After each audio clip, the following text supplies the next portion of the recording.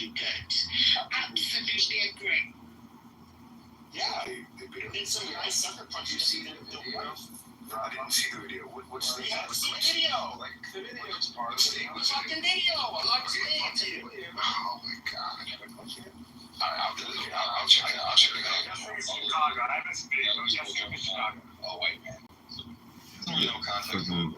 Lady Hawk. Boom.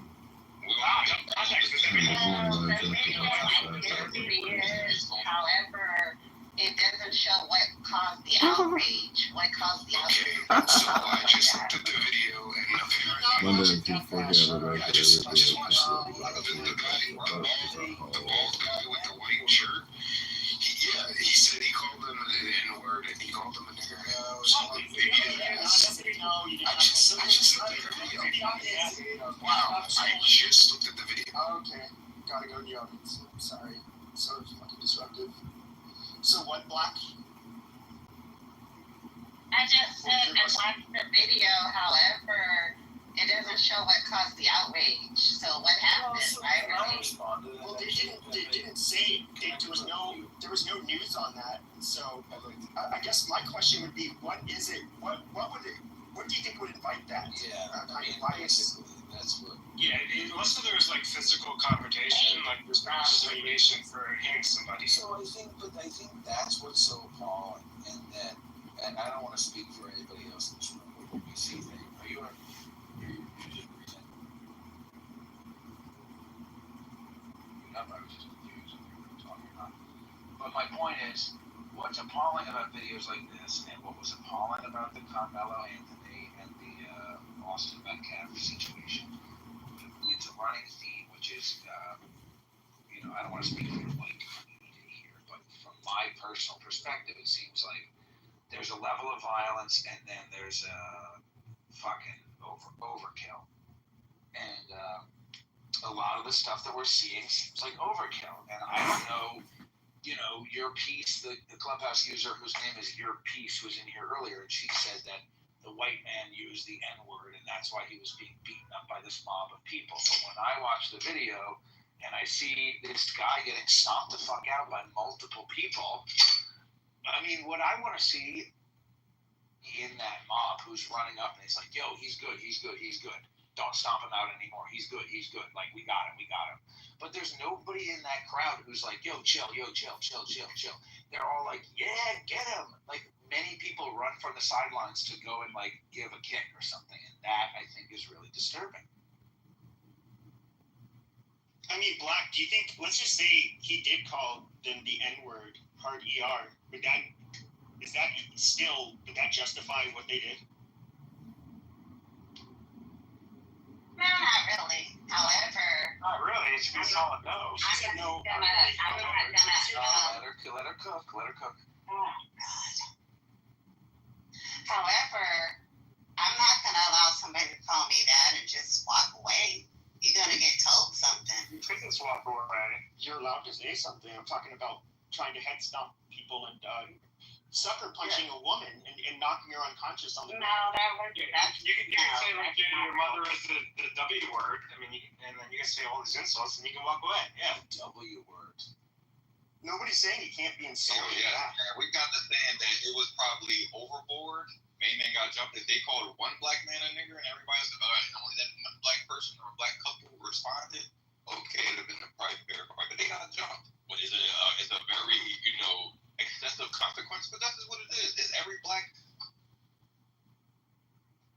So that's why monkeys end up in prison and get disproportionate rates. You guys really don't know how to do it. Look how I'm able to engage people that are obviously insecure of black people. I'm not insecure. I'm not on parole. I don't have a violent felony. I don't have a hard time getting a job or a place to live because I'm a violent kid like you. You're calling people niggers for no reason, basically. No. If you support this behavior, hold on, my friend. If you support this behavior, then you are in fact a filthy, violent fucking nigger. That's what you are. White people group? Like, do we have to fight this?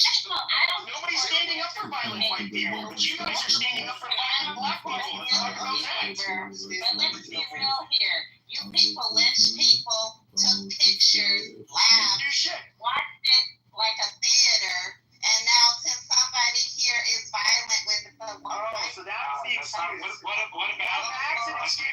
violate, that's an excuse to violently assault somebody. Yes. It is, you know, No, it's it's not. later. Okay. Retaliation. Can I be That's like saying like your great grandfather did something bad, so like I need to punish you. That's No, it's not. Oh, no, no, no. Still getting us today. What are you No, talking it's about? not. Lynching is still going on to this day. They just not recently. No. I haven't seen it. So take it to the top. Why is lynching just becoming illegal? What's going on here? That doesn't matter. There's a lot of weird rules in our books in different states. Just because they made it illegal doesn't mean it's happening.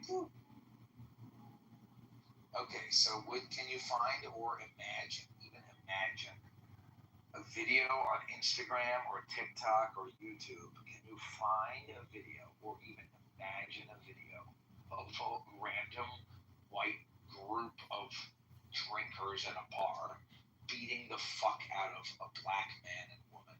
Can you find or even imagine such a video?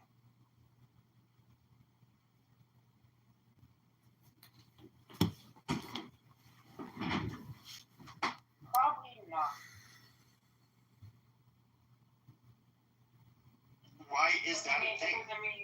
Doesn't mean it doesn't happen. I'm not saying that it's right or wrong, but most black people won't find it because, black people are the most protected race of human beings on this earth when it comes to anything racially unjust. So we're not going to find stuff like that because white people won't openly do that anymore because they know the backlash it will get. So. But why isn't there a backlash when black people openly do that? Because you guys are not standing up for yourself. You're letting it happen and you don't That's a terrible excuse. That's a terrible way to do it. Wait a minute. Can I clarify my understanding of this? Again, let Brandy finish, guys. Let Brandy Terrible. Let Brandy finish. I'm not judging. I'm respecting. My friend, let her finish. Let her finish. It's the truth. So when things like this happen, just like when you storm the Capitol, white people can get up, protest, go to There's their. black people also in generous. David. Well, we're talking about so when something happens to you, your people, protest. Go burn down your own neighborhoods like we do. Go, no justice, no peace. Go find a white Al Sharpton. Go be in the front lines to get white justice. Can I ask a question? Who you saying? Terrible way to think. Wait, David, that's a lot of judgment. Can I ask a question? Are you saying that when we see a video of a random white couple being beat up by a random black mob, that we should respond to that by burning shit down in our neighborhood? Hey, it works for us, right? You just asked questions. Did it work? Did it work? Hold on. You just said why. But wait, that's what she said, Sig. I see you putting your face in your hands, but hold on. that isn't what she said. Why haven't we seen any videos of a group of white people beating up a black couple, right? And I said because white people are afraid to do certain things because of the backlash. Oh, so so clarifying question. Are you saying that instead of burning shit down, you're saying that when we see a video of a white couple being beat up by a black mob, are you saying that in response to that we should go find black people and beat them up? No, what I'm saying is, you said, why haven't you seen that video? I'm saying because white people, I'm not saying that you guys are not don't do these things. No. Hey, Brandy, I'm going to stop you there. Okay, look, hold on. The problem is, though, Brandy, no, the thing is, though, you're saying, why don't we react? Hold on, David.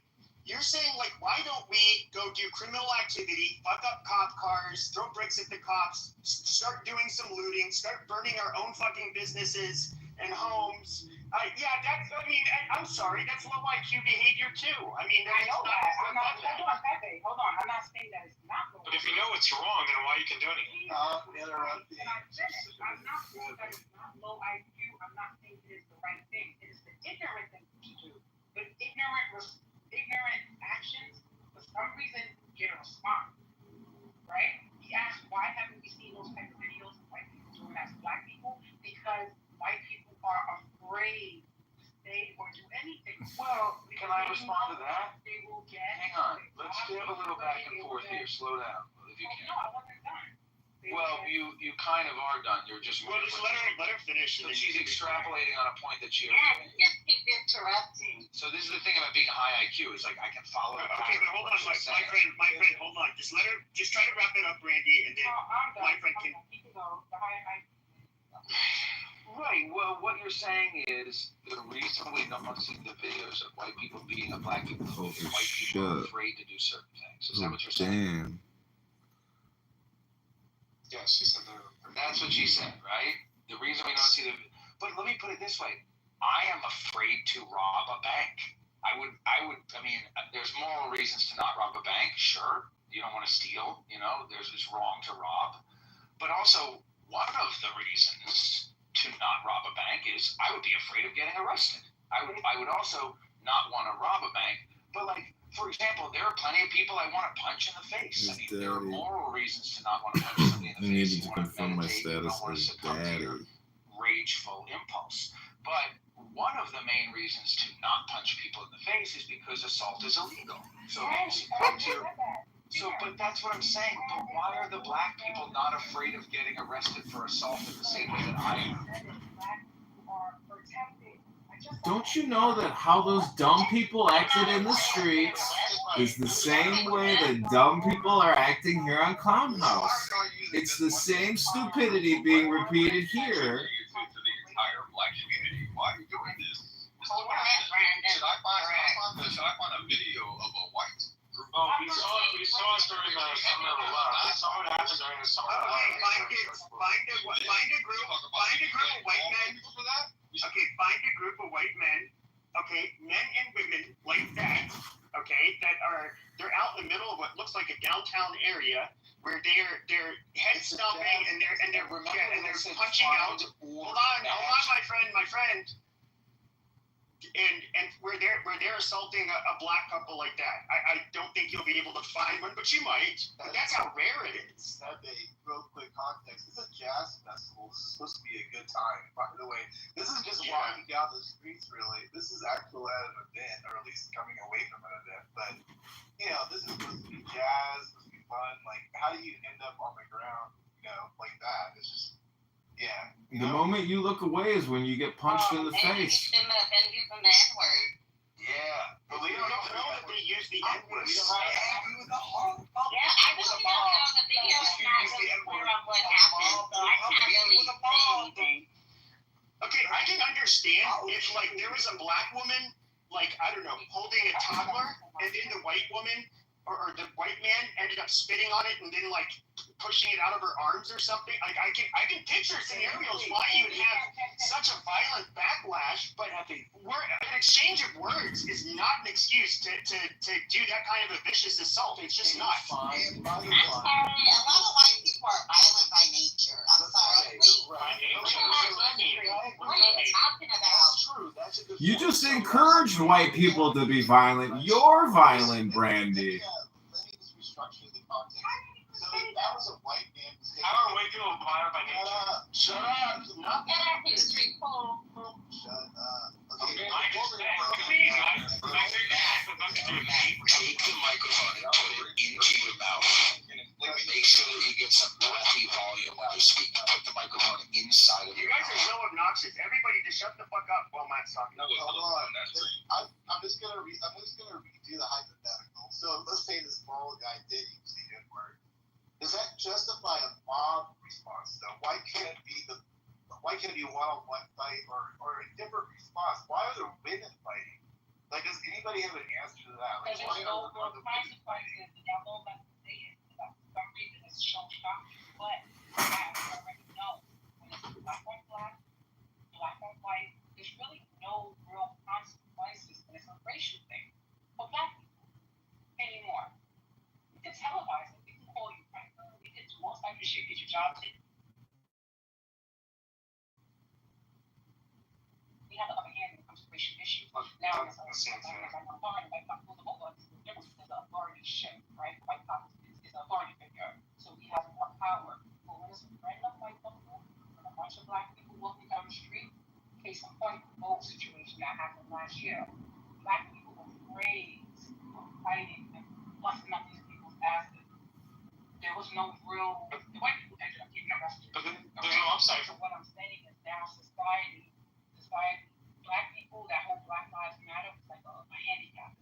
bunch of black people. It was like to say there's something wrong with us, and everybody has to love us. We're kind of like in the spectrum, but kind of retarded a little bit. So yeah, they can act a little crazy and wild. We're not really doing much stuff because of slavery or because of oppression. So we do get away with a lot more. I'm not saying that we don't have, things that we face like oppression and stuff like that, but we do get away with a lot more shit when it comes to racial issues. White people would never get away with that. If that was televised, and that was like, black people like that. This is the problem with retards. White people, black people, white people. Shut up. Don't just come on and just fucking interrupt. I normally I'll just put you in the audience. Just don't do that shit. Is Sig there or are you now? Sig? You're out? Yeah, what's up? What's going on? What's your thoughts on this? I'd be curious. I posted a link in the chat, man. We had a situation in Detroit a few years back, man. Tyler Wingate, look him up, Wingate, white boy in Detroit, over on the west side, got into a minor fender bender, and a mob of black people beat him to death, man, in a gas station parking lot over a minor fucking fender bender. I'm sorry, man. I'm just sick of you niggas, man. You niggas just destroy everything. You're violent. You're unruly. No one wants to be around you. Everything you touch, it's like you're the reverse Midas. Like everything you guys touch turns to fucking shit. And a bunch of black people are starting to realize this and become aggressive. But you're just violent. You're unrational, unreasonable. And this is why America's getting sick of you guys. Like you guys are literally wearing your welcome out. Did you see what happened in the Cincinnati incident? Did you all know what happened from the beginning? This is one white. Peace to the room. Yeah, I'm aware of it. Peace. Because it looks like it kind of looks like an angry mob just jumped on these guys. When in actuality, the guys who got jumped on. In actuality, the guys who got jumped on, they were instigating the situation first, and then they. How do you know that? What information do you have? Excuse me, I'm going to interrupt. Was Sig done finished speaking? Hold on, Dr. Adams. No, can we let Sig No, Dr. Adams, hold on. Talking about the situation that happened. Just let you know, I think. They love to hear black people talk out. So, they play things out there. Okay, hold on. I'm asking one Mike a question. What information do you have that they instigated it? I can't find any of that. I got the actual video. Can you post it? Yeah, I'll grab it and post it. They smacked the kid. They smacked the black guy. And that's what lit the fire. But again, it's why. It's not a but again. Well, if it's charged with physical violence, hold on, man. Hey, shut the fuck up. This is exactly what we're talking about. I started talking, you niggas can't shut the fuck up and have some decorum and respect. Looks like I got a fish. You're a nigga. What? Yeah, your mom. I'm fucking with you. Go ahead, bro. So, again, Looks like I caught a fish. So, still the question reigns, why does it take a mob of people? You typically see this with niggas. You can't just have a one-on-one. Even my experience bouncing in bars and clubs and DJing bars and clubs, on the country nights and the top 40 nights with white people, if there was a fight, it was typically a one-on-one. And it could be maintained. And the bouncers could do their job and separate it and break it up. And it wasn't a big deal. But hip-hop and R&B night, when you niggas would come in, a fight would turn into literally, it was like a chimpanzee exhibit at the fucking zoo. All you motherfuckers would chip out and have to involve yourselves. Yo, can you shut the fuck up? Act like a fucking black person and stuff. No, I was talking in the background. Then get your fucking mic, because I'm talking. Shut the fuck up. Yeah. Whoa! Get the fuck out of here. Go back down to the nigger section. Bye. Go back down to the swamps. Go back down to the motherfucking hood. Bye. But again, why when it comes to black people, it's like you have to include 15, 16, 17, 18, 19 people for something that could just be resolved in a one-on-one. You guys are just extremely fucking violent. You guys push it to the fucking limits. Pass it. It's just the weirdest fucking shit, man. Take some accountability. That's so I was in the Dave Matthews concert last night. I didn't see one police officer the entire night. So I don't listen to that shit. I know that when I went to a little Yachty concert, there was so many everywhere, and there were some fights, and yes, there was some scuffles. But it wasn't the Yachty's concert. Everyone was enjoying their time. It was amazing. Okay, great. Well, to Sid, I'm not a nigger. I'm a human being first, so.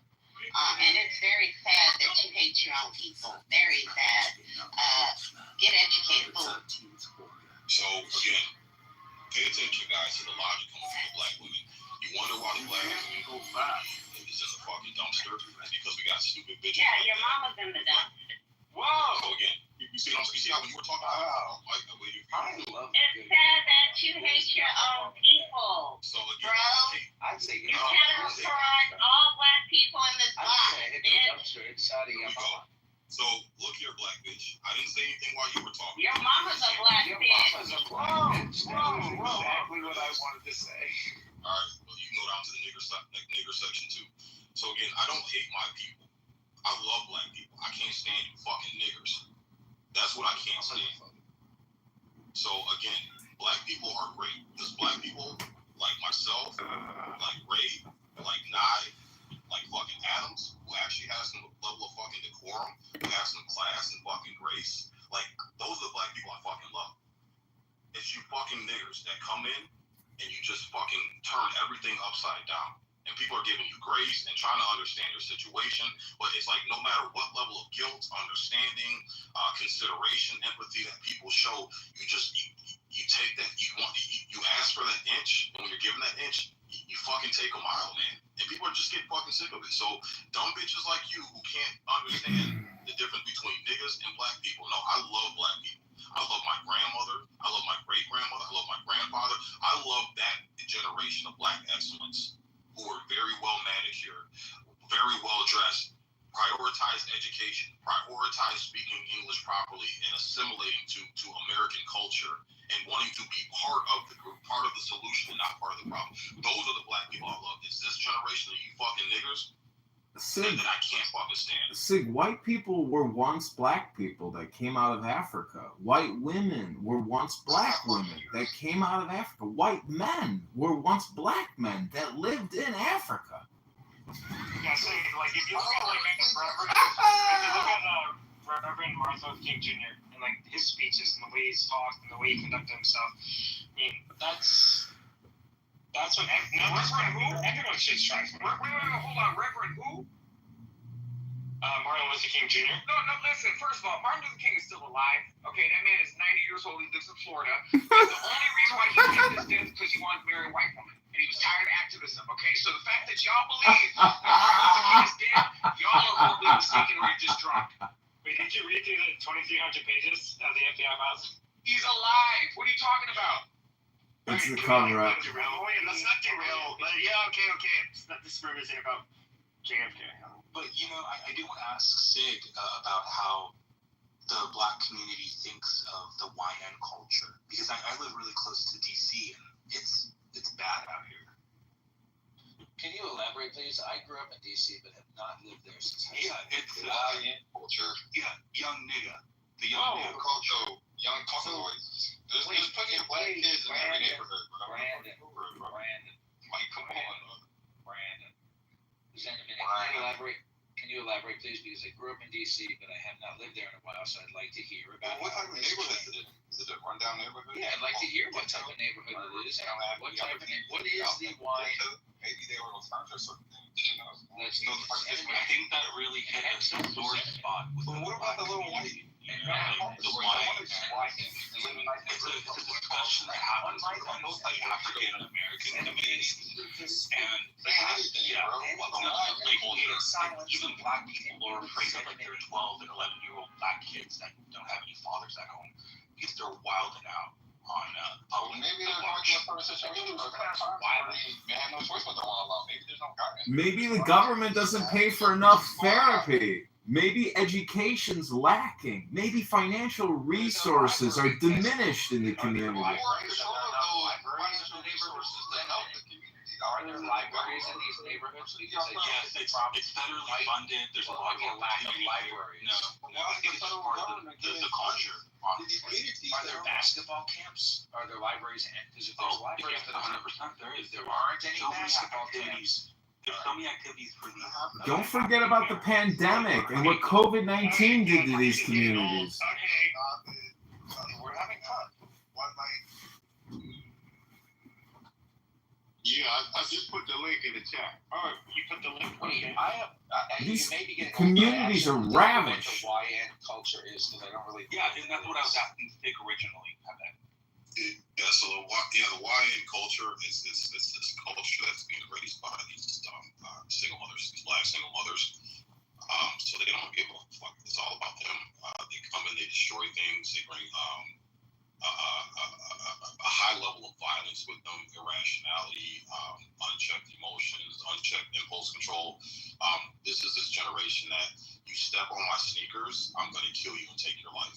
You say something that I don't like on Facebook, I'm going to kill you and take your life.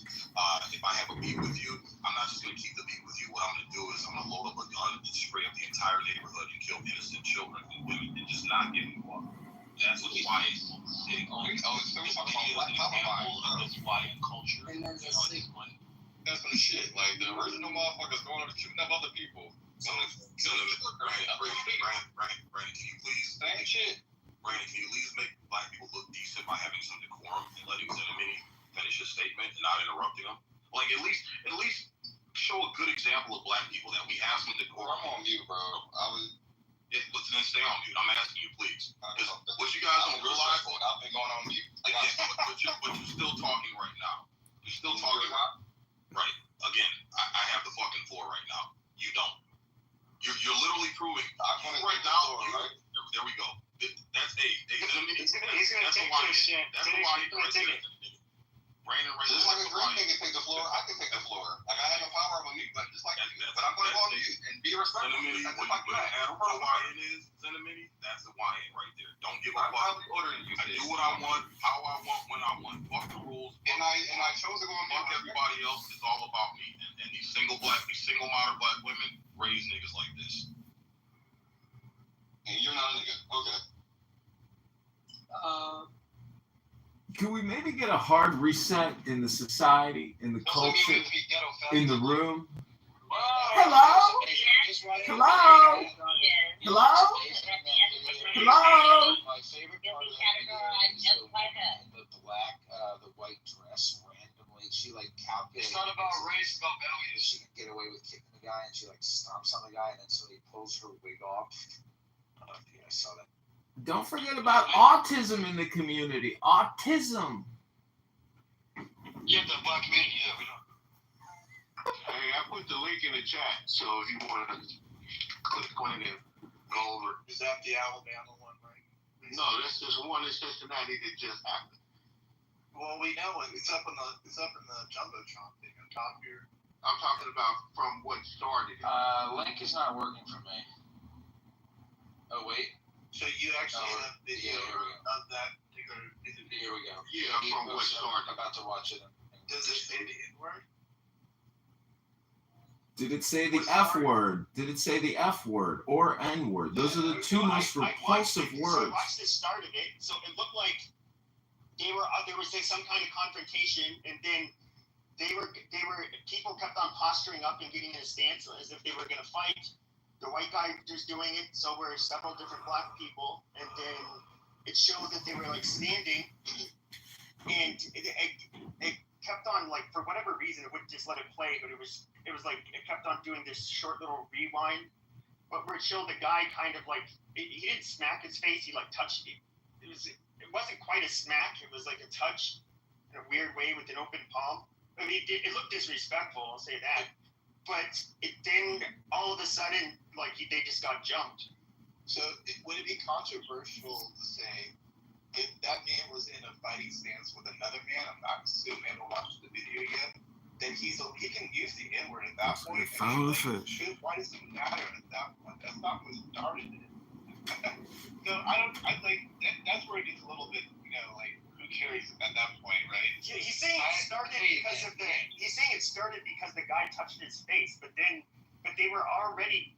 There were already people shoving each other and fighting. Yeah, but they were trying to break it up. No, and that guy reached by a over random there. guy. He reached over there and he smacked the guy in the red shirt. But how did it start? It started because those guys were acting obnoxious, and they kept. Yeah, how do you know that? Do you have proof for that? Yeah, I got proof for that. Like words should not condone fighting. That's. If you don't have the full story, why is it supposed to video? Starts. Do you know how many people would be dead right now if you could shoot people on the side? Words speak louder than actions, and sometimes it's the right thing to do. The problem is, though, is that you were seeing people run out of nowhere, doing literal head stomps. There were people that were just running in to sneak in a punch and sneak in kicks. Then you saw the woman who, she was getting attacked, and then a guy ends up sucker punching her in the face, and she's knocked unconscious on the pavement. Like, it's just like October 7th. Shut the fuck up, American. I don't agree with the overkill. I'm totally against the overkill. He got jumped. Yeah, no, it was more than one of them. Also, I'm saying I don't agree with the overkill, but I don't agree also with. I'm against murder and killing. I think that at that point, after the guy in the white shirt had been kicked by people, he was surrounded by a bunch of people who were hitting him, trying to hit him. He was fending people off. I listened to the narrator in the video that he posted. The narrator says everything's cool until the white guy throws the first punch. So let's watch right here. The white guy reaches out and touches the black guy who's wearing a red shirt in the face. Presumably, the black man in the red shirt said, if you fucking touch me, it's over. And the white man presumably reached out and went, oh, it's just like this. And he touched him in the face. I think that to call that the first punch is disingenuous. They were already pushing and fighting and shoving. And if anything, you might even call the face touching like an attempt at a de-escalation or finding some type of humor. Because if Pepe and I were... No, dude, if you touch somebody's face, that's it. Listen, excuse me. Well, wait a minute. If Pepe and I are fighting and Pepe says, if you fucking touch me, that's it. And if I reach out and boop him on the nose and go, boop, and then he fucking clocks me in the face, that is insane. Because No, brother, that's... Yeah, Now, I what think you're that saying is is genuine.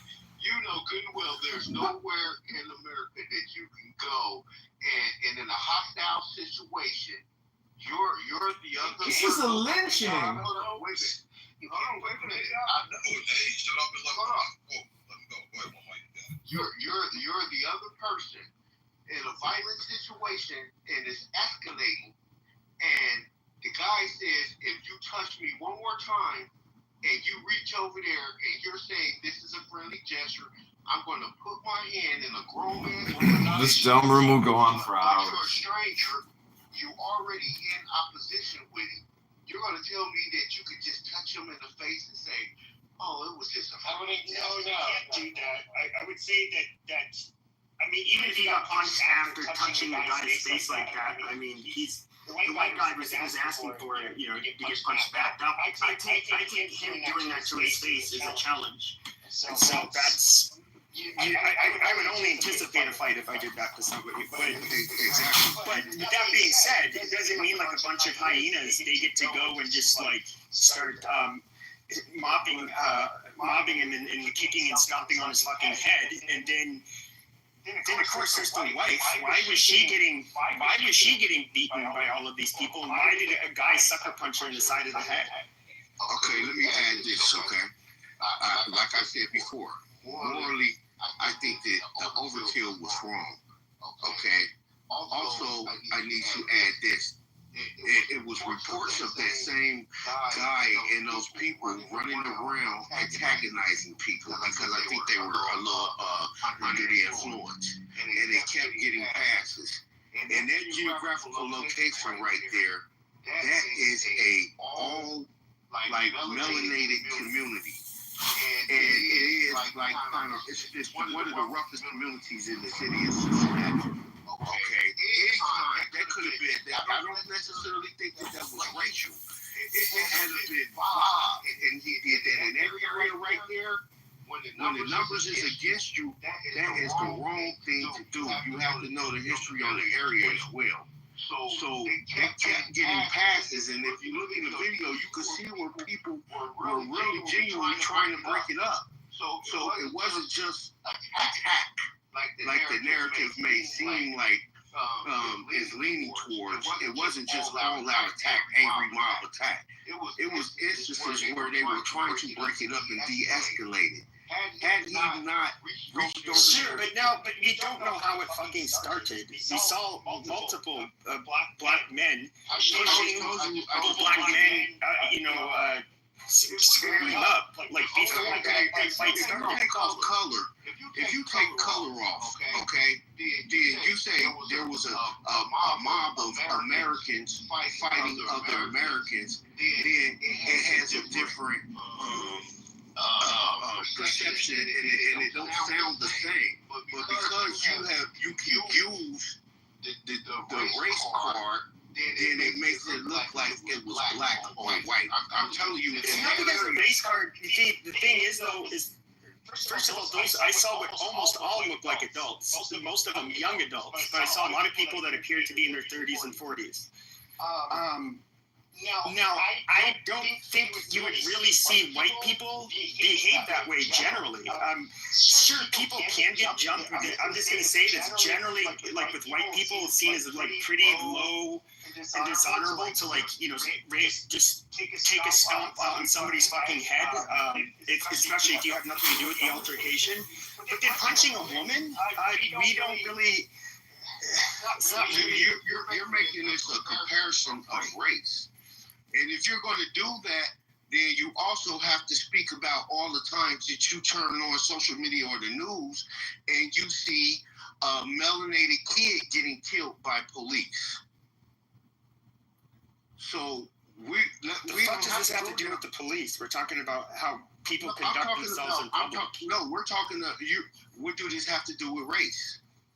Because a bunch of niggers ended up violently attacking those those white couples. That white couple. So when you say niggers, yes, that's exactly what they are. And that's exactly what they are: low class, ignorant, violent, animalistic niggers. So it sounds like you have some bias and you're racist. No, not at all, Mike. See, this is the thing. It's not a matter of racism. It's a matter of we've seen a consistent pattern of behavior from a group of people that share similar characteristics, a set of characteristics. Again, if you make the comparison, Mike, you generally won't see.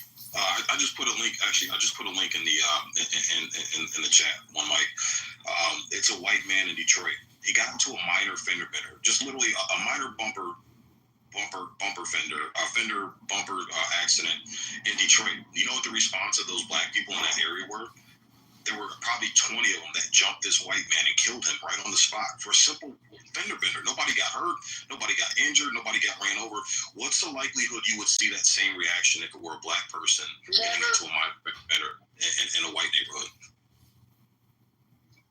I can't say that because I have different instances of where white people have did things to black people, like the young black kid that was in Georgia was just jogging and he ran into the house and the white guys grabbed him and killed him violently. So are you talking about Ahmaud Arbery?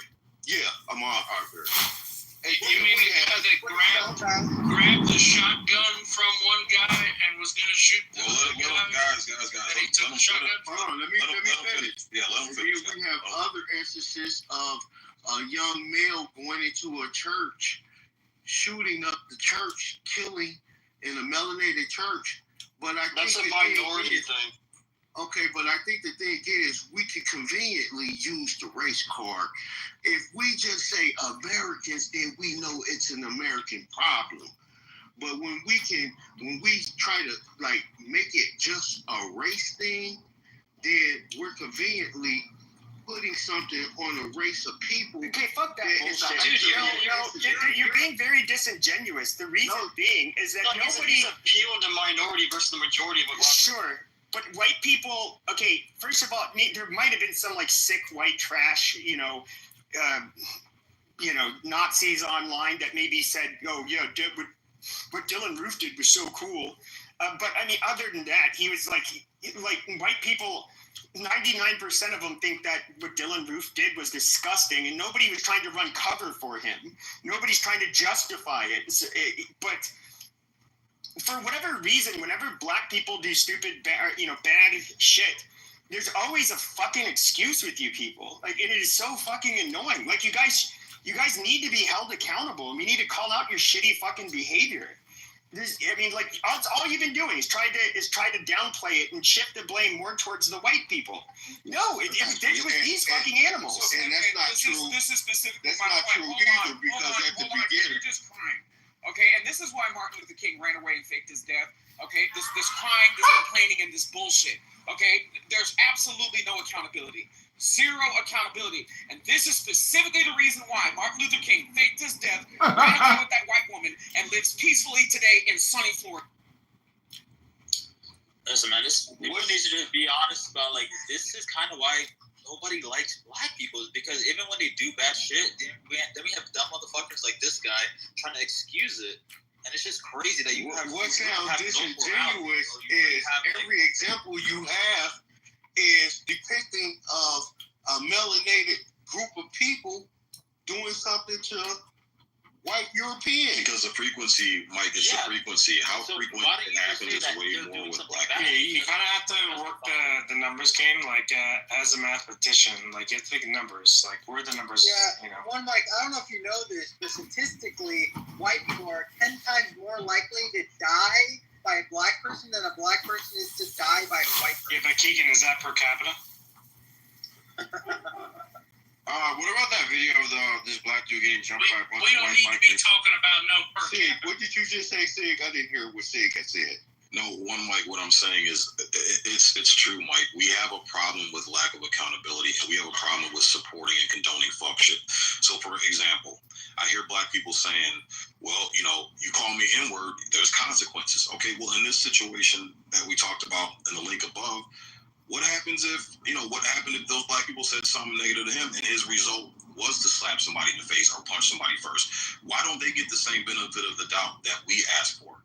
Is that if you say something fucked up to me, motherfucker, there's consequences. Well, what if one of the black people said something fucked up to him? The consequences was to get smacked or punched in the face. Why doesn't he get that same benefit of the doubt? It seems like when it comes to white people, Mike, we apply a different set of rules to them than we apply to our own people, and it's just not fair. Okay, well, let's talk about this right here. Okay, if we took off the race car and said it was a group of guys and the lady got beat up by a group of guys, then would it have the same consequences, and would you all feel the same way? Well, you tell me, was it wrong? Was it wrong for what? Was it wrong for the group of guys to beat up the lady and the other guys in their group at that level? I think that it was overkill. So it was wrong, excessive force, too much. Yeah, I think it was a bit too much. You're like hesitating to even admit. Yeah, we said that already. We said it was excessive already. You don't know those people. Why are you defending them or trying to think about your answer? You can simply say yes, it was overkill, but you're thinking about it like you're hesitating for some. Do you think that it was wrong for him to? Do you think it was wrong for him to put his hands on the guy? Yeah, it was. If he would have got punched directly back in the face afterwards, and fell down or some shit, and it was over, yeah, I'd say he was kind of asking for it.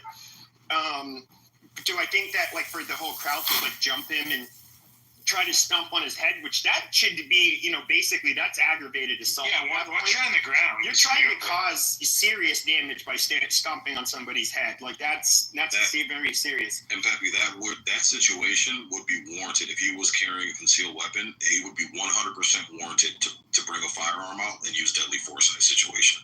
It's just one mic. No matter how you cut it, we see way more instances, and we're trying to figure out why do black people, well, I wouldn't say black people because black people don't do shit like this. Why do these niggers always take it to the level of extreme violence? It takes 15 people to curb. Like, look at them curb stomping and kicking a dude. Like, that will cause serious traumatic brain injury over something so simple like words. Why is it that when we see these types of people, one mic, they don't typically fight one-on-one?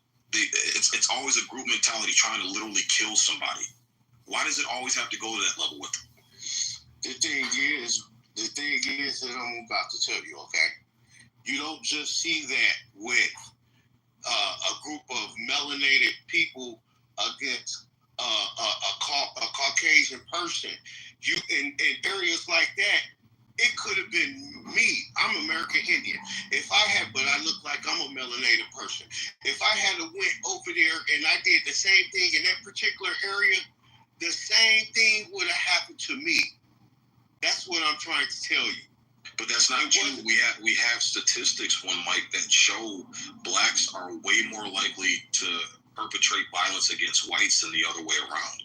We have hard evidence. We have hard data. It's not just about white people. Okay, it's all other races. Every single race victimizes black people less than black people victimize them. When you look at just violent crime in general, including all of it. Not trying to parse. Okay, but from what time? Yeah, it's the FBI statistics. Yeah, you can just look at it. It's public data. You can look it up right now. Every single year they put out reports. Yeah. And then there's an intro. Have you done statistics on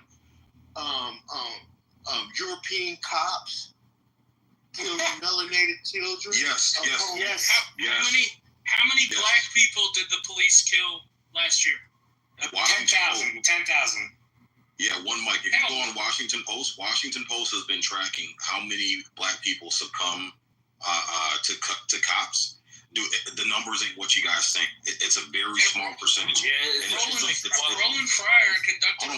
Hold on one second, man. Hold on, man. Let me finish real quick. So, one mic. If you go to the Washington Post, they've actually been tracking for years the incidences between cops in general, and blacks. It's been consistent around 200 to 250 blacks are killed by cops a year, and they show and highlight each case. It's only about, you're lucky to reach the number of 4 or 5 black people unjustifiably killed. When you look at these individual cases and break them down, the black people are always resisting arrest, trying to take the cops' guns, trying to run the cop over, speed off, trying to hit the cop with the crowbar or some type of, there's always some level of defiance and violence that the blacks are displaying first towards the cops, and then it's the cops responding with lethal force back. So it's extremely rare that a cop is just going to pull over a black person who's on their way to fucking law school and say, I'm going to fucking kill you, nigger, you're dead. Like, that's just, it's not happening, Mike. The narrative is... But Sagan, according to CNN, there's thousands of young black people that are being killed by cops every single day. What are you talking about? The funny thing is that these fake pro-black people, who they love black people so much, they literally have nothing to say. It's pin drops when, 6,700 black people kill black people every year. But, if one cop kills one black guy, then they start fucking crying. They're killing our people. They're killing our people. Meanwhile, every day, 20 black people are killed by black people, and they're fucking silent. These fake pro-black people are mentally ill, bro. They're degenerates. And they don't care about black people. Think about how many evil killer cops that have been white that they've complained about. Think about how many black people's lives they have saved by making good felony arrests that prevented these people from going off to kill more people than they actually took. Oh, that's a good one, man, Bill. It doesn't matter. Look, because today, 20 black people are going to die by other black people, but these fake-ass pro-black retards, they're not going to say shit. They're going to be... Right, but I'm saying even the worst cop who who's completely racist and commits a terrible bad shooting, has saved more black lives than any of the activists protesting him by making good arrests, by being there, by getting people off the street who are dangerous in his career. He's that horrible guy has done more for the black community than any of the fucking activists who want to protest. Damn, bro, mic drop, man. It sounds like you guys are forgetting where you're at. Do you understand? The reason I say that is because hold on, Joe, let him finish. Go ahead. The reason I say that is because you must don't remember the history of the violence that was perpetuated on melanated people in America. So During slavery and things like that. Yeah, but one mic. What you're now saying is now it's not about doing what's right. It's about getting revenge. That's the argument. No. I never said that.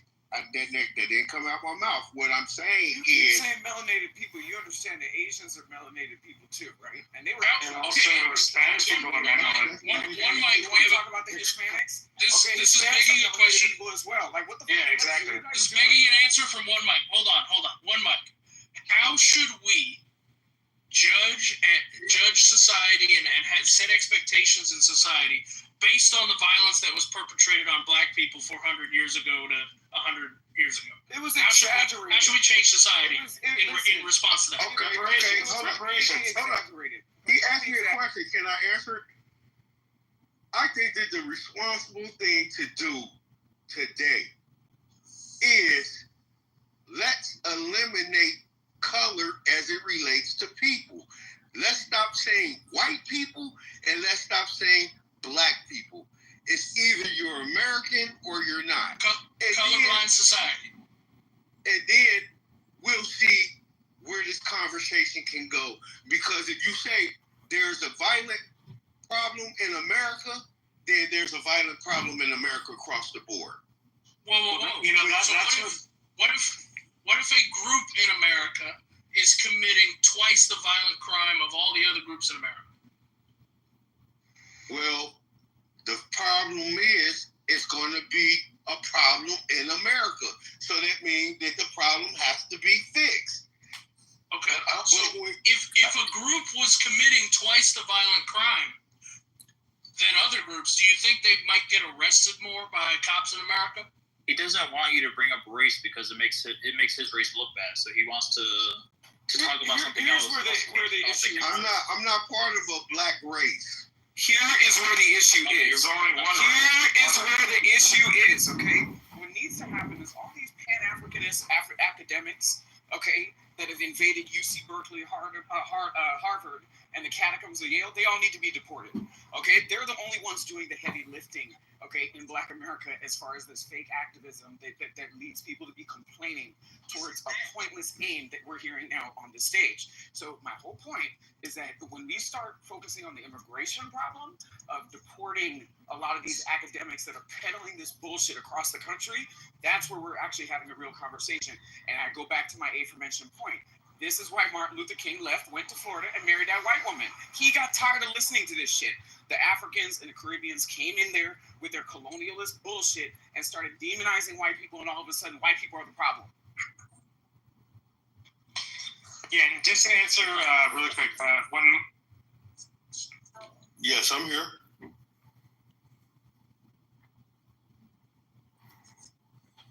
I think something happened. He had to go on mute. Yeah, the thing, one mic, is if you're gonna try to absolve race from it, you know, the biggest group that always brings it back to race, it's our people. One mic. We make everything about race. We don't get a job. We don't get hired somewhere. We get pulled over. Like, you ever watch body cam video on YouTube? Like body cam videos, cops. One mic. I've seen cops before. Okay, well, there's a bunch of YouTube channels where it's just straight body cam footage from all over the country, all over the United States. It's very unbiased. It's not leaning towards any direction, any race, any creed, none of that shit. But the one thing I notice is all the white people that get pulled over and have problems with the police, I have yet to hear a white person say, it's because I'm white. But the majority of time, and you're probably talking 70 to 75% of the videos that I watch when black people get pulled over, what's the first thing that comes out of their mouth? It's because I'm black.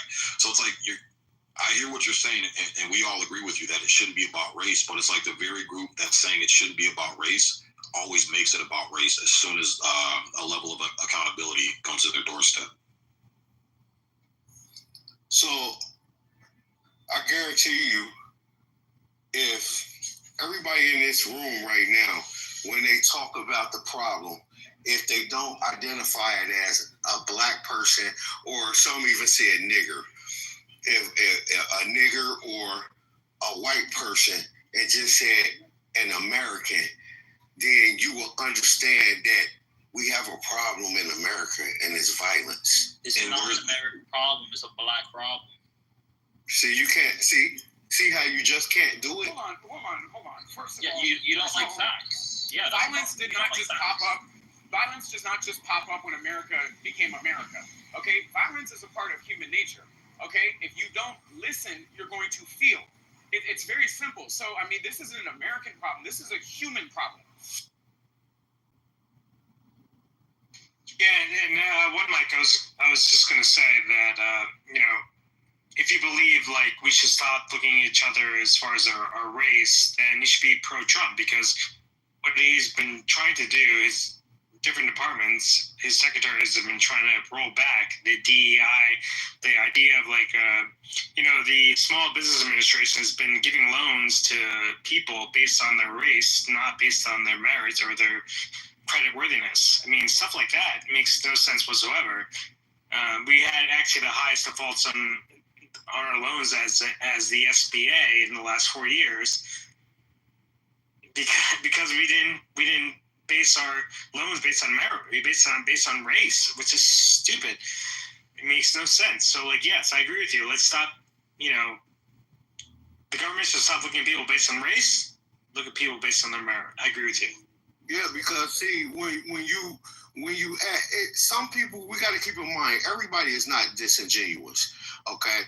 But there are a lot of people that profit off of these type of conversations, and there are a lot of people that takes advantage and they spew a rhetoric based on how they really feel about a group of people. Look at Al Sharpton. Yeah, I mean, he allegedly raped a woman, and he's a big advocate for the black community for some reason. I don't know why. Yeah, we can say whoever. Well, I mean, you know what I'm saying? But look at who started Kwanzaa. Look at who? What? Look at Reverend Jackson. Also, he's allegedly he did bad things.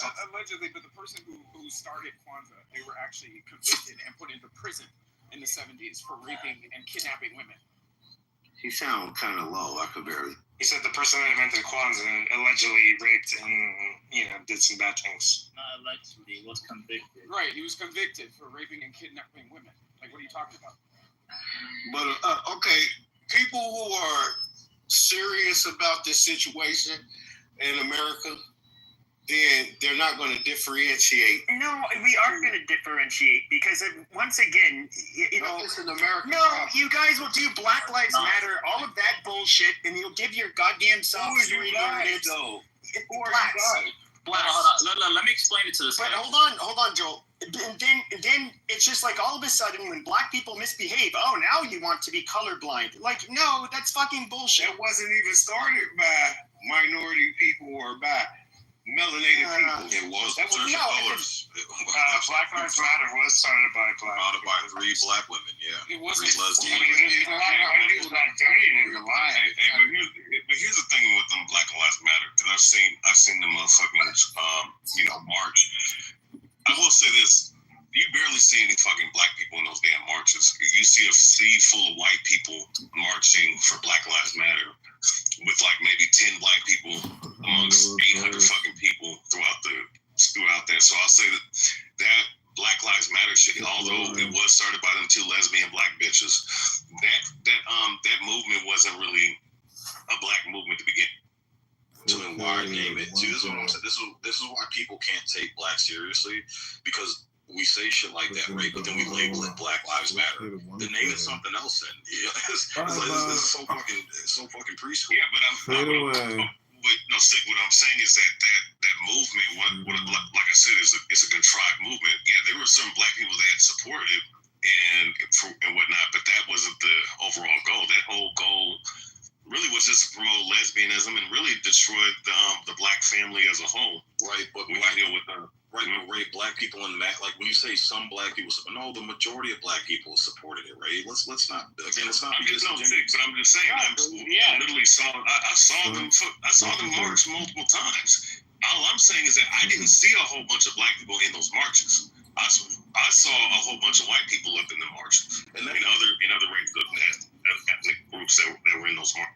Right, and that's true because there are more of other races than there are black people. So when other races are trying to support black people in a movement they think is righteous, yeah, you're going to see them come out. And then, too, you're going to get other groups that are going to take advantage and loot and trash shit and all that stuff. But that should be expected, right? That's not something we shouldn't expect to see. But what we're saying is that, again, one mic is advocating that we make this non-racial, which all I've seen my whole life is white people trying to make things non-racial. It's always the black people that come up whenever they can't get their way and want to throw a temper tantrum. They bring race into it. This is why, again, I think it was Joel or whoever brought up, Adams brought up DEI. Like, that's the whole reason why DEI is still a topic nowadays. And when we try to get away from race, what happens is black people can't compete. And black people realize they can't compete, so now they want a fucking handicap and a fucking advantage. And so now they start bringing light to race and trying to make other races feel guilty for the fact that they don't want to put in the work and they're too lazy to compete with the rest of us. Let me ask you a question, Sig. Do you believe that if Martin Luther King still wanted to be a public person, okay, and he came out of Florida and made a public statement, do you believe that he would actually be an advocate for DEI? Or was he just advocating for... No, of course he would not. He would not. Or was he an advocate for certain laws to create equal opportunity, not necessarily equal opportunity? So, Adams, I know you have... this is a great fantasy, but I think the truth about Martin Luther King's motivations and his lineage, and I just go with what his professors at his commie-ass university said about him, and that was that King had really exceptional talent, and he was above average for his race, but he didn't have the problem of becoming capitalist or becoming greedy personally, and that he was a true believer who was going to continue carrying forward the message even if he got successful. So, and that's why they invested so much into him, because he was a true believer, not a grifter, not a greedy person who was just in it for himself. So Manville, you would agree that he was like, use his pronouns correctly. The man is okay. He is in the shadows and inactive, but fully a Marxist agent who would do whatever was in his power to best advance Marxism in America and bring forth the revolution. So, Mando, like, you're basically saying, like, in your opinion, he would be actually, Martin Luther King honestly would be a conservative. If he would support Mondavi. Socially, he's a social conservative. No, he would be a socialist. He'd be a communist. He'd be considered a Republican. He's a neocon. He was the next governor or next mayor of New York City. He would support that guy. I personally think that he voted for Trump under his assumed identity. No. Yeah, if he's still alive, I don't know what the hell he's looking at. He's going to have to give me some shit on this mic that he can't really run. Have you met him, Adam? Did you read the 23,300 pages? Did you read the 2,300 pages? I got it. You got some nice skin on there. Are y'all okay? I think that you look like you got delicate skin. You know what I'm saying? You bruise easy. You know I also think if Martin Luther King was still alive, Adam, he wouldn't be living on some island in Florida. He'd be living on Epstein's island. So maybe that's what Victoria and the last. That's why they were released the files, Manville. Maybe that's what Victoria and the last 3 presidents that she was briefing in the Situation Room. Maybe that's what they were discussing. Okay. So best type of. So I got a question for one Mike. Well, Mike, since you're saying we should move away from race, would you? And I think it was a fair question. I think it was posed earlier. Would you be in support of getting rid of DEI then, and making everything equal as far as hiring processes for employment? Yes, I would. If it means getting rid of the race card, then yeah. Okay, I mean that's fair. I would say make it equal across the board. You must be a Trump supporter. Are we talking about politics? Who we chose who in the presidential race? Or I'm not looking for an answer. I'm just saying you must be a Trump supporter. I'm assuming a statement. I don't think he's a bad guy. Yeah, you seem like you're real life. But it's like you said, that holds just as much weight as junior still at home. You know, during his first term, he saw the lowest unemployment rating for all of non-melanated people. JFK Jr. is still alive too, right? I know you didn't go down to the plane. You seen him at the rallies, the truck rallies. He's the dude with the hat, the tip on the back. But you see at all the rallies, he was there actually on the attempted assassination of Trump. You see the guy with the hat I'm talking about? Are you making fun of Dr. Adams? Are you making fun of Dr. Adams? No, not at all. Because I'm curious about. I keep feeling like let's stay on topic. That's not the topic. Let's okay. My fault. Topic, please. So one Mike. Yes, sir. Why? I got a question for you. Why is it? Because you seem like a pretty. And I'll tell you this. My apologies for the rough start, man. You seem like a really reasonable guy. So I'm sorry for calling your name and all that, man. So. No problem. I was just trying. What had happened? My mic was off, and you thought I was interrupting the bill that you guys were having. When actually I was talking in the background. Okay. And then I realized my mic was off, and I was trying to apologize. Okay. But it's no problem. Yeah. I don't hold grudges. Yeah, same here, man. So okay, cool, brother. But yeah, you seem like a pretty reasonable man. You seem like you're a decent guy. So then my question to you is, why don't more Black people think like us, where we want to take race out of the factor, get rid of DEI, get rid of anything that makes it about race, and make it more about being an American citizen and being competitive on an equal playing field. Why is it that most of our people don't think this way? Well, I'm not trying to be arrogant or anything of that nature, but everybody are not the same.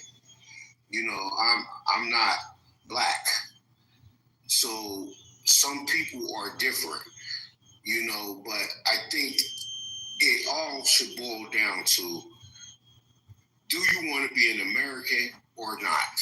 I'm sorry, I'm just going to I know, because I believe in accountability. When you say, I heard you say you're Indian before. Who are your people? Who are my people? Yeah, you said you're Native. I'm an American Indian. I never said that. Oh, American Indian, amazing. Yeah. What is that? That is an American Indian. What tribe? Cherokee. Yeah, right. Cherokee? Mm-hmm. So you said you're not Black. You just happen to look Black. Black is not a race for real. Yeah, it is. No, it's not. Literally. Black is not a race. I'm sorry. You've been misinformed. Just do your research. I've done my research. And then you'll know that Black is not a race. No, it's definitely people from sub-Saharan Africa. Just like Black. White. No, that's no, sir. Yes. That's not true. It is true. Do your homework. Okay, sis. Okay, all right. Then I'm gonna say this. One mic, real quick though. If you're being technical, you're correct. Black is not a race. It's technically Negroid. We just call it Black. Just like white isn't the technical term. It's Caucasoid. So technically right, but there is Negroid, Caucasoid, Australoid, Mongoloid, Capoid. Like those are actually races. Those actually do. And Mike, I'm just gonna say this, okay? You're not an Indian. Like the one thing blacks also have to stop doing is stop trying to co-opt other people's identities. It's really, really fucking obnoxious. I understand you bought into a bunch of pseudoscientific, bullshit online, but you're not. You're just black, dude. That is your identity. Just embrace it. You're not Indian. Wasn't Vice President Harris an Indian also? No, she was an easy Indian. She's a Hindustan. But you guys got to understand what race really is. You got to do your research. You've been lied to, and I know this is a harsh reality because in actual reality, you know what? You guys that are calling yourself white, really you are black. Oh goddamn! All right, here's a question. No, seriously. Look, Pepe. Hey. Look, hold on, brother. I'll get to you. Just calm down. Look in the etymology dictionary, and you'll see that really black is white and white is black. What did the Bible say? What did the Bible say? Are you a Hamite, a Semite, or a Japhethite? Right now, I'm an American. I don't want to make this about me. I want to make this about us. Can we live? Can we cohabitate? Hold on, brother. Calm down. Can we cohabitate together like civilized people? Are you trying to move? That depends on what rules are followed. Okay, the rule is if you want to go by black or if you want to go by white, if this was so, I would say then leave. Now, would you stay? Leave America. That statement makes absolutely no sense. But I'm asking you, if that was the case, would you leave or would you stay? If what was the case? If you wanted to continue to subscribe by white or those who subscribe by black, you have an option now. You can leave America or you can stay if you're going to subscribe by just being an American. I got news for you. It seems like it might be news to you. There are a hell of a lot more ways that I differentiate myself from other people than what race I belong to. There's a hell of a lot more to me than one gigantic, like the most gigantic broad category short of gender. I guess everybody understands what you're talking about. But no, the thing is, one mic, it's just like how you would get these obnoxious people years ago that were online saying, you will respect my pronouns, and it's like Z's or something stupid like that.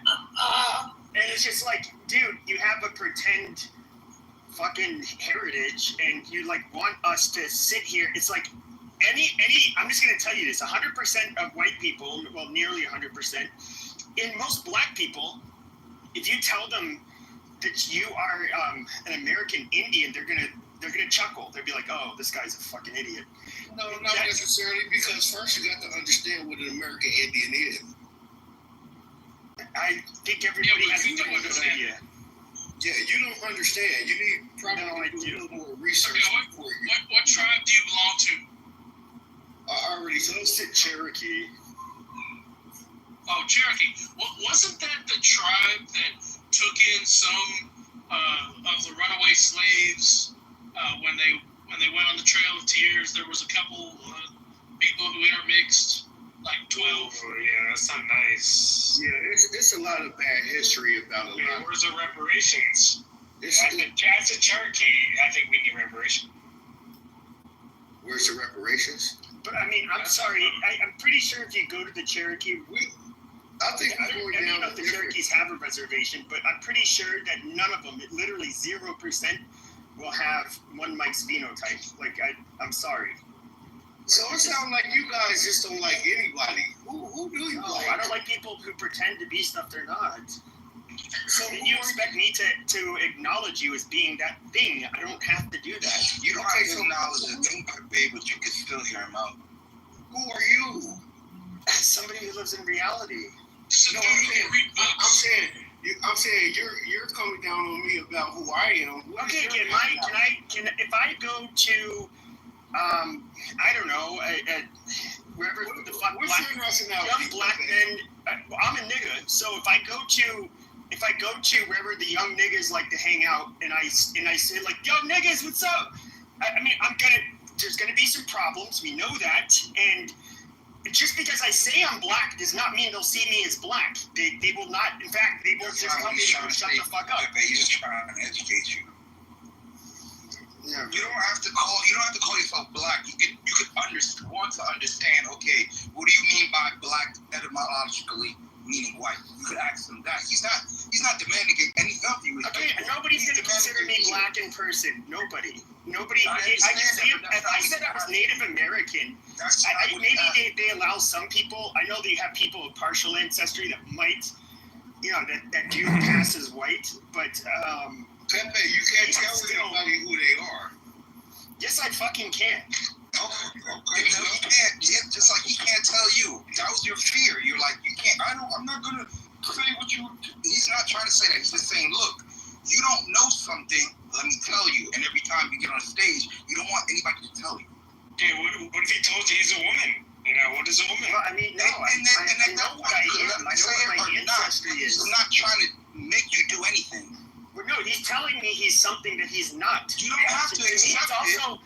It's also offensive because it's also very niggerish because he's stealing somebody else's fucking identity and putting it on like a fucking costume. It's fucking obnoxious. It's niggardly to be cheap. I want to get in this conversation. You was the more niggardly than anybody. Whoa. If you want to call anybody niggardly, it's the Jews. That's into some accept.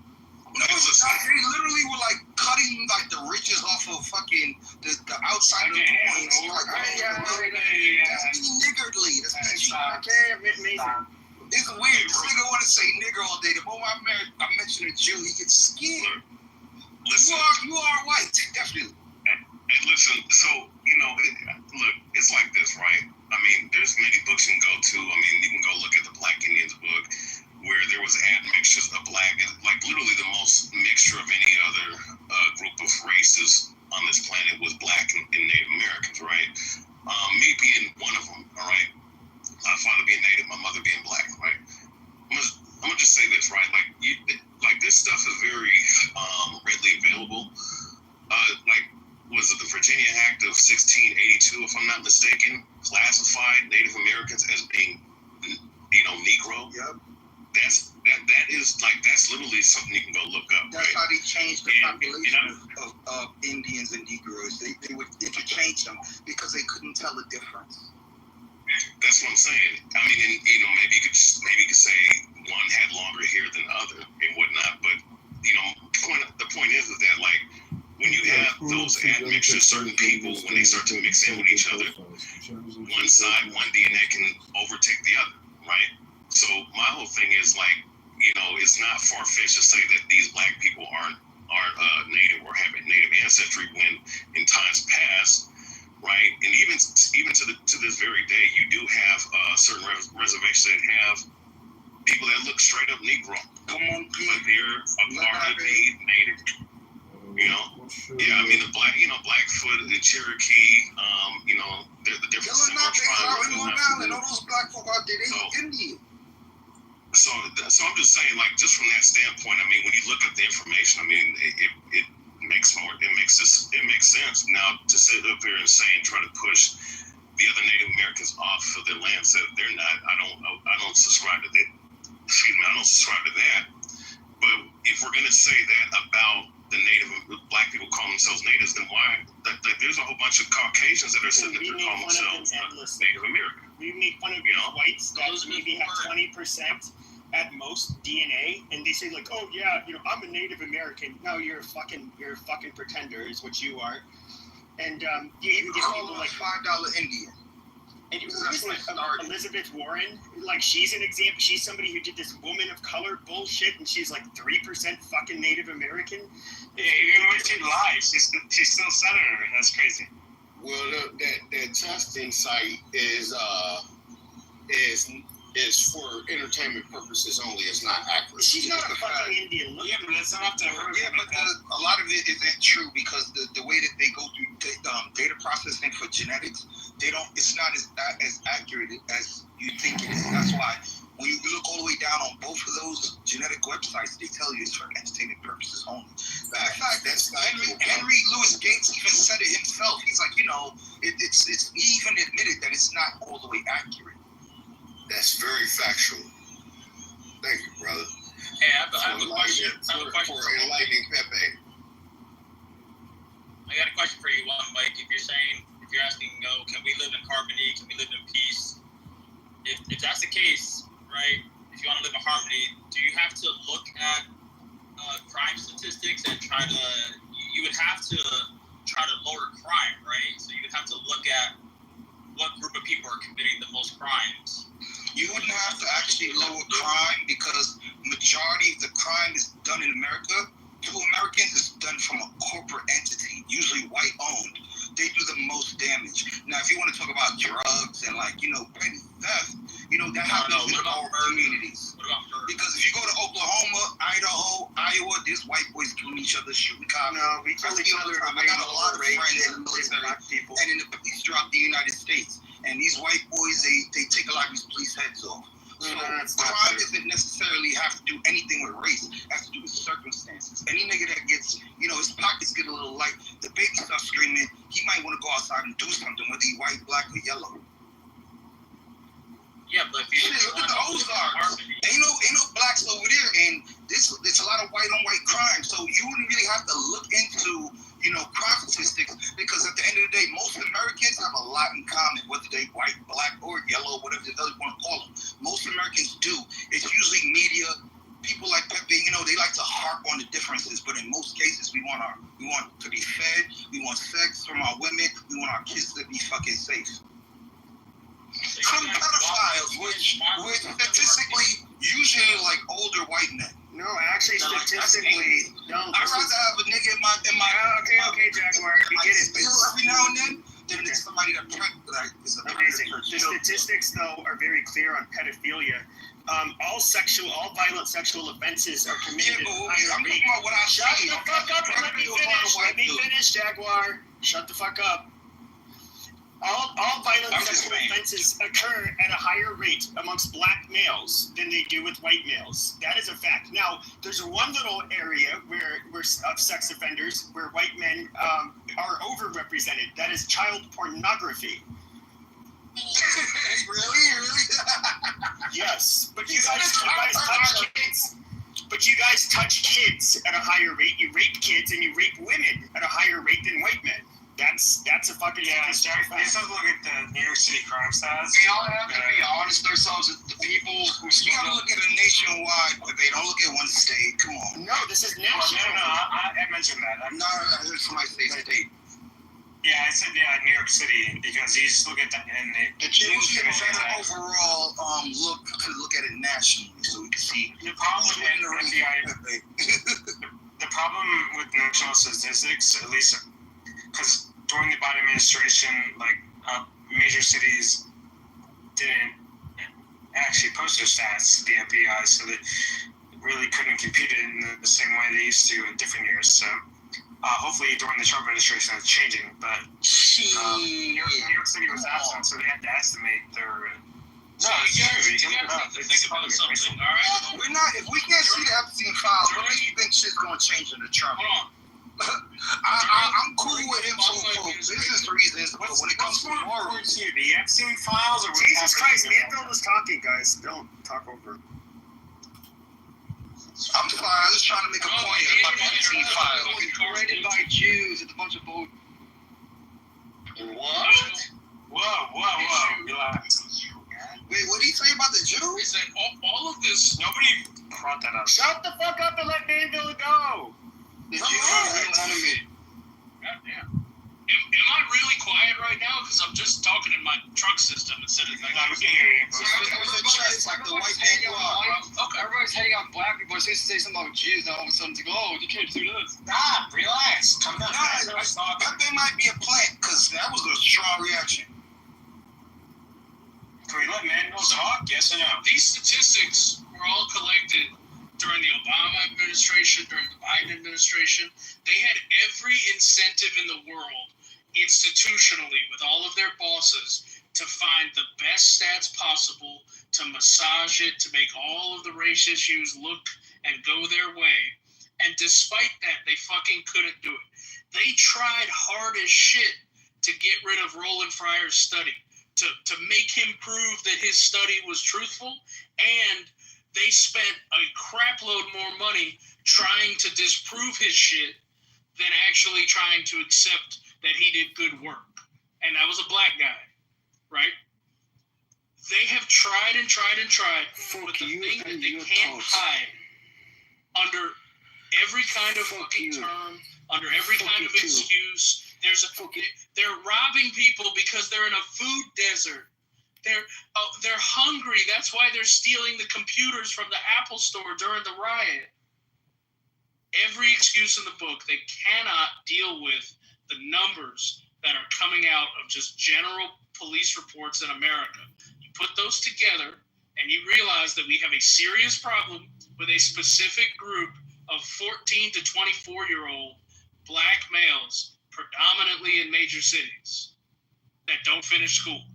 Those guys themselves kill half the people who get murdered in this country. Wait, in Portland and Boise 3.5% of the population. Like Bismarck? Like, what are you talking about? Cut it out. The black cities. Bismarck, the big major city of the United States, Bismarck. Well, hold on. I just looked it up, and according to the statistics in America, more white people are definitely arrested for child pornography, child sexual predator, period, than black people are.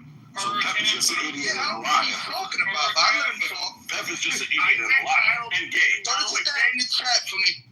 God. I said child pornography is where they're overrepresented when it comes to sexual assault. Behavior, sir. I'm looking at it right here. That sexual assault, it says right here, is done by more whites in America than blacks. You dipshit. That means they're doing it more. That means they like dipping their fingers in women's and little kids' butts. White people. Per capita moron.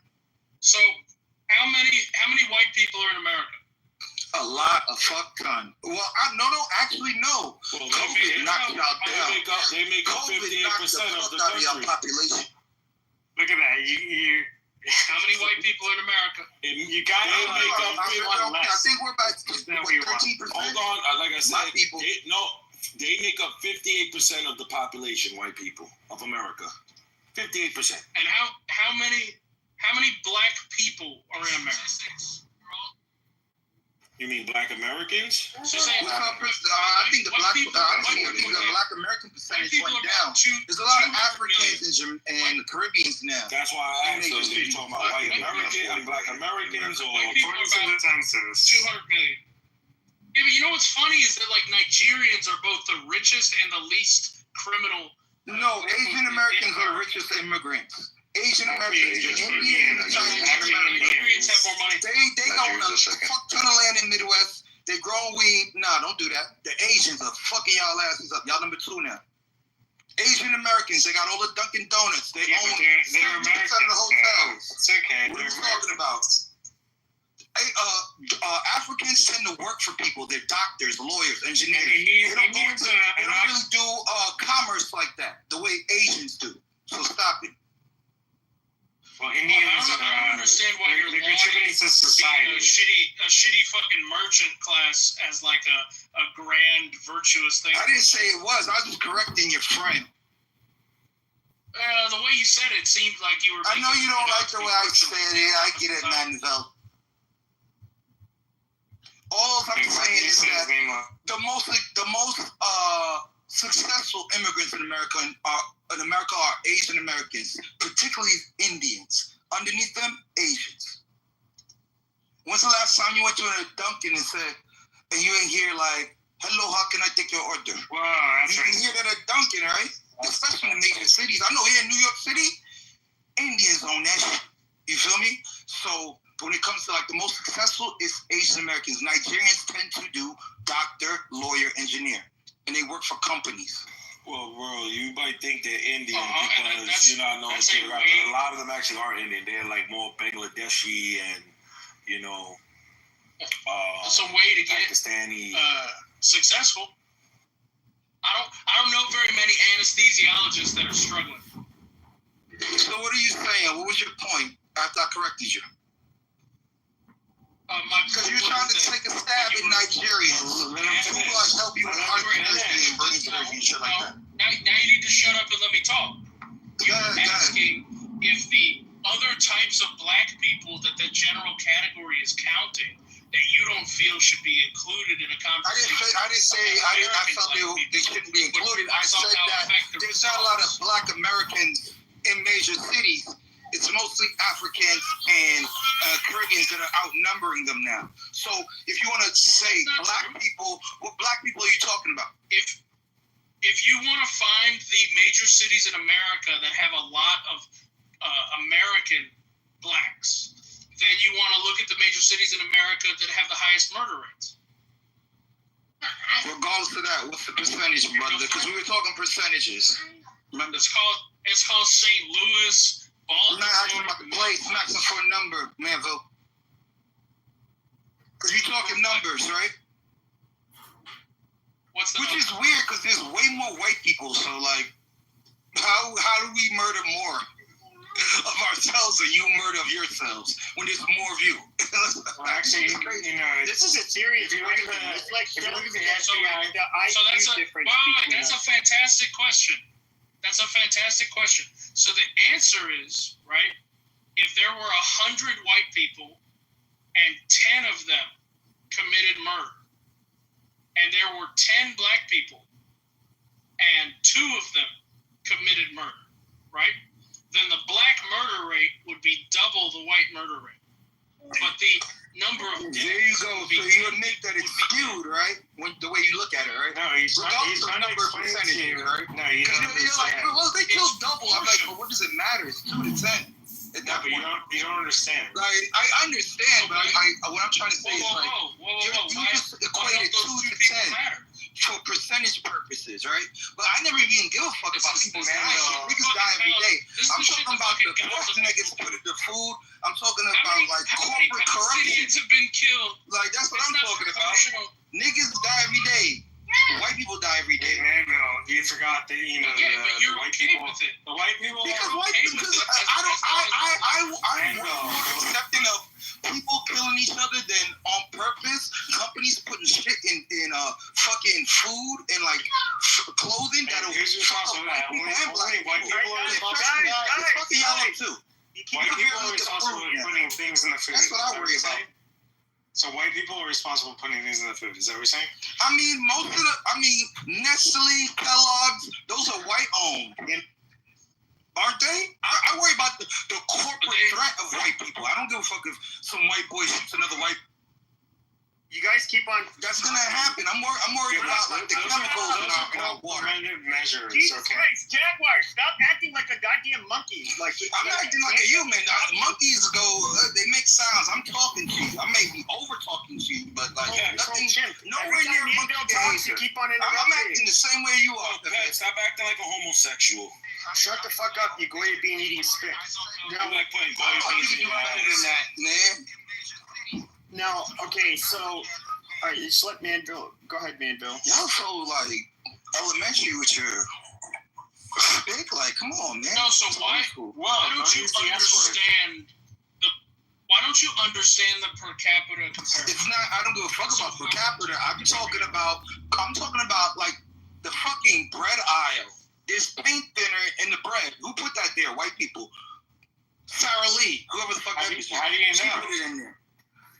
Well, Sarah Lee is dead. Just so you know. I know, but I know someone owns that and they ain't black.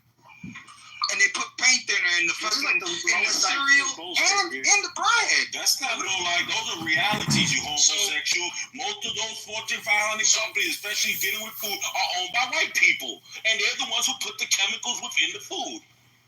Amazing. Sanctioned by the government. Also, a lot of white people. Sorry, let Manville go. It's not your fault. What you personally choose to feed your family is not your fault. No, I go to like a lot of Amish dudes and get like half a cow. I don't buy Amish guys are right. I know it's in it. And I think it's wrong for white people to like be okay with shit in their food. You need to talk to your white men. Clean up the food, man. Clean up the water, the air too. Cause y'all spraying chemicals on yourselves too. That's white man shit too. When I was in the Air Force, I seen some of those planes. It was white men flying them shit too. I'm just saying, I don't care about a black dude killing another black dude. That's gonna happen. A white dude's gonna kill another white dude. Shoot, you got Palestinians running from Jews, and when they see a black man like me, they step aside. You know what I'm saying? So it's like it doesn't matter. What matters is what affects the masses. Because regardless of whether you white and I'm black, we still breathe the same air in America. Can I just back up Jaguar's claims just on the child porn thing? White people are overrepresented in child porn cases. I already said that like twice. Oh well, there's some people that were making contention. They're like they went on about per capita, and in per capita, white people are overrepresented in child porn cases. That's the kind of white I like. No, we conceded that point. Jaguar. And then per capita, what about like almost every other crime on the books? You mean like selling our secrets to other countries like Biden did? Dude, what the fuck? No, hey, listen, none of shit. You mean like sending his son to Russia to go smoke crack? Jaguar. No, Jaguar. This is what I don't know. Guys, shut the fuck up! Shut the fuck up while free range is going, dude. Stop cutting off the mod. My bad. Yeah. So this is why we all have a miss on this issue because we're trying to obfuscate some shit that has. Yeah, you good. This is why we have an issue because we obfuscated something that has nothing to do with it.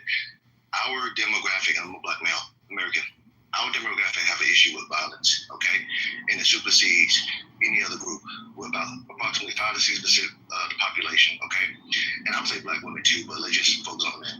We do a lot of fucking crime, particularly violent crime. Where there's no excuse for it except the culture that we allow ourselves to get this bad. And when you start obfuscating about policies and other countries and all those other goofy shit, chemicals and food, that has nothing to do with it. We're talking about intentional black males going out with the intent to kill someone for either their pleasure or to get something as much as money. And this shit has no excuse for it. So every time you try not to address the issue, you actually enable it. You pacify the problem. So let's stick on that.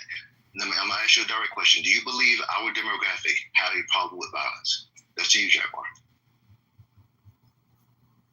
Well, Jaguar is not here. He left, I guess. But okay. Yeah, you know, please, I'm not gonna give Pepe nothing for free. You know what I'm saying? Or Manville, they got fights for that shit. But yeah, niggas be wilding in the hood. I'm not like debating that, but I'll never let Pepe like go over the fact do we have to put your monkey ass back in the okay, all right, nigger. Enjoy the audience. So Jaguar, since he's in the audience, but that's the issue. You don't want to give him the satisfaction. But keep in mind, I'm a black male. I don't like this shit either, but it's not about how I feel about it. It's about addressing the issues like rehab. Regardless of when people go to rehab and they admit they're a coke addict or alcohol or whatever, the shit is embarrassing. But the biggest issue is being able to face it because you can't fix it if you don't fucking face it. And right now, we're at a point in our society where we don't address shit as what Pepe and other white people feel about our problems is far less worse than the actual problem itself. Who gives a fuck? I could die. Isn't the first step admitting you have a problem, right? Right, and that's what I'm saying. Yeah, but the point is, they're saying we don't want to give white people the satisfaction of us knowing it, but it's like you act like white people don't know the shit, like they don't see the same shit. Yeah, but free range. Your reaction. I say something. Yeah, I didn't say shit yet. Post a gun that isn't a fucking Glock covered in juice. But free range. I think what Jaguar's problem with is that we know also in America, we know that the Black American community has a thing with a lot of violence. But are you trying to tell me that white Americans that do commit also a lot of violence, a lot of them are not even arrested for it. A lot of them are not sought after for those kind of crimes, even though they probably commit them at the same high rate. There are also many Black Americans who have been convicted and accused of crimes that white people did.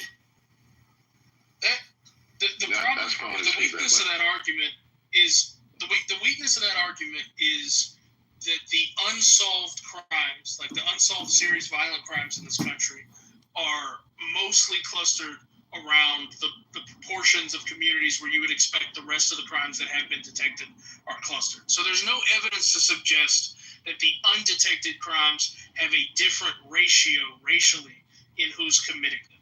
The second point is we don't have a lot of undetected crimes in the country. There are some exceptions where the clearance rate in homicides and things like that go down, but clearance rate and knowing who did it are kind of, two different things. And as far as like undetected, we can't figure out who beat this lady and stole her purse or who murdered this guy. America does an exceptional job of detecting crime. They also do a great job of framing people for crimes. To hide it. They also do a great job of framing people for crimes they didn't commit, especially black people. Hey, real quick. So here's the thing, right? And this is where when you deal with numbers and you deal with calculating different numbers and whatnot, like from these different intelligence agencies like the FBI and the CIA, it's not to say that they don't bring out certain truths, because they do. But at the same time, when you deal with certain of these districts throughout the country, they don't report every single crime and every single situation from every demographic in all these districts. Actually, a lot of these counties are not required, right? Especially like some of the ones that are not known. They're not required to report all the crime statistics that they have, too. So the point is just putting everything in its proper perspective. And, here's the thing with the per capita thing, right? We can do the whole per capita thing, like, measuring someone's demographic or somebody's the amount of people versus the other amount of people to compare per rate and whatnot. But at the end of the day, we got to just tally up the numbers of who's doing the most crime and who's killing the most people and who's doing the most fuck shit. At the end of the day, that's what we have to deal with. Right? You know what I'm saying? For the per capita, is more just comparing this rate versus this rate of people because we're trying to bridge the gap because the numbers are so disparate as far as the amount of people. Here's a difference. Here's the difference, though, that is cultural, that has an effect. When you recognize the 80-20 rule and you're a member of the 80% and you see the 20% that are being criminal dickheads, and your reaction to that is, fuck, here these guys go again, making the 80% look like trash because they can't control themselves. That's the same thing that cops say when they see a motherfucker kneeling on a dude and smiling for the camera and digging in a little more when the fat lesbian on the sidewalk asks them to stop. That's the same fucking thing that white people see when they see another white mass shooter and his face gets plastered all over the news. Look at this horrible, terrible guy. Especially if they're targeting minorities. That goes everywhere. And the vast majority, 80% of white people who don't have those kind of views, so here we fucking go again, making the problem worse. The reaction from the black community, it doesn't seem like 80% of the people have a problem with it. It seems like maybe a third of black people think reasonably and are willing to condemn interracial violence as much as they are intraracial violence across the board. There's 30% that's apathetic and really isn't paying attention at all nor cares. And then there's 30% that is absolutely fucking like revolution to the core. There is nothing a black person can do to another race of people that will ever be as bad as what was done to us, and everything is justified no matter what. Black power. Yeah, let me say something real quick. I'll be brief. This was it was a stats from Detroit and Chicago where a lot of violent crimes went unsolved. And according to this AI overview, it says in Chicago, a significant percentage of violent crimes go unsolved, with homicide clearance rates particularly low, especially in predominantly black neighborhoods. While the Chicago Police Department solves about half of the city's homicides annually, this rate is significantly lower for black victims, and large portion of the non-fatal shootings, about 85-90%, also go unsolved. So statistically speaking, that means that to Rayaba point was making, it actually looked worse if we was to actually get an accurate number of how much crime go unsolved and how many people are solved and how many people actually commit. It means that if we were to get the raw numbers, it would be far worse. So the numbers we have now is just bad. It's fucking terrible. But if we actually got the transparency of what it was and got that up, it would make it worse for us. So bottom line is, as of what we're looking at, is scary enough for us to address. And we're saying that we don't have all the numbers, so therefore it could look worse for white people, which is true. It could also. But I mean, it'll be even further worse for us because that clearance rate, about 98%, is fucking insane. That means that 2 out of 10 go solved, which means that's 8 that's unsolved. And since it's predominantly black, that means the perpetrator is likely black. So there's another black person getting, and this is probably the thing that we should be outraged about, that they're getting away with it. It's not solved, so they're not being held accountable. So you got a bunch of cases of black victims that don't receive justice. And do it again. What does that cause them? They'll do it again.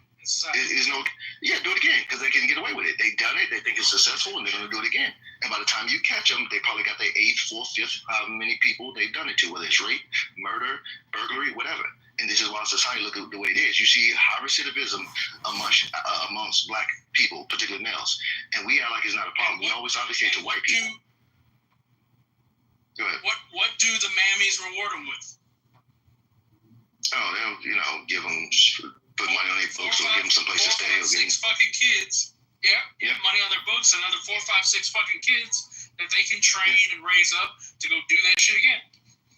That's why, there's this whole, craziness with the migrant situation during Biden. When they're running, town halls in southern Chicago, these predominantly black neighborhoods were screaming about, these people are causing issues, right? Not just the illegal migrants, but they were screaming about other things that were happening in their community. That's why, the Chicago mayor only has, 72% improvement rating, whatever it is. But, they're yelling about not white people, yelling about other minorities that are inflicting harm in their community. Not just the schools, not just the petty crime, not just the murders. These are people in town. You can look it on YouTube. There's plenty of videos of it in South Chicago. People who are very mad about that type of situation. So it's just for sure. So another area where white people are overrepresented in addition to child sex crimes is property crime. White people are overrepresented per capita in property crime. It's 58% of the population. White people commit 63% of property crime. It's a big one. We're overrepresented in 2 crimes. That sounds like within the margin of error. That's what that sounds. No, it's outside of the margin. It's there. That's not a good argument. That's not a good argument. No one should have the expectation that black Americans should be responsible for 13% of the homicides, and white Americans should be responsible for 58, and if you include Hispanics, 74. Nobody should expect that, right? What we shouldn't have is 13 responsible for 60, or 58 responsible for 85. That's what we shouldn't have. That's when major alarm bells should be ringing off. Yeah, for sure. But just to the point, if the black murder rate was 20% and they were 13% of the population, this country would be such a goddamn nice, safe place to live that there wouldn't be anything to bitch about. This is. I'm not making an argument against that. It is stupid, Dr. Adams, but the problem is most people don't understand per capita. What is this, autism hour? So it's a stupid conversation for the simple fact that, again, each race has its own unique talents when it comes to committing crime. Okay? There are certain races that are better than other races at certain said crimes. Why? It could be environmental. Why? It could be education. At the end of the day, you're not going to sit here and have white America have a conversation with their kids about this. Let's get the white crime rates down. You're not going to have black America sit there at home with their kids and say, let's get a black American crime rates down. This is stupid. It's completely stupid. I wasn't making an argument about anything other than just laying out the facts, because there was just so we're on the same page there, because there was some pushback. Point out that every time we've held a worldwide murder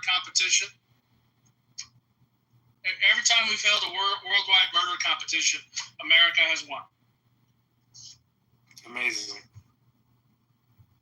To Adam's point, I think that's not the issue about getting it down. It's about acknowledging what it is. Keep in mind, the story of the topic of the room, if this was the opposite, what's to be endless coverage, is that the group that claims that they don't want to be victims of white supremacy, oppression, brutality, etc., are the ones that's typically committing it amongst themselves and to other groups. And if it was to be fair, you hold a group accountable because they don't want it to happen to them, then they wouldn't do it to other people. So that would be the primary error. Yeah, I think on the violence thing, like I think Mandel, you made that point about the U.S. wins the crime. I don't know if the U.S. doesn't commit violent crime at a higher rate. Well, no, by murder competition, I meant the war. Oh, murder yeah. Well, and I think I was US, using it as a euphemism for a war. Gotcha. The U.S. has a culture of violence. Though. Like there is something. Absolutely. In the culture, right? And well, of course, we're going against the president. president. It's not unique to the United States. That is human nature. I said this before you came into the amplified in this. Yeah, look at some of these. Human nature. Some of these. You're never going to solve the issue of violence. Yeah, but it's amplified. Correct. Like, look at some of these Arab countries. Look at some of these Southeast. Because now you have weaponry.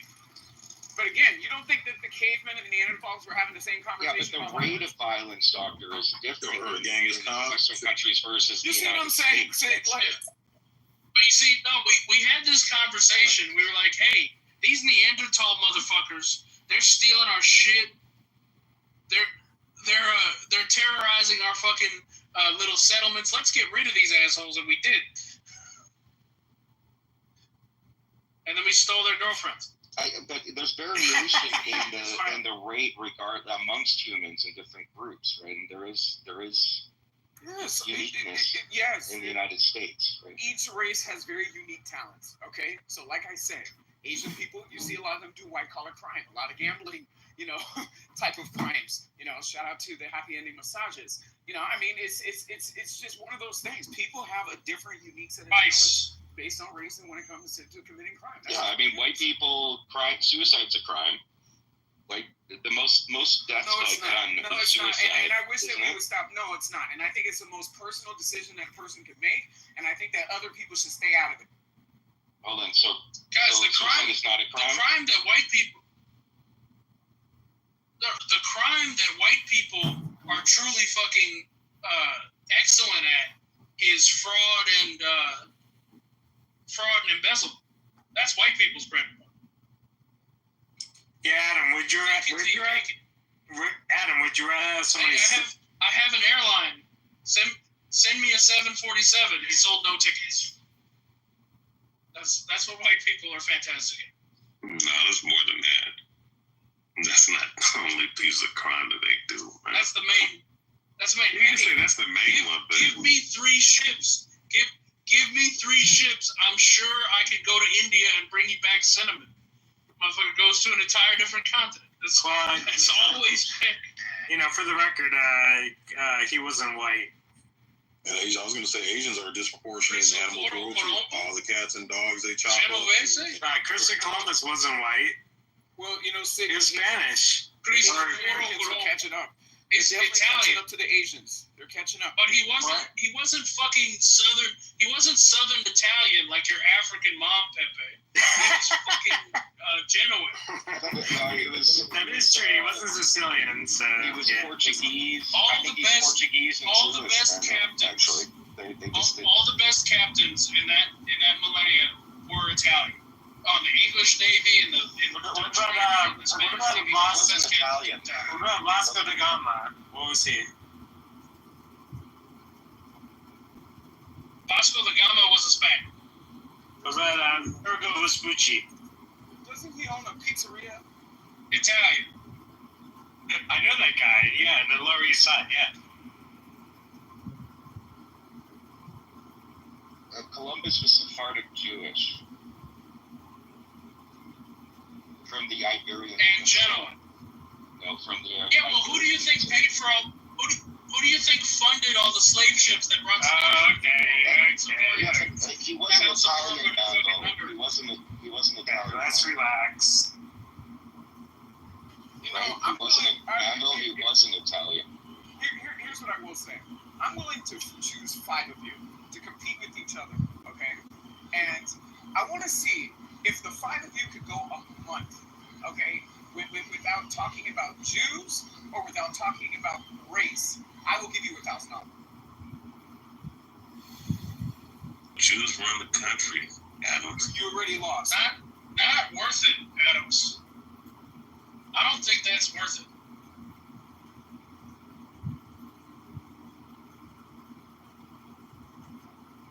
Having the South Park episode. Wait. Are you saying that if the 4 other people say something about those things you mentioned, then I get the money? You're not on the app long enough during the workday to actually sit there. I'll win this easily. So I'm talking about people who I'm going to selectively choose that I know have absolutely no impulse control. And I want the 5 of them to compete with each other to lose. Well, no, the last one standing gets $1,000. Exactly, but there will be nobody standing because y'all can't help yourselves.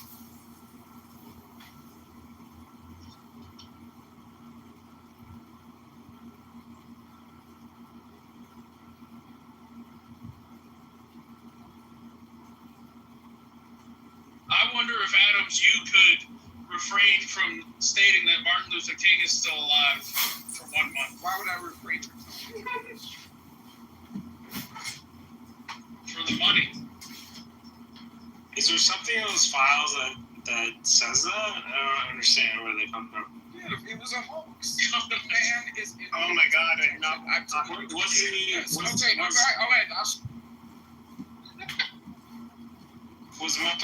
Was he also like there's, you know, he's in the same. He lives in the same complex as Hitler. No, that's not true. He's in Pompano Beach. Hey, now, like, also in the files, wasn't there like an assumption that he's in Pompano Beach? Yes, he is. I grew up next to Pompano Beach. Ain't no way Martin Luther King's getting around Pompano Beach. Wait, were you saying that there's no black people allowed in Pompano Beach? Well, there's a black section of town on the west side of Dixie Highway. But, yeah, you ain't at fucking Lighthouse Point. Get the fuck out of here. Everybody knows that. Hey, west side, that means away from the beach. Why did he get to go away from the beach? Pompano Beach doesn't really have a beach. It's Lighthouse Point that has a beach.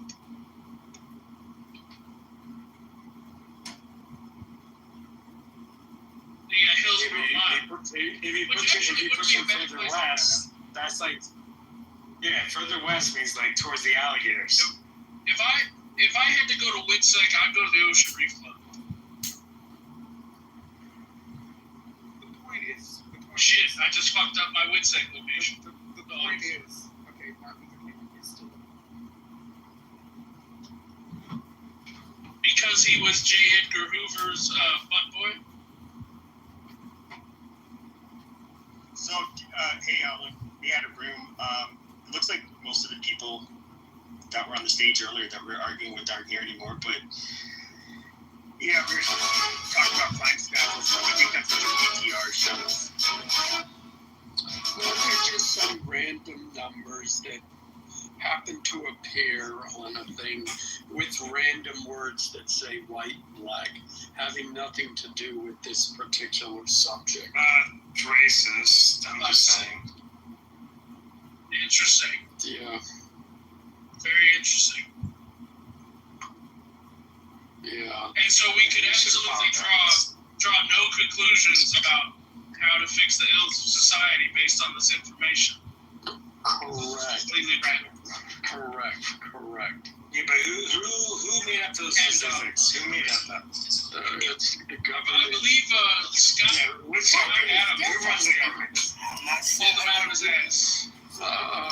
Who runs the government so that the government, jeez, I don't know.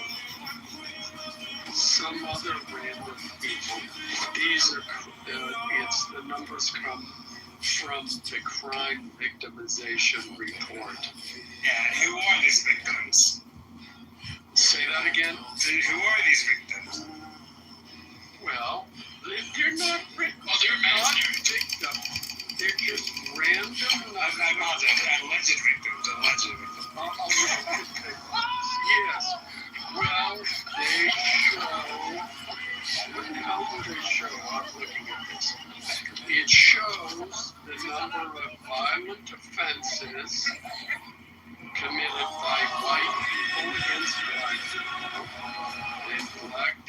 against white people, and also Hispanics and the Hawaiian Islanders. I heard Selena Gomez actually wants the government. She does. I hate to break it to you, but she does. The Trump and Obama know she's been running it this whole time. Are you saying the idiot wants the government? Yes, I'm that's saying why she was what? crying and saying sorry when those people were being deported. Yeah, she was crying. That's right. She was crying. Well, the significance of these numbers is that I know that social media tends to put things in front of you that you've already looked at. So, and if we're seeing a lot of videos and stuff on X or TikTok of violence of one particular group against another, then one can get very suspicious of that. And then one also has to look at one's own life and think, well, who's attacking me now? And so that can all be very anecdotal and also be, part of a social media bias in what you look at. So it's always helpful to look at the actual stats. And that's the value of this.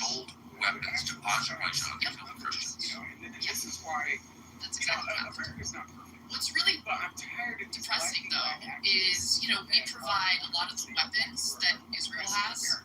And Israel sold weapons to Azerbaijan to carry out the ethnic cleansing of ethnic Armenians from Nagorno-Karabakh. Parts of Asia, or the Caribbean, or South America. It's confirmed. Black people in America are the most Israel sold weapons to Azerbaijan that ever existed in humanity. So to sit here and say that we're what's really depressed and depressing, though, is, we provide a lot of the weapons that Israel has. And Israel sold weapons to Azerbaijan to carry out the ethnic cleansing of ethnic Armenians from Nagorno-Karabakh.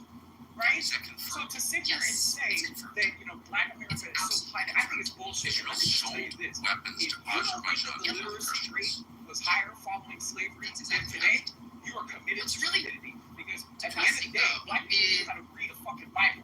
So you can't tell me that Black people were illiterate, but knew how to read a fucking Bible following slavery.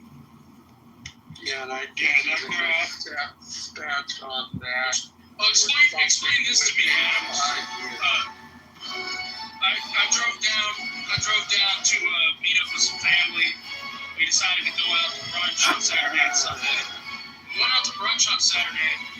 It was this little, kitschy, eclectic place, really high price menu and all that shit in the middle of town. Actually, middle of Orlando Heights. I mean, just like Briar Patch today. Briar Patch and fucking. In the chat talking about who's trolling. First of all, okay, on my dad's side, we have recorded family written record. How the fuck are you gonna record a written record following slavery if you don't know how to read and fucking write? Yeah. Now, can somebody explain to me why, when we were sat next to the only group of Black people in the entire brunch place, which admittedly was loud, plates are clanking, people are trying to talk, we had these three people. One of them was male, the other two were female. Screaming at the top of their fucking lungs to talk to each other. Like ear-curdling screams. And when you would look at them while they were screaming, like, to hopefully see that they are acknowledging that they're bothering the fuck out of them, right? They enjoyed it. Maybe they have a disability. They enjoyed being those loud, obnoxious.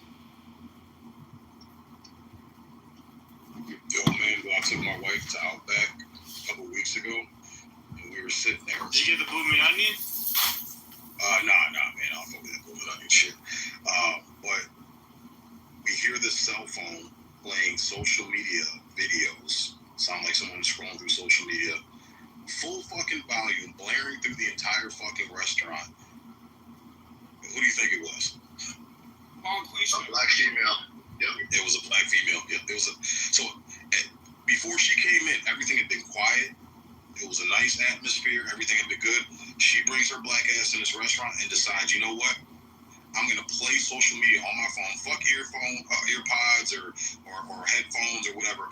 I'm gonna blast at full volume the shit I'm looking at on social media, so the entire fucking restaurant can hear it from.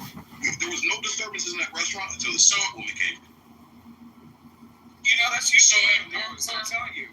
They pull up to the valley. We have a joke. We have a joke at work.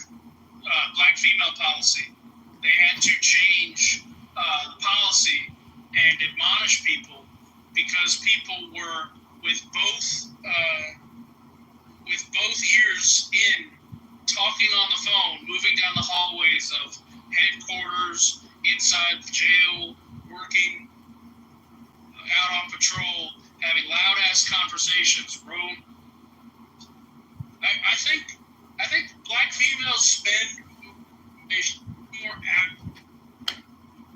hours of their conscious lives on the phone than off the phone. That's true. Because when you look at body cam footage and being pulled over and being arrested, they are fighting to get a hold of that phone. They will not let that phone go. Like, police are like literally trying to armbar them and give them fucking pressure points to release the fucking phone out of it. There's like an addiction to this shit. They'll call somebody to talk about getting pulled over. Exactly. I'm gonna call my friend and tell him what a racist piece of shit you are. Yep. Yeah, the first thing when the cop pulls up to the window. Shaniqua, you would not believe what this racist, fat ass, busted ass, crusty motherfucking cop just said to me. He said I was speeding. I wasn't speeding. Well, it's the same thing with the schools too. Like when you see the video of the teachers trying to take away the phone, or the principal or the duty officer who's on campus, it's the same damn thing. The yelling, the screaming, give me my phone. Then next thing you know, you see box braid extensions flying all over the damn place, and Bonquisha's on top of the freaking English teacher, and it's mayhem. Like it's absolute mayhem. Yeah, that was the first thing I do, like when I'm pulled over, is like, I'm sorry, officer. What can I help you? I'm sorry if there's anything wrong. My license. I actually don't say that. I don't say anything wrong. I said. Yeah. Right. And I put my hands on the wheel, I put my lights on, and it's like there's no conflict at all. Yeah. I'm gonna help you in the situation. Yeah. Versus like people that are yelling, like. I was volunteering at my kids' school for all the years. That was the number one demographic that had problems. Anytime their kids were disciplined by the teachers for having fucked up behavior, it was hands down 100% of the time. The black fucking mothers coming up and trying to fight the fucking teachers over their badass kids disrupting the fucking classroom every fucking year. And it's they won't show up for if you look at the LA Unified School District numbers, you can clearly see like the causation as to why kids get suspended. Okay, you can clearly see black kids are getting suspended insubordination and fighting. You have the Latino kids that are getting suspended for drug dealing. You have the white kids that are getting suspended for drug possession. You see what I'm saying? Do you see where I'm going with this? Like it cuts right down the lines as to what we're saying. I'm sorry. Alan, am I wrong? Am I wrong? Are you wrong? You're completely wrong. When the cops pull you over, the first thing you do is you start moving around the lot. No. As he's walking up. I'm being serious. I'm talking about the LA Unified School District numbers. Oh, Jesus Christ. Does that not sound about right? The white kids. It sounds right, and let me add to it. Alan, weren't you a teacher? No, I was never a teacher. Let me add to it. I went to a party with a bunch of teachers, and this teacher had worked in both Calabasas, where the Kardashians live, and LA Unified downtown. She said when she taught downtown after class, yeah, probably, I don't know the name. But no, when she was in LA Unified working downtown after class, and this was like, I don't know, 10-year-olds, whatever grade that is. After class, 3 boys come up to her from a certain specific demographic and start sticking their fingers in her pussy. What? Yeah. That's crazy. Yeah, and she's like beside herself, like they're grabbing her pussy, sticking their fingers. She ran out of there, and so she didn't teach there much longer. But all of that, you're absolutely right, Sig. It's the single mothers. Well, it's not just my kid got in trouble. Alan, it's not just the single mothers out here. I can't speak to where Sig lives, because you do know that there are a lot of grandparents raising their kids in California. Yeah, mommy and daddy gotta be at home. Mommy and daddy gotta be in jail. Yeah, well, they So, can't. California State Black people are violent gay bears. Yeah, well, they can't do that either. It's simple. You get a woman knocked up, you marry her and suffer for 20 years. I will say this. Not about right, Sig? As much as Black America complains, okay, Knuckles, to your point, you never see any infomercials asking to donate 10 cents a day to support Black kids in the inner cities of the United States. So instead of worrying about Black America, Knuckles, why don't you worry about that dusty, foot-cooking ass mud hut village that you came from? Well, I got one request for the white people. If a race war ever breaks out, just remember there are some good blacks, okay? Please don't take us all out. There are some good ones. Keep us in mind, please. I'm just saying. I don't think there will be a race war. How do we tell the difference? Be like, hey, quick question. What's the appropriate volume to use when talking to somebody in a movie theater? I don't talk in the movie theater. He's good. Let him in. It's the utilization of proper English. So again, if you're speaking Ebonics, you're ghetto. I have nothing to say to you. But if you're speaking broken English, you're a foreigner. So I definitely don't have anything to say to you. So I feel like that's kind of how you have to kind of just. Now, how do you? So here's this. Adams. Oh, let me hop in real quick, bro. So this brings me to the topic of my trying to be quick. They said the white. I don't know if you guys are familiar with the white patients thing. You guys see that some years ago, like 2 years ago, they had white patients sign or whatever. If you are, I'll be brief. It was really ambiguous, but the bottom line is this subject in this video goes to that point because the black fatigue thing is real. Now, I think white people are tired of this shit. So to your point, Sig, I think it's real that something could happen soon because we don't know how many sleeper cells are waking up. Not white people who are already racist, they've been that way for their whole lives, but motherfuckers who's either neutral or just kind of sitting back like I don't know what to do or feel like they got to get active. And to your point, I agree. I don't want to get caught in the bullshit because black people are not in a position to win any fucking war, and we're just basically becoming enemies to ourselves and igniting a battle this motherfucker eventually it was all. So I don't want. Amen. Manville, here's how you tell. If they use phrases like I'm finna, they say finna. Well, there are people actively pushing for it. If they say ask instead of ask, if they say I'm supposed to instead of I'm supposed to, if they say ambulance instead of ambulance, those are your key identifiers, bro. Yeah, but it's not just the way they talk. It's not just it's not just that. No, you can tell. You can always tell. It's the what people, and this goes for everybody. Isn't that nice? I'm being so racially equanimable, if that's a word. People who walk around with a chip on their shoulder, it always comes up. It comes up very quickly. But there is a test too. You say mayonnaise, the best condiment of the century or the best condiment of all time. You ask them that question. You ask them about, raisins in the potato salad. How do you feel about it? And then, what are some of swimming pools? Do people, how do you feel about it? Just because I want a safe base to ride out the apocalypse does not mean I want the food there to be bland as shit. Or Alan, you ask him, do you use Cash App? Do you prefer Cash App or Venmo? That's enough. Yeah. Everybody who uses Cash App to the murder hole. Everybody with Cash App on their phone. Bye.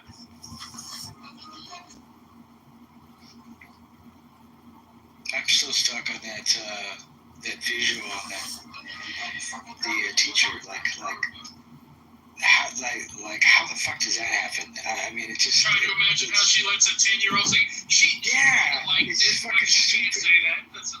God damn. She let 3 of them do it. At 2, you draw the line. It's like fool me once, fool me twice. You can ask for it 3 times. Nah, you like that shit. See, grab my pussy. Yeah, it's just. They're just doing what their president told them to do. By the way, those jokes, I never heard them until I came on Clubhouse. All of you corrupted. Oh, you should have been in the military, bro. That's all we joked about, man. That's all we ragged on each other about. Y'all used to get off the fucking plane after doing a maintenance cycle and shit. And my Mexican buddies would like grab me and throw me against the plane and search me to make sure I wasn't stealing the radio or fucking shit like that, bro. It's fucking hilarious.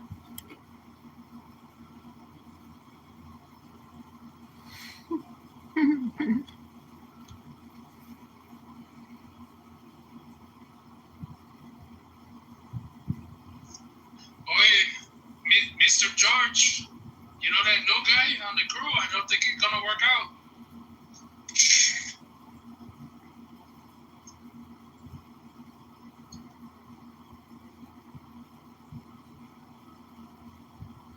Yeah, but I've always said, man, it's like it's a minority of the blacks that are actually doing the fuck shit. The problem is that the majority of blacks support it, fucking condone it and back it up, man. That's, you know, until we start getting black people. They feel like they're willing to do the shit that they're not willing to do because they're not gonna fuck their life up. Right? They want to see some kind of revenge or some kind of, well, that's what you get. That's what you get. You did all this shit in the past, and now this is but I don't think they make the mental connection, right? That if they condone it and support it, right, and provide cover to those people and go bail them out and make sure that they have fundraisers for stabbing kids with fucking track spikes or whatever the fuck, cleat sharpeners. When you do that, and you reach a level of fatigue in the other group of the population, right? Manville. That group of the population has Manville, you're a cop. Let me ask you a question. Why the fuck would you need a track spike cleaner, okay, on an all-weather track? No, it was a knife. No, Alan. It was a knife. Alan, rest for a second, okay? We're gonna dismantle this narrative right now. Why in the fuck would you need a track spike cleaner on an all-weather track? And for those of you who never ran track before, for those of you who've never been on a track, okay, an all-weather track is made out of rubber, okay? The field in the middle of it was artificial turf. So what the fuck are we talking about? Like, people need to stop with this whole track spike cleaner. Stop it. Yeah, and you know the other thing, the latest thing now I've seen in multiple videos. It's just like that bitch that threw the cop. Like, I mean, I'm just tired. All right. Yeah, the cop comes up and he says, give me your license and registration. The appropriate response is, you know, okay, officer. The first thing you see in these videos is the person says, why are you pulling me over? What did I do wrong? You shouldn't have pulled me over. Roll down the window. I'm not rolling down the window. Let me see your supervisor. It's from the get-go, they're resisting. They're disobeying command. Then as soon as he asks him to step out of the car, he slams the door. Yeah, you know, we're talking about that video. with the guy who got taken down. Yeah, exactly. You know, it's the non-compliance starts from the get-go. Well, this one says a matter of low IQ because if your ideal is that the cops are hunting you and they're targeting you and they're killing you in the streets like dogs, why the fuck would you antagonize them when you engage with them? The logic would be to survive the encounter, which is always the rule number one. So the first thing, why would you be driving around? Yeah, no. Well, this is what I do when the cops pull me over. 100% of the time, I don't care I don't care what the issue is. I don't say shit. I just tell them my ID. Hey, sir, how's it going? I don't say shit. I just, here you go, sir. You know why I stopped you? No, I just shake my hand right now. And I say, all right, well, I'm just running your license. You got to tell a light out or some shit, whatever. They come back to get my shit out there on my way. This has worked for 15 years. Just a warning. I don't need to get a ticket. 15 years. I don't say a fucking word. If they ask me a question, hey, where you headed? Well, all due respect, I just want to be on my way. Oh, okay, you got to do work or something? I just keep that shit. Most of the time, most of the time with city cops, they're not going to give you a ticket. Most city cops are not going to give tickets to cooperate. Listen, if you just speak to a cop like a human being, okay, how's your day? You know what I mean? Like, at least, I mean, unless you're doing something egregious, that's a whole nother story. But there's no reason to sit there and go back and forth with the cop. Like, when I got my DUI 15 years ago, like, the cop and I were laughing, you know, going back to the police station. Like, it is what it is. Like, why am I going to fight with this man? Like, I fucked up. I did something stupid. I'm going to jail. Like, why am I going to fight with this man? Like, people need to learn to be freaking reasonable. Because if you grow up... Do you know how many people... What? Oh, no, I was going to... It's always... No, go ahead. It's always a black female in these videos. There are some, like, body cam channels that are dedicated to just women getting arrested for being obnoxious. And the vast majority of them are told to either leave or stop antagonizing, getting into some sort of fight. They then ignore that advice, then immediately tell the officer as soon as they grab him to put handcuffs on him, no, I'll stop. I didn't know you were serious. I'm sorry, I'll stop. And at that point, it's too late. And then they go to jail kicking the divider and the doors of the police car and screaming bloody murder into the cop's ear the whole way to the jail. And then act surprised when he throws the book at them and charges them with 4 or 5 things because they pissed him off so much. And one of the key things they do that's fucked up, real quick, one of the key things is goes into this is they're the number one people that lie about their fucking name, which I don't understand. It's the dumbest shit ever. They're gonna find out who the fuck you are. They always lie about their name and they come back and it's just an extra charge to become a felon. It's stupid. Go ahead. No, I was just gonna say, so, and mind you, like, the context of, like, when I got my DUI, I went to LA County. So, like, I don't know if anybody has ever been to an LA County jail. Like, that is one of the worst jails in the country, right? So, yes, I was less worried about the cops and more worried about, like, who the fuck I was going to be in jail with until the morning comes and they let me out.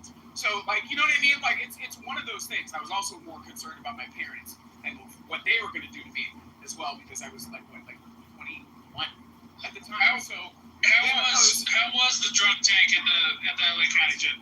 Oh, horrible.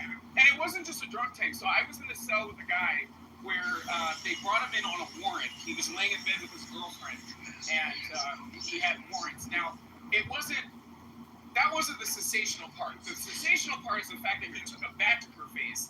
She went back to him, and when they arrested him for the charges that she brought against him, they were laying in bed together. So, I mean, those are the type of people that I was in with. How long did they stay there for? 12 hours?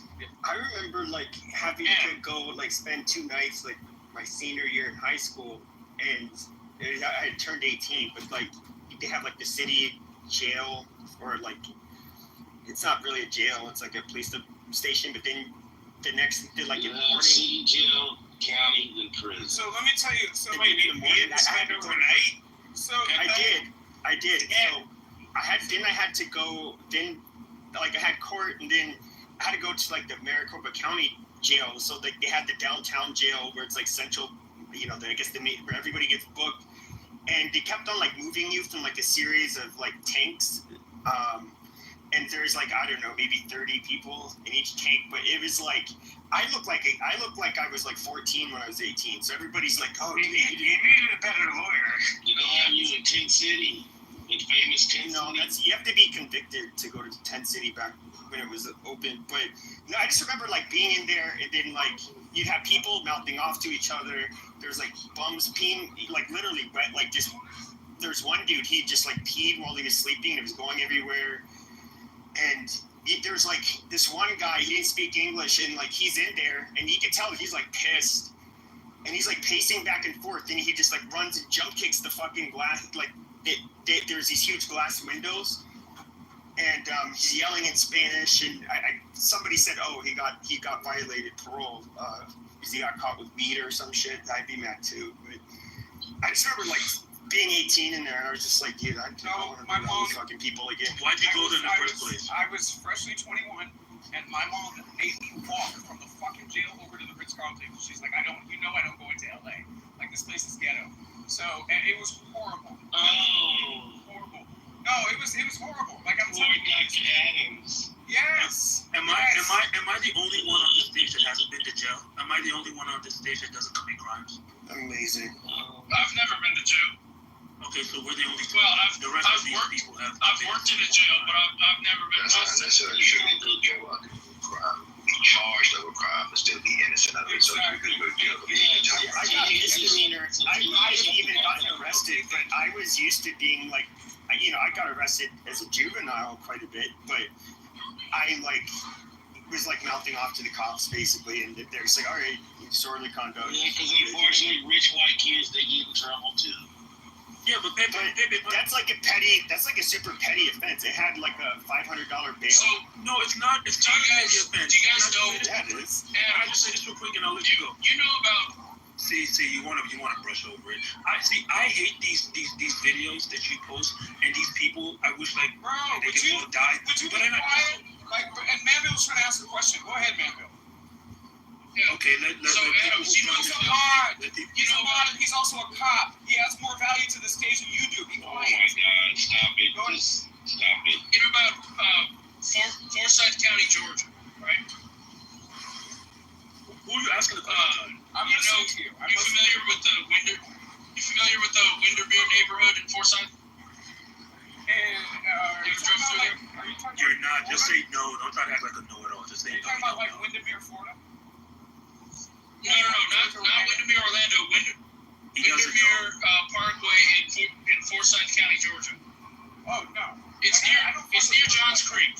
I don't fuck with you. Oh, so you're talking about like Johns I know you done some real estate. Like Roswell and like out outside of Atlanta. Yeah, it's off the 400. Yeah, but it's a really nice area. Why is this monkey?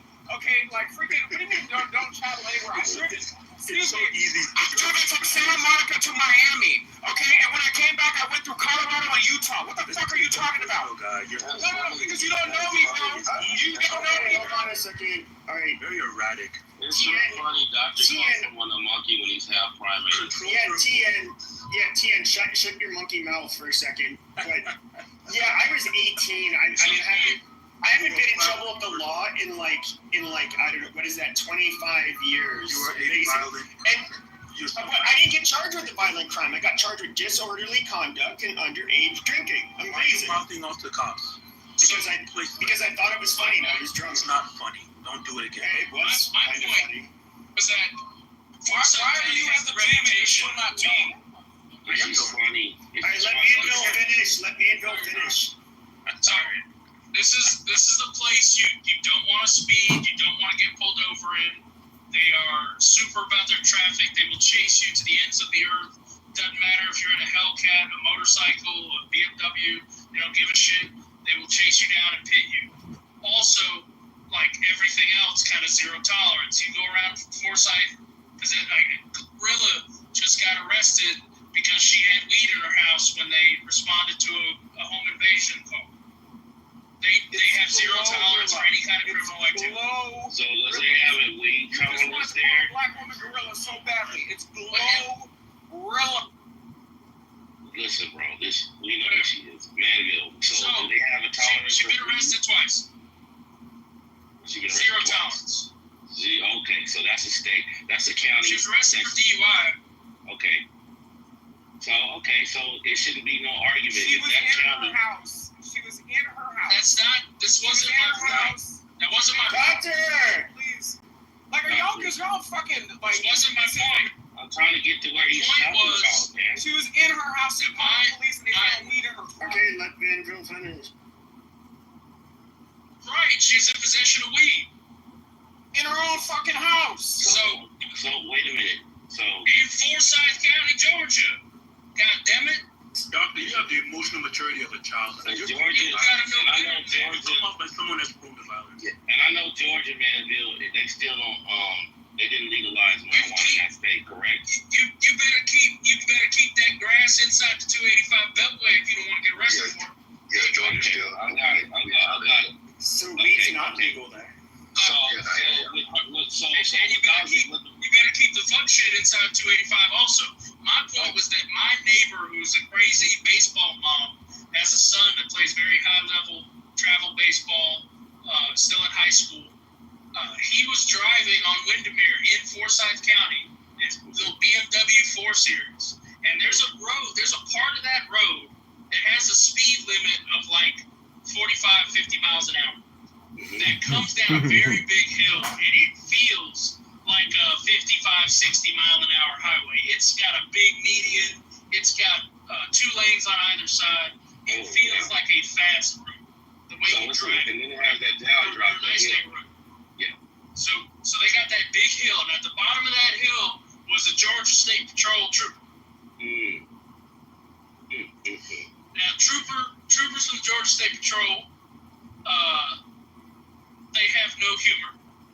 They have no reasonableness, right? It's just business to them. If you see that car pulls out on you, you're either getting a ticket or you're getting thrown into a wall.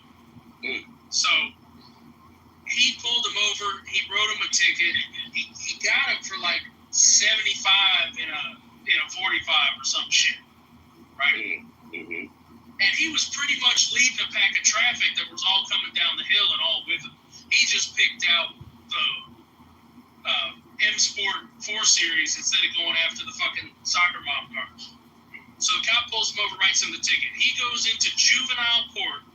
Forsyth County charged him with a misdemeanor, puts him on probation, has him write an essay to the judge, and do 40 hours community service. And he's on probation for a year. And the judge, the prosecutor doesn't even want to go after this kid. The prosecutor's chill, like this is his first offense, he was speeding, he'll pay a fine. The judge is like, oh no, why does he still have a license? Why does he still have a license? We should take his license. And if the mom hadn't have brought a fucking lawyer to the actual hearing to argue on their behalf, well, he probably would have lost his license through that whole ordeal too. Over one fucking speeding ticket. A kid with 0 fucking record. My point is he was in that courtroom with a bunch of YNs wearing fucking slides, committing all kinds of God knows what juvenile shit, right? But Mr. Blonde-haired, blue-eyed baseball star driving his daddy's BMW that he got for him, right, is getting put on probation for a year over one speeding ticket. That don't make no sense. How old was he? How fast was he going? That's Forsyth County. But they don't. A ticket Forsyth County. How fast was he going? A ticket shouldn't warrant you being on probation. How fast was he like 75 and a 50. 20 miles over the speed limit? That's criminal speeding in Arizona. Shut up. Shut up. And like, you couldn't get away with that in California. Exactly. Yeah, you couldn't. I got a ticket going 40 into 25. Well, hey, that shit is like you I was going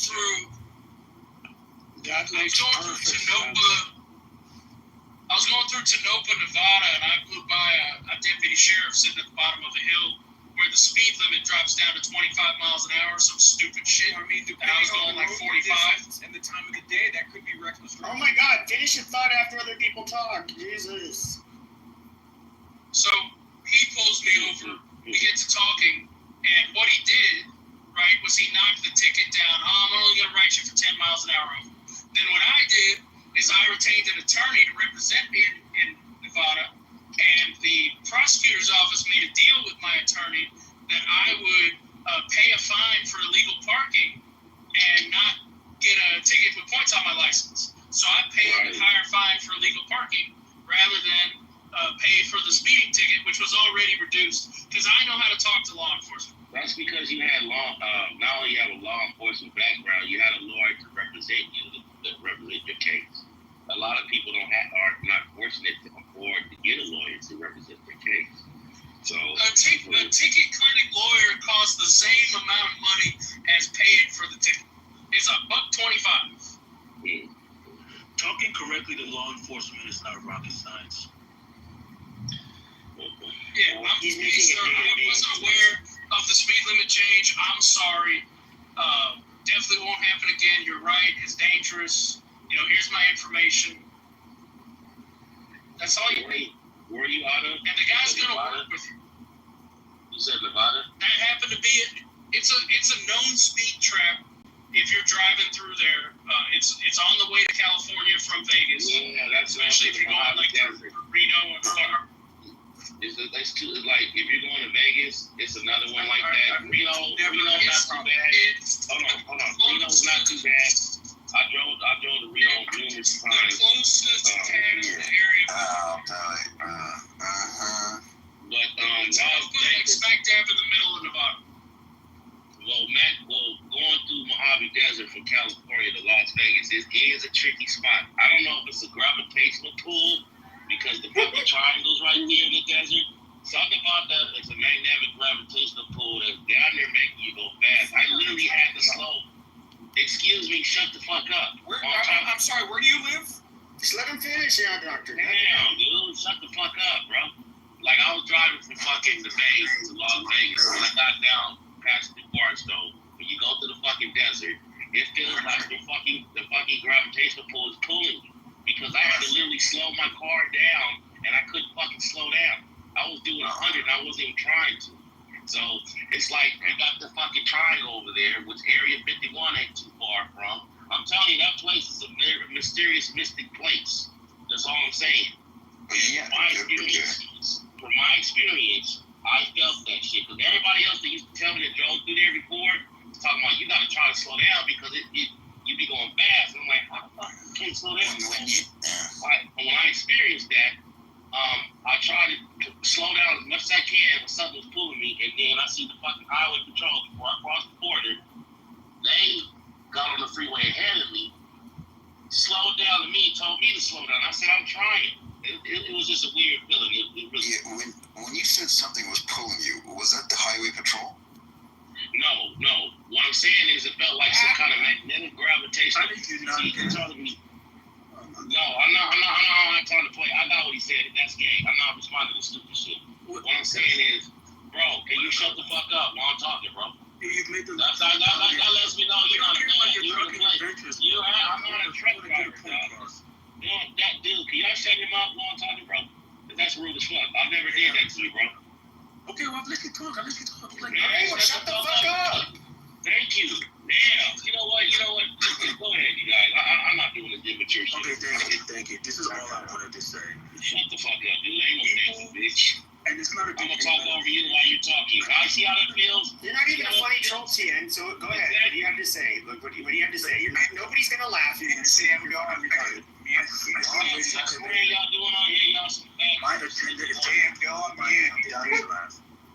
Go on mute, fool. Go. Thank you. Here's what I want to say. I want to say that anybody who's been in the juvenile system cannot be trusted because as an adolescent to be exposed to that level of crime, the level of mischief. Oh, Jesus Christ. I knew you were going to take it. You're such a dumbass. I'll see y'all later, man. Jesus Christ. He's a fucking idiot. You're untrustworthy as a person. Okay. You're juvenile and you're in prison. Shut the fuck up. I know I struck a nerve, but, I don't know what to say. Yeah, because you can't be on stage with guys like us who've never committed crimes and trying to have a high morale like us when you... High morale? What the fuck are you talking about? Morale. Yeah, it's just It's fucking low IQ dumb nigger. Sorry. Hey, but you should travel more. You're on Clubhouse way too much. I think it's like causing brain rot. Yeah. What country do you? What is the beautiful country you come from? I don't.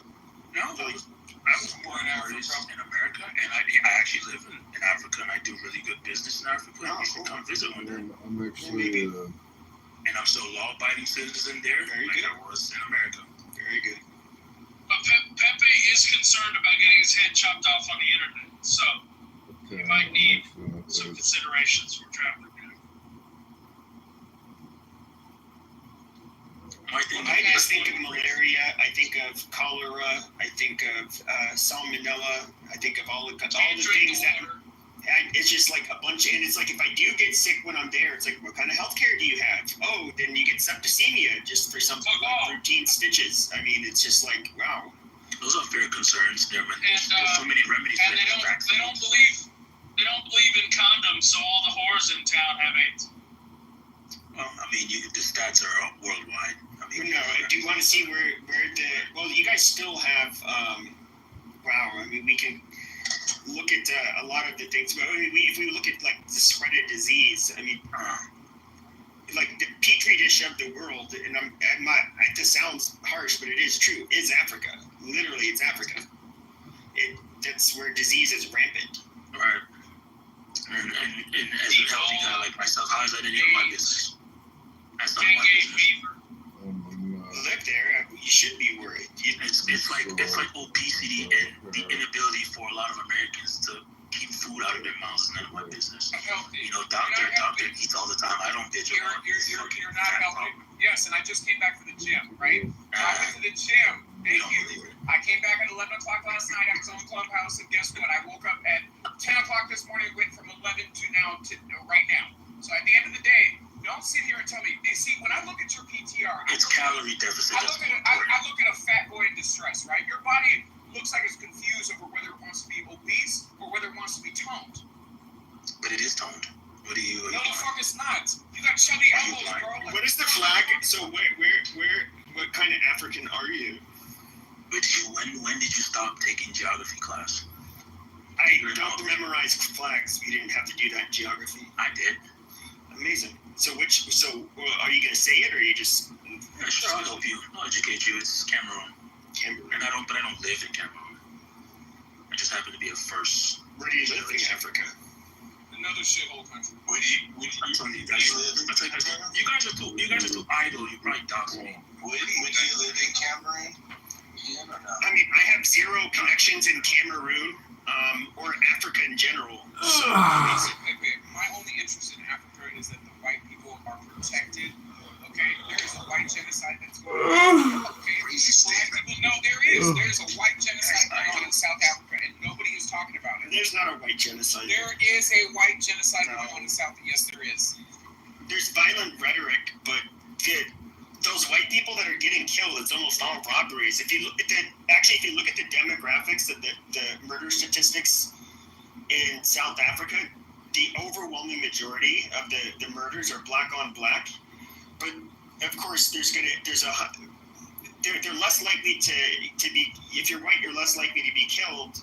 However, there's a lot more black on white murders as opposed to white on black. But the farmers in particular, so you have like the people that live in areas of South Africa near the cities where it's like really well guarded and all that.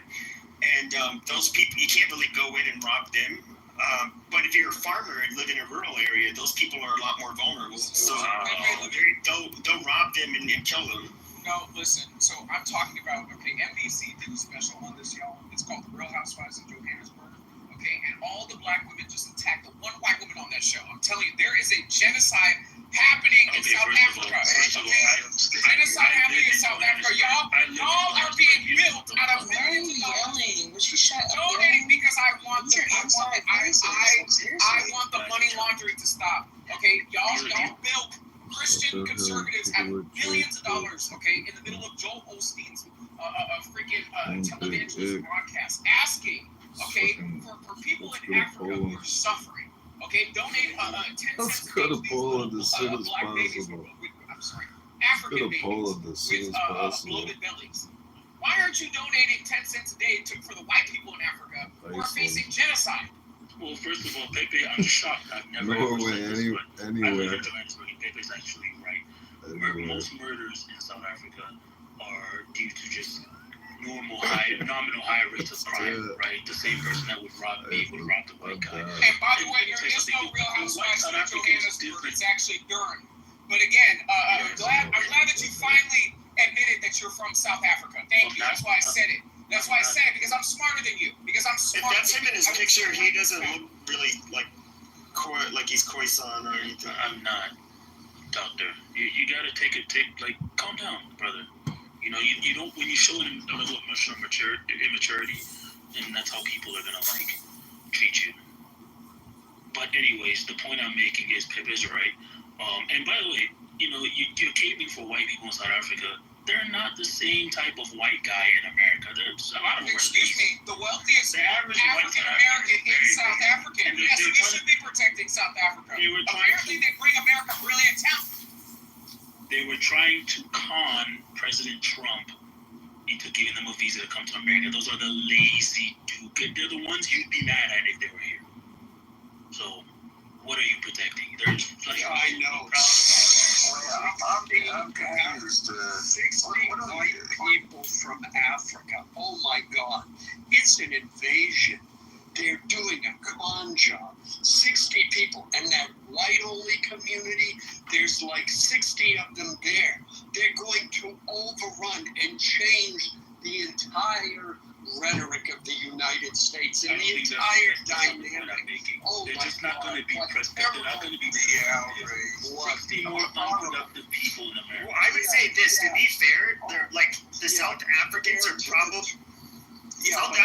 probably the most million useless that came over. So Pepe, and the South Africans are probably some of the most easy to assimilate, just because they speak English. South Africa, a little bit of a different history, but they're culturally the whites, I would say, are similar to others in the Anglosphere. So that's what we want. If you look at the numbers, okay, we want success and we want a healthy tax base, right? So if you want to talk about African billionaires, right? How many African billionaires have ascended to the level as African American Elon Musk? Okay, how many? Well, to be fair, Doctor, why did Africans, especially West Africans, do so much better than you blacks in the United States? You want to know why? Because they adopted white culture. Literally. Well, I mean, the most wealthy black person in America, black. I'm not talking about African and Caribbean. Okay, Mr. Stewart. Let's have a conversation with him. Well, I don't know, when you go to the doctor and there's a guy with a funny looking accent, his last name's Dikumwabwe or some weird fucking shit. A lot of these are Igbo or listen, what do you call those? What are the other ones? The Igbo and the bigger one, Yoruba. These people actually have their own. I know Alan was joking, but they no. Dude, stop talking over me. Joking. No. Joking.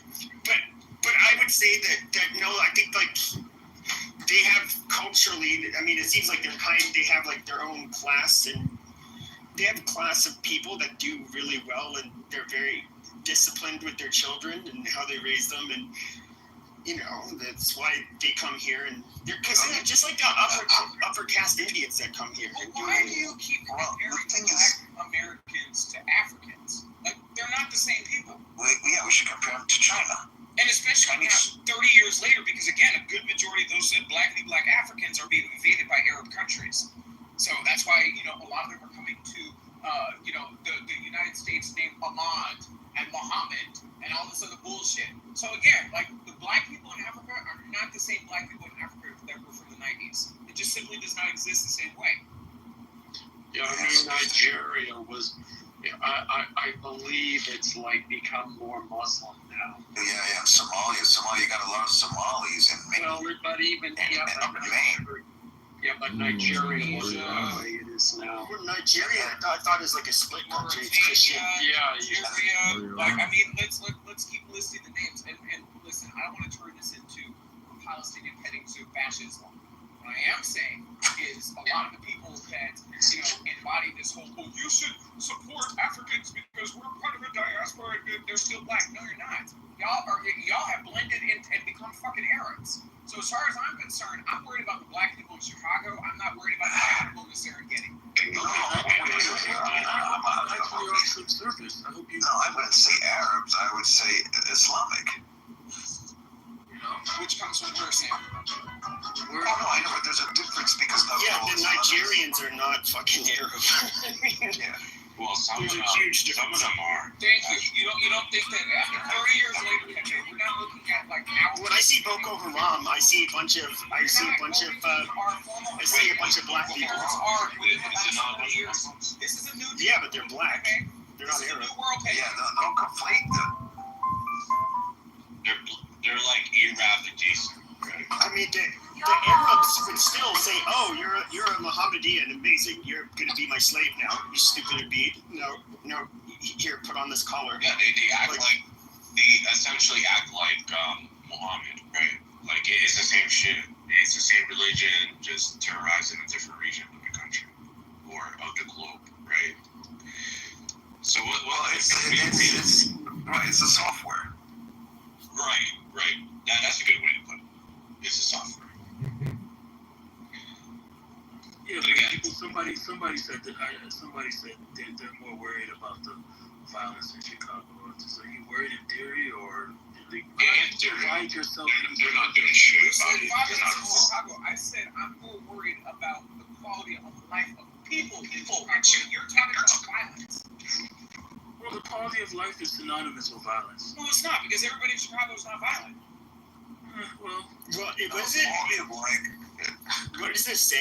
Manville's not here, but it's like in the homicide department, it's like this week's or last week's suspect, this week's victim. Like these people are known to. I mean, often these people that get killed, these young ends, they've got a few bodies on them as well. Like there's that popular. The fuck was the name of those little shits? These rappers in it was like Tallahassee or somewhere in fucking Florida. Folio. Yeah.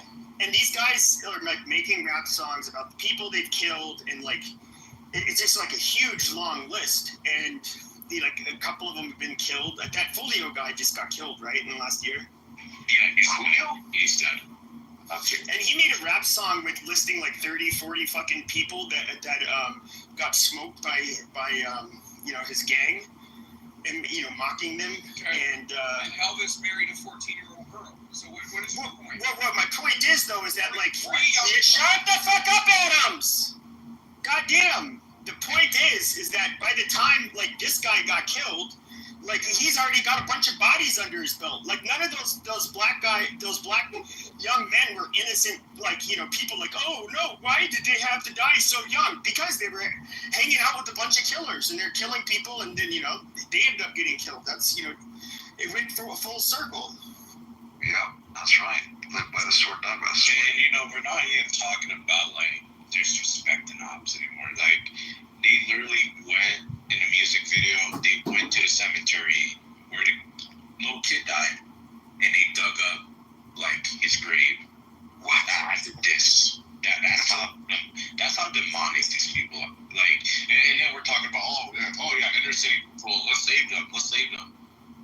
There's inner city people already doing the work, and they get killed every single day. Being around these young ends, right? What are we supposed to do about this issue? We can't help them. They don't want to be helped, right? So you can say, there's black people in the inner city that need help. Yes, we understand that, but at the same time, they're making music videos in cemeteries, making diss tracks about dead teenagers, right? Well, I think there is a solution, but it wouldn't work in a free country. I'm pretty sure if you go to Cuba, you don't see black gang members anywhere. You don't see them selling drugs. They're not unemployed. They're not doing any of that shit because they would be put in. No, I have friends. Got it. But they would be put in. They actually are pretty strict. They're not going to allow gangs and that kind of shit, especially out in the open. But they will they will lock you up, period. That was kind of the case in a lot of the communist countries. Yeah, well, you made that racist. Well, and we used to be, punishments used to be more harsh here. But every 20, 30 years or so, we get this push from the left, how we have to be compassionate and understanding of the circumstances, why a perpetrator might be driven to, beat his girlfriend with a baseball bat in the face. Oh, he was brought up in a single parent home with his mother, and he was oppressed by his teachers who taught him white math instead of a more diverse and inclusive teaching method for math. And that's why he beat his girlfriend. So no, don't put him in jail. Just let him let him out and be on probation, because that'll help reform him instead. We go through those cycles, and then what it teaches people is that, I can get away with crime and I can do it again. That's why and I was trying to get from Manville how old that blue-eyed kid that the judge wanted to take away his license was. What the judge was doing was correct. Yeah, scare the shit out of him on his first offense, and then he'll learn, don't do that shit. None of this, oh, well, it's his first offense. I think that's backward. First offense, don't throw him in jail with hardened criminals, but make sure he knows he fucked up and he's going to pay a price. Well, I'll say this, in defense of people, if I had to grow up around a bunch of violent black people that I have to worry about, trying to fuck with me, rob me, whatever, I don't know that I would, I don't know that I would be I think I could see how I would be violent too. Yeah, but it didn't used to be that way. So, even during Jim Crow, there wasn't this, in what was more harsh conditions, there wasn't this same level of violence. That's the problem. You can't blame it. You can't blame it on poverty. Remember, no, I didn't blame it on poverty. I said if I was living in proximity with people that were constantly fucking with me, trying to rob me, if I was getting jumped, if I was doing any of that, I'm not going to say it would be above me not to end up just popping one of them in the literally shooting one of them afterwards, or getting payback. I'm a human. So that's the shit I'm talking about. Yeah, but Pepe. And I don't want to discuss it with you personally because you've told us your story, but that's what fathers are there for. If, I'll try not to make this, but when the first time my kid got in trouble in school, he knew he fucked up. And I let him know he fucked up in front of the other teachers. So they knew that I took it seriously. And then we got home and he heard more how he fucked up. And when he fucks up, he knows it. That's what parents are for. Not understand. Say that again, mister? Accountability. That's what you thank you very and yes, exactly. Thank you very much. You know what, baby? That's the difference between you and I. I grew up the first 11, 12 years of my life in a very impoverished neighborhood because my mom came as an immigrant and then finally worked her way up and got out of there. But I was bullied. I saw all the violence. But there's a difference between people who decide I'm not going to be a violent person or I will be a violent person. Myself and my family chose to be non-violent people, and we turned out okay. We didn't go your route of going, I will fight the violence with violence, because that would put you in the same circle with those same violent people. Look, let me ask you a question. If somebody jumps me, steals my shit, and they've done it more than once, maybe this time, I had to go stay in the hospital for a little bit, and then I know they're still fucking with me. Should I morally feel bad if I thought I could get away with it, which I probably would, and just put a bullet in the back of his head? Should I have any moral qualms with doing that? Just to protect myself from his predation. Well, I got jumped. I had a lot of those things happen to me, and guess what? I turned out okay, and I don't think about those things. The people who did those things are bummed somewhere, still doing those things, or dead or in jail, and I moved on with my life. So if you want to put bullet in the back of your head and be a criminal and get away with things, that's the type of things that lands you in juvie. Well, if we're going to be completely fair about this, everybody has their own journey that they must lead. Yeah, I mean, Tien, on one hand, I know you're saying the things to give heat to Pepe, and I get that.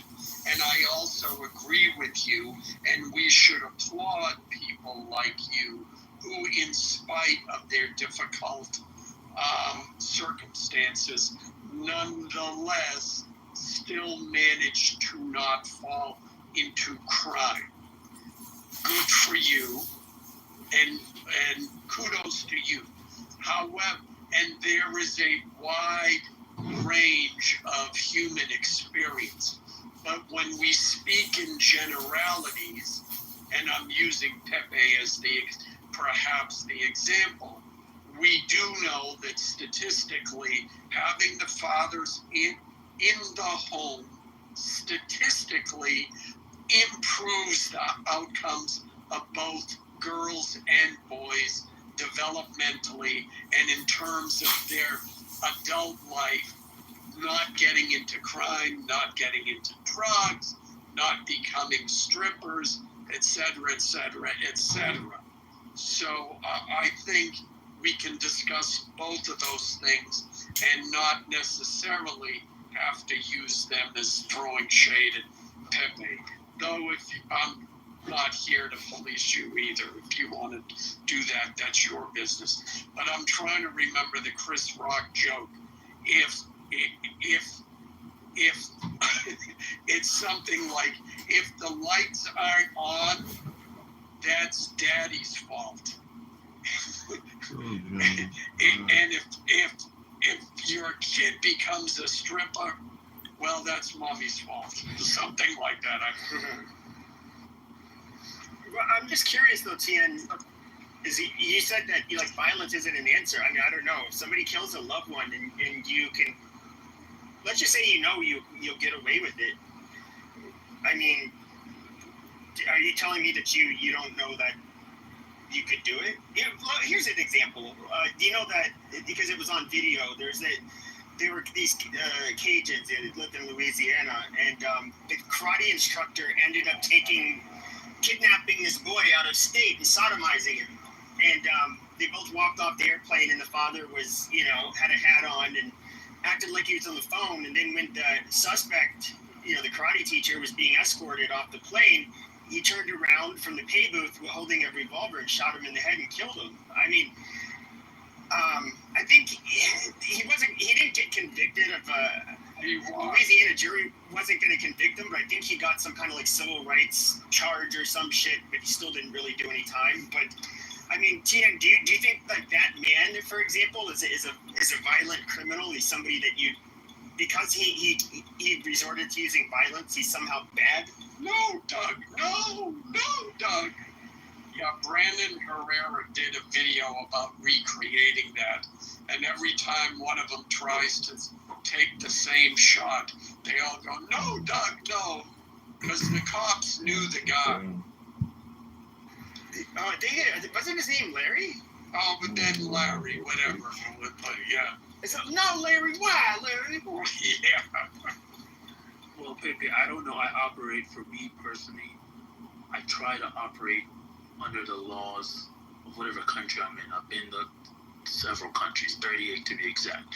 And I'll tell you this, I hate what's going on with, I hate the cities in Europe and the pickpocketing and the scamming, and I hate the fact that criminals are being protected all across the world, right?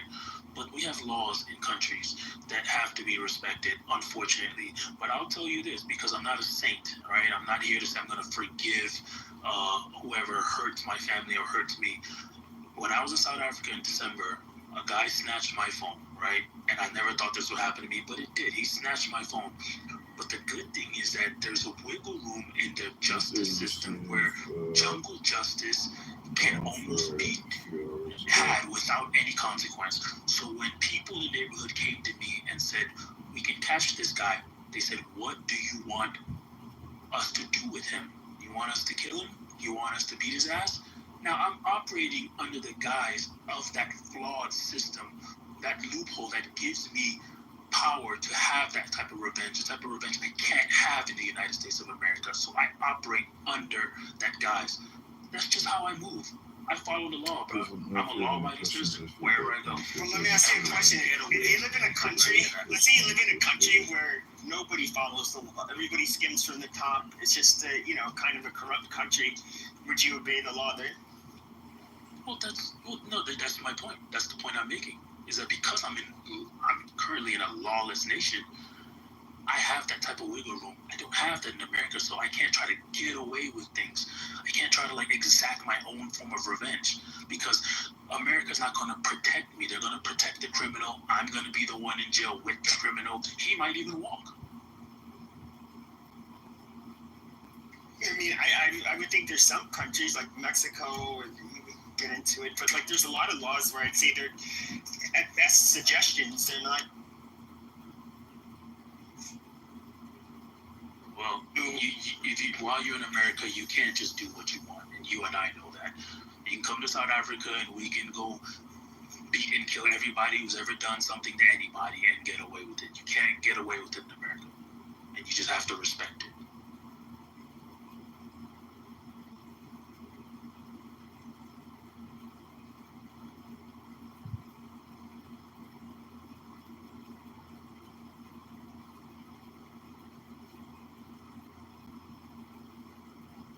Yeah, Elizabeth, it's an immigration crisis that allows for any and everybody undocumented to populate cities, scam, steal, pickpocket from everybody, and with no consequences. It was a shame when I was in Madrid and Paris. They're arresting people left and right and then letting them go. And then they're warning tourists, if something ever happens to you, don't do anything about it, or you're the one who goes to jail. That's the world we live in today. Our lawmakers are scumbags who protect criminals because they were probably elected by criminals, so they have to maintain that status quo. But I think there's a revolution coming. There'll be more and more conservative leaders that will say we want isolationism and we want to kick undocumented people out, and we want people who actually can respect the laws of the land. Until then, you're not safe as a civilian. The criminals are the safest people on earth. Yeah, going to Paris, going to Madrid, you might as well just be going to Africa, honestly. And that's how bad the immigration issue has become, and Europe, especially western part of Europe. These places are unrecognizable at this point. And it is quite sad, but it's people I'm not saying like you, but people that look like you.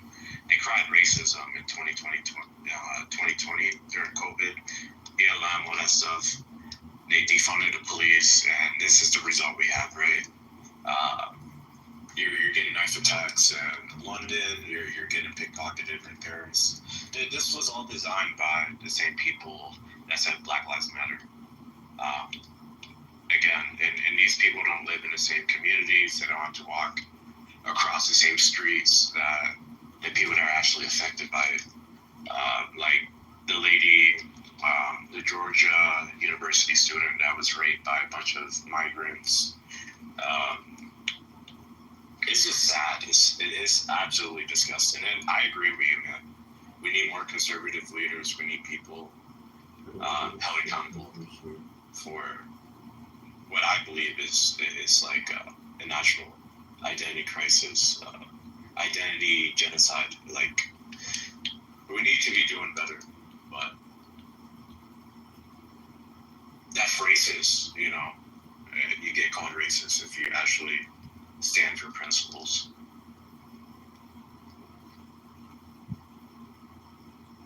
Where you get called a coon. Yeah, you a coon, you Uncle Tom. You with that tomfoolery. You know, it's just the same shit, bro.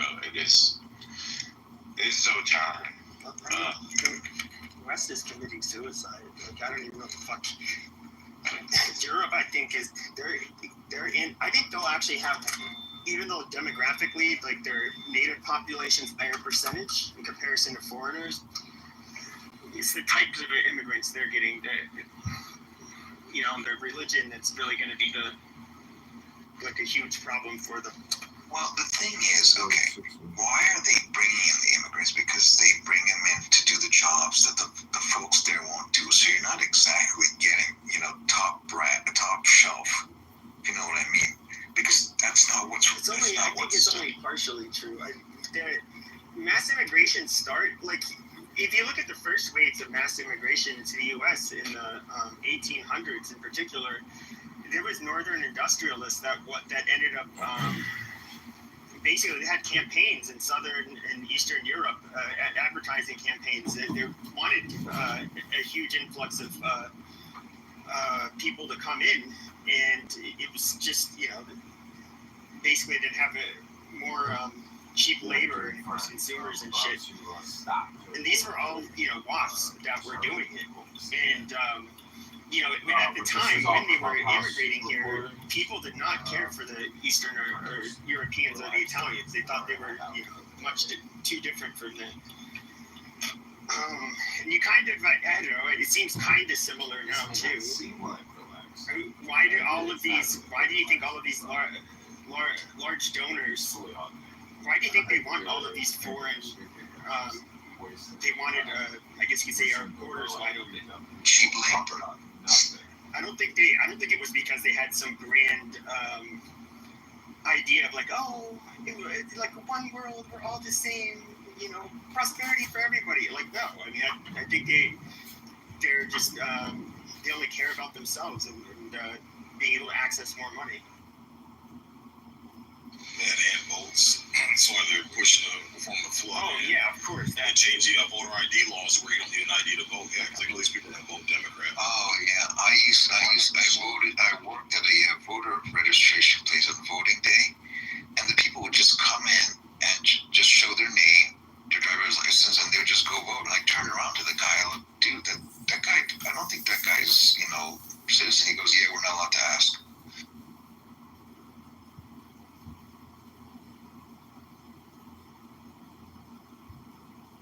I mean, I don't know, like, how it's kind of mind-boggling. How did it become that the status quo? And it's been like this for decades if you think about it. Because I remember even George W. Bush would say, like, diversity is our greatest strength. You know, he'd say stupid shit like that. Anybody can be an American. You know, all of this colorblind bullshit, and it was almost like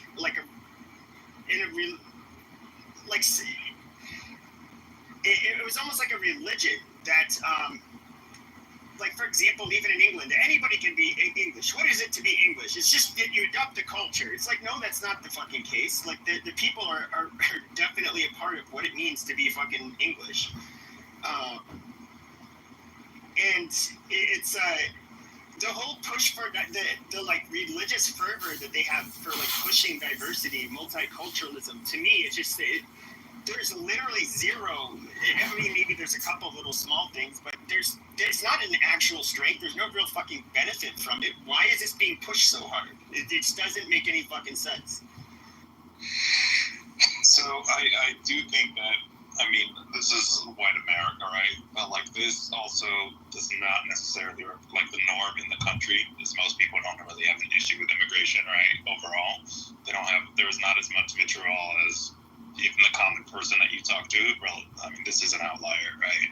The issue that people have, the reason why it's not become a bigger problem is like, so we all kind of acknowledge that these people are needed for economic growth, right? America is a country that is below replacement rates with white alones. Our economy would start to shrink if you don't have a source of immigration or additional population growth. Generally growing economy is beneficial for all of us, right? Is it beneficial for all of us? I don't think anyone is dumb enough to just say like we should 100% close immigration, right? I think that's a silly point because it would be detrimental. I never said 100%. It would be detrimental to our economic success, and yeah. We are a nation. Right. That's a good point.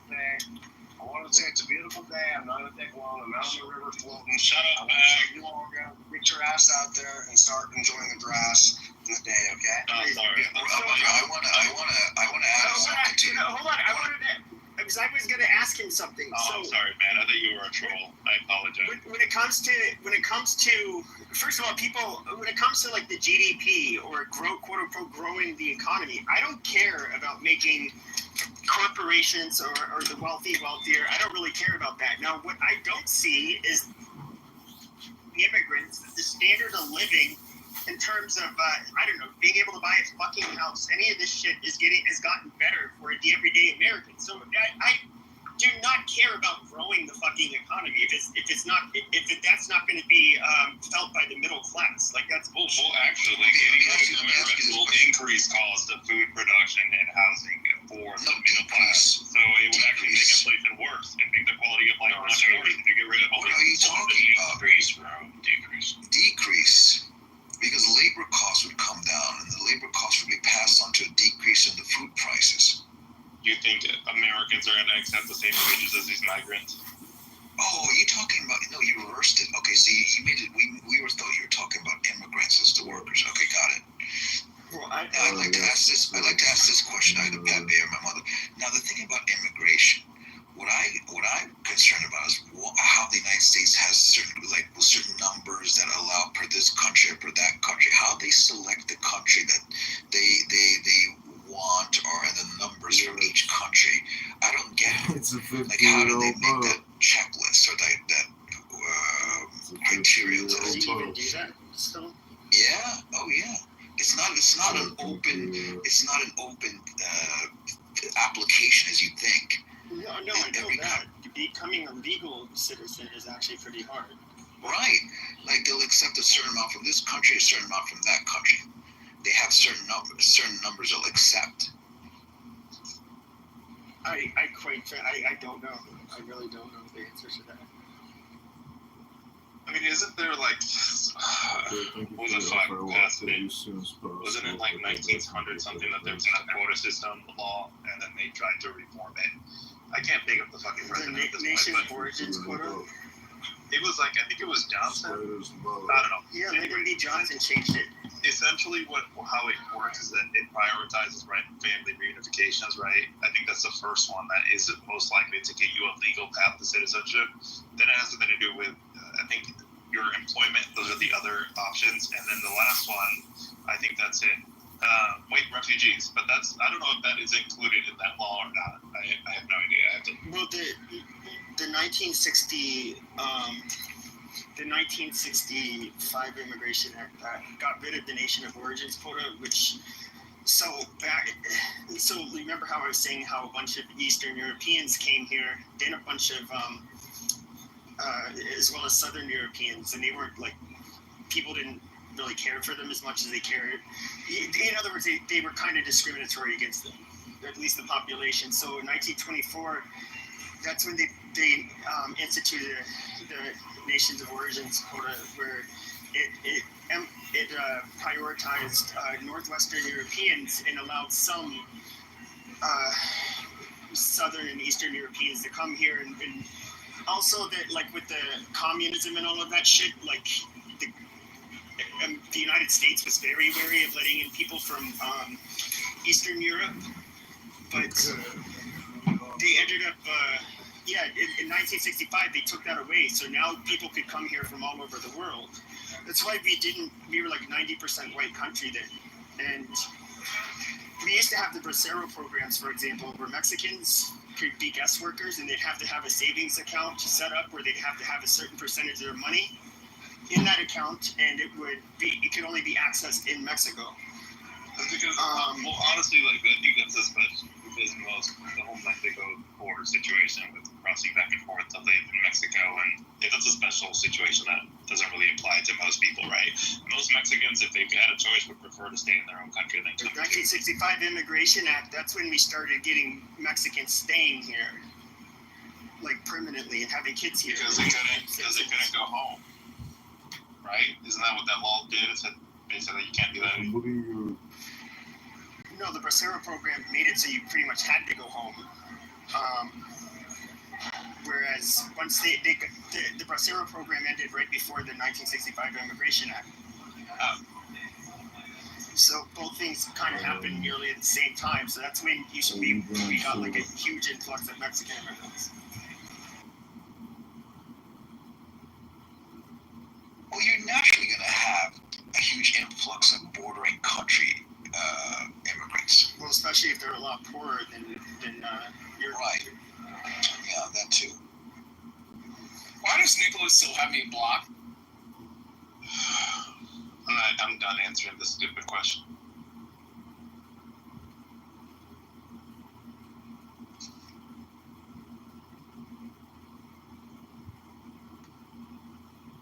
Yeah, you see lots of Americans trying to cross over into Canada. It's a real problem. Actually, have you seen that video on the border? Like, it's laissez-faire. Oh no, you go to Canada, you think you're going to get free shit. They're hardcore there. You're not getting anything. Yeah, again, I mean, there's still obviously drug smuggling, the Canadian border, found out that's coming, definitely. When people are like, oh, why is he talking about the Canadian border? No crosses. So the Mexicans have actually, like, set up shop, I guess, really, I know this pretty sophisticated, like, drug network up there now. Yes. Yeah, I was working in Arizona at the VA, and I used to talk to the Border Patrol guys. They told me exactly what you're saying, that they used to go through Mexico, but the Border Patrol is so focused on Mexico, so they decided to go up through Canada and bring it in that way. Yep. You should see some of the busts they've had up there. Dave found like facilities that were like pretty sophisticated when it comes to like making certain drugs, and then like they found like literal arsenals in houses up there, which is kind of interesting because they're so like, anybody knows, Canada's like has really strict gun control, but they don't obviously seem to care. They think business is easier up there. Yeah, you're from Arizona too, so you would, like, El Chapo would literally build a tunnel right by the Mexican-U.S. border, and then up the tunnel into a normal-looking suburban house in Arizona. You would never imagine that's where the drugs are just being taken out of. Yeah, they don't uncover those quite a bit. It's kind of interesting, like the level of ingenuity that they have that goes into making that kind of stuff. Yeah. And he learned that tunnel building. El Chapo learned that tunnel building from the folks that were in like Gaza. They were building those tunnels across border from Egypt to Gaza to smuggle food and stuff. So that's where El Chapo got the idea. Have you seen the drug submarines they used to? Oh yeah. Escobar used to do that. Escobar, yeah. They apparently have, the Mexicans have them now too, but they're, at least they know they have been working on remote control underground submarines. Yeah. I mean, they're expensive, but obviously, it's they'd be very hard to catch.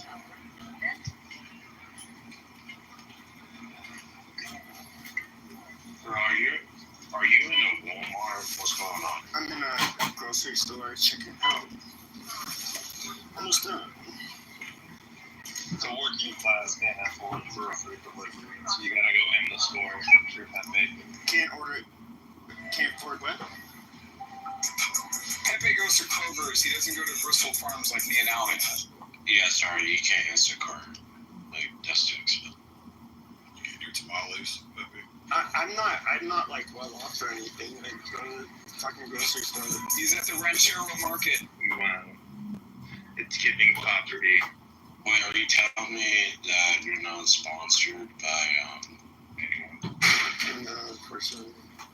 I don't think the stuff I say online is advertiser friendly. It's like nobody would sponsor that. Yeah, I doubt that as well.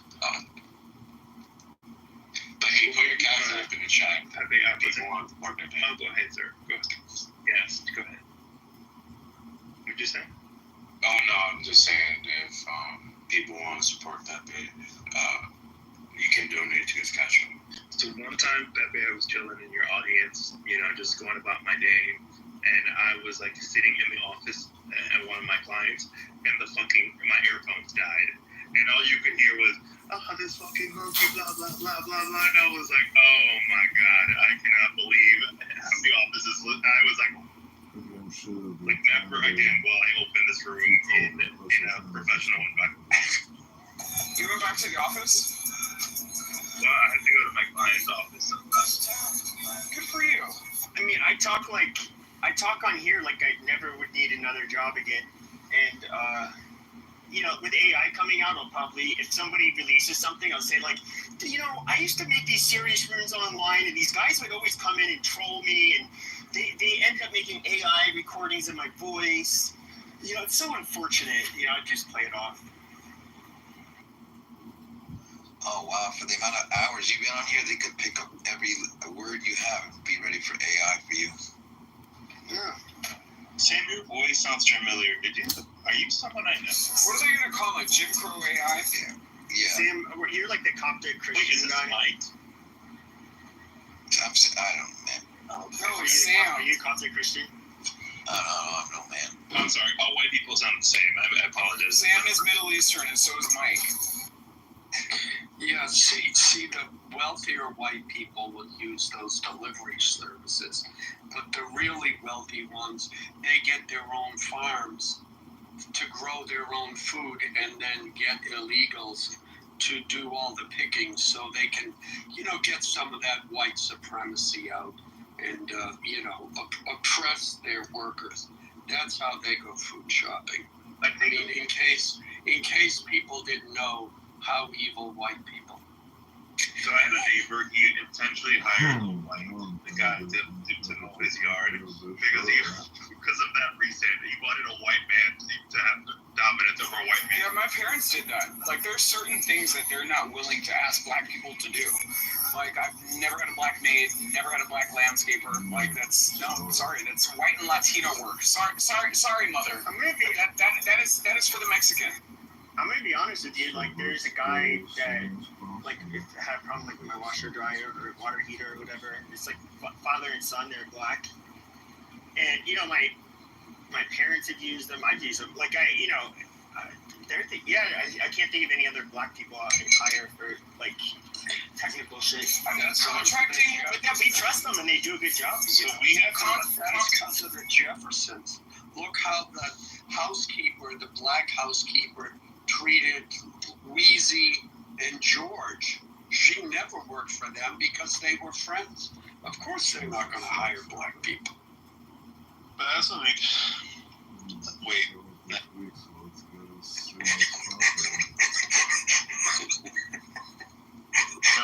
I'm trying to argue. It was intentionally stupid, mother. I was like, it was intentionally stupid. Okay, I know. I was trying to figure it out. It didn't make sense. I was like, what? No, but that was the running theme. Like in the first episodes, they move into the new high rise, and Wheezy tells a friend, I forget the character's name, like initially she was like, no, I don't want to hire you because we're friends and I wouldn't want to make you feel uncomfortable. And her friend says to her, look, I need a job. You know, that doesn't matter. Hire me. We know each other. Why wouldn't you hire me? And based on that, Wheezy hires her friend. And then, of course, her friend is always talking back to her and never does what they want. Yeah, never. If you're a boss, never do that. Sounds like a typical black woman employee. Well, that's like what I was Jefferson's. It's to like they were trying to get all the neighbors to sign it, and like the neighbors were like, well, that's racist. And they said, well, but they're Puerto Rican, and they're like, oh, sign me up. Like, I forget watching it. You know what's funny? Have you guys ever seen that show Sanford and Son? Yeah, like they moved up to the east side or the west side, I forgot. No, I'm talking about Sanford and Son. It's a completely different show. Is that so? Red? Right. Right. So Lamont Wilson, as you know, Sig, I went to school, elementary school, with his youngest daughter, who's one of my really, really, really good friends. And she married a white dude. What did you know, Sig? She married a white dude. One of my other best friends, Matt Maione. Love that kid. Yo, that was a great show, man. And Sanford and Son, hands down, like one of the best shows in that era. Wait, Sig, isn't Sanford and Sons the one where they move up, right? No, that's a different sense. White fucking right. Sorry. I'm sorry. No, Sanford and Son was Red Fox calling everybody honky. What city is that from? Sanford and Sons. Watts. Yeah, he was in Watts, California. Where's that? LA. Yeah, Sterling. It's like the shittiest part of, or at least it was the shittiest part of LA, wasn't it? David, where are you from? I'm from New York. You know, they had like riots there and shit. Yeah, we're gonna sit you down, David, and run you through good times, Sanford and Son. Yeah, I don't know anything about the West Coast. In fairness, I travel there a lot, but it's like JFK to LAX back and forth. That's all. Y'all know Jefferson was a what is that called? A spin-off. Spin-off, yeah, it's a spin-off of All in the Family. Yeah, very true. Wait, so what do you think about Gary Coleman's wife being looked at for his murder? Gary Coleman was murdered. I was surprised he was married to a white woman. Wait, how old was he? I think he was in his 50s, 40s. The short guy, right? Well, he wasn't short, he was disabled. Okay, well, I'm trying to be nice. Again. Wasn't retarded, he was special needs. Yeah, I saw that he died. I didn't know there was some other things behind it. Interesting. Yeah, if your spouse dies and there's any mysterious circumstances, it's like 90% of the time it's the husband or wife who killed him. Exactly. Look at what happened to OJ. Look at how they did that man dirt. OJ is innocent. I remember what the fuck are you talking about? I remember like my family. The jury's peers said he was innocent. Exactly. No. They said not guilty. In America, in a courtroom, you're never guilty or innocent. It's guilty or not guilty. He's innocent. They don't say innocent. He's innocent. There was a white construction worker that was working on a project, okay, in Northridge that consulted with the Simpsons in remodeling the Gretna Green house shortly before Nicole died. And he actually confessed to the murder years later when he was locked up in Florida. So again, at the end of the day, if you want to say it was a son, I'll give you that. Okay? He was a little bit confused. The son. I want to say if it was the son, the oldest son. He was smoking crack. Even like MLK's alive, all of this weird shit. What do you mean MLK is alive? The fuck are you talking about? Listen, if y'all want to go on this conspiracy on this app and blame Jews for everything, MLK is alive and OJ Simpson is innocent. Okay? And did they convert to Judaism? OJ did, right? I was joking. There's a secret refrigerator they're holding the children. Excuse me, Nicole Brown Simpson was Catholic. Nicole Brown Simpson was Catholic. Thank you very much.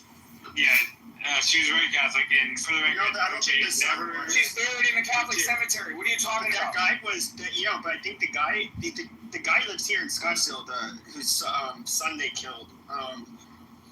Fuck, I forget. Are you talking about Ron Goldman? Yeah, I think he was Jewish, wasn't he?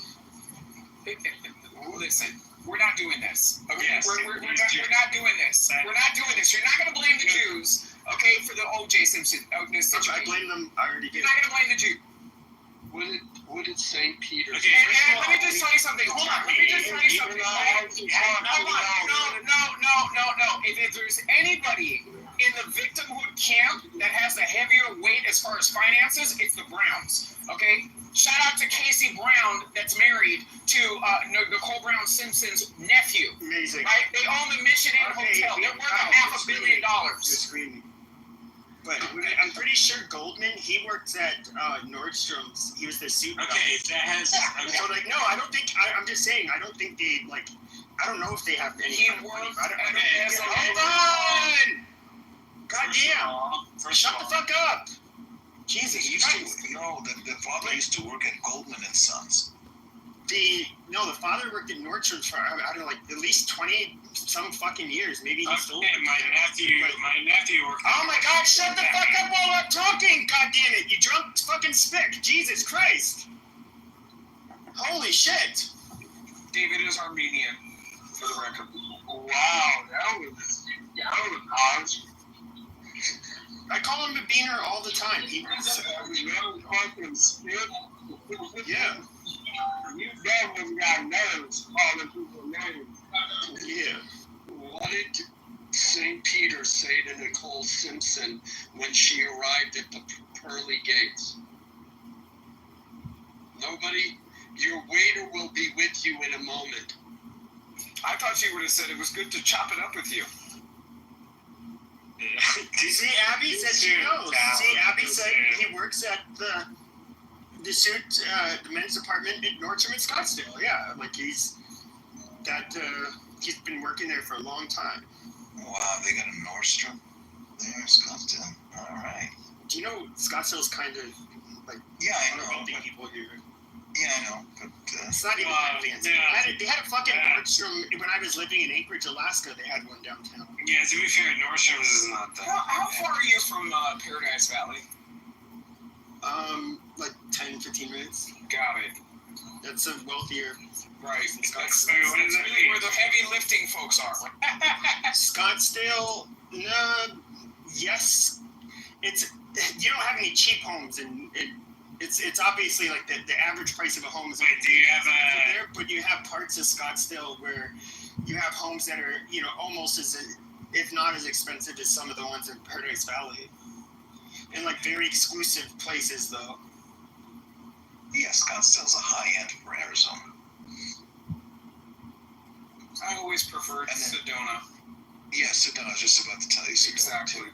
I actually still have a timeshare up there.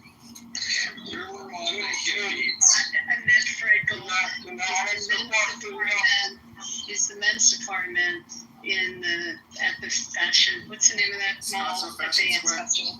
Yeah, he's been there for years, and he has a big mustache. I don't know if he's still working there. And I don't know if they've ever collected out of the OJ estate because some of that money, he was. Abby, they've collected about $500,000. That's it. And what happened was when OJ was alive, which by the way, he was my neighbor here in Vegas for a long time. After he was doing some government service in Nevada, the money, the NFL money, they weren't able to touch. He was getting some kind of retirement pension, right? So in NFL, right? I think he gets $250,000 a year in retirement pension. He did. So now I don't know with the estate if they have a judgment against him, whether they were able to execute on the judgment on what he owned. But he was here after he went to jail here for stealing his own memorabilia. he ended up moving to Vegas, and then like a whole bunch of restaurants didn't want him in there, but like here, a couple of the casinos he had some lawsuits with because they kicked him out. His older daughter, when he was married to Marguerite, like we're talking about before Nicole, like his older set of kids, he had 3 kids with his former wife, and then he had 2 kids with Nicole. So from what I understand, a lot of his assets are in the name of his oldest child, you know what I mean, from his previous marriage, and that's why they were able to kind of subvert a lot of the collection on that said lawsuit, if that makes sense. Yeah, they could do that. And there's a state exclusion of 30 million, up to 30 million. I knew that number, 20 to 30 million. No, 20 million. Well, and the other thing too is his kids have their own money. Like 2 of his kids live in Tampa, and they're very successful real estate agents, and they do very well for themselves. They don't have OJ money. They don't have OJ. I can't say, I'm not going to say anything about, I mean, I've definitely met him several times because he went out, or we all went out. He stayed very handsome. Like, I'm not going to say a good thing or a bad thing, I'm just going to give an observation, like he kept his looks.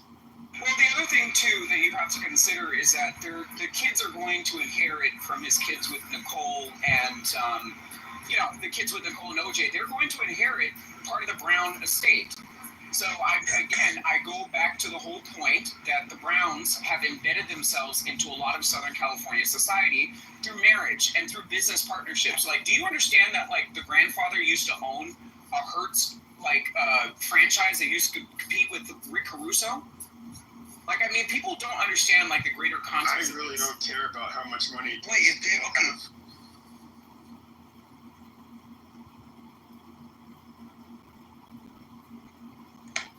I mean, these are just like the children of celebrities, like you actually care about them. They lost their daughter.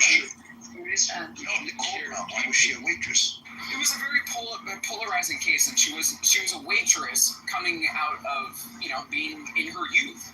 She also modeled. She also kind of strikes me as a gold digging whore that cheated on her husband with a handsome young man, and O.J. Simpson being O.J. Simpson. They were divorced, and well, they were divorced. They were divorced, I think. All right, well, still he got. How long had they been divorced? And there's no evidence that she was cheating on him with that man. There's actually a lot of supporting evidence that he potentially had been gay. Why did she get involved? Okay, so they went to Mezzaluna, which was a restaurant in Southern California. They had a restaurant in Monarch Beach next to where her parents lived, and they also had one in Brentwood. She went to the restaurant. She forgot her glasses. The young man, as a person working at the restaurant, returned her glasses right up the street. It's walking distance. Very simple. Very, very, very innocent. There's nothing to say that they ever had an affair. I'm not talking about well, all right, it could be wrong. How long had they been divorced? I think well over a year. Like I was very, very, very young. Wasn't over her. Still wasn't over her. They were still fucking. How do you go into a fit of rage where you'll kill somebody with a fucking sword? I mean, that is like so. Something snapped. I mean, oh, dude, didn't you? What about? Oh, you didn't hear about the possible cocaine use? Hello. Cocaine you act like that. So let's talk about that for a second. Shout out to Faye Resnick, right? So I actually ran into her a couple of weeks ago at a gas station down the hill from my house. And Faye Resnick, do you guys remember that angle? Yes. As far as, right. So what's really crazy, and you also remember the theory as far as the Mezzaluna restaurant and the killings, the Colombian neckties, right? Do you remember that, Abby? So Faye Resnick, right. So if you read, I read a book. It's called Murder in Brentwood. It was written by actually Mark Furman. He wrote Murder in Greenwich, and he actually did an expose on the Mark Skakel murders in Greenwich. But nonetheless, he was one of the lead detectives on that case. Right, he was the one, but he also had prejudice, and so it was an issue. Right. Right, because they, he did an interview and, he was talking about Nazi salutes and like all of this. So they basically threw out a lot of the evidence that Mark Furman had to bring to the court. Now, under the theory that was exposed in the book, there was a drug trafficking ring that was occurring in the Mezzaluna restaurants that occurred from Colorado down to Monarch Beach into Brentwood. And there was actually a waiter in the Monarch Beach location and a waiter in the Colorado location that were found dead, and it was investigated by the DEI due to, suspicious circumstances that may have been related to drug trafficking. I think you wanted to say investigated by the DA, not the DEI. DEA. Oh. DEA. Drug enforcement. DEI. No. Adams says it's really crazy, man. What the hell would the drug cartel want to do with those two, killing those two? Why would a drug cartel want to that kind of publicity?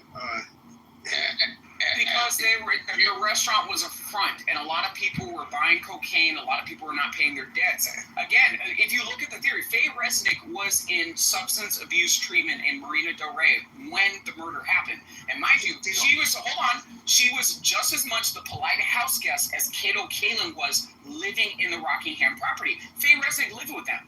So again, a drug dealer could have been coming to look for Faye. But at the same time, though, it's a murder that ends up like the whole nation knew about it. Was constantly in the news. Like, who? To me, that makes it way too messy. Look at the scene when he tries the gloves on, and he makes it really hard to put the gloves on. Do you see what I'm saying, Abby? No. I'm saying that was very orchestrated. Yes, I'll tell you how. Abby, did you read the Bill Gacy book? Wait. Okay. Because as a doctor, what happened was that OJ has rheumatoid arthritis. So Johnny Cochran told him, hey, listen, don't take your rheumatoid arthritis medication. That way your fingers get inflamed and swollen. We don't know that. That's a conspiracy theory. So what is a plausible theory is when gloves, especially leather gloves, are saturated by liquid material. And the expansion rate for which occurs, that was different from when he last supposedly wore the gloves, for which he actually tried them on in court. The other thing that people have to understand, he was found not guilty, right? Not guilty means that they had a reasonable doubt. In a lot of the things that I'm explaining to you, that gives the average person, a reasonable person, reasonable doubt. There could be many different theories as to how that woman died. Well, it just means that the prosecutor didn't. No, that just means that Johnny Cochran did his job. Right? He did not. What's her face didn't do her job. Marcia Clark. If you read the Bulgasi book, or whatever is Bulgosi, whatever it is, one of the things that they royally screwed up on in the prosecution is the defense made a big deal about how the blood samples were contaminated. The problem is that's not the way DNA works. O.J. Simpson's blood was at the crimes. I forget exactly. It was at the crime scene. It was on the bloods. He got it. Whatever it was. Barry Scheck's testimony you're talking about. Yeah, Barry Scheck. The DNA expert that testified. Well, then, in any event, the point is that just because the claim that the contamination changed the DNA or somehow made it false was incorrect. Well, yeah, that's easy to understand. Let me just respond to Al. I'm agreeing with Alan. I know you are. Yeah, it totally created the doubt, but I do want to share something with created what doubt? It created the doubt with the jury with respect to hold on, let's look at the why is everybody fucking talking over each other? The fact that the prosecution didn't created the doubt. But also that technology, that DNA. Go ahead. Go ahead, Abby. Yeah. No, I was just going to say that my girlfriend here in Vegas, her name is Jackie Glass, was a judge. She's retired now. She does arbitrations. She was the sitting judge when he was tried on the theft crime here. And if you look at the sentence that he got like a very extreme sentence for the crime that he was convicted of in Nevada. And it was almost like a compensation for him to do some time. Who was the presiding judge on that case? It was Alito? Alito. Yeah. I would love to have him do a sit-down interview. Like, I would love to have him do a sit-down interview and actually discuss what his thought process was in allowing certain evidence into submission and his opinions on whether that said evidence contributed to the overall outcome of the case. Adams, he may have done like a 60 Minutes one. Like, he might look. Judge Ito. Sorry. Yeah, not Alito. That's Yes. Ito, he was both Asian. I'm just kidding. No, they're not. Both I'm kidding. You might take a look and see there probably was some kind of interview with him afterwards. But you know what's funny? I just want to say one other thing. It's so much, and probably a lot of the people on Clubhouse only know this story from watching the People versus OJ, the TV series that is with Cuba Gooding, and probably, like, that's their perspective on it as opposed to the case itself. No, my perspective, again, it was watching the trial and then reading the books. You see what I'm saying? Like Murder in Brentwood. You definitely need to read that book, Abby. It's a very, very, very interesting take on this case. I want to ask another question, Abby. Do murder trials usually take 1 year? No. This thing went on. Okay. Yeah, so they dragged it on for media and money. Well, no, there were a lot of motions. There was, you can have actually, I take that back, because you can have a ton of pretrial motions, and motions can hold you up for a long time. I mean, the defendant obviously has the right to a speedy trial, but if the defense chooses to delay it, with respect to the different motions to suppress evidence and suppress testimony. Right. If the defense is asking for continuances to be able to, produce evidence or to be able to examine evidence, that's something that is well within the defendant's rights to be able to request for, right, Abby? Yeah. So it's not to say that it was the prosecution that delayed the said trial. It could be the mechanisms of the defense in preparing their said defense in delaying that trial. You have, you have scientific evidence as far as DNA analysis. You also have tracking down witnesses. Witnesses, they have their own lives. They have their own schedules. Like, a lot of people don't understand, like, the mechanics behind how these things are pushed off in the way that they are. Did Alan leave? Yeah, I think he did. I don't know. I mean, there are trials that can take a long time. Again, you have a lot of pre-trial motions that'll occur prior to the case in chief being tried. And that's mainly due to examining evidence, right? Well, it's evidence, it's testimony, it's whether certain witnesses can be included or not. I mean, there's all kinds of facets of it. Anyway, it's interesting. I just have that perspective because he ended up here. And, I know a lot of people that, had dinner with him and spent time with him and treated him like as if none of this was in the past. And then there were people that were totally wigged out and didn't want to be in the restaurant if he walked in. So he had that effect in his later years. It was just like, no one was neutral on it, if that makes any sense. And so a number of restaurants banned him, and then I think he had a lawsuit. Maybe it was with the Cosmopolitan because they kicked him out. It was a few places. I mean, even being a kid at the time and having polite elementary school conversation, like, it's one of those things where it was very polarizing, across generational lines, especially in Orange County, where Nicole had a presence. Like, the high school that I graduated from was the sister high school that she graduated from. So it's kind of one of those things where, people knew the family and they knew the circumstances. OJ was a very noticeable figure, and everybody down to generational lines that could understand. And I don't mean the complexities as far as the legal implications as to what he was facing, but the overall circumstance.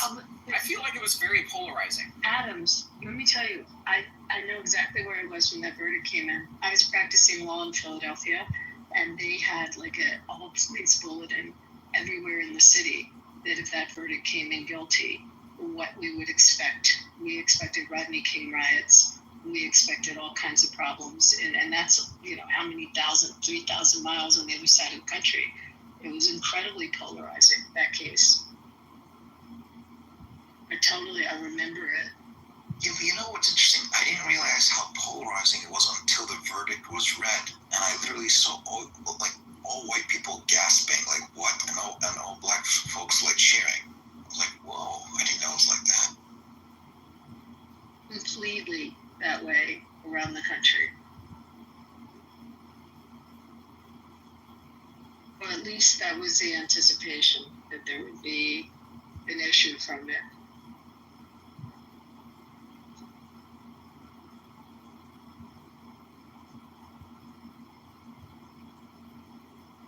Anyway, Pepe, you should go over to Nordstrom, see if he's still there. I'll check next time. What I will say, Abby, is, my dad and my uncle were in many athletic circles, during that time, living in Southern California. And I don't know, it was kind of one of those things, like, my dad felt like OJ did it, my uncle felt like he didn't. You know what I mean? Like, it was one of those things where, it was a childhood conversation. Anytime we used to go to the base or anytime we used to, go to the beach and whatnot, and I was in the car with my uncle and my cousins and my dad, it was one of those coffee table conversations that I constantly heard during my childhood. And then as I went through high school and, as, life progressed, I read books and, I just listened to different theories as to how this case unfolded. And I don't know, I'm going to go with my uncle on this one. I feel like he did not do it. So Adams, did you read his book? If I did it? I didn't read it. Yes. OJ, I didn't read his book. Yes, and it was... What did he... I never read it. So basically, from what I understand, and it's... You have to understand, Abby, that book was heavily edited, right? So when the book actually made final edit review, the book had already been under the control of the Browns and the Goldmans. No. You see what I'm saying? OJ's book? Yes. Yes. They took control of that book before it actually went to press. Oh, I didn't know that. They did. Okay. What are your thoughts about him being in the Ford Bronco with his passport and that whole spiel? I mean, any person. Listen, one of my best friends in high school, his dad, when I showed up to pick him up, every day, the same way that I did every single day. His house was being raided by the feds. His dad disappeared and was in Thailand up until after we graduated from college. So, I mean, is it to say that he did something wrong? He's a free man today, living in Laguna Niguel, California. So is it to say that because he fled, that means that he did something wrong? There's a presumption. There's a presumption often, and it's definitely used in a criminal proceeding. If there's fleeing from the scene, or if there's that conduct flight, I don't know. But I'm curious how the country polled then and how the country would poll now on it.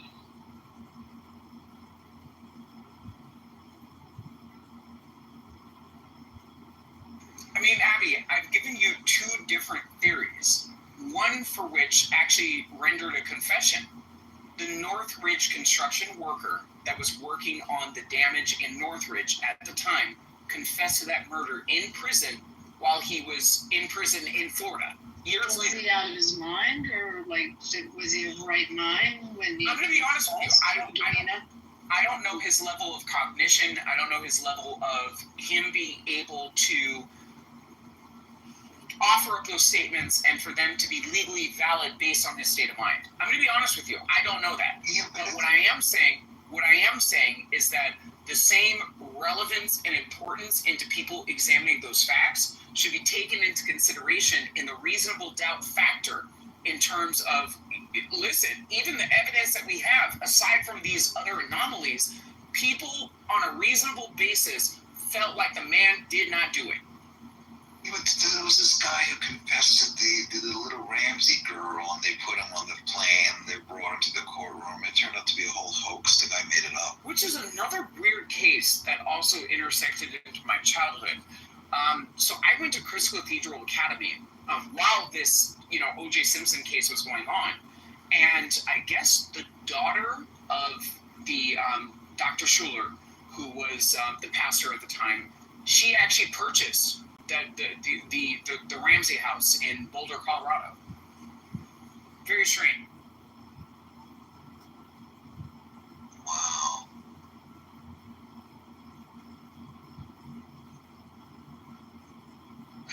I would stay away from buying an infamous house.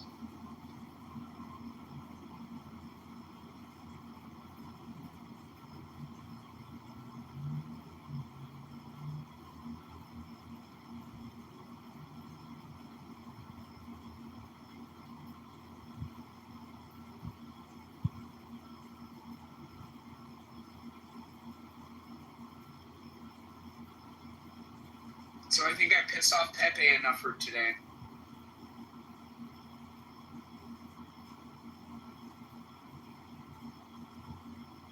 Amazing. Alright, I guess I'll just close the room since we're done. Alright, Pepe. You guys have it? Two.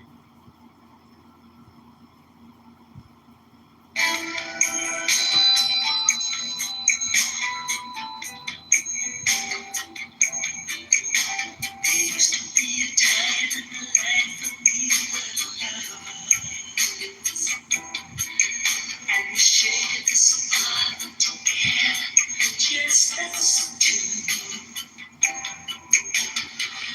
Think of how we planned to get married. Saying, look how I used to know. Whoa, I can't stand this feeling all alone. Whoa, I can't stand this feeling all alone.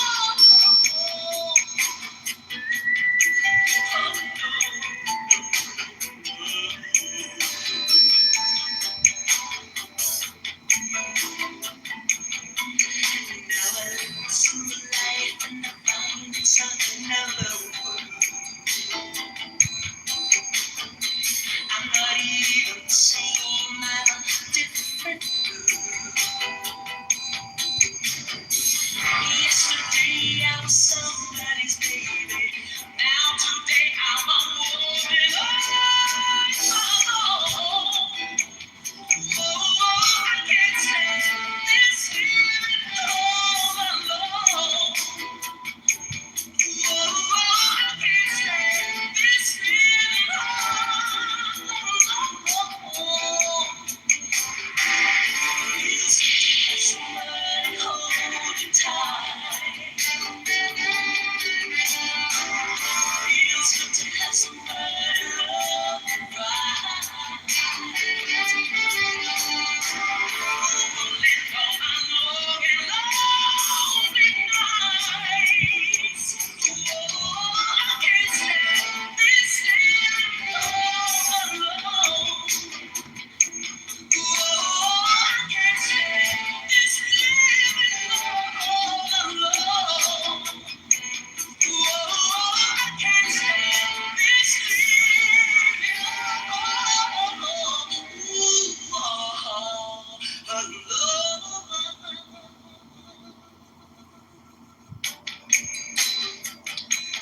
Phyllis Hyman, Living All Alone, 1987.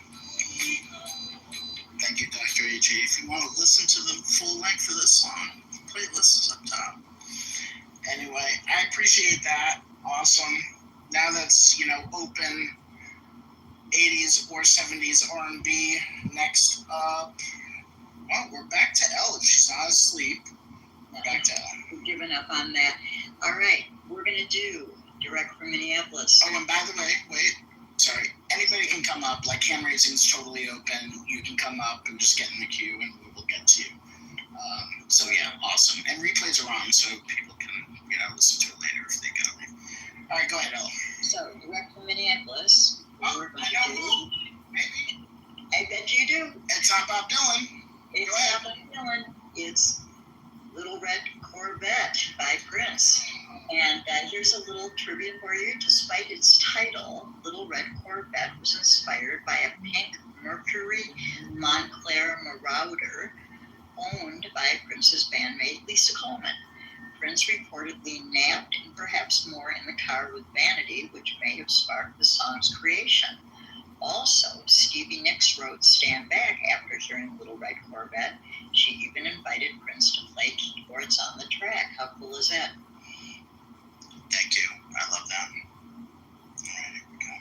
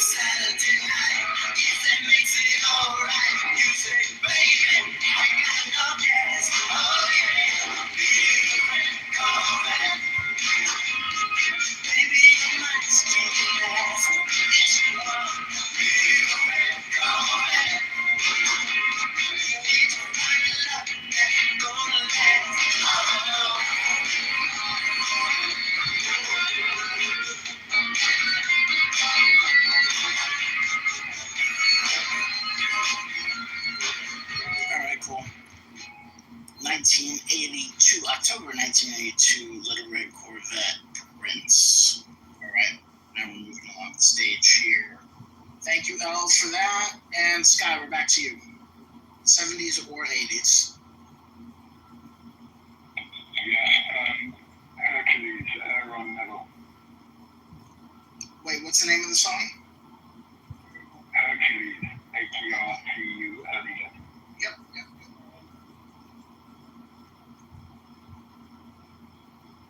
1973. I hope I grabbed the right one. There's like a bunch of different versions. Let's hope this is the right one. Here we go.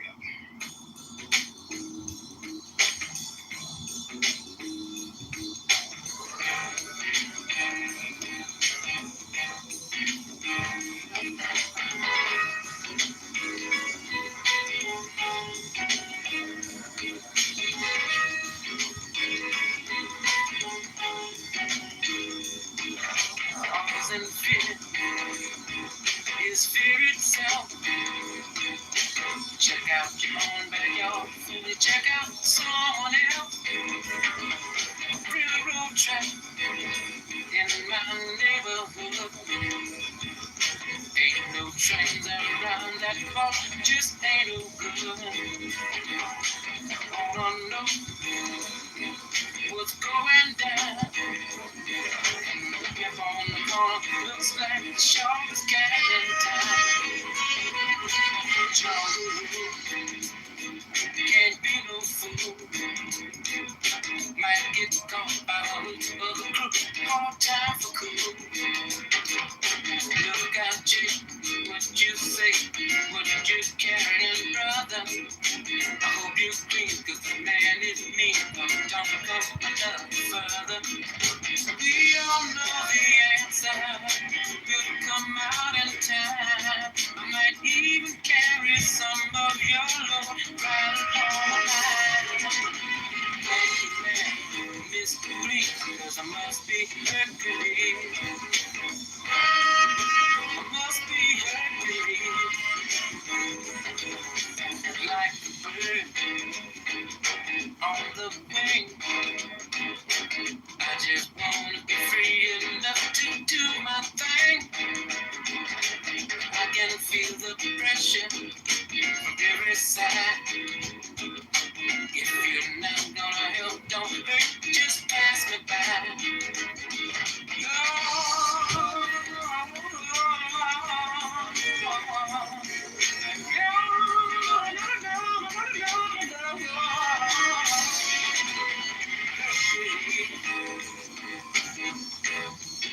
I must be Hercules.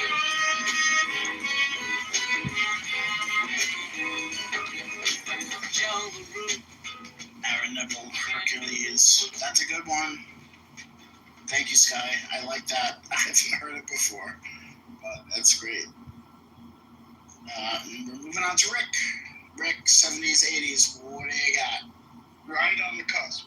I know Corrida, the version from Quincy Jones, which it's probably one of the most amazing arrangements I have ever heard. Every time I hear it, I hear something new. It's just fantastic. And the guy that wrote it is like a British rocker, which I just found out. And he wrote it as kind of a tribute to some Japanese erotica film. But I never knew that. I only knew the version from Quincy, and it's just ridiculous. It's just This is from the Dude. That album. the Dude. Yep. I love it. All right, cool. Thank you. All right, cool. Let's see.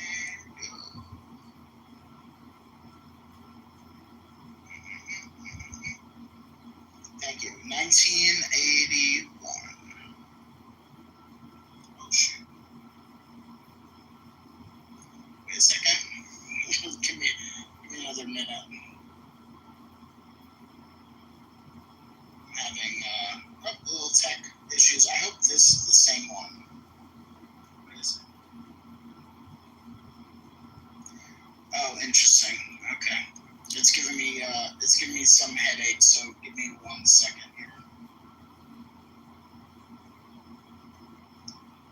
Let's try this. Hold on 1 second. That's the one.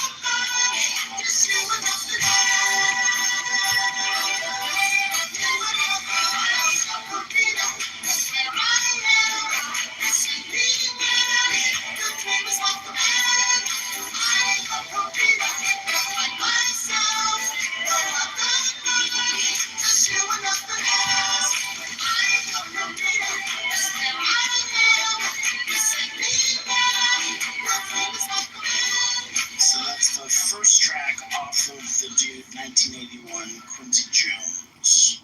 That was great, Rick. Thank you. Whoop. Thank you. Oh, this technology. All right, cool. So now we are up to, oh shit, Andrew. Awesome. And more people on the stage. Oh my God, Erica, hi. RJ. Andrew, up to you. 70s or 80s? Hi, Scotty. How you doing? Good. How you doing? I'm good. Just making dinner here. So I'm going to go back to 1976, and I'm thinking Rubber Band Man by the Spinners. That'd be lovely. Thank you.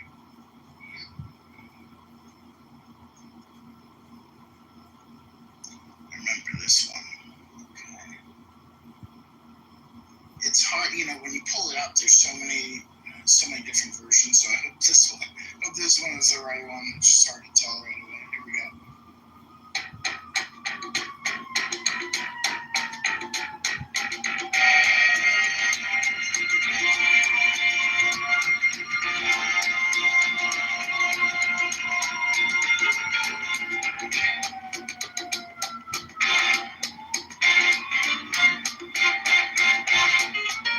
Hand me down the walking cane, hand me down my bag.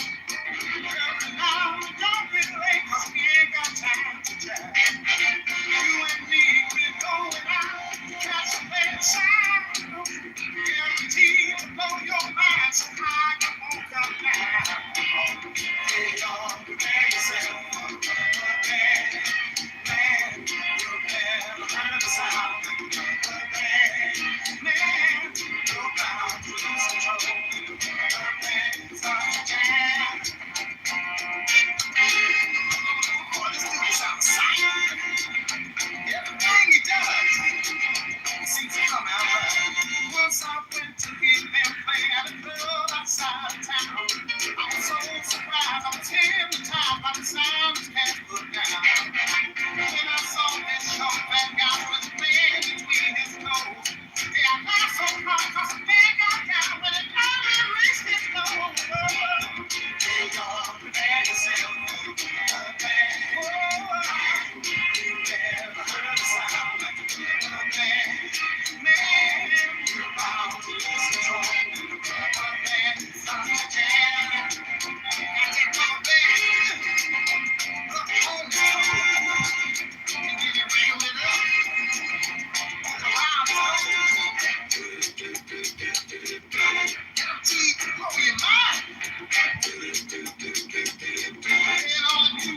Keep the time.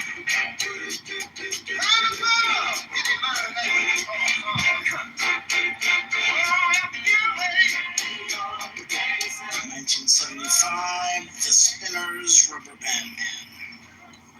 Thank you, Andrew. I like that. Gotta run, Scotty. Thank you so much. Thanks, Al. Good luck on your nap or date. It's gonna be a date. Love you. You too.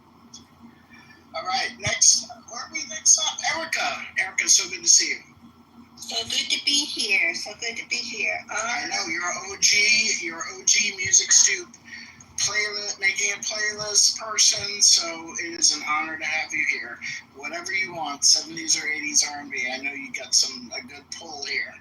I'm gonna do 80s. I'm gonna do Confunction. Got to be enough.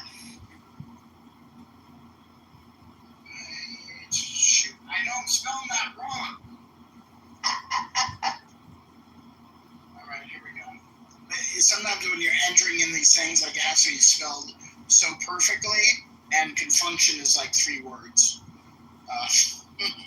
So got to be enough confunction.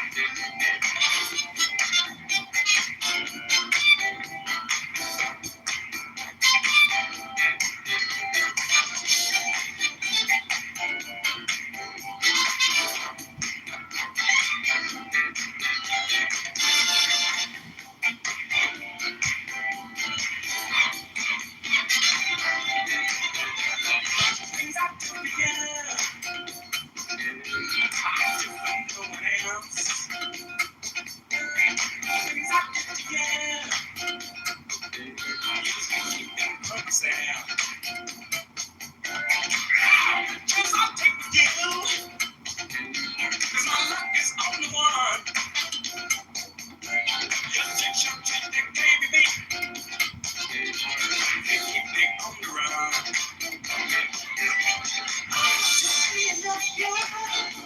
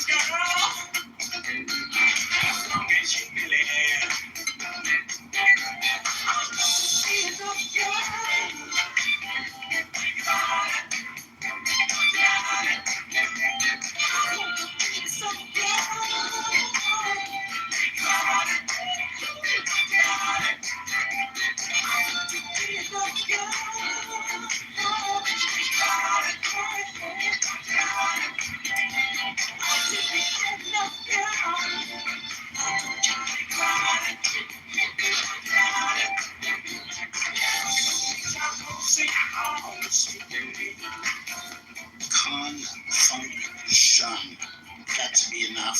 Here's the cool part, Erica. This came out January 1st, 1980, so it's literally right at the cusp. So thank you. You win. You got it. You nailed it. That's awesome. Thank you very much, and also great to see you. All right, RJ, you are up, sir. Hey, quick question. So we need to choose from the list, right? We can't go outside. Wait, from what list? There is no list. I mean, there's a playlist, but those are the ones that are already played. Okay. Yeah. So, whatever you want, 70s or 80s, R&B. I'll hear you first and tell the stories you kind of look for. This is early 80s song called Buttercup by Carl Anderson. And I'm bringing it because, I've been traveling for the past weeks. I've been on these long-haul planes, and they have the 80s lists I listen to when I have my iPhones. Yeah, and I heard it on that list, and it brought me back to like driving around with my mother, watching the errands in the early 80s and listening to the 80s R&B. It was like, I haven't heard this song in probably 35 years, but it's in my head, so I just wanted to put that out there. Buttercup by Carl Anderson. Thank you, and here we go.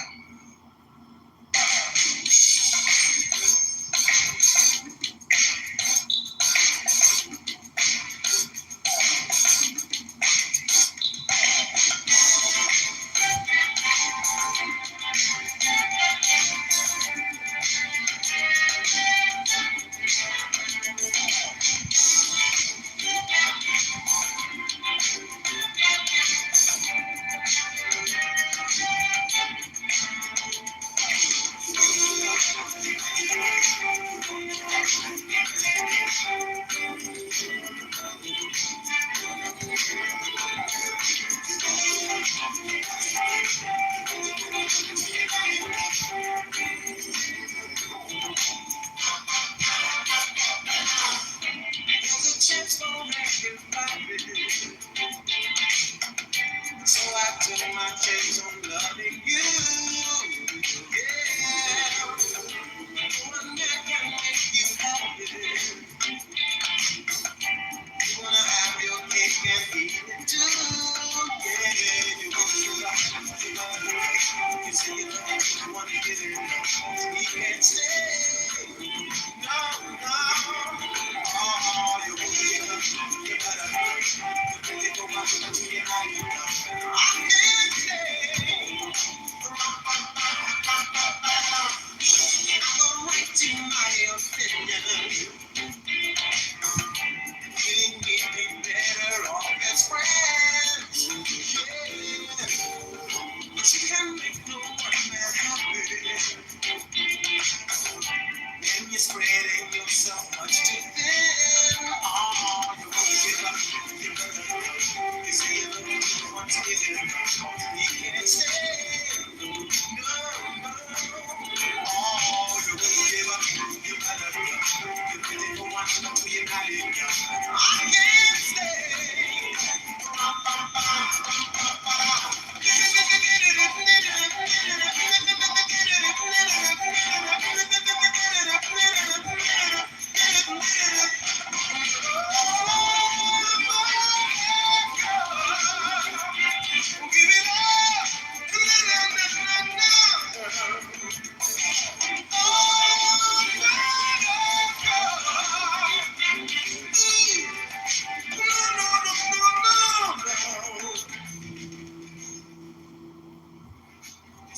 Ayers, my bad. Jeez. Carl Ayerson, composer Stevie Wonder, lyricist Stevie Wonder on that one. And that's from 1986. That was a great pull. Yo, I had never heard that before. And what a voice. That was great. Thank you, RJ. I added it to the playlist pinned up top. Next up, James.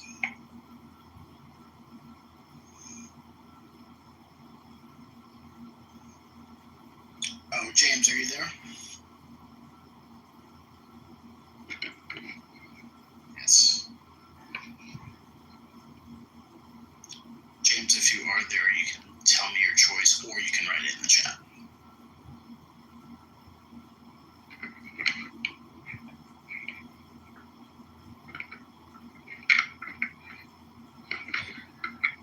Yeah, we don't. I don't know if you're trying to speak, but we don't.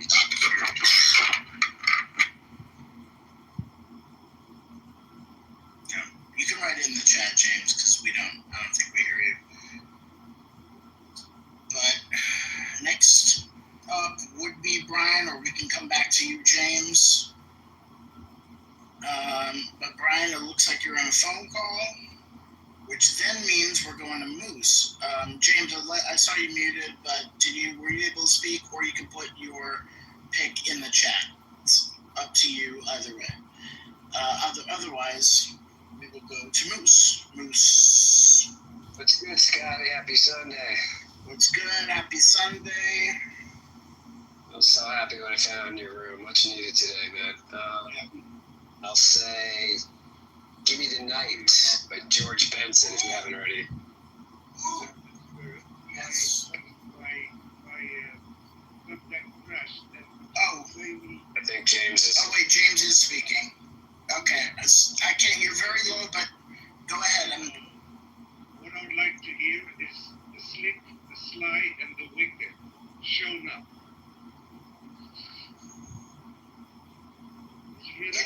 Can you write it in the chat, because I'm barely hearing you? He said the slick, the sly, and the wicked by showing up. Show now. Yeah, by show now. Got it. Okay, I hope this is the right one, y'all. Here we go.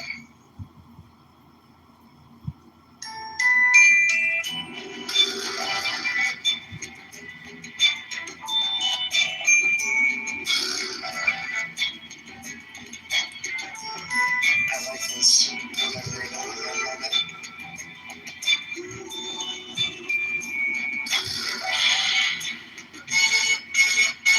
So you think you love him, girl, you know you love him.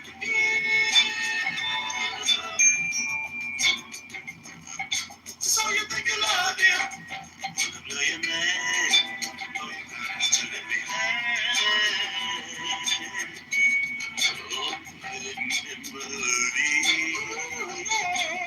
I'm trying so hard to convey my love, but you only ignore me.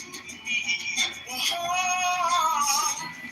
I felt we could make it. I really felt we could make it, girl. But you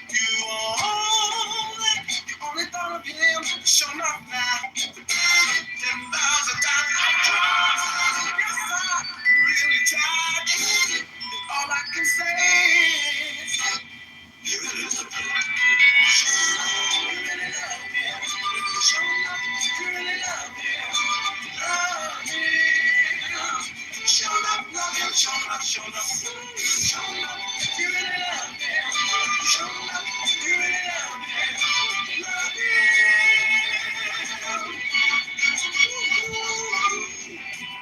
They smile. Yeah, we did it. Yeah, money that good. I don't know. Man, sleep time, so you working 800 hours on your job. Sure did. You nothing to bring your chick on this. Hey man, maybe that was his real. Or maybe she had a love Jones for the cat. I don't know. But you know, Slick had the same problem, didn't you, Slick? Did it? It even happened to me. Me of all people. Life is funny. Yeah, love is funny. It can play stupid games on you. tough with a tricky game.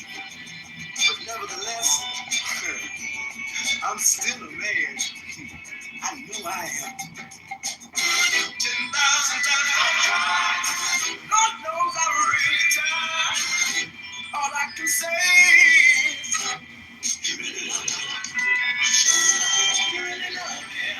Show enough, you really love me. Love me. Show enough love and show enough. Show enough, you really love me. Show enough, you really love me. All right, fantastic. I love that so much. I felt like it was, oh man, that was great. Thank you for that. I added it to the playlist pinned above. Again, if people don't have, if you don't have Tidal, maybe you should get Tidal because the sound quality is great, and they pay their artists more for what it's worth. I know it's not much, but it's definitely much better than Spotify and Apple Music and definitely YouTube. But nonetheless, if you can't get the playlist, just back channel me and I can make a Spotify or Apple Music version. I'll send it over, but also replays are on here. So that's it. So let's go. Hey Sid, what's up? And we'll get to Brian in a second. Brian, I don't know if you're still on the phone call or No, what. I'm back. Oh, you're back? Yeah. Okay, cool. Sid, we're going to go to you in a second, but I'm going to go to Brian since he's been out. So Brian, pick a song from the 70s or 80s R&B. This is 70s or oh wait, did I skip over Moose? Hey, yeah, if anybody's going to anybody, No, Brian. I thought you were just talking to Moose. No, I was. Yeah, I was. But then first to go back to. I did. Oh yes, because the other person came back. That's right. Okay. Yeah. My bad, Moose. I got yours, so we'll do that. Okay. Cool. And this is my roller skating jam, by the way.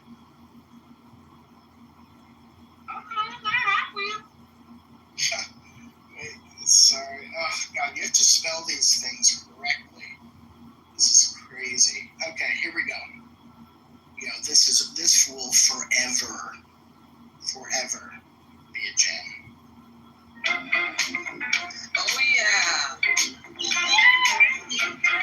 Bring on the roller rink.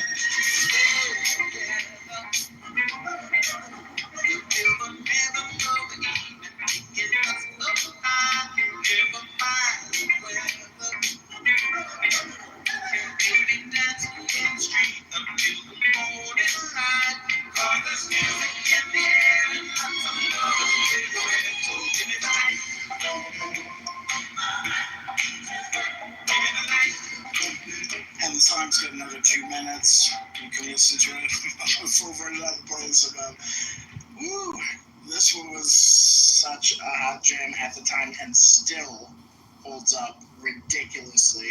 And I just want to make sure that, everybody knows Herbie Hancock on electric piano on that one. Background vocals, Patty Austin, Jocelyn Brown, Jim Gilstra, a bunch of others. Of course, Quincy Jones produced. Composer, the great Rod Temperton, which is ridiculous because he did so many songs, it's hard to even mention his list. He's one of the greatest songwriters of that era, between Michael Jackson, Heat Wave, and a bunch of other shit. That was so legendary. Thank you, Moose, so much. We're going to Brian, then we're going to Sin. So, Brian, you are up. What was that? George Benson, what was that? 80s or 70s? George Benson. So that one was like, I think it was 81, but it doesn't matter, Brian, because it's open. It's open, so you can do anything you want. But that was August 1980. Oh boy, rubbing my hands again. And if you were old enough, you were roller skating to that. Oh yeah. That I know. In a polyester suit and an afro. Well, I'd be remiss if I didn't include one of my personal favorites that we, in my spaces that I used to hold here on Clubhouse. I'm excited. We used to honor Barry, the late great Barry White. So there's your primer. It's my personal. Unlimited Love Orchestra or Barry White solo? Oh, we're gonna go with Barry, and it's his cut. It's Ecstasy When You Lay Down Next to Me. And while I'll just do a little filler time space while you're finding it. But no, I got it. It's all. Oh, you damn man. Okay, no filler. No, I don't fuck around here. I'm too long on this app. Ain't no rookies here. All of it. Nope. Yeah, man. But I know if you found the shorter radio version, because the original is like 8. Yeah, I have the single. Yeah, I got the single. Yeah.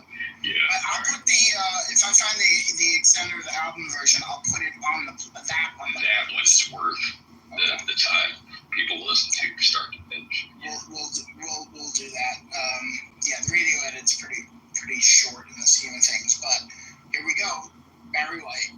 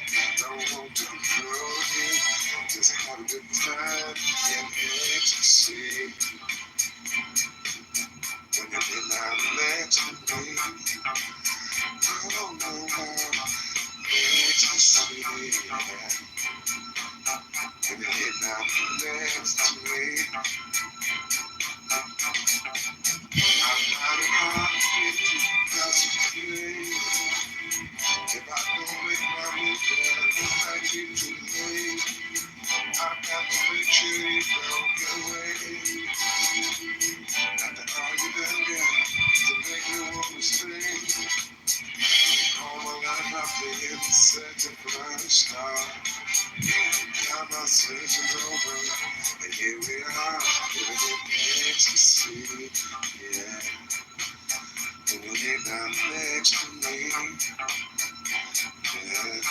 yeah, in ecstasy. When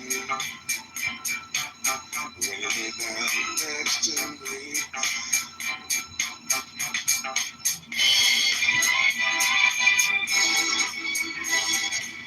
So this is like the 3.5-minute version, then there's the almost 7-minute version, which I put on the playlist. Brian, thank you, my friend. That was great. Yes, sir. God, you know, the thing is about Barry White is that he's such a brilliant composer, too. Like, and his voice, but also the compositions and all that. Can I give some nuggets of history? Yeah, absolutely. That's why we're here, man.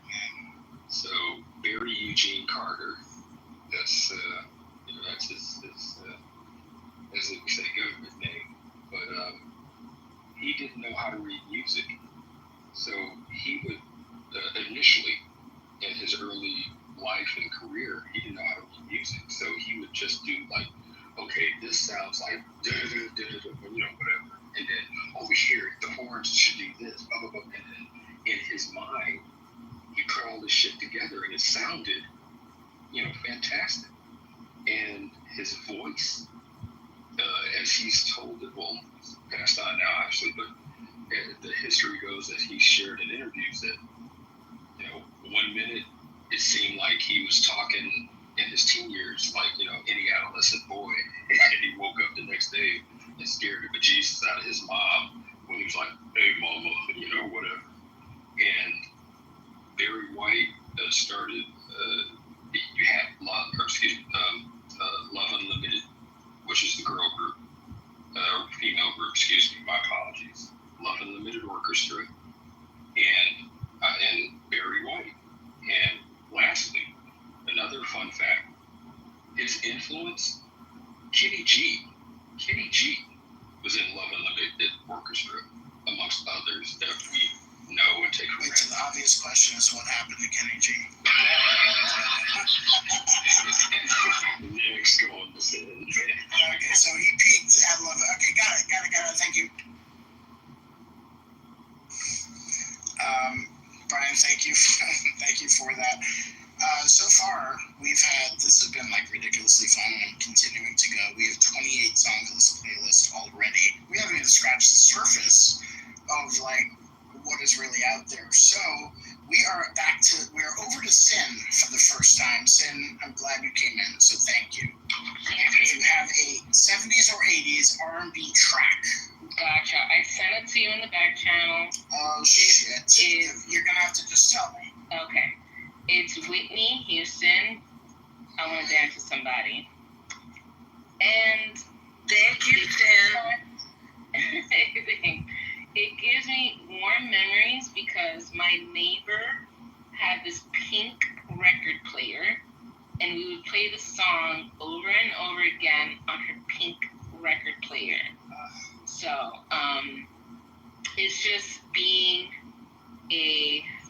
I had no idea, like, I'm sure I was 7 years old. I didn't understand what the lyrics were. I probably shouldn't have been singing that at this young age, but I have such warm memories of the song. This is like when MTV video, I think MTV came out like shortly before that, right? Because Whitney was definitely on MTV. And so I'm coming from that generation of where we first kind of get to see MTV, and I have a lot of warm memories from MTV, the pink record player, which gives you back memories, and I just love Whitney. Her voice was incredible. Her way to connect with people was incredible, and there's just nobody like Whitney. Amen. This came out, this is her, I think it's her second or third, I'm not sure, but it's 1987 from the Whitney album, I Want to Dance with Somebody. I remember this really well, and I remember the video. Thank you, Sam. Here we go.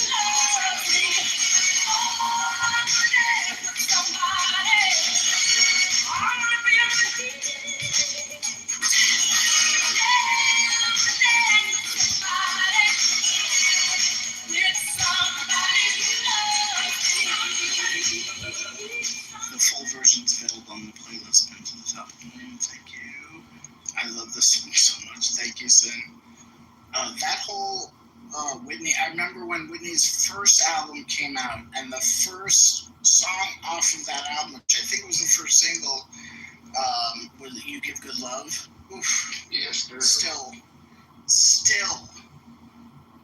hits hard. I absolutely love that one. All right, cool. Oh shoot, it's me. All right, y'all. So I'm not going to introduce the song. This is from the 70s, however, but I'll give you some clues, and then you'll definitely know what this is. This guy invested, it's kind of a one-hit wonder-ish. Guy invested $900 of his own money to record this demo, initially titled "A Cadillac Don't Come Easy." So I'll leave it there. Went to number 1 on the U.S. R&B charts in 1974, number 4 on the Billboard Hot 100 in 1974.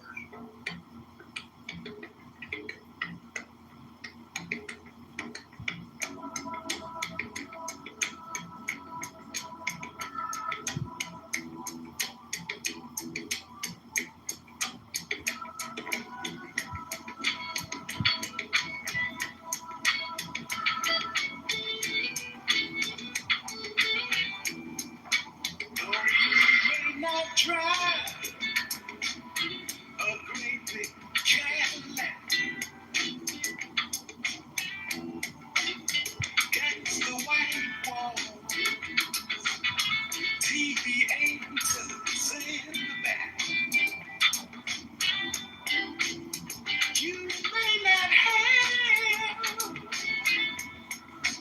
a car at all,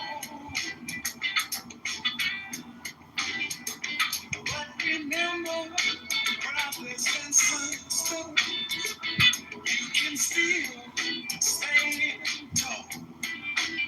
Just be thankful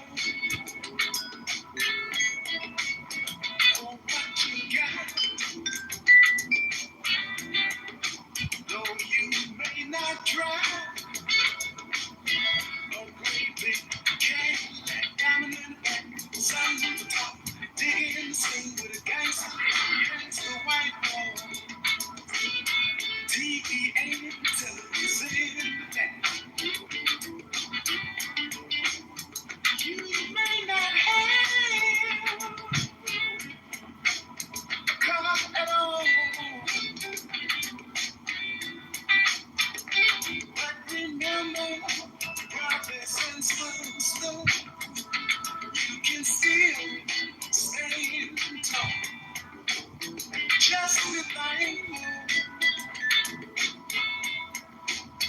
for what you got. Though you may not drive a great big Cadillac against the white wall, TV antennas in the back. You may not have a car at all, but remember, brothers and sisters, you can still stay tall. Diamond in the back, sun in the top, digging the scene with a gangster lean.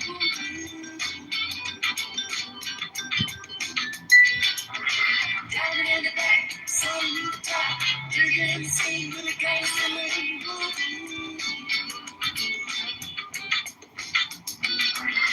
Diamond in the back, sun in the top, digging the scene with a gangster lean. Yes, sir. Thank you. One of those short songs you can just play all the way through. So that's for my favorite car guy on this app, which is Brian. Hey, thank you, sir. And we still got Brian and nobody else. We got to do another one. I'm telling you, those who don't know, we did two. We did a couple because Sunday Drive. Sunday Drive. Yeah, my rooms that I'd host were Sunday Drive, and it was centered around just healthy, healthy discussions and conversations and things that we all can get behind. And then Scotty and I feel like we did like the old TV shows, like a crossover episode. So we did rooms where your first car and your first song that you and then we expanded it. So we hold me accountable. We got to do another one. Right, and like what you would play in your car. Like I had my grandfather's. This clip well into the 80s, I would say. I had my grandfather's 1978 black Ford Granada 2-door, and like what I was listening in that stereo when it would work, other than the AM radio, which was he didn't have FM radio. But I did have. I would have my like boombox on the seat so I could play cassettes because he only had AM radio. So that's how I got around it. All right, so who we up now? Oh shoot, Sue, then Dr. AG, and we'll do like one more lap over here. What do you got, Sue? I don't have anything right now. Go to Dr. AG. Thank you. All right, cool. Dr. AG, you're on the spot.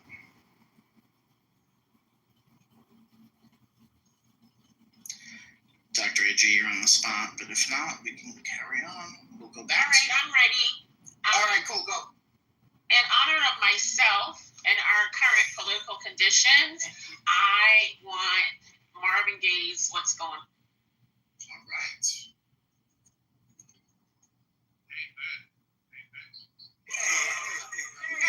Great choice.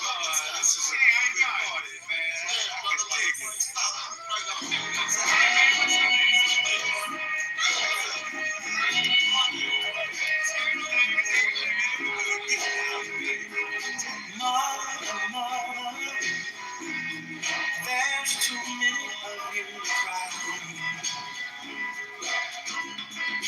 Brother, there's far too many of you dying. You know we've got to find a way to bring some love here today.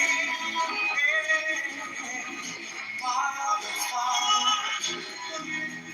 we don't need to escalate. See, war is not the answer, for only love can conquer hate. You know we've got to find a way to bring some love here today. Picket lines and picket signs. Don't punish me with brutality.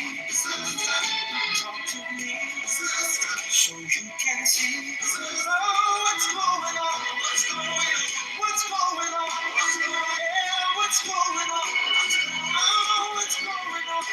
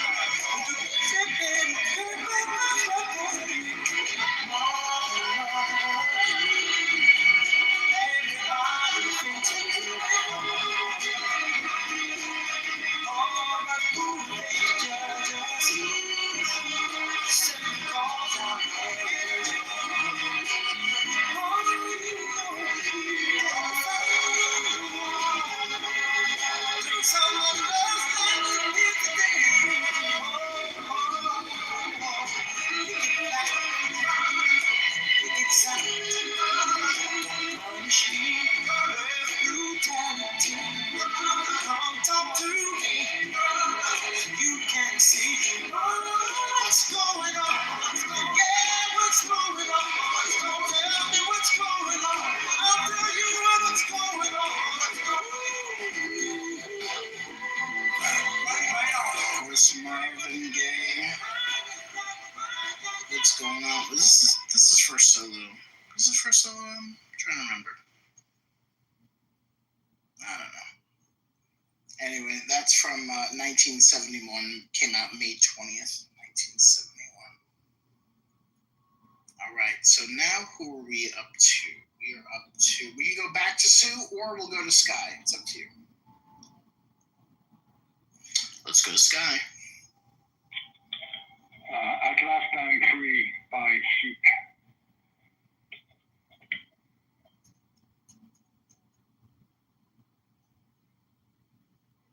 Got it.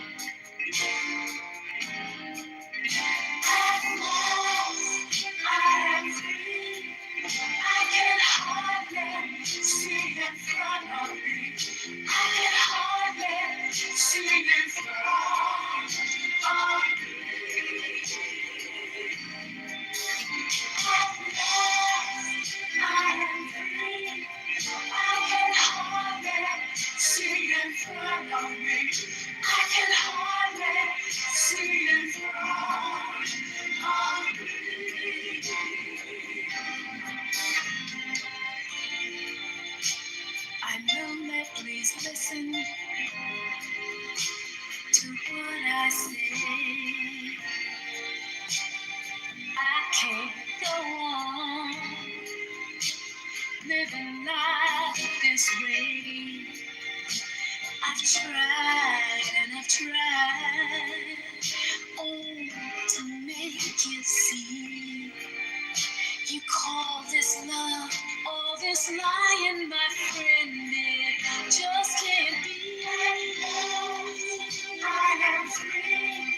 I can hardly see in front of me. I can hardly see in front of me. At last, I am free. I can hardly see in front of me. I can hardly see in front of me. Yo, Sky, this is such a great poem. Thank you. It is a 7-minute song, and I encourage everybody to listen to it.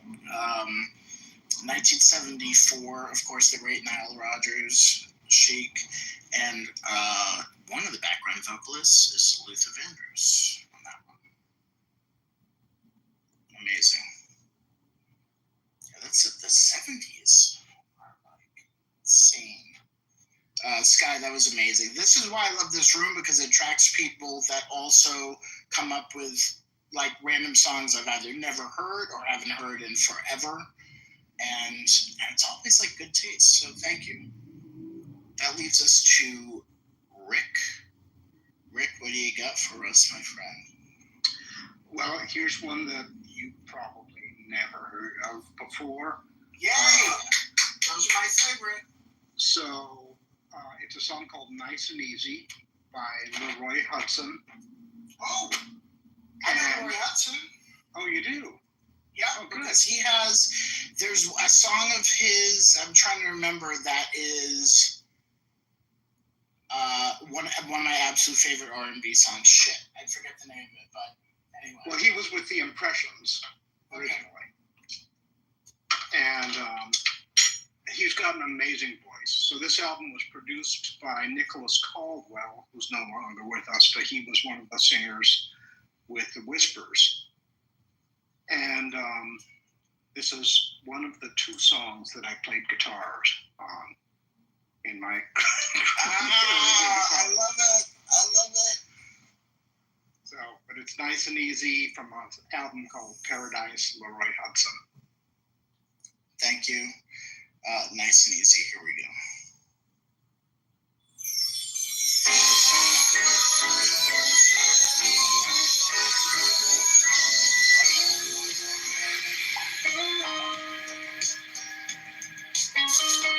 Oh, come on now.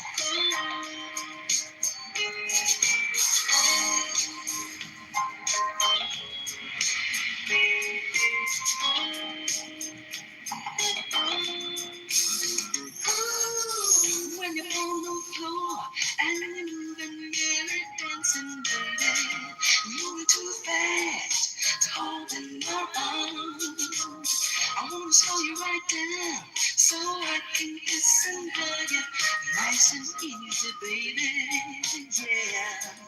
Nice and easy, nice and easy.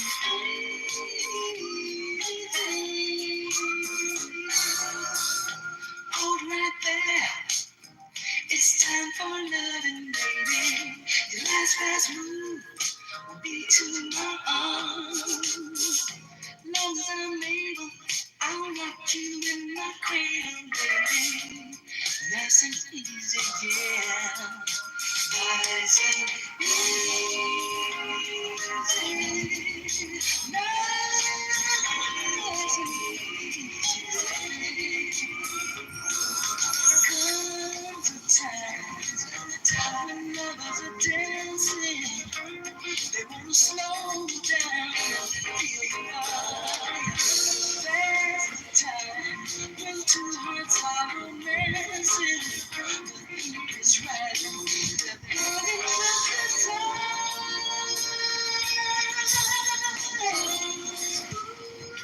I love to see you dancing, but I wanna feel your body so close to mine.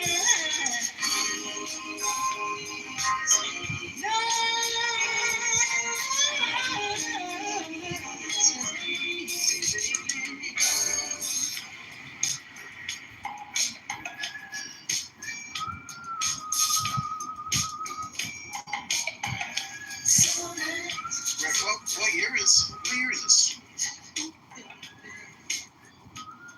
That's great, Rick. I guess 1982. Is it? Okay.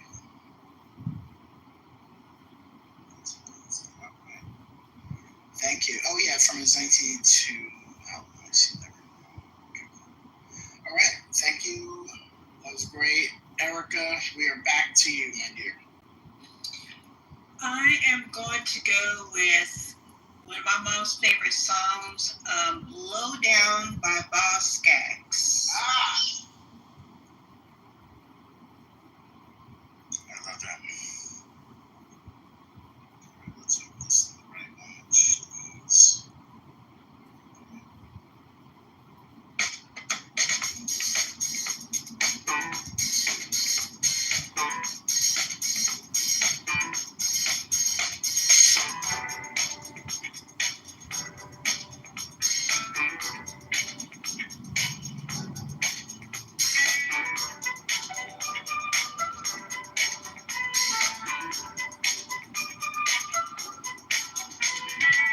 Ladies in the front round, hanging with the crowd. Put your business in the street, talking loud now. Saying about this and that.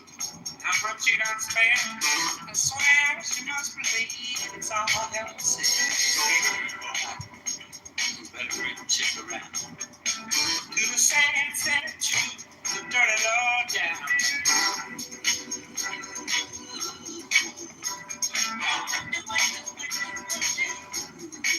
How to talk like that?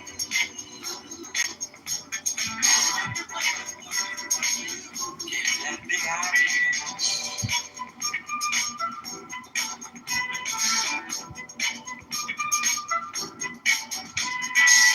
Nothing you can't handle, nothing you ain't got. Put your money on the table, drive it off the lot. Turn on that old love light, turn it, make it to a yes. Same old schoolboy game got you into this mess. Better get on back to town. Face the sad old truth, the dirty law down. Because I feel it in your head.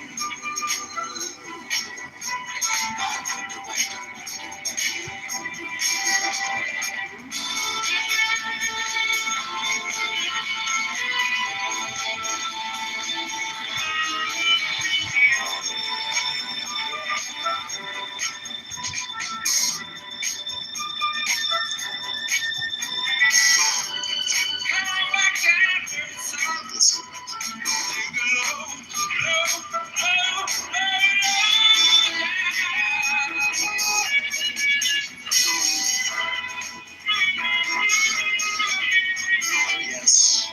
Yes, Boss Skaggs. Thank you, Erica.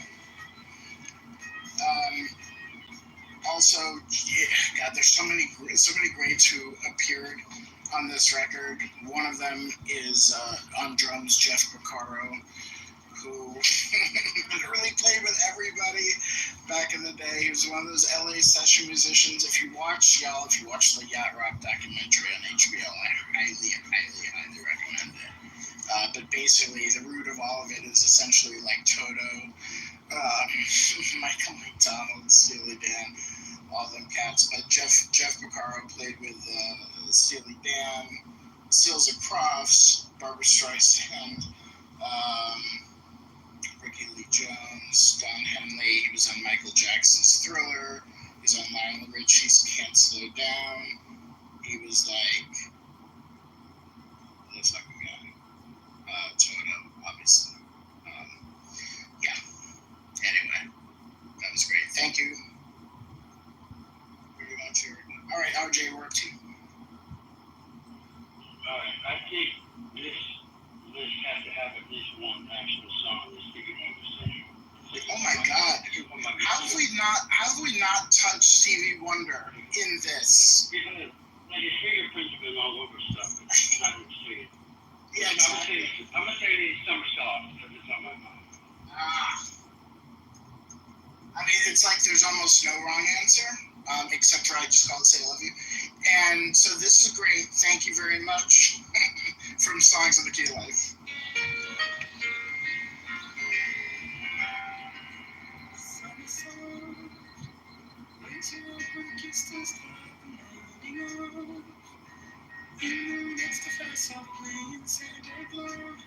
She brings gifts to her.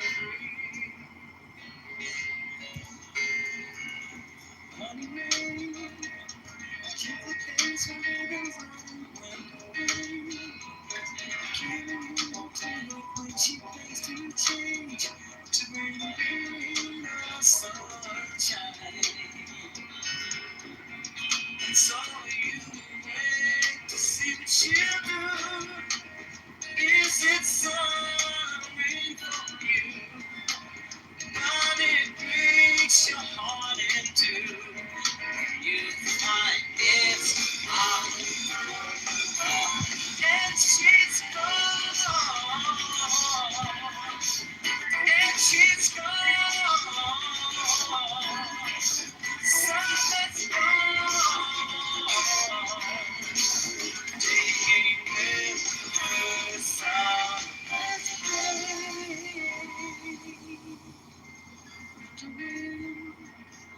Whispers to you that he wants to be your friend. I'm waiting for your answer, he be dead. Crossing danger's way with his breeze. Morning's long, things never double for you to flow.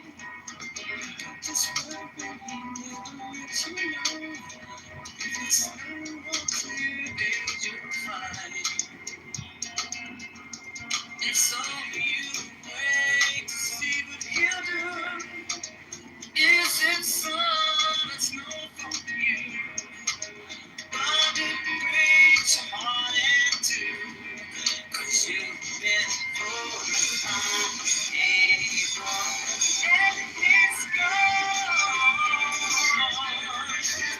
And he's gone.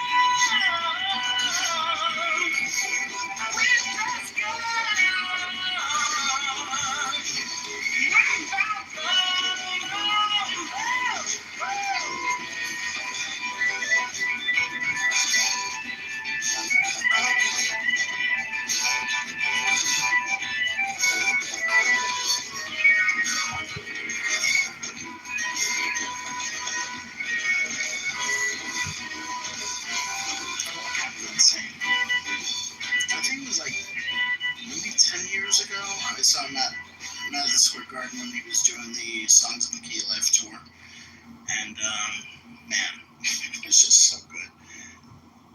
Thank you very much. Wait, who put that out? RJ, thank you. Yeah, because when you look at the list of artists that we have so far on this, on this collaborative playlist we got here, we got Gap Band, Aretha Franklin. I got I snuck Sly in there, by the way. SOS Band, Denise Williams, Marvin Gaye. Luther, Patti LaBelle, Parliament, Phyllis Hyman, Spinners, Quincy Jones, George Benson, all that. Stevie Wonder. I'm just Marvin Gaye, Chic. I wonder if we have left anybody out. We've left a lot of people out, but we are continuing. So just keep that in mind. If an artist that is essential from the 70s or 80s R&B, I'm going to try to squeeze them in there for this list. But next up, we got, I think it's James. We got James. Oh, wait, you're really low.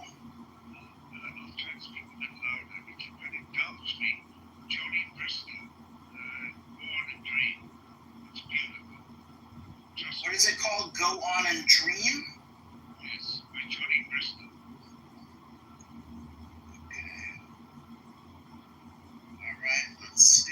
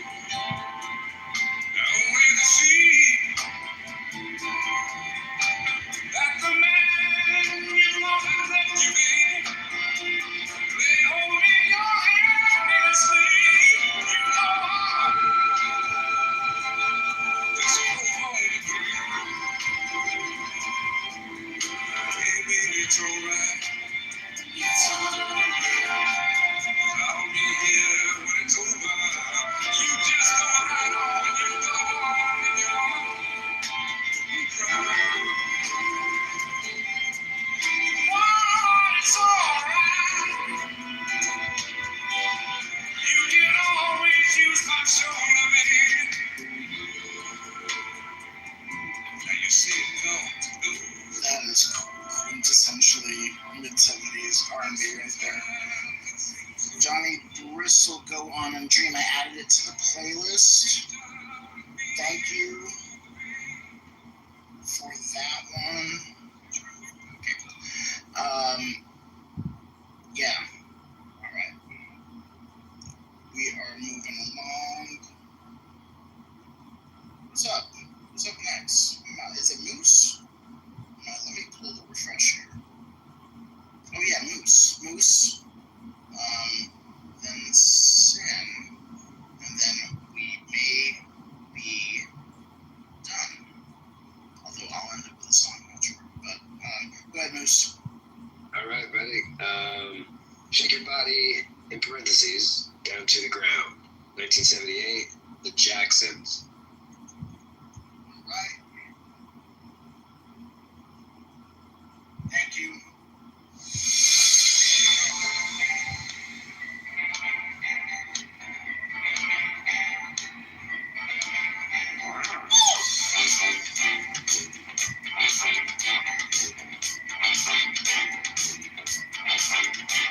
I don't know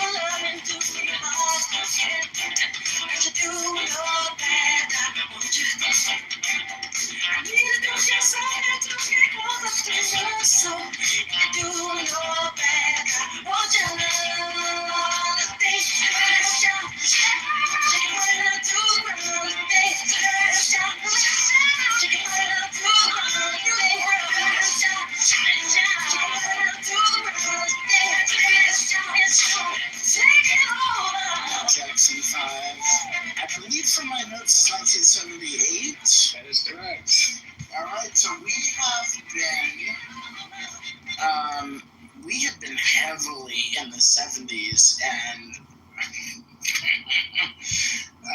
the whole point was going back and forth, but I know I allowed it, but now everybody's taking advantage. So I need something 80s. Poor Scotty. I know. This is what happens. Thank you. Thank you, Sim, because I also got my 80s one queued up. I want to keep going, by the way. I got my shoulder pads are on. Yes, my biker leggings are on as well. Do you have hairspray? I have it. Exactly. Yes. The higher the hair, the closer to God. The hair is gelled. And I'm ready to rock and roll. I got my moose in. No yes. Moose, but I got my extra moose. Hair is laid. All right. So because I'm an 80s baby, and we couldn't leave the other queen off this list, right? There's another queen. I hope you're going there. Go ahead. Well, you're not gonna guess what I'm going with, but nice try. There is a queen, and they say she's one of the most sample covered artists ever, right? And so I couldn't leave her off this list. It's the song is not from her. Someone remade the song, so it's called "Don't Make Me Over." Originally Dionne Warwick. Originally Dionne Warwick, but 1989, Sybil sings a cover, right? So let's do it. Don't Make Me Over. Originally the OG Miss Dionne Warwick. Was it written by Burt Bacharach? I believe it's a Bacharach. I'll double check it. I think that was the Dionne Hal Warwick. David. Oh yeah, Hal David. Yep. Hal David was a lyricist. Bacharach was. Yep. Dynamic trio there. Oh my God! All right, awesome. I'm looking forward to hearing this. Thanks, Sim. Yeah, thanks, Sim.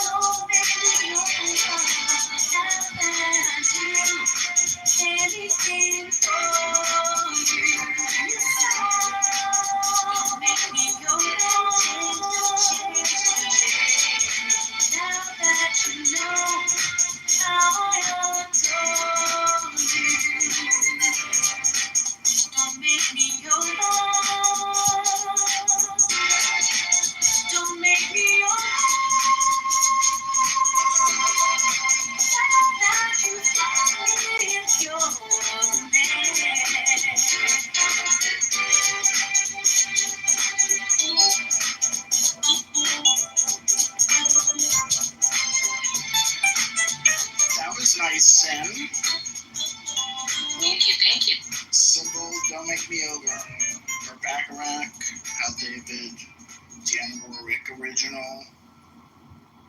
Thank you, I added it to the list.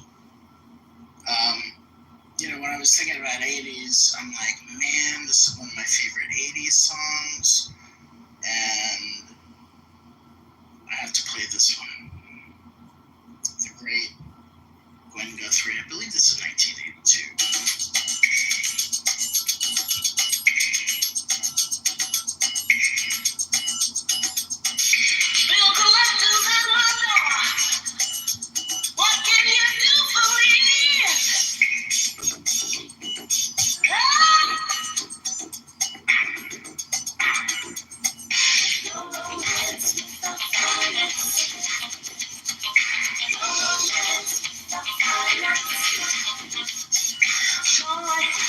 Nothing in life is free.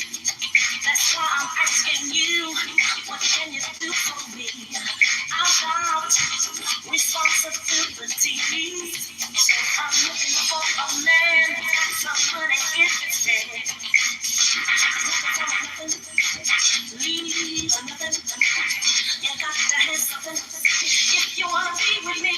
Oh, life is too serious, love's too mysterious. A fly girl like me needs security, 'cause ain't nothing going on the roots. You got to have a shade on me if you wanna be with me. Ain't nothing going on the roots. You got to have a shade on me if you wanna be with me. No romance, no finance. I said no romance, no finance. Boy, you're so cute. I had to do that. That is an anthem response. Oops, sorry about that. Whoops, wrong button. But I do want to play an audience submission. Here we go.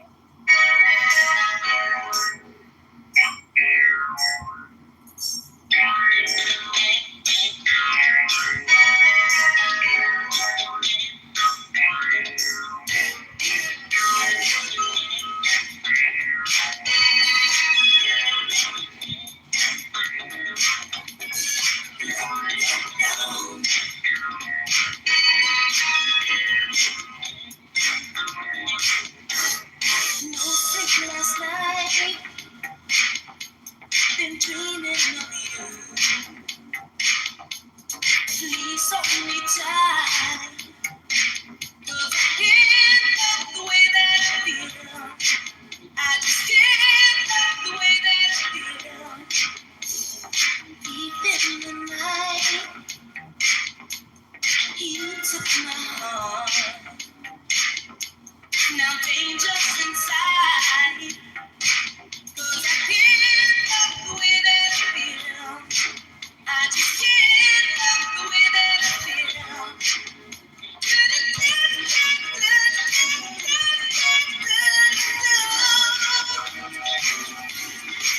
You make my love down. Come down, baby, so all the way down. Come down, baby, you make my love down. Come down.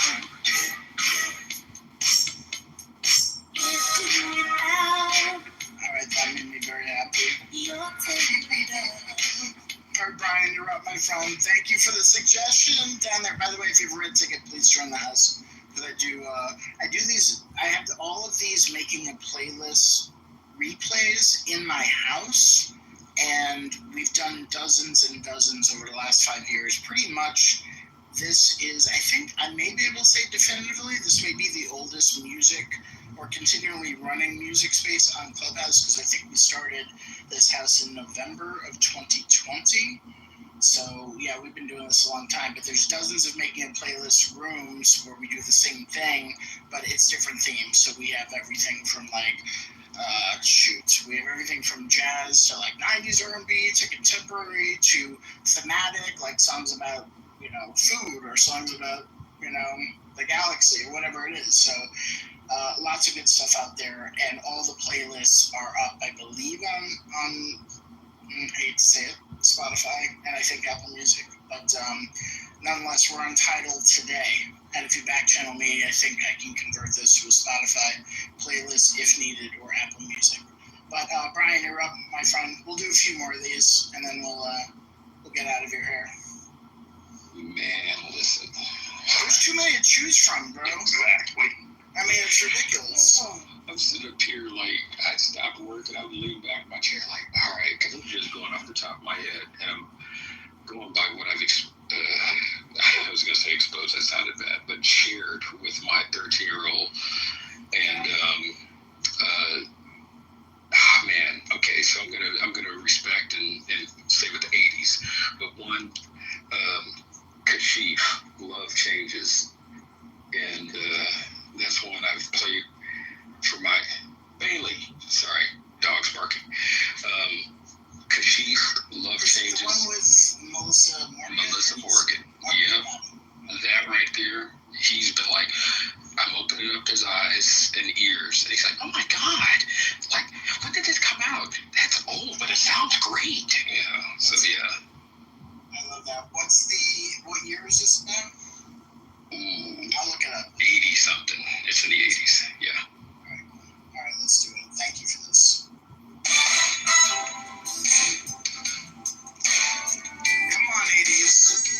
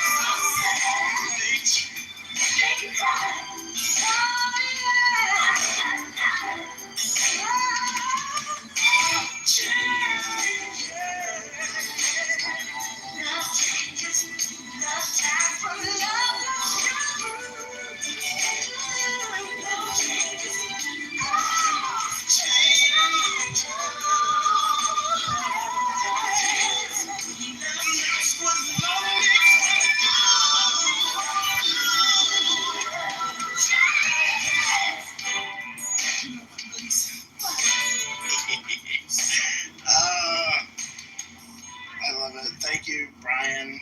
That made me very happy. All right, let's keep blasting through. Sky, what do you got? Yeah, Kenny Burke, B-U-R-K-E. Tell me it's this one. Right to the top. Yes, please. You know this one? Yeah. Oh, yes. Yeah, this is this is staple. This also, it's a Mary J sample too, right? Am I right about that? Maybe. All right, Let's see. He's a bass player. Such a great bass player. This has been so good. So good.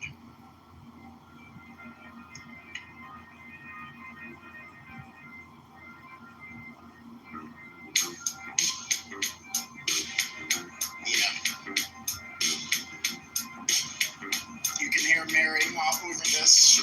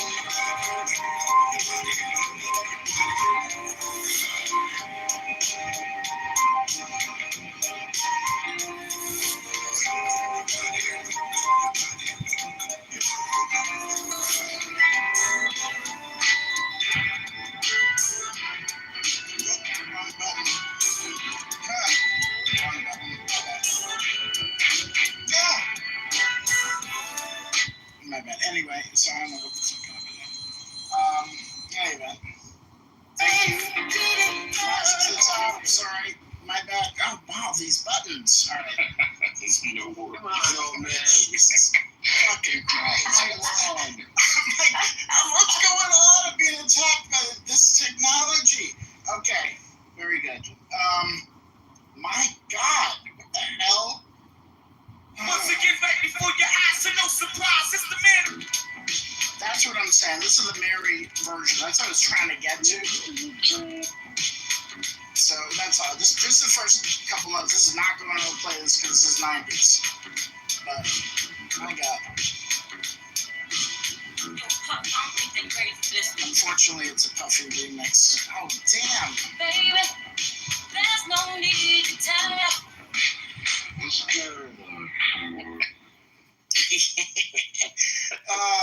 Anyway, moving on. All right, let's finish this out. Moose, Sin, and then Aminet Oh, sorry, my bad. Wait, did I do Erica? No, Erica. Wait, Erica Musin Amina, if I said it right, and then we'll close it out, and we're done. I'm going to go with Very Special by Deborah Laws.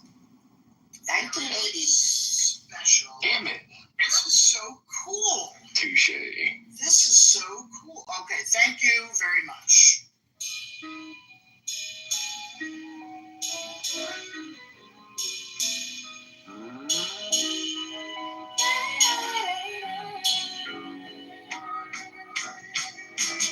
All my love is all I have. And my dreams are very special. All my life I look for you. And today my dreams come true. You need me and I need you. Love and us is very special. Things you seem to do divine. You look straight into my eyes. I know our love is meant to be. Cause our souls touch tenderly. Love is life and life is living. It's very special.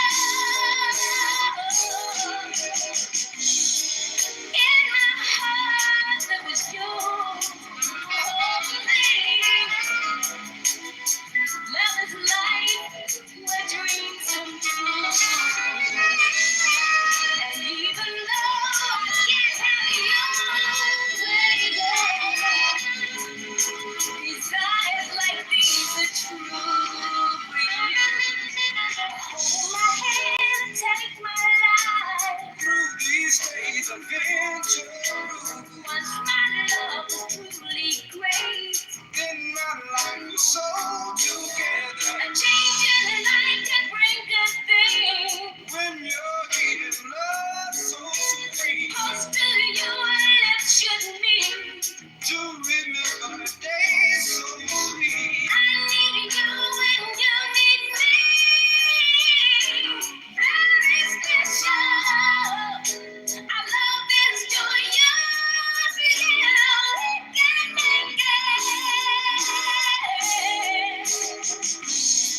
In my heart, there was love is life where dreams come true. And even though I can't have you,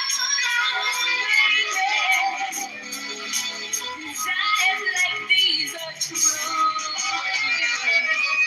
All my love is all I have. And my dreams are very special. All my life I look for you. And today my dreams come true. You need me and I need you. Love and us is very special. Things you seem to do divine. You look straight into my eyes. I know our love was meant to be. All our souls touch tenderly. Love is life and life is living.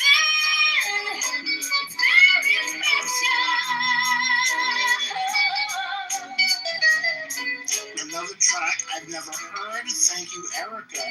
That was since January 1st, 1981. So yeah. Thanks, Erica. As always, contributing deep from the crates. So I appreciate you very much. And that brings us to Moose. The year is 1981, keeping with the 80s. Yes. The song is Heaven, and it's my 6 favorite words in an English sentence strung together is, ladies and gentlemen, the Rolling Stones. Heaven who? Just Heaven. The song is Heaven on Tattoo You. Wait, how is that R&B? Oh, it is. Listen to it. Really? Okay. First denial. First rejection. All right. Well, we have a theme. We stick with it. I mean, sure. Well, we'll see. And we'll let the people decide. And the people is me. Thank you. give it 30 seconds, and I have a backup if that doesn't qualify. All right. I will talk to my crack team of experts. Hold on.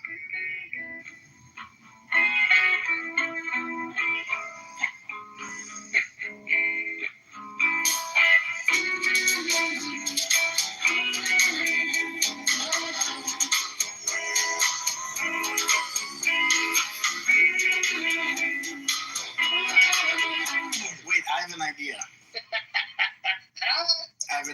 This is the idea. You ready? Moose? If you can produce that this hit the R&B charts, I will play it. Ooh. I think that's fair. Very diplomatic. Very undictator of you. R&B 1981.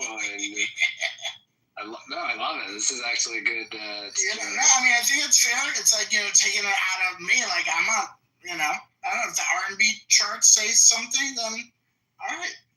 I'm okay with that.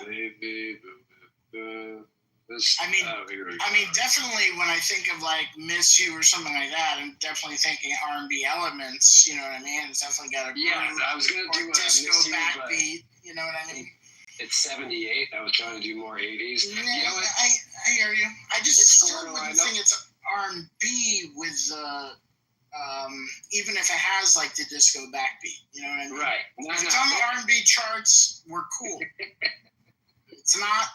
It's out of my control. You know what I mean? All you can ever do, right? It's beyond. Yeah. So what?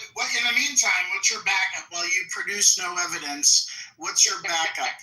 Bring the receipts. Bring the receipts on Clubhouse. In lieu of receipts, what's your backup? The backup would be Soul to Soul. Oh. However do you want it? However do you name it? Damn it, that was on my list, Moose. Come on, man. Is called Back to Life. It goes back. Yes, actually, that's right. Correct. Back to Life is the correct. Wait, do we have to check if it's 98, 99? Hold on. I mean, it's 1989, the first album. Back to Life. Okay. Just on the cusp of the decade change. Oh, you fucking made it. You lucky son of a bitch. 1989 from the Keep On Moving album. I respect your R&B boundaries, by the way, Scotty. We have to have boundaries on Clubhouse, Good moderation is rare.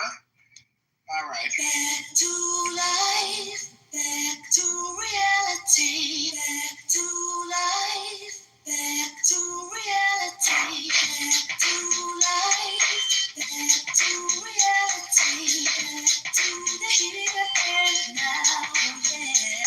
Show me how desire that you want from me. Tell me maybe I could be there for you. However you want me, however you need me, however you want me, however you need me, however you want me, however you need me, however you want me, however you need me.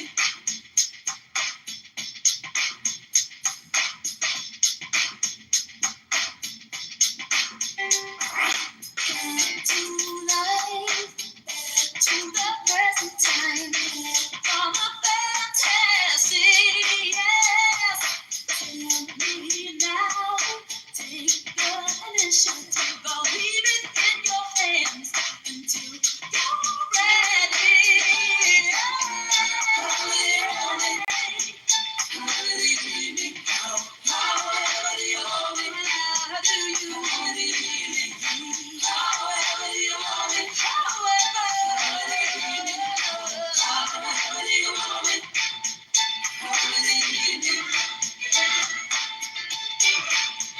however you need me.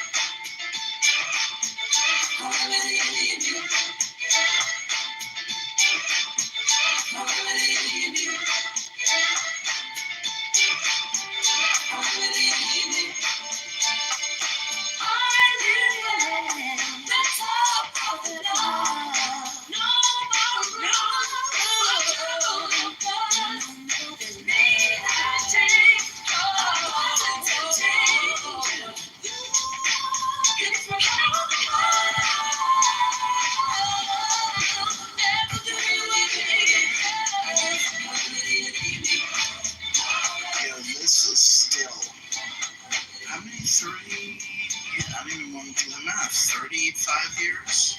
Still holds up. Yo, I shouldn't have even said that because now I feel really old. But what I pulled up was pretty interesting. Karen Wheeler is the vocalist, and she said she wrote it, and it's from a near-death experience that she had. So she, yeah. And, shout out to the Brits for this album. This is one of the great albums of that era of the 20th century, of the last 50 years. Thank you for that backup, Moose. We're just going to assume no receipts, and we'll edit out your submission from the replays.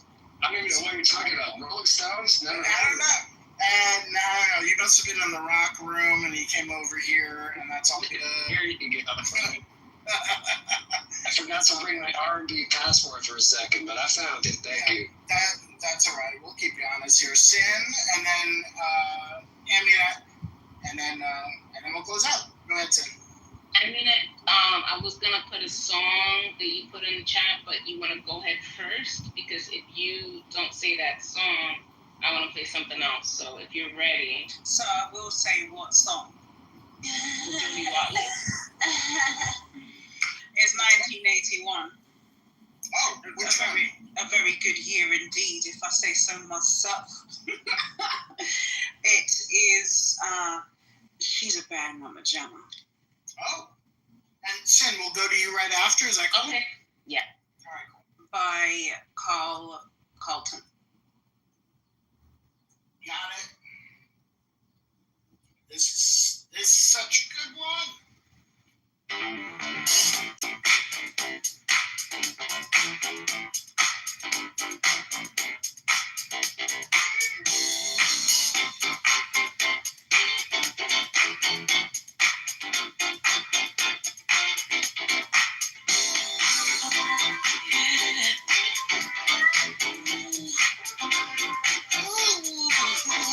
Look at her. She's a bad mama jamma. Just as fine as she can be. Hey, she's a bad mama jamma. Just as fine as she can be. Her body measurements are perfect in every dimension. She's got a figure that's shown up in attention. She's poetry in motion, a beautiful sight to see. I get so excited, feel her anatomy. She's real, she's got all the curves of men like. She's real, she's got all the curves of men like. Look at her, she's a bad mama jamma. Just as fine as she can be. Hey, she's a bad mama jamma. Oh, just as fine as she can be. Looks like she's bold and beautiful. She's bad. Yes, it's a beauty. Who's a lovely hair? She's bossy, classy. Oh, sexy, sassy. She's heavenly. A treat for the eye to see. She's real. She's got all the curves of midnight. She's real. She's got all the curves of midnight. She's a bad mama jamma. Ooh, she's bad. She's the smile she can. Hey, she's a bad mama jamma. Just as fine as she can be. Let's acknowledge for the second. Thank you, Amina, for this. This is great. The title, She's a Bad Mama Jamma, in parentheses, she's built, she's stacked. Let's acknowledge how great the lyrics are, how it would never go now, but thank God we have preserved this. And as a side note, the guy who actually wrote this and produces Leon Haywood. And Leon Haywood, I'm gonna throw this out there because it's 70s R&B. He has an amazing song. I'm gonna play a snippet of it, and then we'll go to you, Sin. And you can see the consistency in his writing because the title of this one, and it's a jam, is "I Want to Do Something Freaky to You." And you can hear the sample.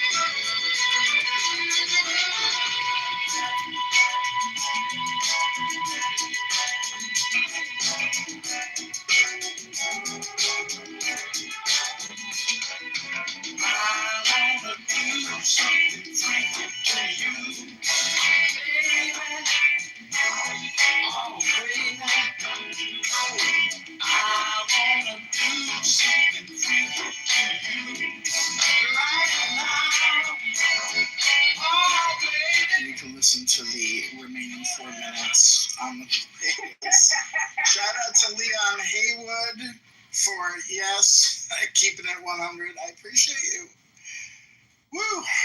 That's our Leon Haywood twofer in some respects. Carl Carlton with She's a Bad Man with Jamma. Was that sampled, aka ripped off by Snoop or The Chronic, or? I'd have to go to the website. It's Dre. I'm sure. Is it Dr. Dre? It was Dr. Dre. Yeah. No.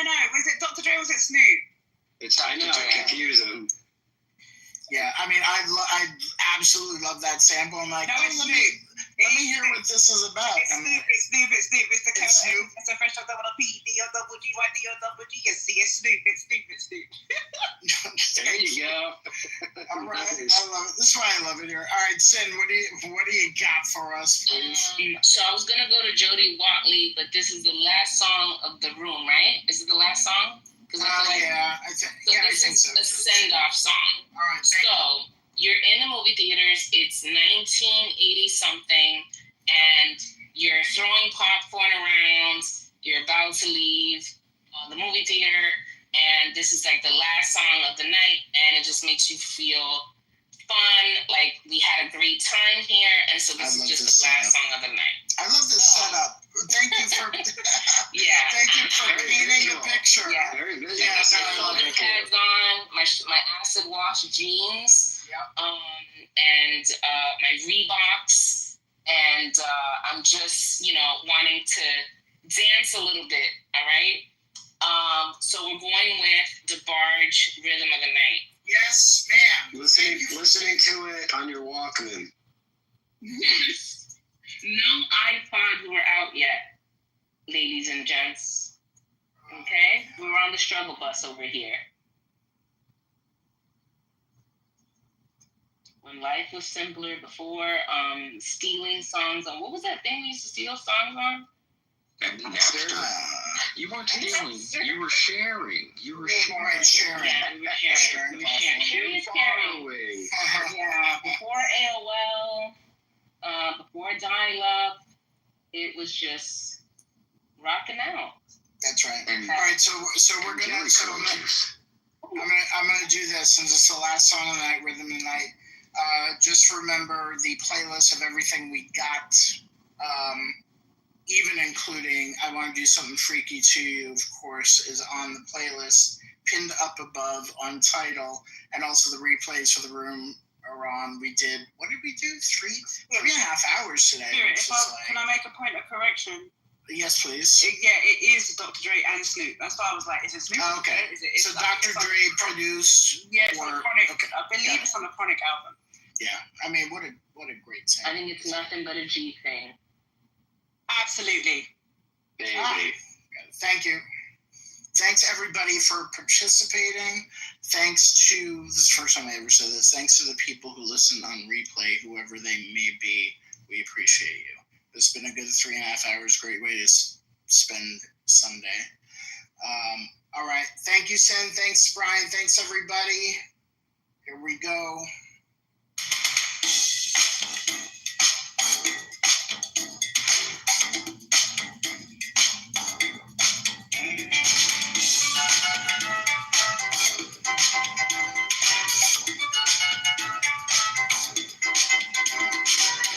When it feels like the world is on your shoulders and all of the madness has got you going crazy, it's time to get out, step out into the street where all of the action is right there at your feet. Well, I know a place where we can dance the whole night away underneath the electric stars.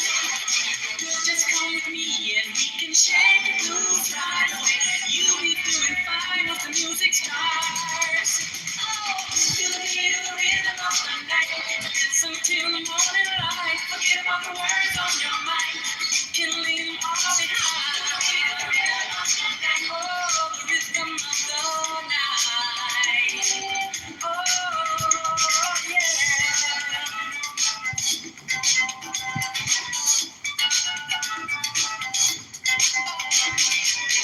Out on the street now, the party's just beginning. The music's playing, a celebration starting. Under the street lights, the scene is being set. A night for romance, a night you won't forget. So come join the fun, this ain't no time to stay. Ooh, there's too much going on. Tonight is gonna be a night like it never.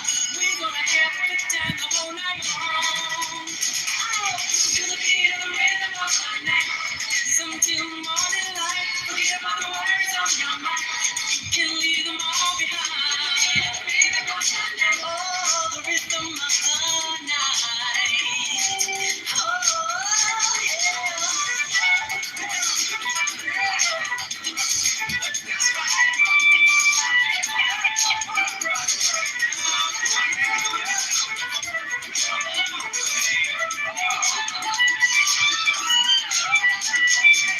Come join the fun, this ain't no time to be staying home. Ooh, there's too much going on. Tonight is gonna be a night like it never. We're gonna have a good time the whole night long. To the beat of the rhythm of the night, dance until the morning light. Forget about the words on your mind. You can leave them all behind. Dance until the morning light.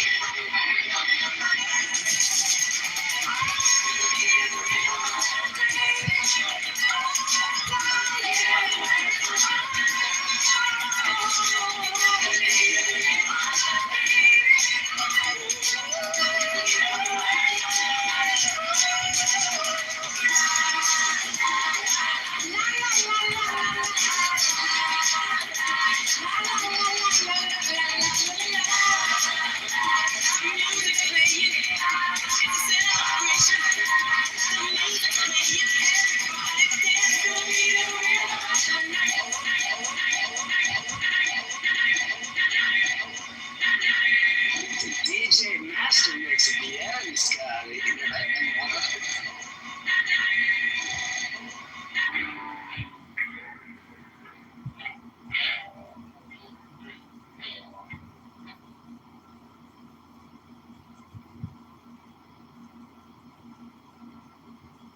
Went into this whole rant about other female rappers and how everybody else gets play, but she don't get play, and boo hoo hoo, and she wrote this whole 5-page manifesto, and it was just nuts, and she was just going on, and none of it had any rhyme, reason, or flow to it. It was, oh, I'm ready to just, I'm just so sick of music, I'm tired of music, I don't want to be involved in it anymore. Then the next minute it's, oh, I want to revive my career. She just, ooh, child. She a child on the she got some deep seated trauma she need to go take care of. Okay.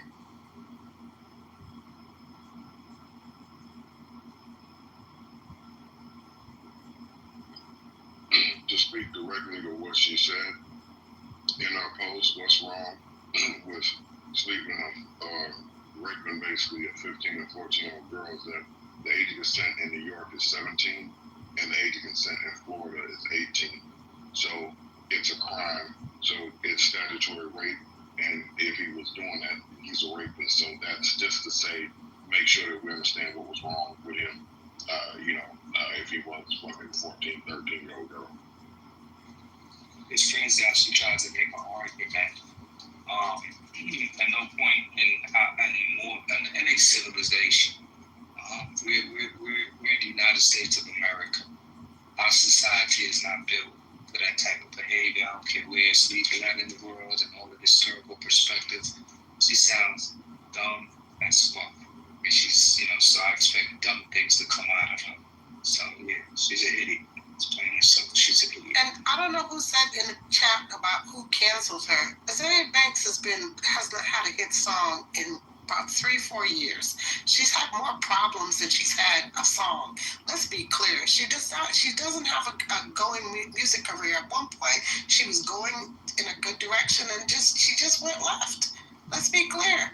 Even if she was a multi-platinum artist, what she said, it has no excuse. I don't care how wealthy she is. I don't care, I don't give a fuck about her career. Whatever she's saying, whatever's coming out of her mouth, she's doing something very irresponsible with her platform, and it's disgusting. She's lost, man. She's a lost soul. That's what she is. 100% agree.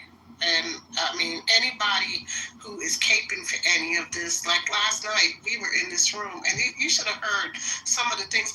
We had a guy who's Latin American come in here and start calling me all kind of names. Like he was calling Lisa all kind of names, using the N-word, just being a filthy, low down. He called us ghetto, all kinds of craziness. It's like some of y'all really think that your proximity to these people is that close, but it really ain't, because when they're ready, when their shit starts to go down, they're not taking you on the bus with them. Let's be clear, because I'm starting to see like people who was caping for Trump, especially on X. Listen, now all of a sudden all of them jumping off the boat. I find it quite funny.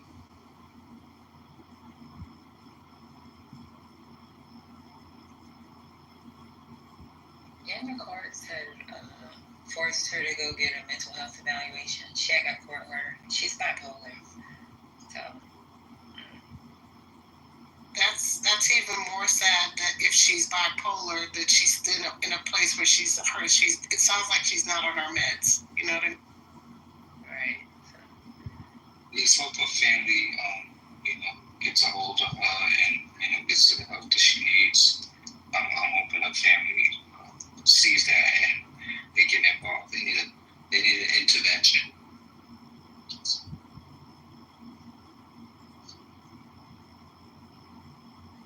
Shit, I can't. My hands got freaking turkey. Can you unmute me, please? Thank you.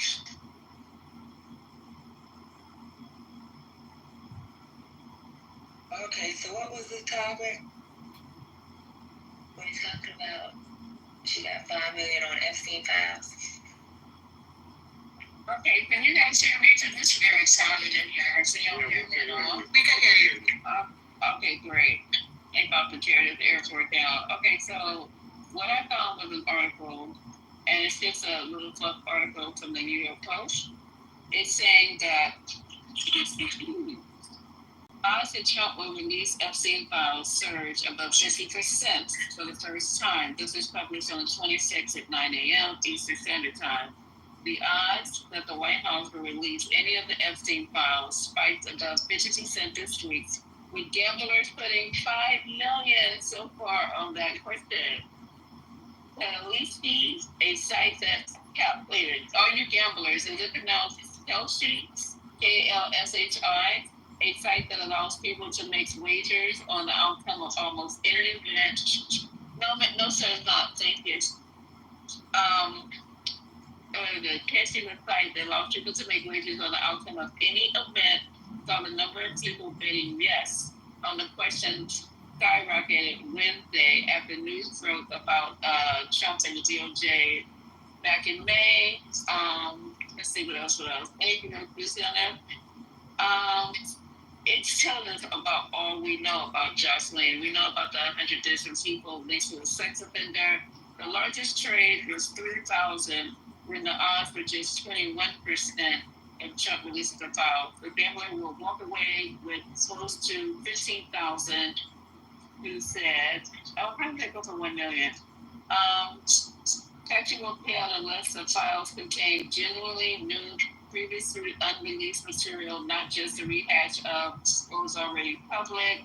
Prediction markets are the most accurate tool available to predict future political events, said Flesh, declaring Tashi routinely outperforms the polls, expert opinions, and often other forms of prediction. So y'all better jump in this, because he outdoes every other avenue of predictions. I'm going to jump into this. Somebody was reflecting and see how much it's going to take from this. 2 weeks ago, the odds were that any files released in late pedophile would be released was priced at 13%. Okay, so that's what they're doing. They're betting on now if the Epstein files are ever going to be released. And it looks like 50% of the people who are wagering feel that they're going to be released. Is there a time Y'all want horizon? something here? Is there a time horizon associated with this bet, like in the next year or during this? Is there a time horizon associated with this bet? Wait. You have to repeat it. Let me go on mute for a minute. Is there a time horizon associated with this bet? Is there a time horizon? What does time horizon mean? Means like between now and maybe like a year or 2 years, like because he making let me a bet. look at it. And we should start one in this room. Do you guys say your bets? Yeah, let me see. Let me think about that. I know Jim and I want to take it. Jim and I, we're betting if the FC files are going to be released. I only bet when I think I'm going to win. I'm not sure on this. I believe they're going to be released at some point, but I don't believe they're going to release right now. I don't think they're going to be I don't think they're not going to be jaded or tainted. That's the problem that I have with them. So even if we get them, I don't know how true or how viable those freaking files going to be. So yeah, I'm good. Yeah, they're going to add it before they submit. Yeah, I'll So during his administration, do you think I guess, right? So let's go with that. During his administration. We don't have no takers. No. Yeah, there's no takers. I'm good. It's going to be released. None of us will take that. It's going to be released a couple of years from now, but not now. No, they're gonna do the slow drip down. You know what I mean? Like every little thing. Yeah, like every little thing, like what they did with the Martin Luther King files, and every other file, they slow drip. And now they supposedly released all these other files, and you see nobody else has had a conversation about it except for Bernice, which she said, and clearly she said, we did not ask y'all to release any more files about our daddy. We're good, and you needed not to do that, so you should have minded your damn business. And it gained no traction because this was one of these conversations they were having. We got to get those files. We got to get the JFK files. I mean, the JFK files are released. Again, nothing. It's just a bunch of bullshit at the end of the day. They're going to redact the shit out of it, and whatever they don't redact, they're going to make sure that if somebody's name appears, you don't really understand the context of what the hell was actually being said. So they're going to redact it to the point where it's going to look like, if a sentence says, Clinton boarded a plane at 6:45 and he went to Venezuela, they're going to put Clinton was on a plane. You see where I'm going with that? So has anyone read any of the MLK or the JFK?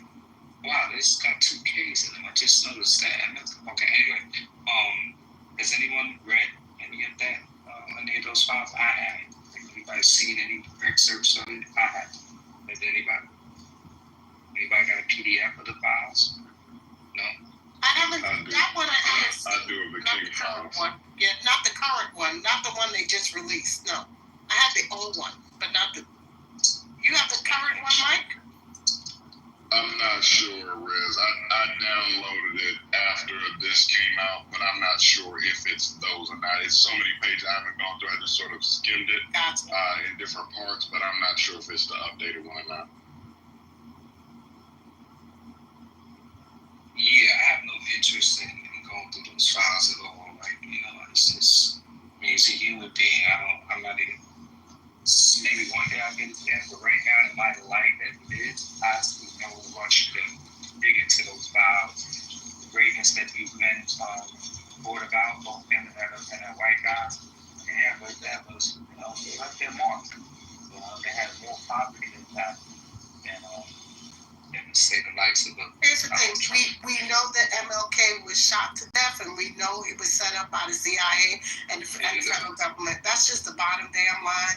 And at the end of the day, you could put all the fill in betweens, who he met with, all this other stuff. And at the end of the day, he was assassinated by this damn country because he was trying to do something to move this country forward. And I mean, there's nothing else that I need to know at this juncture. You know what I mean? I'm good. And he was not an elected official. Let's remember. Right. He was not an elected official. He didn't violate any ethical laws as far as, do they have any ethics though? I know they got a code of ethics for the Senate and the House. Anyway. They have a code of ethics on all branches of government. No matter what branch of government, you have a code of ethics. The only people that don't have, and it's not even ethics, they don't have they don't have a financial thing. Patty, you know what I'm talking about. When you have to sign off on that statute that says you can't take X amount of money and all this other stuff.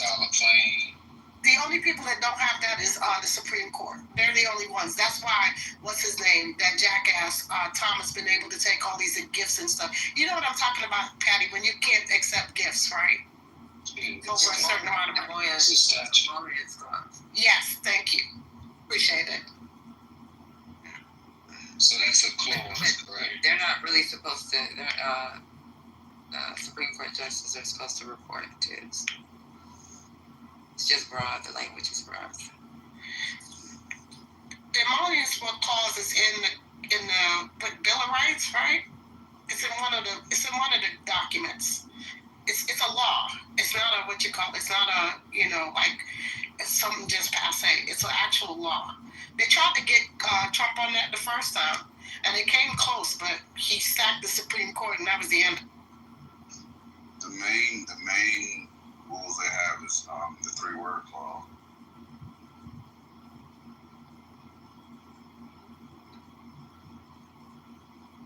Can you brief us on that? Cause someone brief us on that. Oh yeah, it's just don't get caught. Oh shit! Gemini, I cannot with you. He's like, don't get caught. They live by it. Well, guess what? The Republicans don't even give a shit no more because they're doing all this shit out in the open now. I mean, Gemini, there was a time they used to hide all of this crap. You know what I'm saying? Now they're doing it in plain sight. Man, that's what they do. Like our administration is they doing most of their dirt besides the Epstein shit.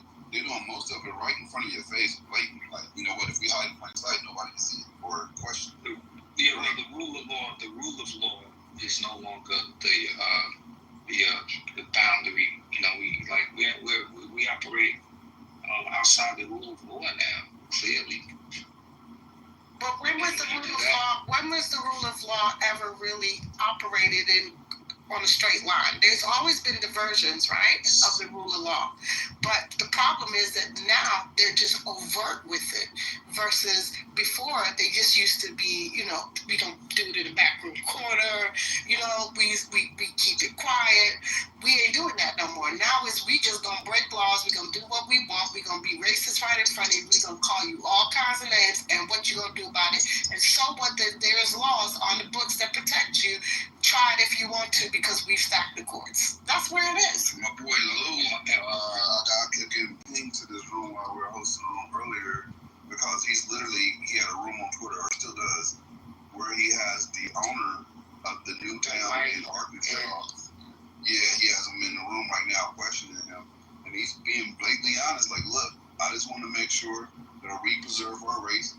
We don't have a problem with other races, but it's too many immigrants, it's too much dilution. They don't give a fuck no more. They're just telling y'all, like, white is right. We don't want to get rid of white, and we're going to make towns that are specifically white, right? Because I'm literally writing a book called Sundown about a group of teenagers that end up in a sundown town. But at the end of the day, like, this is beyond sundown. This is sun up. Like, we don't give a fuck. Broad day, we don't want y'all here type shit. Hell, this is sun out. I just told y'all. Real, they just don't care. This is about bloodlines. I told y'all this is about, you know, they don't want their blood diluted, and this community was able to infuse itself into their bloodline. And it's about bloodlines. Black folks can be clearly identified by our skin, our kink, right? But the Mexicans and other Spanish people, other people from other Spanish people speaking countries are absolutely coming in here and mingling their blood with their blood. This is a blood issue more than anything. It's about bloodlines. It's that Aryan, pure white, blonde hair, blue eye narrative. And Trump is right on board. He's leading the charge right now. You know what I mean? He's the leader of it. Let's be clear. He started MAGA for that reason. This is what I've always said to folks. Make America great again. What period in America was America great? So if you are going from the narrative that he literally threw that dog whistle out to those people, this was his linchpin to them, like, hey, step on board.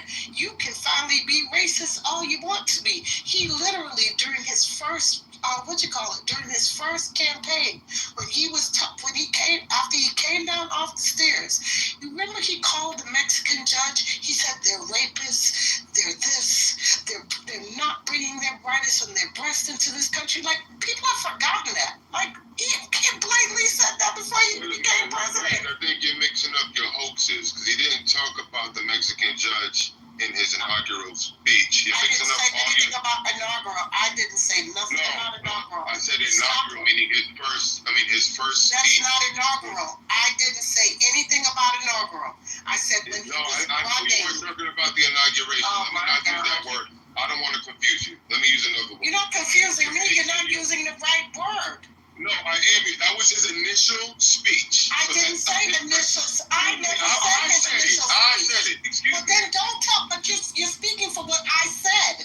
I didn't say anything about it. You mentioned about the Mexican judge. I said he was speaking, and these were several things that he said. I said when he first started to run.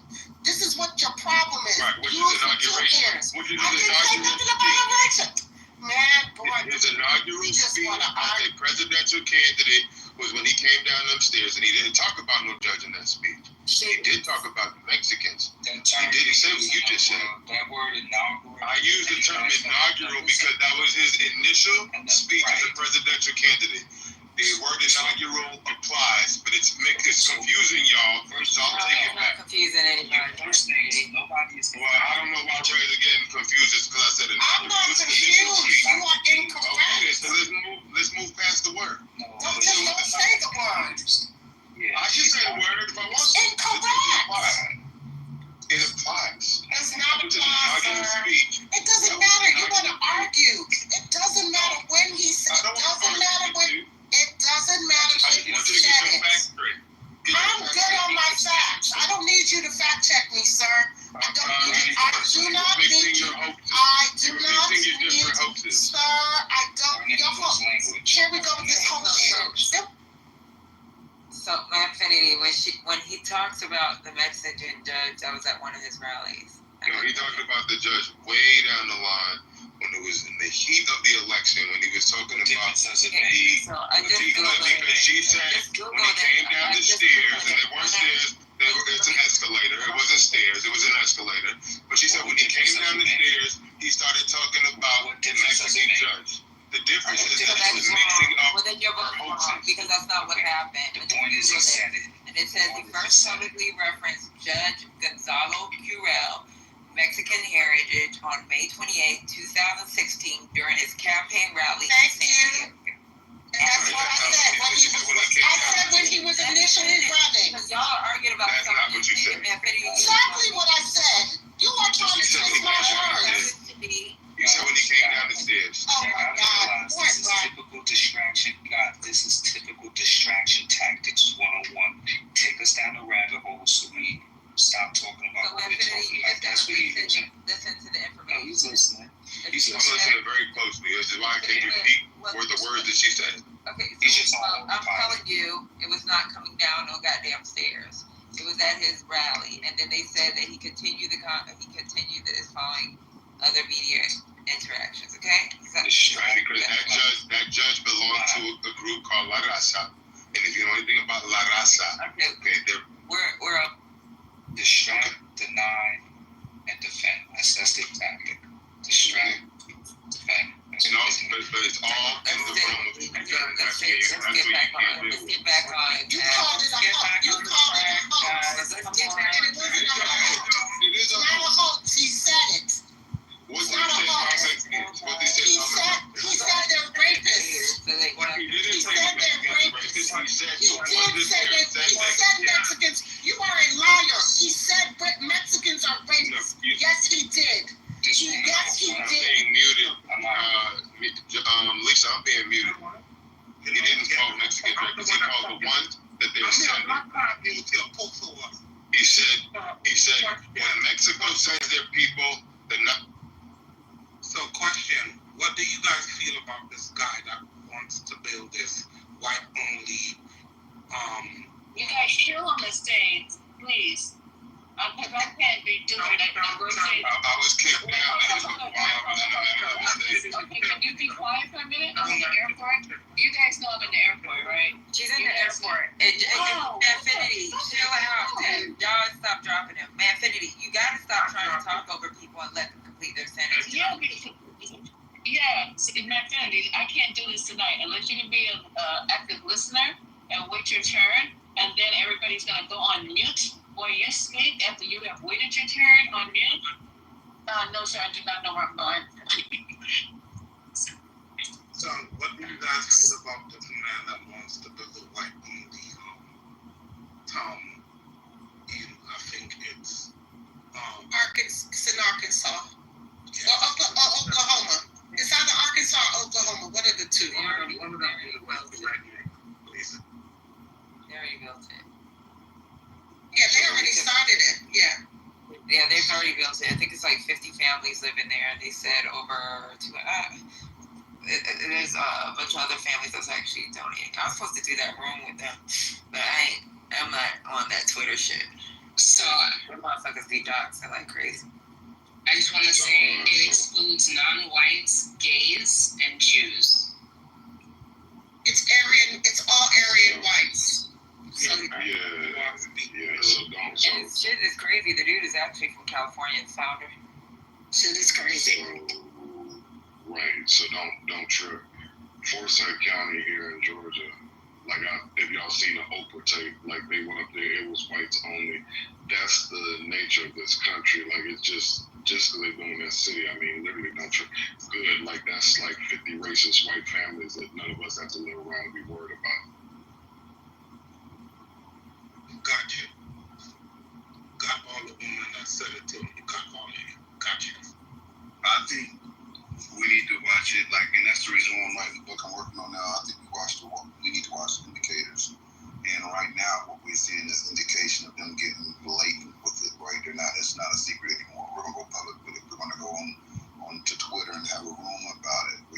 Yes, we're pro-white. We don't want y'all here. This is why we don't want y'all here. We're gonna preserve the great array race, the white race, white is right, stereotype. Like, the more you see this type of rhetoric being publicly spread, the more you have to be ready for what comes along with that, because there's an element of preservation to it. I get that, but then there's an element of hate. There's an element of superiority, right? And when you start to see that raise its head, don't be surprised at the other things that come along with it. That's not going to be just on its own in the wilderness. That's going to be implemented in different cities to whatever extent we allow it or tolerate it. And that's why I feel like we have to combat it at every turn. I don't think it should be tolerated on any level, right? We know they're in the middle of the woods. That's cool. Now they're trying to do it in another state. Okay, it worked here. Let's try over here. What happens if they keep trying that in every state? What happens now? Because I don't know if you know, the Arkansas is now trying to do it in either Mississippi or Missouri. I can't remember which. I know it starts with an M. So they're trying to do it in that alternate location now. Right, so we should just turn a blind eye to that. Now, then they're doing another state, turning a blind eye to that.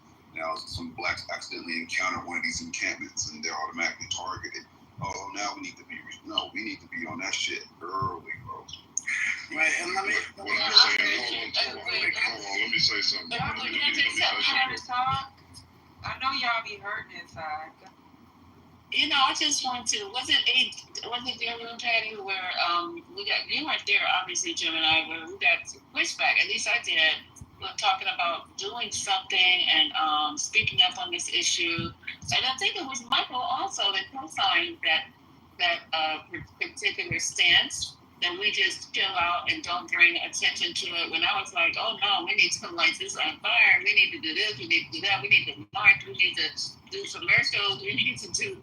And so I can't believe it that we're agreeing on this. Is that what I'm hearing, or did I just? We're 100% let me to sit on your hands. Give me 1 second, be really brief, bro. But to sit on your hands when you see blatantly racial movements happen, right? And you're just gonna sit there and allow it and not tolerate it. It's to be complicit, right? That's like watching a woman get sexually assaulted or assaulted in any way, shape, or form. You're like, well, I don't know. It's not my business. So you keep moving. Like, the more you turn a blind eye, the more you are enabling and complicit in it. So when it finally comes in your direction, somebody you care about gets harmed by it, don't complain then. Don't start then, because you didn't give a fuck before. So Scotty, did you want to go? Yeah, I just want to be super quick. Can I be super quick, Michael, if you don't mind? Yeah, definitely. Go ahead. Okay, yeah. No, I just want to say, where the rubber meets the road on something like this is when somebody tests it in a court of law. So if somebody who is not allowed to, buy a house in that area or move in or whatever, has to file a lawsuit because they can prove that they're not allowed, it'll be easy to prove. But then it'll go through the court system, possibly eventually getting to the Supreme Court, whether or not this is allowed. Knowing the Supreme Court, they'll probably just go ahead and allow it, and then you'll see that happening all over the country. Scotty, I think that's not going to work, and I'll tell you why I don't think, right? First, they're legally, this is what they think anyway, that they're legally entitled to do this because they're doing it on private land. They purchased this private land for that purpose, so they can set whatever rules they want, independent of, publicly owned land. That's where they're going with it. But let's go with your route. Let's say that they do go through the Supreme Court, the lower courts, and then ultimately the Supreme Court, and we're fighting it. We want to live there too. We want to live there too. This is why they will win. Nobody wants to live around a bunch of white people that want to kill you. So if you win and you finally get to have a house amongst all the whites that don't want you there, how the fuck does that work? Who's going to want to stay there now? So they're going to stay white by default anyway. So can I please, just for a second, because I did want to respond to what you're saying first. So the thing is that just because they're saying this, so I just did a quick search. So because Donald Trump, when he went to Michigan on a campaign trail, and he went to this police station in some township in Michigan.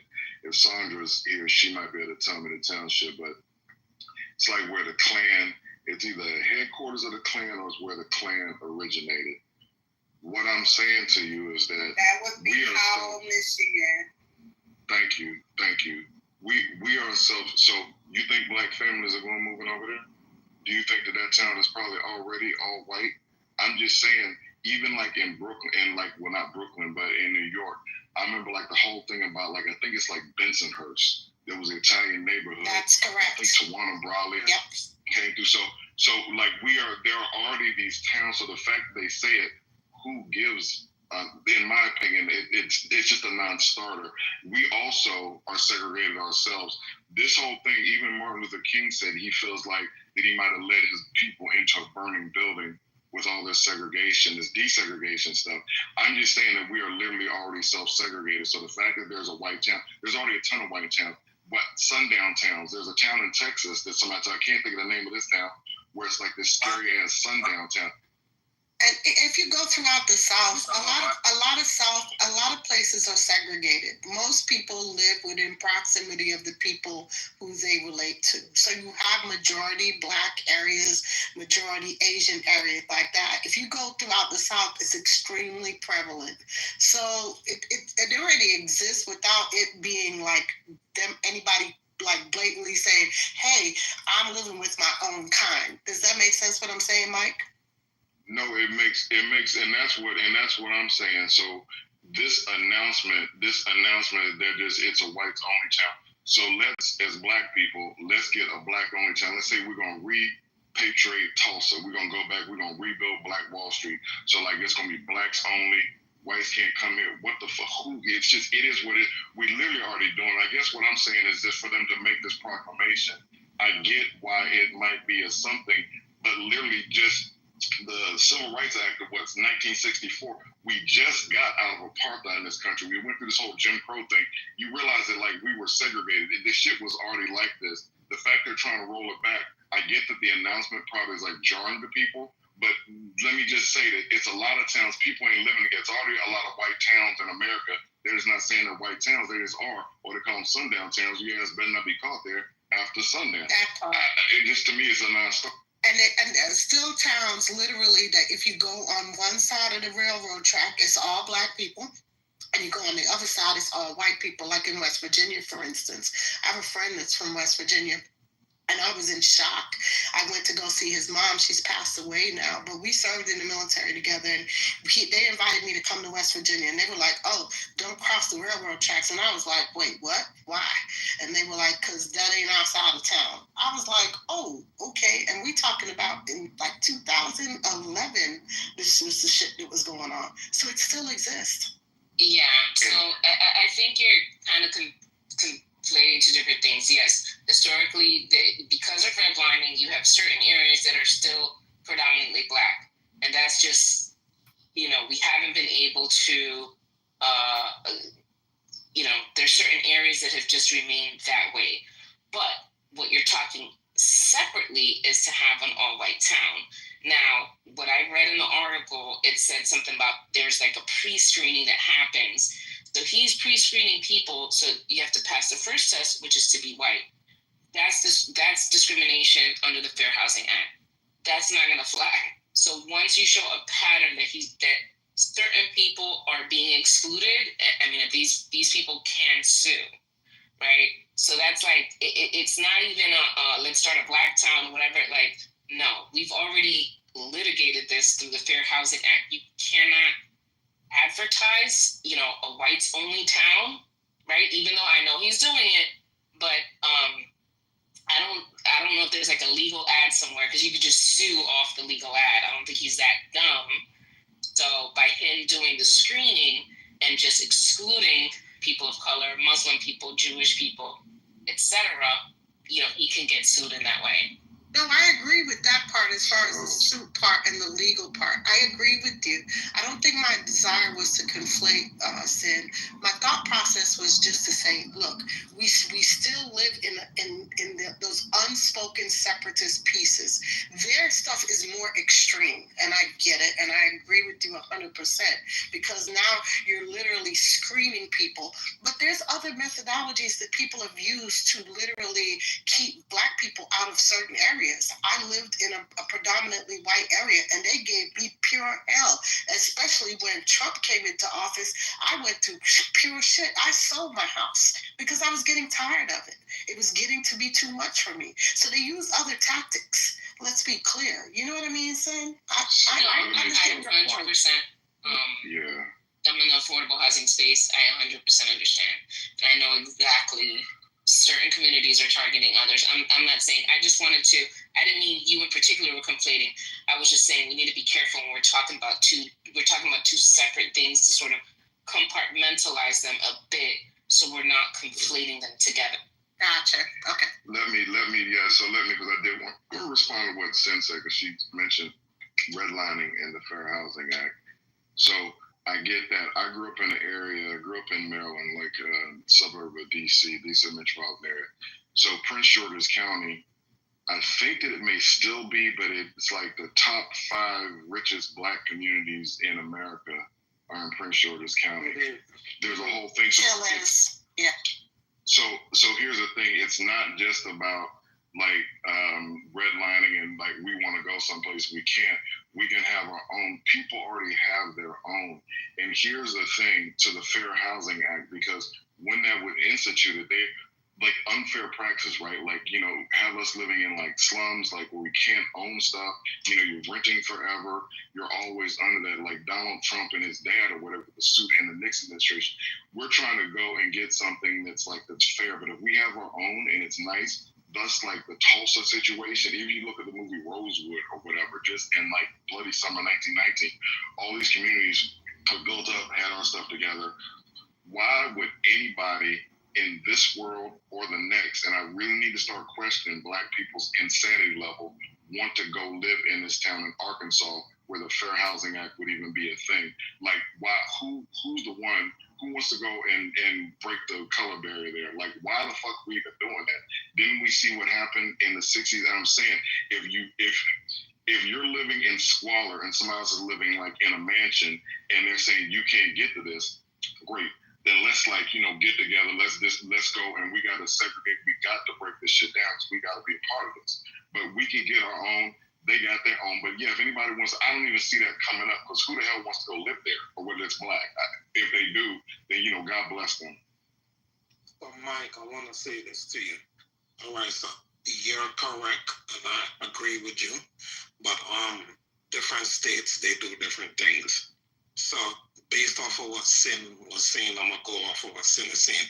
All right, so like in New York, you have, I'm not gonna use Manhattan. Let's use the whole state of New York. So in New York, you can't really have a building that don't have, or some type of community that don't have some level of Section 8 going on in that area and building whatever. Now go to Manhattan on the 5 boroughs, all 5 boroughs, including Manhattan. You will have a billionaire, and the billionaire live in a building. All right, they live in the penthouse, but a Section 8 people live on the lower level of the building. So here in New York City, it's different. Things are done differently. I can't speak for other states, but in New York State, things are done totally different. There's no way that person that we're referring to and we're talking about that I brought up can ever do those type of things in New York State. It just will never happen. It will be shut down. In the city of New York, but you don't think upstate New York is still very separatist? Because I've been upstate. Yes. Let me answer one thing that Dap said. Way upstate. I would say more past. I would say that's like Oneonta. Yeah, that's what I'm talking about. Way up there, they would get away with it because up there's rent. Right. That's what I was saying. Dap. Down here. Let me answer that, because I didn't answer. You can't do it in New York City, Dap. You can't do it probably in Atlanta. In major metropolitan areas, you can't do it. You see what they're doing in Arkansas. Like Rez just gave an example of upstate New York, or those Klan towns I talked about in Michigan. Like, literally, they would never happen. If it did, then what Sin was talking about, that's when the Fair Housing Act will come into play, because people got to be able to live and move around. And it would be, they can try it, but that's when you get into like the Fair Housing Act and people getting sued or whatever. Again, if somebody's going to Arkansas, God bless you or whatever. Or if you're going to like some like podunk town in upstate New York, like we own a Watertown, New York, if they decide to make that all white, hey, have at it or whatever. But I'm saying major metropolitan areas where it's a bunch of people, it's impossible. Or there's just going to be lawsuits out the yin yang. Exactly. Don't you think that's the reason why they do it in these remote areas? Because at the end of the day, who's going to test the water? You know what I mean? So they go into these remote places that most people don't want to go because they're not built up areas, and they do this kind of crap. Yeah, but we as black people live all together too. Jewish people, in Maryland, again, I grew up a lot of strong Jewish communities in Maryland where they're all together. Baltimore is one of the most segregated cities. They have Phillips Point, I think it's the Irish, they have Little Italy, they have all these different where people that's where they live. They go to church, they do all their stuff, and they do it, and they just live together. America's already like that. The fact that we're been sold this crop, we're this big melting pot. Yeah, a lot of people come over here, but they come over and they get right in their communities and they pretty much stay together, unless it is like in New York. Or you have where brown people have gotten together. But even when you hear these tales that they talk about with LA, where the Mexicans and the thing with the Mexicans and the blacks, and how the blacks were running the Mexicans, and now the Mexicans, they got Mexican gangs in the LA Sheriff Department that are literally out killing blacks and getting tats for a black person they take out. We are not. This country is not segregated. It's not desegregated. I get your point. Desegregated, right? Literally, we have the ability to go anywhere we want to, but people self-segregate. Oh, Mike, I 100% agree with you. I mean, you brought up the same point that I kind of said earlier in regards to we still got Chinatown, Little Italy. Every state that I've been to, literally, you're gonna find a Little Italy, a Chinatown. Some segment of the population that people all live and co-mingle within their cultures and races and things like that. So I 100% agree, right? Yeah, and all I'm just saying is that a town in Arkansas in the middle of nowhere, who's even going? The fact they said it, I get it. The fact that they're saying it, Trump has enabled that. Before, social norms and social mores, it wasn't good to say that. Because when Lyndon Johnson was in office and the Kennedys and what they did with Bobby Kennedy as Attorney General and forcing people into schools and Dr. King and them getting their heads beaten on Edmund Pettus Bridge and America feeling sorry because dogs getting sick on black people, all the stuff that happened that made people want to be okay, we need to change some of this shit. We're 60 years away from that now or whatever, and it's we have a fucking somebody that's more like a classist than a racist that's in office right now, but he's using people's stupidity, so he's enabling that. And you have the Heritage Foundation, who are full of racists. You have a Stephen Miller that's a racist. You have Bannon that are these are white supremacists that he has all around him. So your doggone Skippy is going to be something like that. But what I'm saying is it's already going on. Just the fact that they're coming out of their mouth and saying it in some public town in Arkansas. Good, I get it. We need to fight, but are we going to Arkansas to pick it? What are we going to do? It's it's sometime if they bring that shit to LA, if they bring that to New York, they're that's we're gonna do nothing, and that's it. That town will eventually crumble, right? You mean to tell me people also a white family could move over there, convert to Judaism or Muslim, and what are they gonna do? Kick them out, right? We have a freedom of religion in this country. So that's what I'm saying. I'm this, how does a town like this last? We do nothing because it's not our concern. The town will crumble on its own. I don't know if it's going to crumble on its own. They might be successful, who knows. But with that being said, right now, racism is definitely at an all-time high. And it kind of makes me think back to everybody okay, in LA, blacks need to really stand up for the Mexicans because ICE is doing this and ICE is doing that, and they are, right? But also right now, a real big story that y'all probably not going to hear about because you're not in LA, is that the Mexicans in Compton are banging on the blacks, on spray painting their churches, chasing them home, shooting at their houses, and the cops don't know how to stop them. Right? That's happening in Compton right now, yesterday, right? That was in the news yesterday. that they're actively targeting black families, and these are not even people that bang. It's not a gang thing. It's a race thing. These are people trying to make a home from work to their house, right? So it's getting worse. It's not getting better. All right. Why is, I'm sorry, is there a backstory behind what you're saying? Like, or is it just there's a backstory. The Mexican gangs don't fuck with blacks, and the blacks don't fuck with Mexican gangs, and now the neighborhood racial demographics are changing to the point where this church that used to be in a black neighborhood is now in the middle of a Mexican neighborhood because of the way the racial change is happening, right? And they don't want people going to that church, so they bang it. I mean, it's real simple. They don't fuck with us like that. That's why we be ready to take their head off after time. Like, that's just what it is at this point. Now, me, I'm different. I have friends out here that I rock with, but it's also, I know if I'm out and about and then there's a group of them, I'm gonna shoot. Like, I'm not fucking with y'all. Y'all don't fuck with me. There ain't no friendly kumbaya shit out here. It's not that. Now, you can have isolated incidents, like, and I have to be hyper aware that I'm in a double case. So when I go to visit his house, I don't stop at the gas station.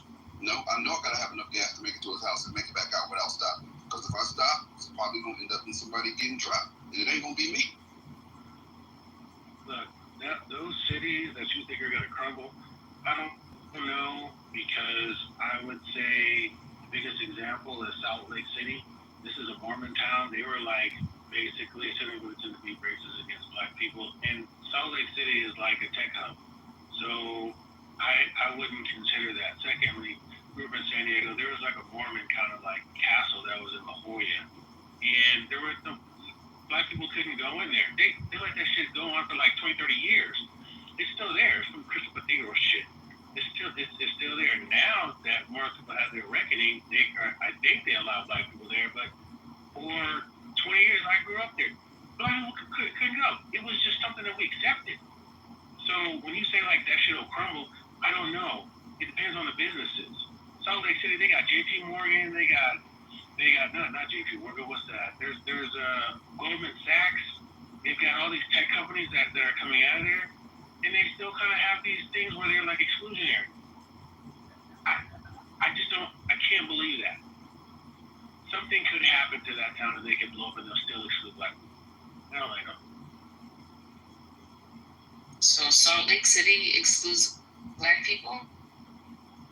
No, so it's a Mormon town, a city, and if you're going by kind of like what I was hearing, like it was extremely exclusionary, and even though they have black people there, you were like locked out of a lot of stuff. Like you were locked out of a lot of stuff, and it's still that town like boomed and thrived, and it's a tech hub, and some of that sentiment is still there. It's still there. Okay, so let me tell you something about America.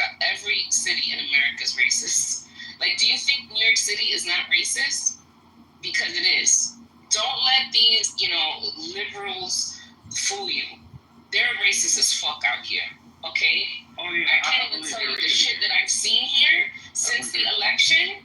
The shit that I've seen here, I'm talking about hate crimes. I'm talking about a lot of shit. But they have to hide it. They call micro racism, micro.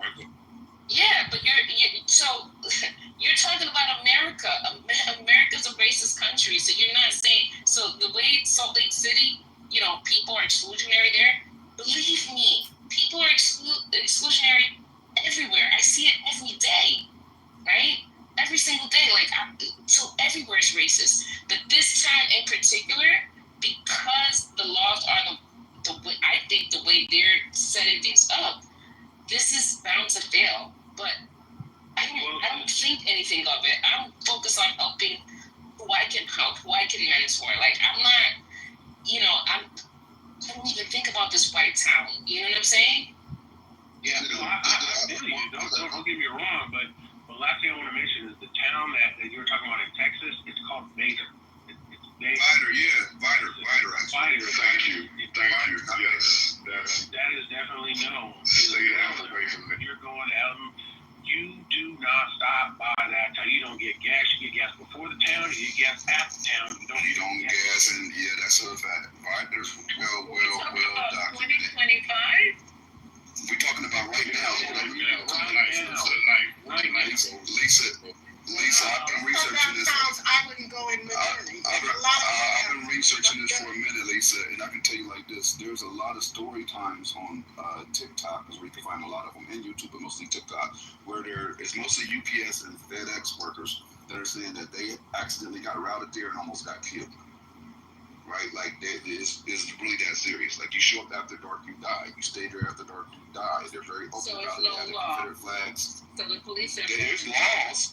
There's laws, but they don't give a fuck. I'm just asking, the police are involved in it too then? The police are allowing this. They don't care. The police are part of it, yeah. Yeah. Wow. Overseers in this country, like the police have never given a damn about Black lives. Let's get that straight. Most of the times you find them being, all the sundown town research I have always has a botched police investigation where they basically turn a blind eye, or if not, we're absolutely complicit in it.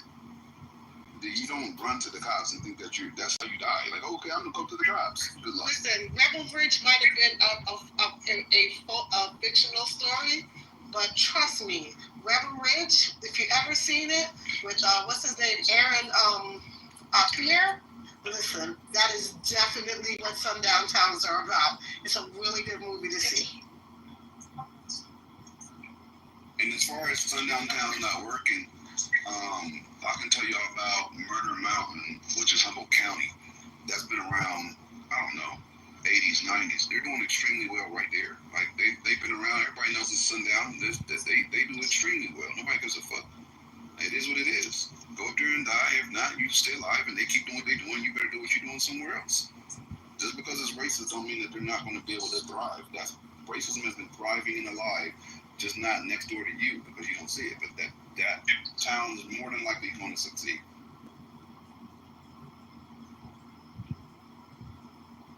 Racism is thriving, you know why? Because people like Trump and his cronies are keeping it alive. And every time that we hit a patch in this country where there's a possibility it could die down, I'm not saying go away, but die down, somebody comes in and amps it all the way back up. And he just amped it up 30 notches, like 39. Let me say that. I just want to tell Jim real quick. So Jim and I, like I said before, I was talking about what are we going to do about all this stuff that's going on, all these Black people that are being lined up for Trump to demoralize, dehumanize, and just devalue them. And it's just like, nobody wants to do anything. It's just that we want to just sit around and basically wait for the other shoe to drop, or I don't know what it is, but I feel very uncomfortable just like day in, day out, especially with our leaders. And we're numb. I haven't heard anything from anybody. Has anybody heard any of our quote-unquote leaders, I don't know who they are at this point, say anything about what's going on with Kamala Harris, what's going on with Obama, and the real reason that they released those MLK tapes before they were supposed to be released in 2027. I haven't heard anything on a grand scale. Let me say this again, just to make sure. When you do that, you draw attention to it. So, like somebody talked about earlier, the MLK files were released, like a week and a half ago now, and the story died on the vine. Outside of Trump keeping this Obama stuff going on social media, I really don't see too much about that in the news. But you know what I do see? The Epstein files, Ghislaine Maxwell being interviewed by Trump's attorney. I'm seeing a bunch of that. But if somebody goes off and has a conniption about like a distraction, then that's what a distraction is meant to do. It's meant to draw your attention away from the focus. Like even your title for the room tonight about the Epstein files and like people gambling on that stuff. Let's keep the heat right where it needs to be. So anybody needs to keep their mouth shut. As far as our Democratic leaders, don't need to dignify any of this shit that Trump says with a response, because all they're gonna do is just make it a news story and keep it going.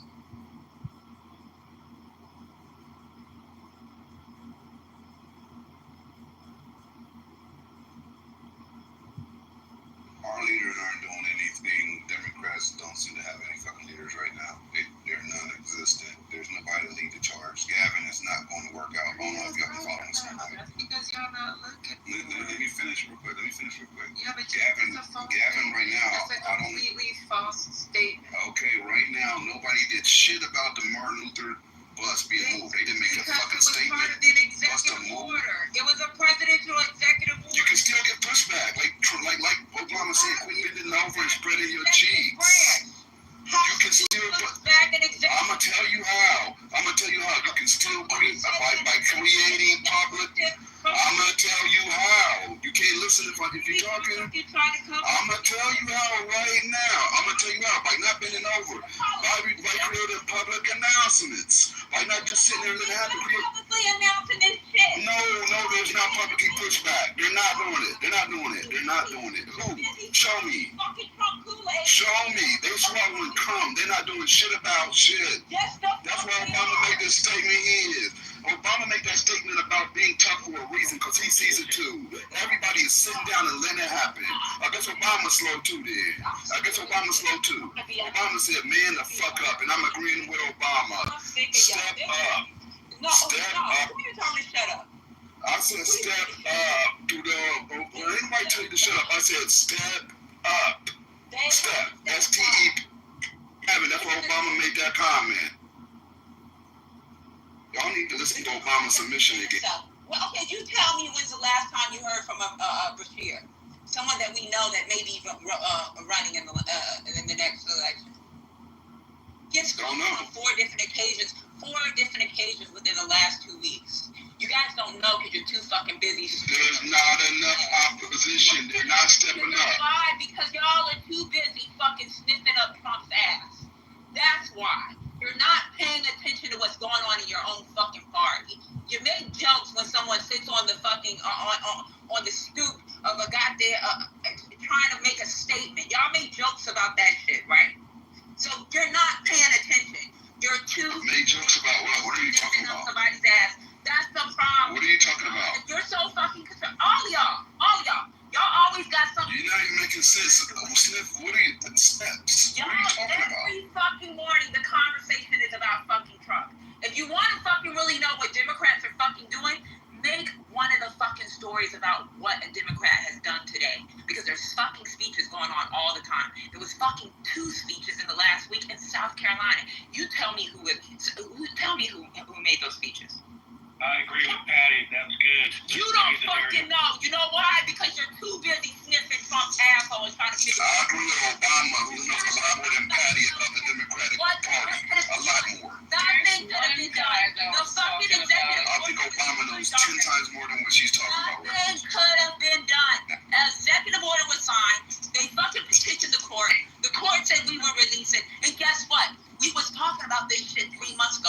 You think the shit wasn't gonna fucking come out? It fucking came out. What do you think a Democrat should be highlighted and put in the media a lot more? Guess what? Tell me what you see in the film. It needs to be highlighted. It needs to be pushed back. People need to stop just sitting there and letting it happen. Entertainment isn't fucking Trump's dumb shit.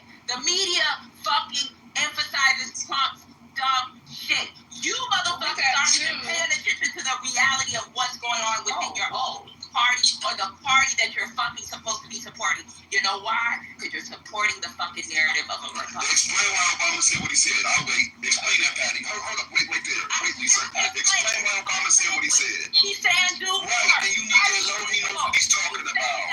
He's saying that, but guess what? He was talking in a form that you weren't even privy to hear. The only thing you got out of that was a couple of fucking sentences. Not one of y'all can find the fucking speech online. You know why? It was a private speech. What people do is just take bits and pieces of information and send it out to the public. You weren't there. I weren't there. The fucking media was there. It was a private. And he said it's going to require for Democrats to step up. He said they need to step up. Period. They're not. They're not doing shit. Be emotional if you want to. They ain't doing shit. To do. You tell me. Go ahead and fight whatever. They're going to keep putting out narratives. We need to put out more narratives. We need to push our own narratives. That's what. Explain what's going on. I bet you can't tell me two. We need to push our own narratives, Patty. So check this out. People slept and watched this motherfucker, woke up in the morning and seen him early in the morning fucking give a speech. You tell me 2 themes in his fucking speech. You know what? I'm gonna be nice. You give me 1 fucking theme. And I guarantee you can't fucking say anything. but I can bet you Sue can. In whose speech? Who are you even talking about right now? Who are you talking about? I bet you Elle can. Who are you talking about? I'm talking about. Who are you talking about? Who did a fucking thing about somebody else? Who are you talking about? You tell me. You tell me. Who are you talking about? You should know because it was all over the news. A lot of things are all over the news. Who are you referencing?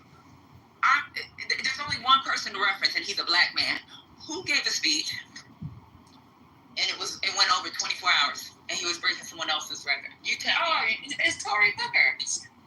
Hakeem Jeffries. It was Hakeem Jeffries. Yeah. It was Tory Booker.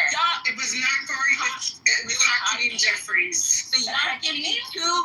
Give me two. I want each one of y'all. Give me two things out of there. Two fucking things. You could have turned on the TV and what you were talking about. You know why you don't know? Because you don't give a fuck. You're too busy sniffing up somebody's ass and going against your party that you're supposed to be fucking supporting. I don't give a fuck if you're independent. I'm not supposed to support shit. And you're saying that Trump is a piece of shit and you rather have voted for Trump. He is a piece of shit. Guess what? Pay attention to what the fuck that they're doing instead of joking about it and complaining. I'm not joking or complaining. Let me say this, right? Because that was a nice monologue. But I'm going to tell you this. When Obama came out and said we need to do a little, when they said y'all need to do a little less navel gazing and a little less whining and being in field positions, he's talking about y'all Democrats not doing a goddamn thing. He said it. Get mad at him. He did not. He gave that speech this month. I'm going to read it to you. He did that. Lets me know you didn't read. I'm going to read it to you again. I ain't reading. He said, no, you didn't read this. I'm going to read it for you again. He said, a little less. He said, I'm reading it verbatim. A little less navel gazing, a little less whining, and being in fetal positions. It's going to require Democrats to just toughen up. Stop looking for the quick fix. That's what he said. Those are his words. And I agree. Get mad at it.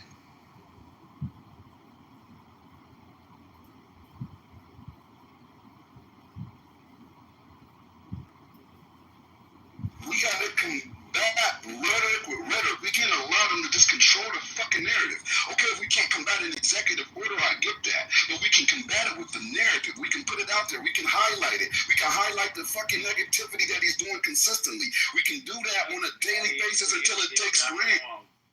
If he's wrong, I'm saying that what Democrats are doing is not enough. Nobody muted you.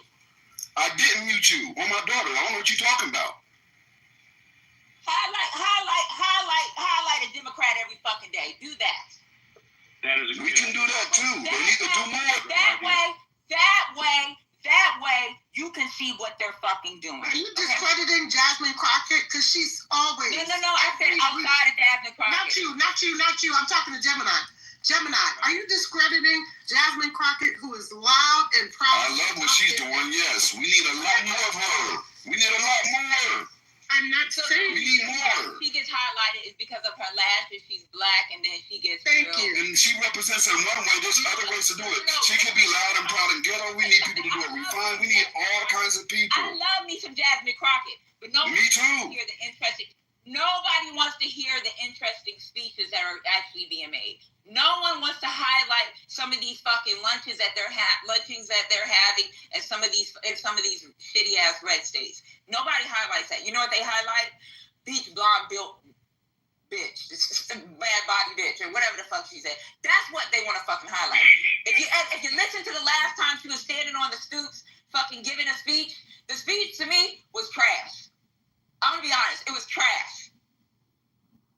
That's what we fucking highlight. That's what they want to highlight. Highlight the shit that's actually going on out there.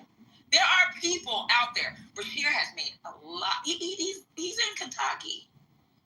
He's in fucking Kentucky. He's going to other states.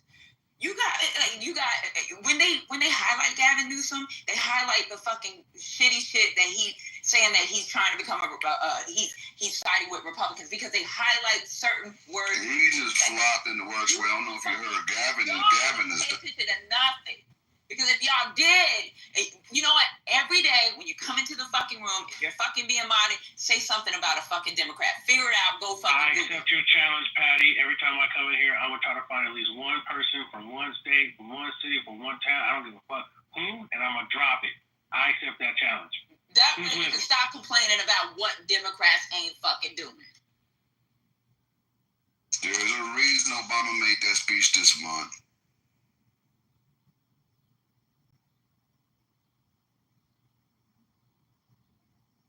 You know who Obama's talking about? The point he's is talking there, about you. That's who he's talking about. He's talking about people in this room. That's who the fuck he's talking about. When Dr. AG made that comment the other day, or about a week ago, I agreed with her. You know why? Because I'm fucking tired of it. I'm fucking tired because a lot of y'all really ain't fucking. I don't think the leaders of the Democratic Party are in this room, Patty. The leaders, he's talking about y'all, Democrats. He's talking about the leaders. He said the leaders, the leaders. He literally said leaders. Not every one of y'all. What you in this speech?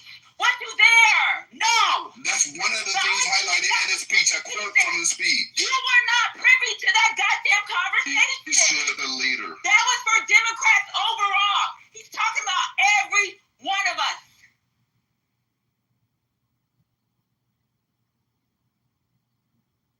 Remember, the speech is, yes, we can. We is all of us. We is not just the leaders. You can shift the blame on we is us in this room. We can. The party follows the leaders. We need the leaders to lead. Well, maybe if you knew what your leader was doing. Who's your representative? What district are you in? Okay. Preach.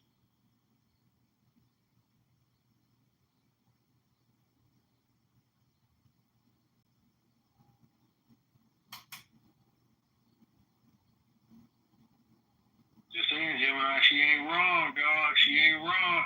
She damn sure ain't right. I mean, you can suck dick all you want. It ain't gonna make her right. Obama is more right than she is. Obama's a lot more right than she is. Obama knows a lot more about the party than her, and she keeps forgetting. I'm not a fucking Democrat. She said, what party are you in? I don't have a leader. I'm not in the fucking Democrats. What are you talking about? She asked me, who's the leader of your party? Nigga, I'm not in the Democrats. Fuck is you smoking? Well, you should know who the fuck you voted for. I know who the fuck I voted for. Do you understand what Patty is saying, though? Do you understand? Do you understand what Obama is saying, now? Do you understand what Obama is saying? And why he said it? He repeated it several times. And that he was talking to the fucking leaders. He wasn't talking to all the Democrats in general. I need you. He's saying, I need you guys, the leaders of this party, to step up and do more. Get the fuck up. Stand the fuck up. Toughen the fuck up. All y'all do is fucking cry. But Gemini, here's the thing, right? Here's the thing. Emotional ass motherfuckers. Hold on, but Gemini, a lot of us make an impact in our local government, which is what really drives dollars, right? So what she asked you was about your local representative. I just left Georgia, and for the years that I lived in Georgia, Representative David Scott was my representative. Not only did he represent me, I knew what was going on in our district. I knew what was happening and was very engaged in what was happening. So if you don't even understand what's going on in local politics, it's problematic for me that you guys always talk about what's happening at the federal level, but you don't even know who your city council is. How many people have actually been to a city council meeting, has been to a planning and board zoning meeting to see what actually is being put in your city? Because please understand this, your planning and zoning meetings are this. Okay, I'm glad for you. Planning and zoning all day.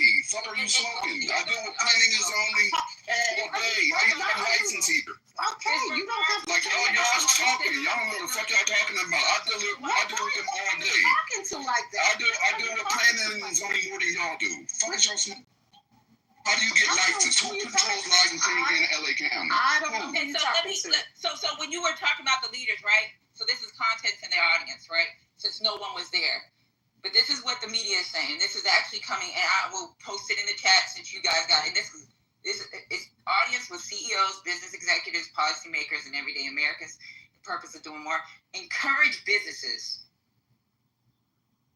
urge the public, promote broader public-private cooperation.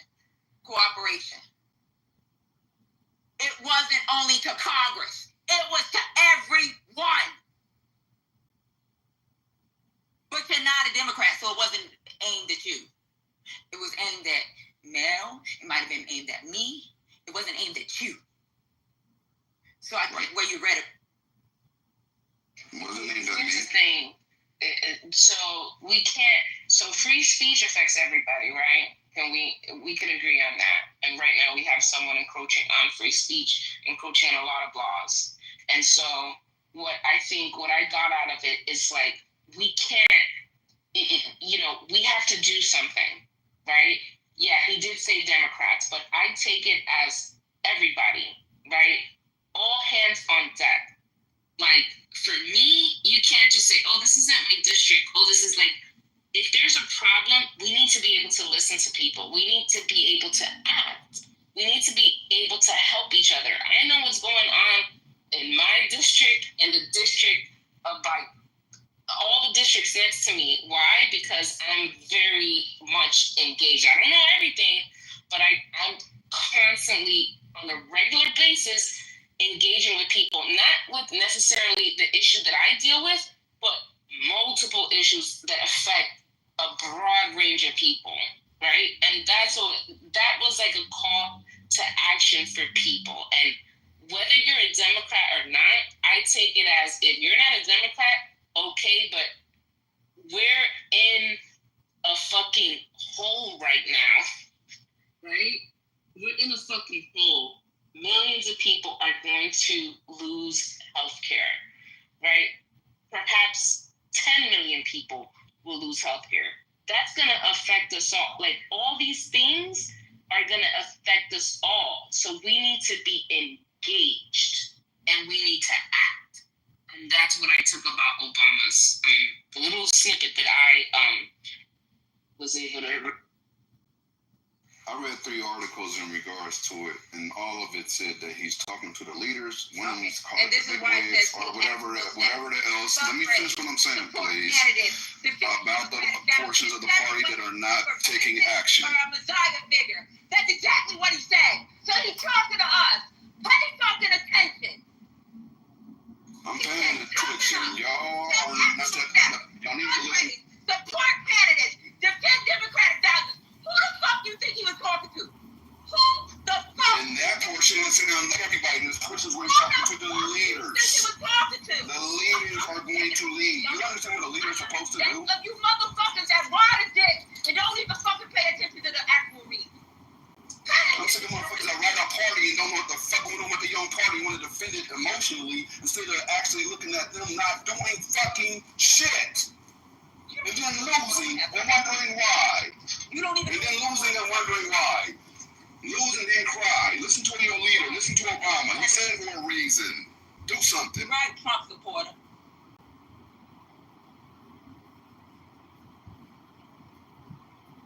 You're the enemy, to be honest. Yeah, accountability is your enemy. No, I'm accountable for me. Accountability for Democrats is their enemy. For the last 14 years.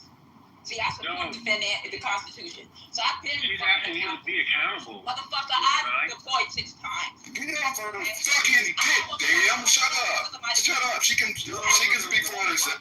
Don't talk to me right now. I'm telling you. I'm not the one. You're not. I've been accountable, motherfucker. I got shit to prove my accountability. Democrats need to be more accountable, period. I got shit on my body to prove my motherfucking accountability. So don't tell me about accountability. The party as a whole is not being accountable, and they're fucking failing and flopping. You just want to talk, Gemini, because you want to hear what you want to hear. You're not even hearing what I heard what she said. I just don't agree. I don't have to agree because I heard. You don't have to agree. You don't have to agree. Right. Y'all act like somebody got to agree with everything somebody say. Like, y'all stand up and pass them. That's fucking dick. I have my own fucking mind. Okay, so I said quit. That's what I said. I'm not sucking. I have my own fucking mind. I don't just bow down because somebody else think differently. So the fuck what?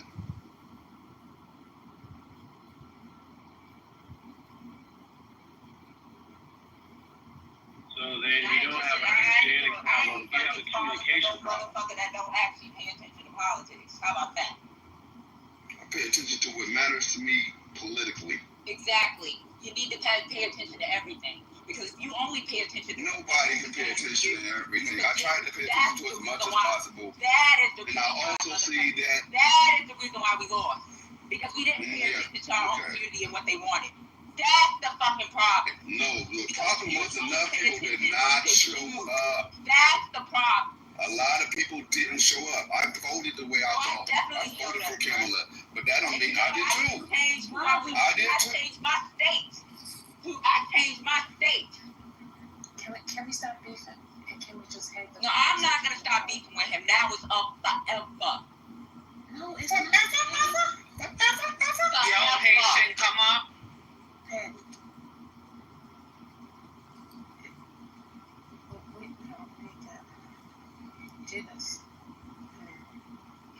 She want to crash out over me saying the Democrats need to step up. I don't give a flying fuck. Okay, all right, just chill. Less than a fuck. I give a negative. What is a negative fuck? My mic is broke. My mic broke. All right. So yeah. So The negative fuck is actually celibacy. Damn. I give a celibacy.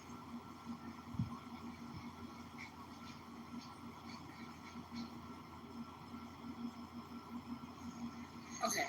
The problem, we can't be this. I don't think a negative fuck is a celibacy, damn. Yeah, I don't think it is either. I thought about it after I said that's kind of why. But at the end of the day, like, if somebody can say something about Democrats and it triggers y'all that much, and your own party's leader, the commander-in-chief for 8 years, said the exact same thing earlier this month, which means that you need to be stepping up, whether it's the whole party, the leaders of the party, whatever the case may be, the party, which I am not a part of, by the way, then why the fuck are you going to get mad? But then everybody needs to step up. I'm not part of y'all's everybody, so I still say with it. read the article so you can understand what exactly was being said. And let's say I grant you that. Patty, let's say I grant you that. Let's say I did read the article, but let me say I grant you that. So what was the I did. Who was the target action? Stand up, toughen up, step up, do something, vote the right way, move the right way, lead, do something besides crying about it. That was the essence of the article. In New Jersey. We already know that, and like, give us some new info. So what I'm saying is this: if your own leader is saying it, right? Let's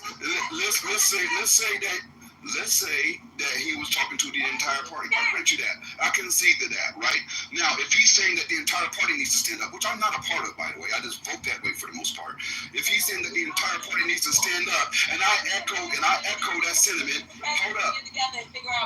No, I'm an independent vote, man. To answer your question. You're not loyal. I'm not loyal. I'm an independent thinker.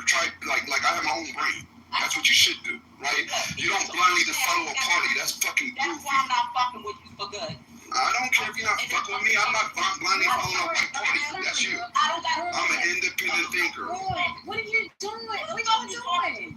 Whoever's just blindly following anything, whoever blindly follows anything, don't have a fucking brain. I said what I said. Yo, listen. That's your mother. Stop. Seriously. Watch your mouth about my mother. No, it's up and stuff. I'm telling you, it's up and stuff. Be in your emotions. You'll be all in your feels. Listen. Get in your feels. Listen, I'm just these misogynistic ass niggas. I'm gonna be honest with you. There ain't nothing misogynistic about it. I said something that you should fucking know. Obama said it too. No fucking brain. That's what's not. Let's say you didn't have no fucking brain. If it applies, it applies. I heard you. I don't give a fuck. I stand on what the fuck I said. Listen a little more. Talking about I ain't listening. Use your fucking ears. Why are we beefing, y'all? Come on. Listen. Listen, lose your hearing. Listen. Stop. Bitch, I lost one of my hearing and one of my I ain't called out your name. Don't call me out mine. Okay, so what? Why are we... Showed you weak. Yeah, I said your hearing sucks because you ain't heard what I'm saying. I have to boom this room. This is crazy. Past 30 minutes just to be an example and a learning experience, because it has been for me this evening. And if you refuse to make it a learning experience, well, just have a good damn week and try to see things clearly. Now, Bonita, I might not agree with you 100%, but I think we can find a common ground, because I've been in here in and out when the conversation was only about men at first, right? And I wasn't allowed on stage, and a moderator who I don't see today arguing.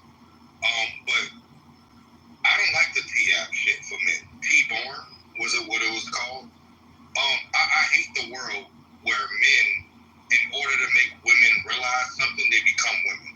I hate that. It devalues men. And I understand that the conversation is about men and women, but I'm a man, and I think our women have enough to concentrate on because we've talked to them for so many years.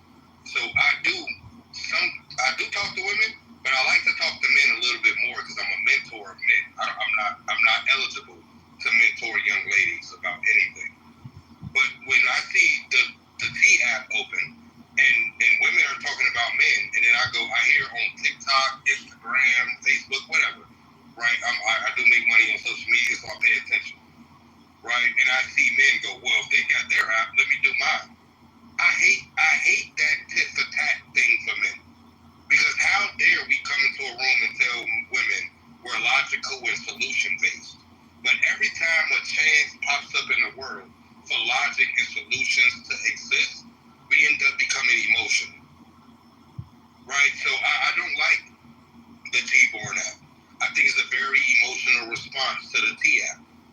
I think those men on that app would have survived perfectly fine because I know the real world.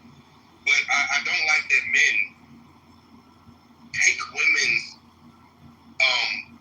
protocols and then go, I'm a man because I took a woman's protocol. I just disagree. Like, I'm only 33, but I was raised by older men, so I might have more older mindset. I'm from Chicago originally. Dang, why are people sometimes, I'm trying to figure out, people from the South sound extremely old. My family is from the South. Why do you sound like you're 70? Yeah, but it's just because I don't think, because I'm married, and I come on this app a couple times a year, but I'm married. I've never been able to get through my wife by being more of a woman. My wife don't respect me because I'm more of her feminine. My wife might be mad. We might have our differences, but she loves the duality that she's a woman, I'm a man. I don't want her to be a man. She don't want me to be a woman. So when I hear men become women to make a point, I'm slightly disgusted. Because how dare you tell women they're too emotional to have a conversation, yet you get emotional to have the conversation. And I'll end there because I don't want to be too long-winded, but I'm not a fan of men taking a woman's approach to prove a woman wrong. I think stoicism is enough, and I think good women, no matter where you go, no matter what she say, I think being a stoic man makes a woman want to be with you forever. Being an emotional man makes her want to date you for a couple of years. I'll land it. Thank you. No. Appreciate it. You still sound 70 to me, but it's okay. You said I need to stop being so emotional. Daddy! Go on up here.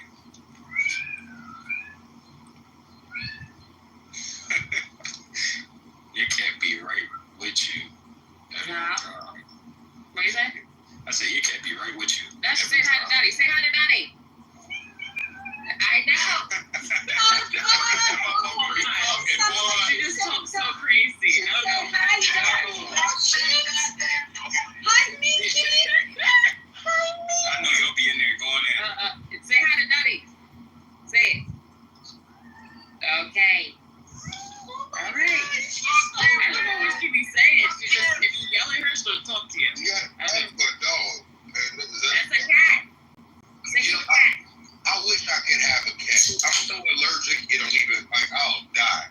But I really love cats. Let me send you some cat hair there, my nigga. Oh my God, Bonita, don't kill me now. Let me send you a cat.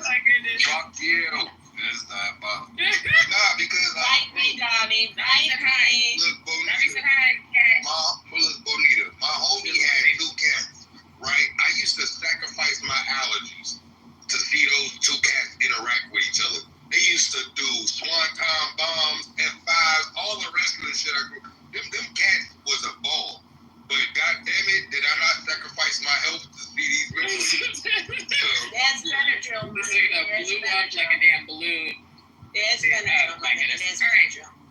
Let's get back to this. How do men and women devalue themselves? Okay. How do they devalue themselves? Ooh, Lord. RPO we will go in on a topic. They wouldn't stop. They had 1 million of them. I don't even know what to do. Like, they had so many different examples. It just would not stop. It really wouldn't. Like, I don't even know. We got to keep it going, I guess, because everybody has different things that they said. I didn't even hear the first one at all. But whatever. Hey, Panda, can I we had the ending to start the second one. I guess so. I don't know. Saying that he was a liar. Okay. Oh, that's why there was a part 2. Wow. Yeah, because a man straight up said, "I didn't say that." What did you hear? What was the? So, shit, I wish Mr. Clark was here. He said he did not say that women were incentivized to leave black men. Yeah. He definitely said it. Women are not incentivized to He said that women were incentivized, but he said that he did not say that. Yeah, he denied saying that. Oh, okay. But he actually said it. I'm gonna have to listen to that replay. I'm confused as to why he made this. What's he saying? Like, what the fuck? Alright, yeah. Well, that didn't work out too well for him. Then he goes about being. Hold on. Then he talked about how he was accountable because after we entered the room to listen to the replay of saying it, then he said, "Oh, yeah, okay, fine, you're right." And so he's like, "Yeah, I'm being accountable." We're like, accountable. When you said it, we go, "No, you did say that." You would have said, "Oh, okay." But instead, you waited until we started a whole new room to take accountability. That sounds like they're gone. That doesn't really sound like accountability, but what do I know? Now somebody's trying to talk. A lot. You know a lot. Good Lord. This is a hot mess. Miss Cleo, I love your PTR. Oh, thank you. I love it too. Who's got dang, Bo? Damn. Bo. You okay, Bo? You good? Can I ask the ladies in the room? Hold on, is Bo okay? Are you right? Put your hands in the air, Bo.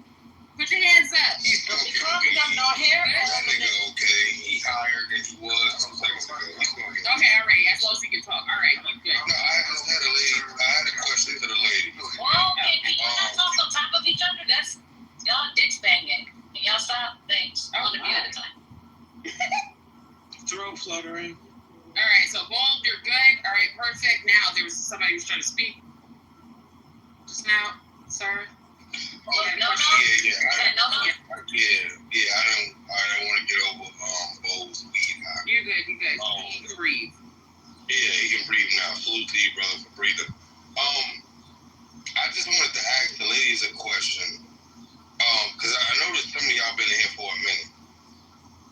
Have y'all felt more valued as women over the years?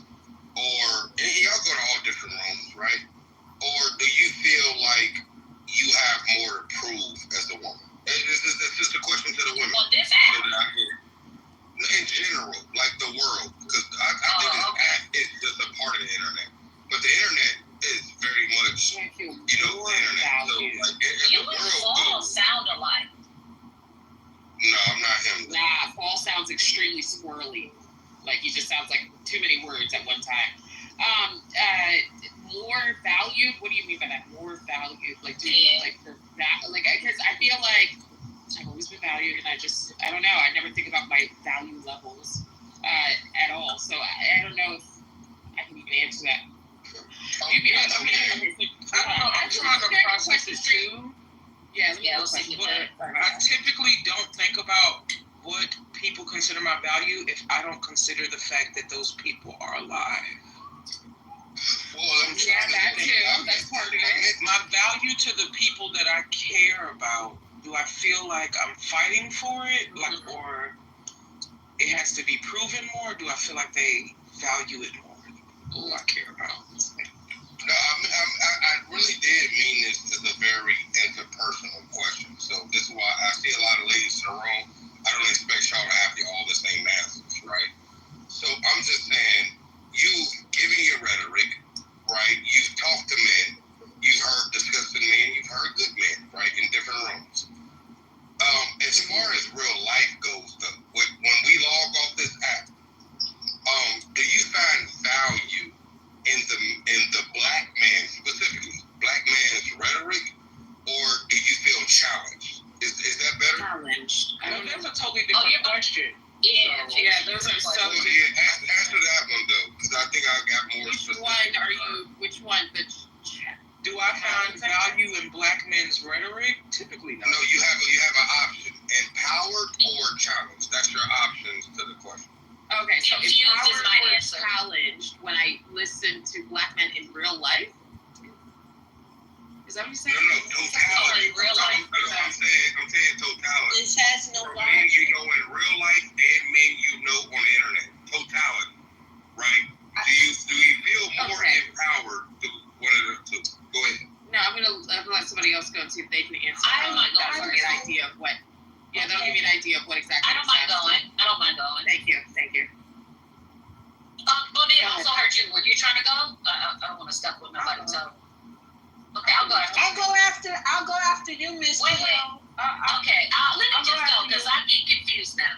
All right. Just go. So I would say that I feel challenged, but not in the way that I think you're using the word challenge, because I think challenges are good and they actually empowering. When people push you, and in my real life, not this Clubhouse world, on Clubhouse, because I know you want me to put them together, I just can't, because the men I deal with in real life operate very differently than most of the people I interact with on Clubhouse. On Clubhouse, I feel confused on a regular basis because men can't even keep up with what their arguments are. Like, they'll say something, you'll question it to kind of understand or make sure you're understanding what the point they're making. And in that questioning, they realize the shit they said, the reason I didn't understand it was so confusing that they start changing it. And I go, well, you first said this and you said this, and they accuse me of, being oblivious, even though they're the ones who are confusing. So, I real men, in real life, I feel challenged, which is empowering because, like, iron sharpens iron type of thing. And on this app, utterly confused. That's my answer. Well, Ms. Cookie, I will say this. This is not a trick question. I don't have a connotation attached. So I'm not saying a good connotation or bad. This is genuinely, which is not for most men on this app. I'm literally asking an open-ended question for me to learn. Not for you to, there's no trick behind it, right? So be yourself. I didn't think there was a trick. Yeah, I don't think you did. I think you answered it well, Ms. Cleo. I'm just clarifying to other young ladies. There's no trick question. Yeah, and like I said, it'd be easy to DJ. I'm getting a lot of requests for this song. You fucking lying. Okay, so put me in the queue for people who are going to answer, and y'all just got to display of just how much niggas be making sense and mattering in this bitch. Okay, I'll go. Feeling empowered about what Ben said on Clubhouse? No, because I don't value men who has nothing but time in a day to talking to random strangers on the internet any valuable than what I'm doing right now with my actions. I'm at work. Sorry. Take that good point. Now, do I feel challenged by what they say? No, because if I have a hint of feeling challenged, that means I'm here to prove a point, and that proves them right for what? Make that make sense? So if I wanted to be challenged, it will be the benefit for myself where I myself challenge myself to better myself, because I'm different for myself, not for others. And I don't look at it as a challenge. I just look at it as, are you making sense? You're not making sense. Why would I get mad about someone on a voice app? I'll never fucking see it on my whole life, especially these men. Ugh, no. I know my value. I know my worth. And any opinion that comes out of any of these burnt motherfuckers' mouth on this app, I really don't give zero fucks. I don't care. I don't know you. You don't know me. That's your opinion, boo. You could go to bed with your opinion. I just don't care. I don't care. So the options were challenged or empowered. Yeah. And I'm really trying to walk through it. So, was there a vagina talking? Challenged or empowered? There's no challenge in the. I rarely hear it make sense. To be honest with you, like I hear a lot of emotions called logic, and then like for them to empower me, they would have to be powerful. See, so the options that you're giving me, I can't really pick one. Confused often. Empowered, impossible. Yeah, they don't have a power to give me. I like. See, that's what I like. I like the confused. Right. That's all what you know. Yes, I like the confused sentence because. Yes, you did, Miss Cleo. Miss Cleo Clearly said this was confusing. Okay, well, I'm sorry. I'm just listening. I heard the last thing. But I was just like, Miss Cleo, what I like about it. Hold on. one at a time, my goodness. Sorry. Girl says, because you know I like to just jump in as a referee, just jump right back out. I think he intentionally gave two options just to see if you would pick the greater evil, because nobody really picked either or, but Miss Cleo hit it first when she said confused, because she wasn't really choosing empowerment or challenge. She originally settled on challenge though, but she said challenge not in the way that most people would see it, and then she topped it off with confusion. So now we're all on the same court. Yeah, I like confusion because I think that's a human emotion, right? There's a lot of smart. I come to this room because there's a lot of smart people, right? And it's often of a smart person, they don't want to admit when they're confused about something. And that's not to just mean anybody who talked before, right? It was an honest question.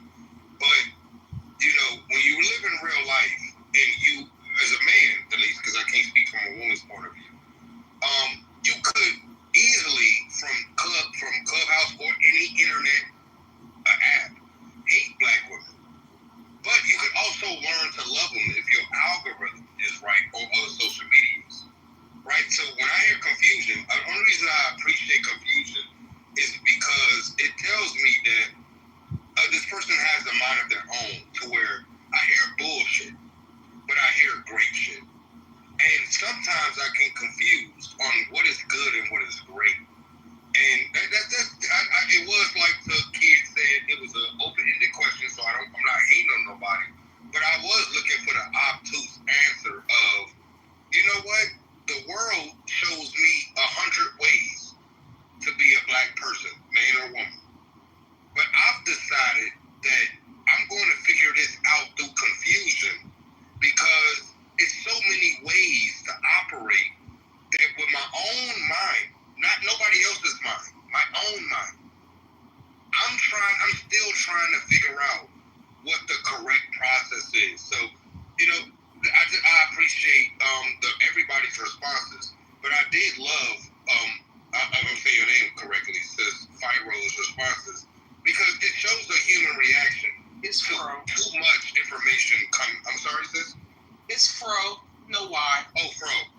Okay. I do appreciate Fro's response, because it shows a human reaction to being confused, because there's so much hitting you at one time that you have to find your own way. So I'll just land there. So I do want respond to that though. I think that with our answers, you kind of created something for yourself. So one, it wasn't an open-ended question. You said it was not. And the confusion is not like I heard great shit and bad shit. The confusion is literally, what are you talking about? Like the confusion is more so hearing somebody be conflicted in what they're saying and not being sure why they're still talking. It's not so much, wow, that was powerful and I'm just kind of lost. It's very clear what they're saying and it's usually contradictory to what they've said before. And that is confusing.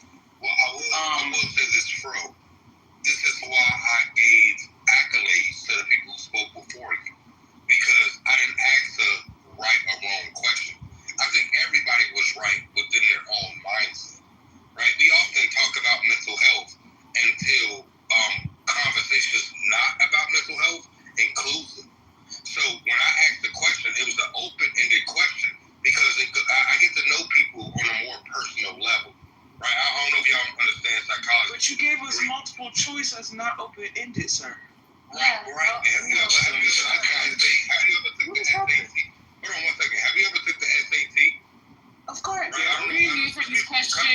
Yeah, the open-ended ones I had to answer like in paragraph form. By the way, it didn't tell me to choose this or that one. Right, but because there's a paragraph form, this is why I did not interrupt somebody giving their paragraph.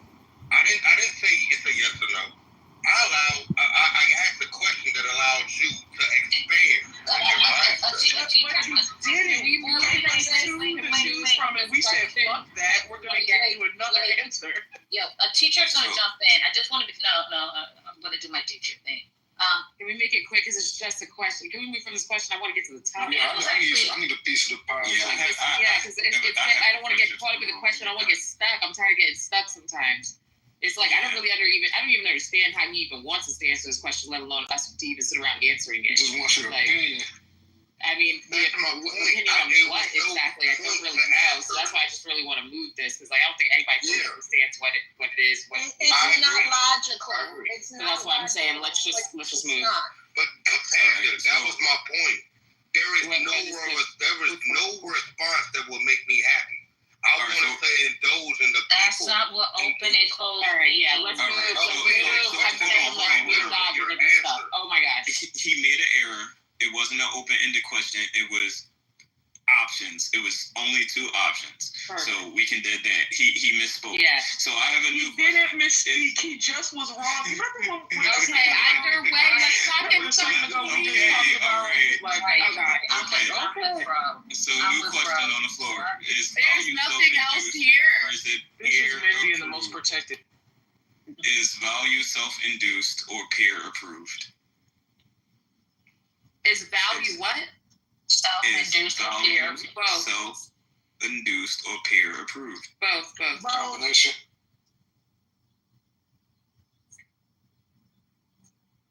Well, you did quickly. Yeah, I mean, it's both. It absolutely is both. Do you have a different thought, kid? Yes, okay, I do. Share it, because that's how things don't end there. If you disagree, share your disagreement.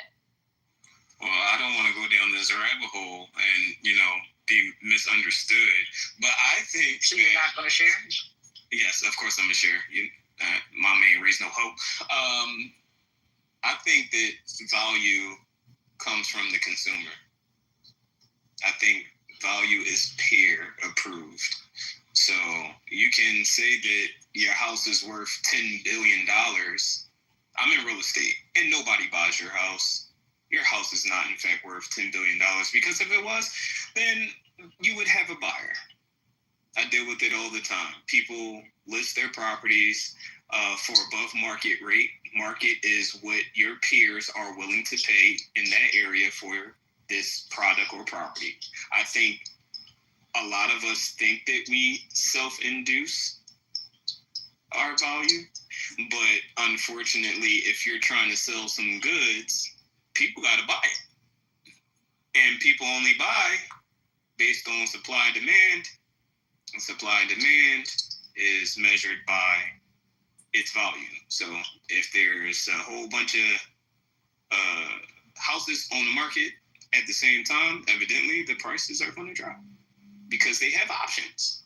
And if they don't have options, then the price is going to go up.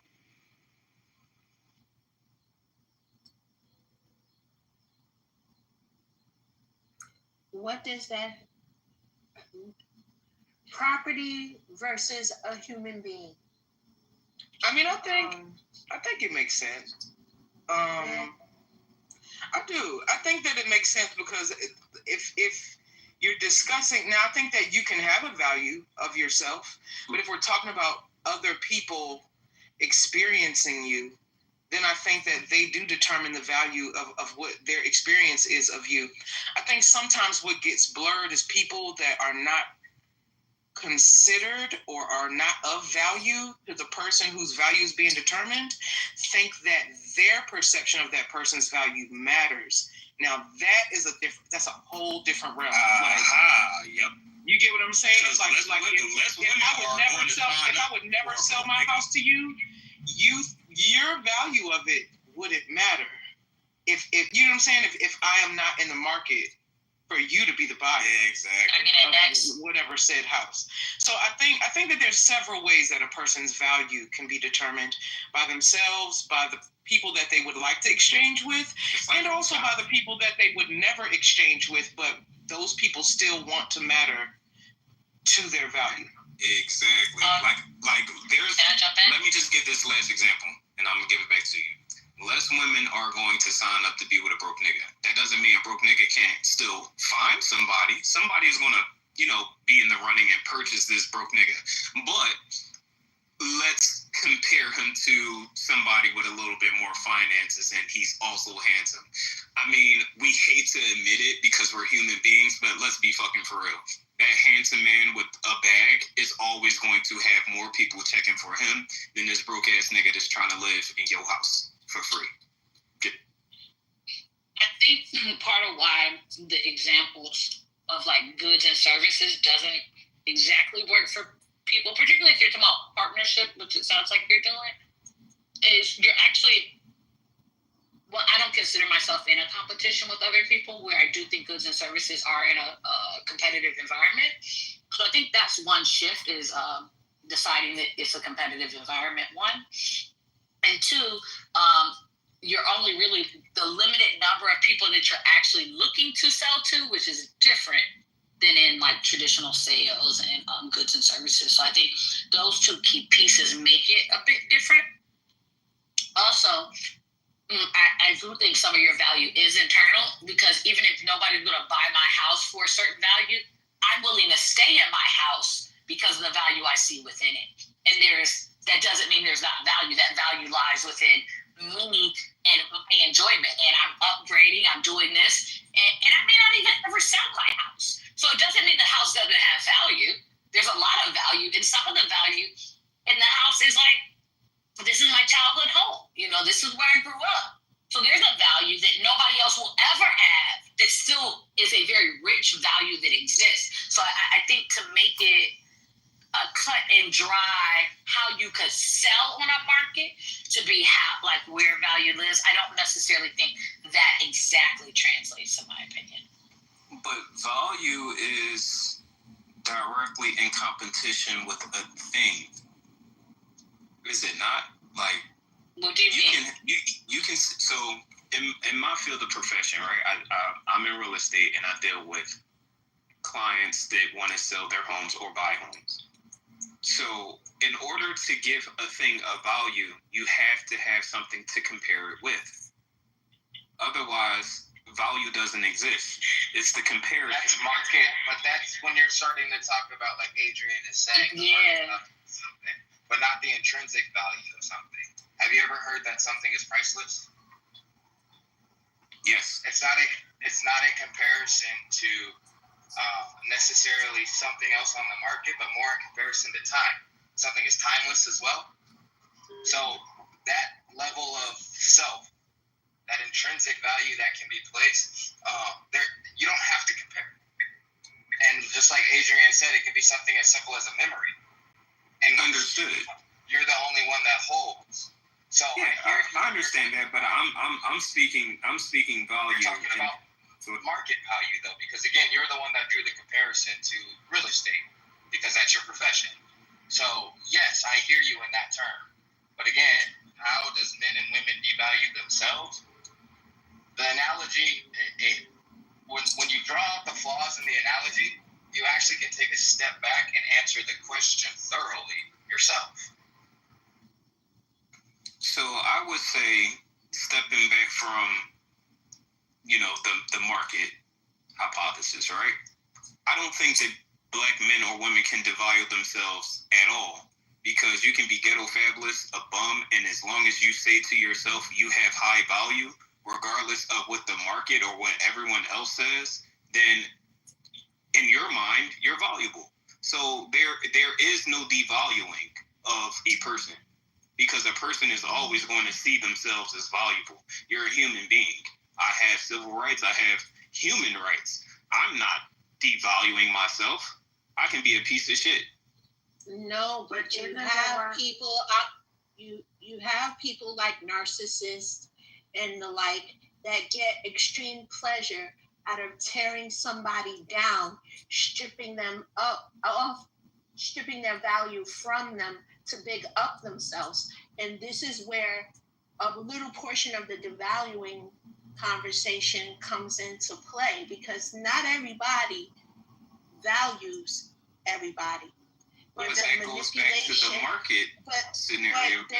But there's a manipulation because of what that particular individual is going through. They're gonna devalue somebody else to feel better, which is fucked up. But can they really devalue another human being? Can they really do that? Yes, because how does somebody commit suicide? Let me say that. Sure, Donnie. And I might have been a little too poetic the first time. The only way you can devalue something is to compare it.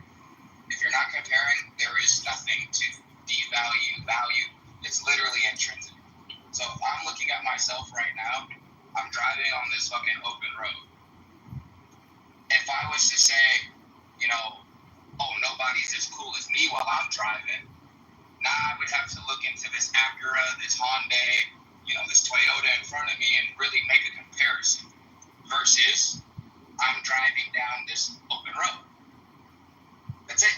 The value is just that. I'm driving down this open road. And so when I get to my destination, now that's the next piece of value with time, right?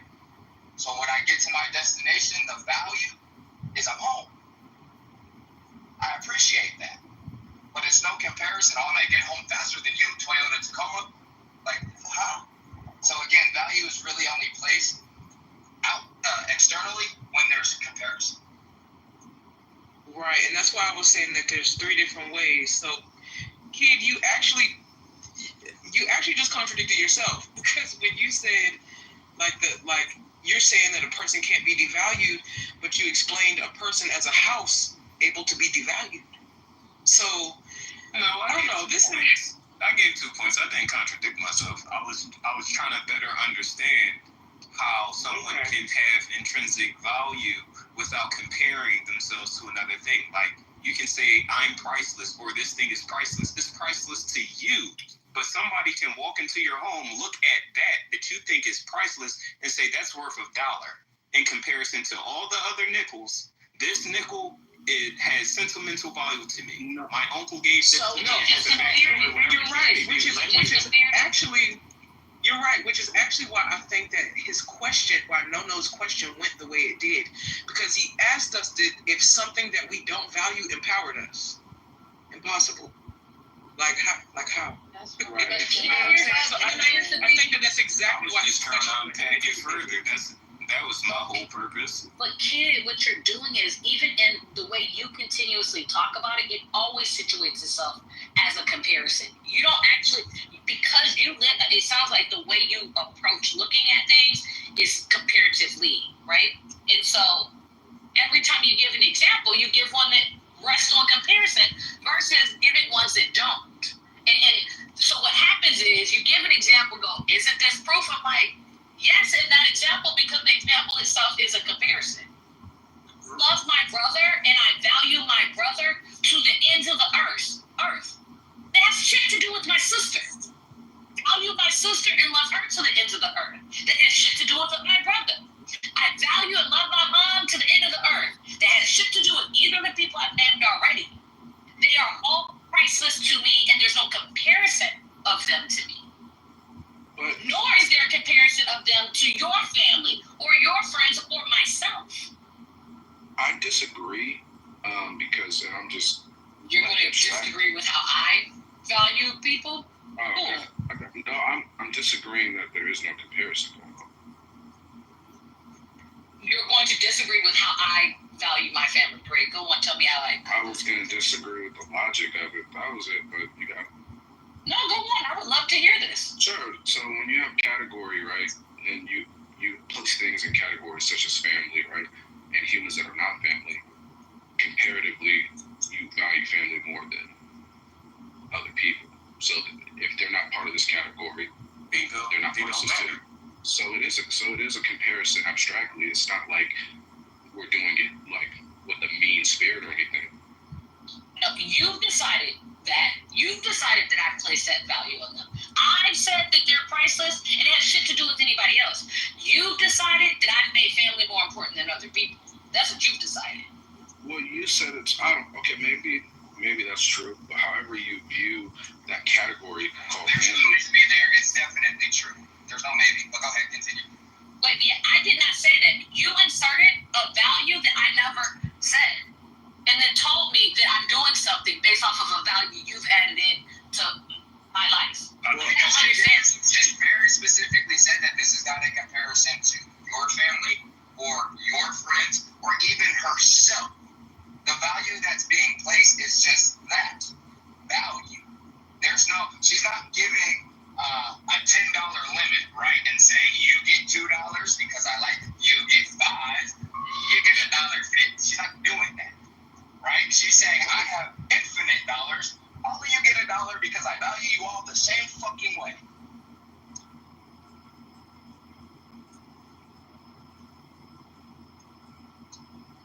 I get that there are people who operate that way, and I do think there are species of people who I have comparative value for, right? I just don't think everything operates that much, right? I definitely don't value most people who are sitting in here talking. No. So it's not that I live in a bubble that there aren't comparisons that exist, right? That's not what my argument is. I don't think that everything rests in a comparison. I'm with that. And that's what I noticed when he first asked the question. When he asked us the question, he placed value in people that we don't value. And that's what made that shit so hard to answer. Because his perception was there was value in these stragglers. And it was trying to tell you that shit was very difficult to answer. He was but how do we have the bad without the good? Yeah, just talk. I know this analogy shit ain't working. Well, let me ask him really quick. Let me dialogue with him for a second. Let's talk. How do you have the bad without the good? Why can't you just have? He mad. Because it was literally that simple. Why? You made a good point. Wow. They all come together to form a beautiful picture. What? So we still talking about this Da Vinci shit. You said if you have kids. Can we just speak clearly, without analogies and metaphors and poetic? In Morse code right now, but I'm decoding a little bit. Please, can you translate? Yeah, they all come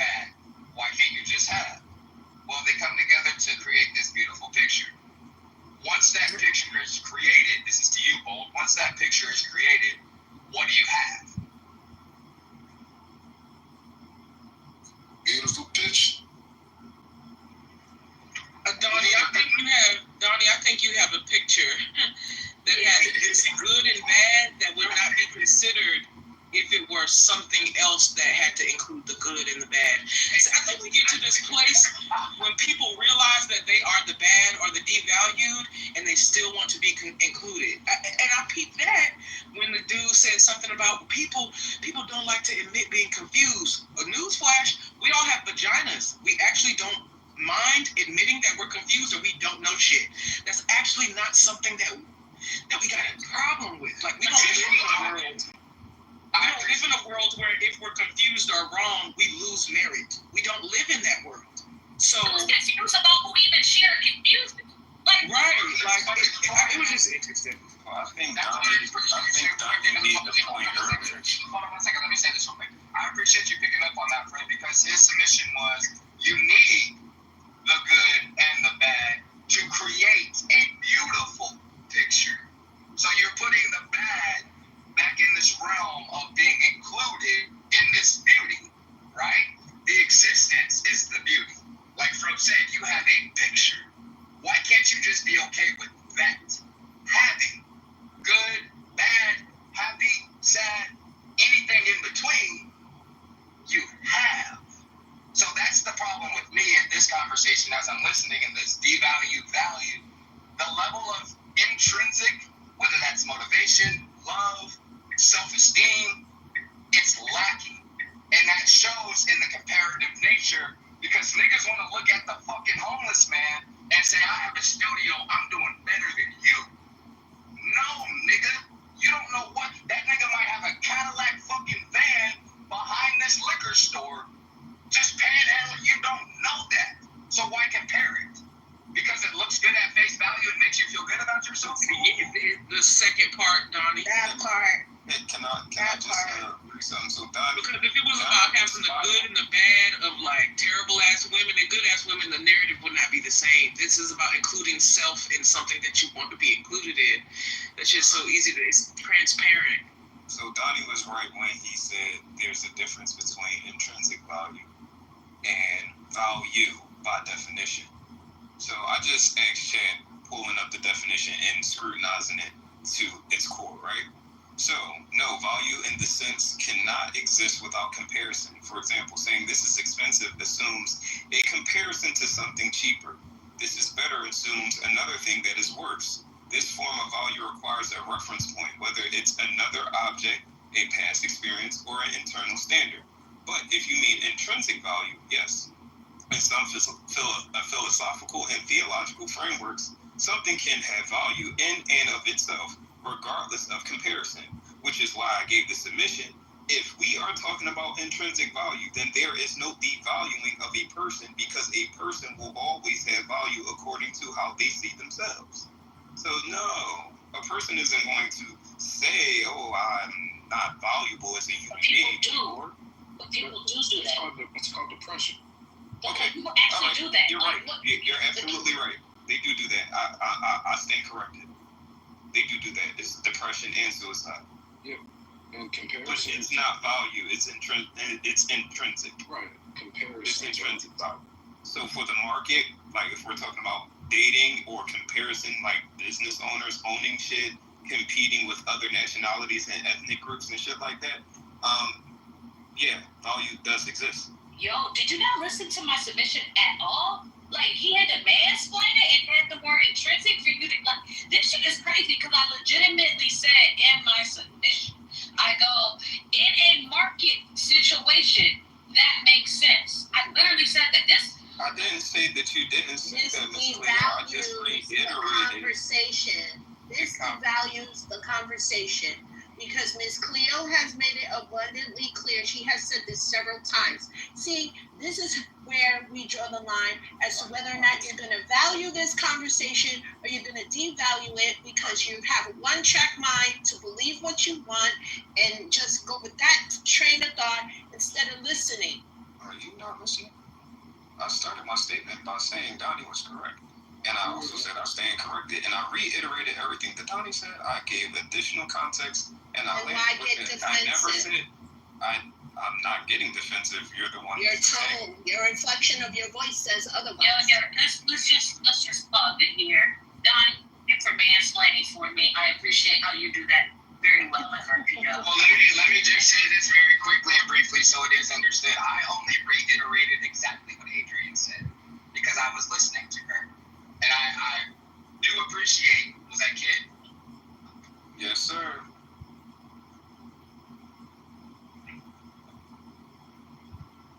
Damn, he driving and went into the abyss. Is there a recap possible or a reset? We definitely can do a reset. I don't know if we need to recap. I was about to say we could do a reset. It was over about 15 minutes ago. I'm lost where we We want to take it through the conversation, so we're here now. Well, we actually thought this was a new one because of how Kid posted and we got duped. It wasn't actually new. Yeah, I just walked into part 3. I wasn't here for part 1 and 2, but I think Panda's busy, so quick reset. Welcome to Research Purposes, follow the mods.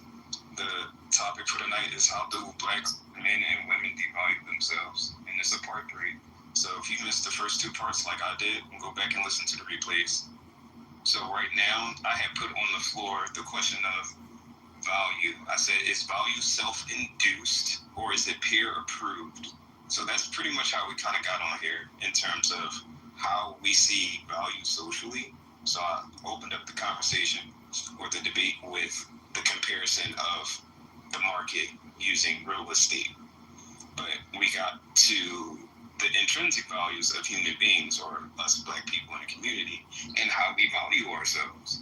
So as I said earlier, I stand corrected because Ms. Cleo kind of like got the dust out of my eyes when it comes to intrinsic value and how people can lose value or self-worth over themselves because of life circumstances, mental issues, whatever. I lost a best friend to suicide, so I'm actually disappointed in myself that I kind of missed that point. But the question is still on the floor. What do you guys think? Do you think this self-worth is self-induced, like you create your own value and you make other people see the value in you, or you don't care about how other people see you? You don't care about how other people see you and you just hold value yourself? Or is it peer-approved? You go to school, you get PhDs, you get all of these different things that qualify as, accolades, and, people, show you, like, hey, like, you're well accomplished, you're well established, whatever the case may be. So, enough of me elaborating. Let's back over. I look at it as self-esteem. I have self-esteem with a willingness to accept constructive criticism. Esteem is defined as to hold something in high regard. Therefore, I hold myself in high regard. My value comes from my self-esteem. Now, if somebody wants to try to come at me sideways to make me feel otherwise, I might feel a way about that and get upset for a quick minute. But if I have self-esteem, nobody, and I mean nobody, can devalue me. They can try. It's their opinion. They can try. It's their mouth. But at the end of the day, it's not going to happen. Because you got to ask yourself, when you covet something, are you taking away from your value to want what somebody else has?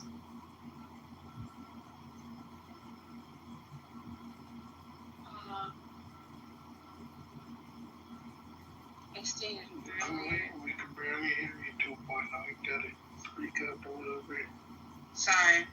I stated earlier that value only comes with self-worth, only within. You only devalue yourself if you seek validation outside of yourself. Give it point blank. Okay? If you only see yourself based on the use of what others can view you as, then are you really yourself? Yes or no? I want to say yes. You can still be yourself even if you seek validation from others, because their critiques of you can perfect you. You may not ever become perfect, but their critiques of you can make you look at your weaknesses and make you want to go out and try to improve those weaknesses. And then maybe somewhere down the line, it can start to become intrinsic, or it might start off intrinsic, and you may want to seek validation. But I feel like it can play out. It can sort of play out too. But see, here, let me be the devil's advocate. Are you going to go ahead and take critiques of people that you don't see value? Are you going to accept any critiques from anybody by anything just because they feel like they want to go ahead and pick your brain? Yeah. So, why do I have to in this state? Hold on. Let me get in here. Why do I have to in this state of comparative value adding to my esteem? Because I can sit in places and spaces, and I'm going to reiterate my question so it's not lost. I can sit in places and spaces that I know they're going to praise me. So why do I have to take into account not being myself when I'm seeking validation? The part of me that's seeking is putting myself in places and spaces to be praised. I mean, we can use this for example. Let's say, like I want to start out working, and I don't know, I get a subscription and what is it? Brunch, whatever. Hold on, Bo. I'm getting critiqued. Okay. I don't want to overwhelm her with information. You get right after. I just wanted to include that. So that was for you, ma'am. I found that. Oh, thanks. Yeah, I haven't thought it that way.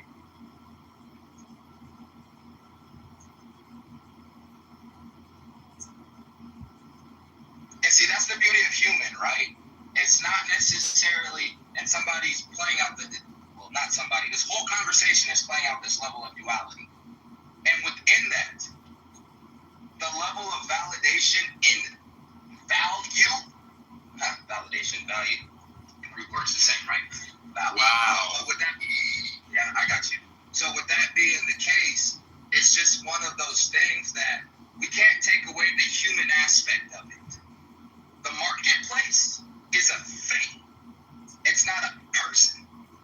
And so again, that's why that comparative, a piece of demonstration as it pertains to value gets convoluted in the whole amass of it. Because if you look at it, intrinsic value and external comparative value is human. It is very possible in certain sectors to have one without the other. But in the totality of life, you have to have a both. Because now that places safety as one of them. I'm not going over here because I know X, Y, and Z. Instead, I'm going over there. I just compared two places and put my abundance of safety in front of the measure, in front of as the measure to make a decision. So it's one thing to try to rest in one, but it's very, very human to look at the duality and say, okay, I know that in regards to X, I'm going to go over here because not only is it valid to the fact that I will be whatever, I've looked at the comparative analysis, and I also know that if I go over there, it is valid to potentially hurt me. So that evaluation that's being made, it's not just each compartmentalized thing is going to be either intrinsic to you or external. There's no middle ground in that.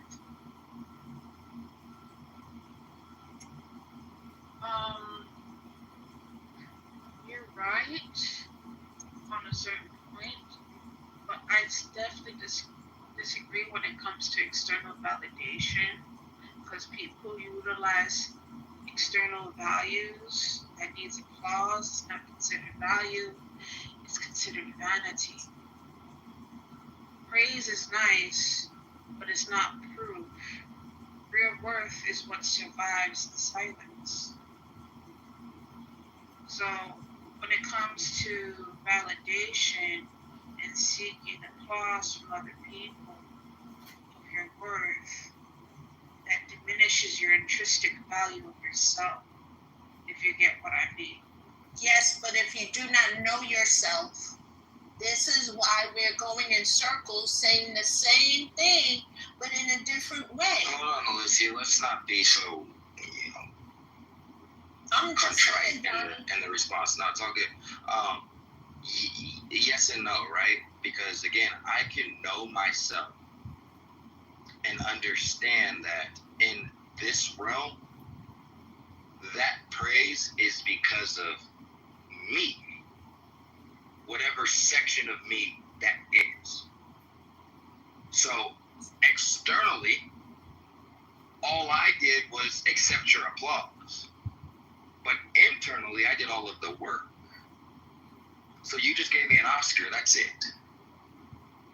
So that doesn't really, it doesn't blur that line whatsoever.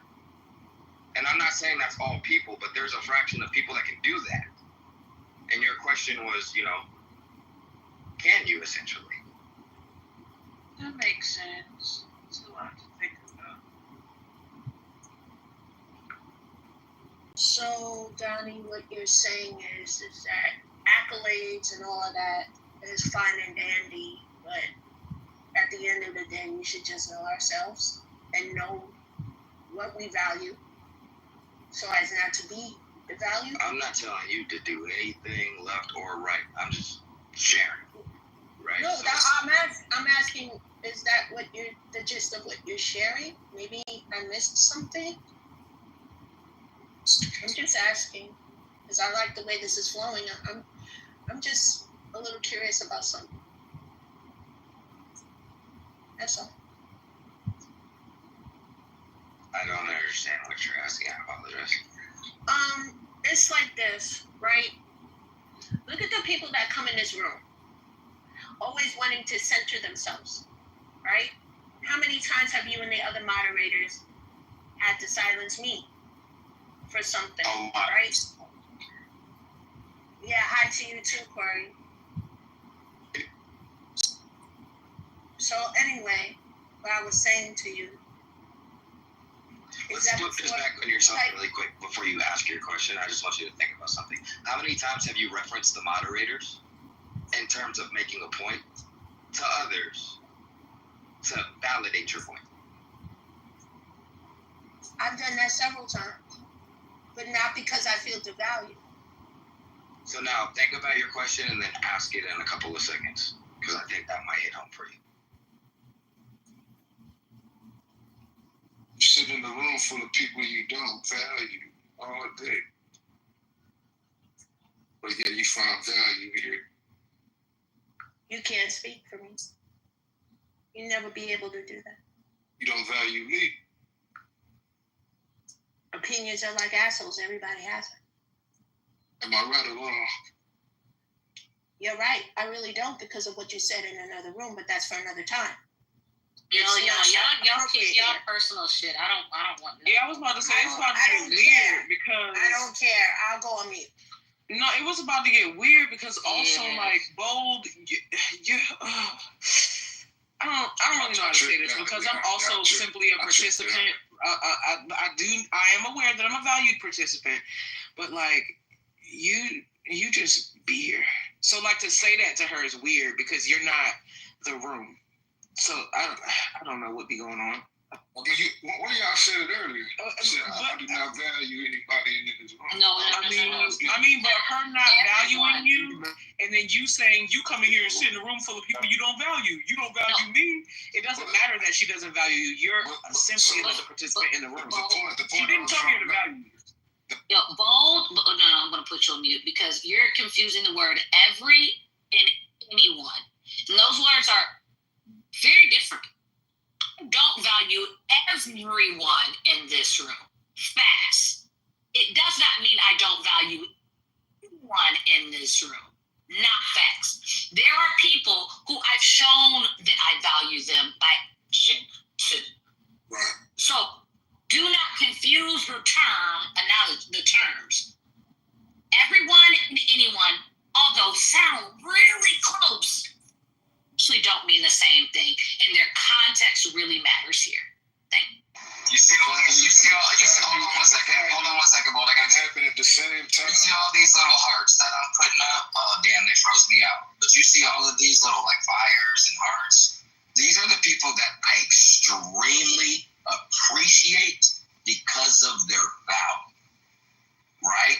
I can't get around to everybody right now because, again, they fucking froze me out. But one thing that I do understand is not everything is meant to be valued.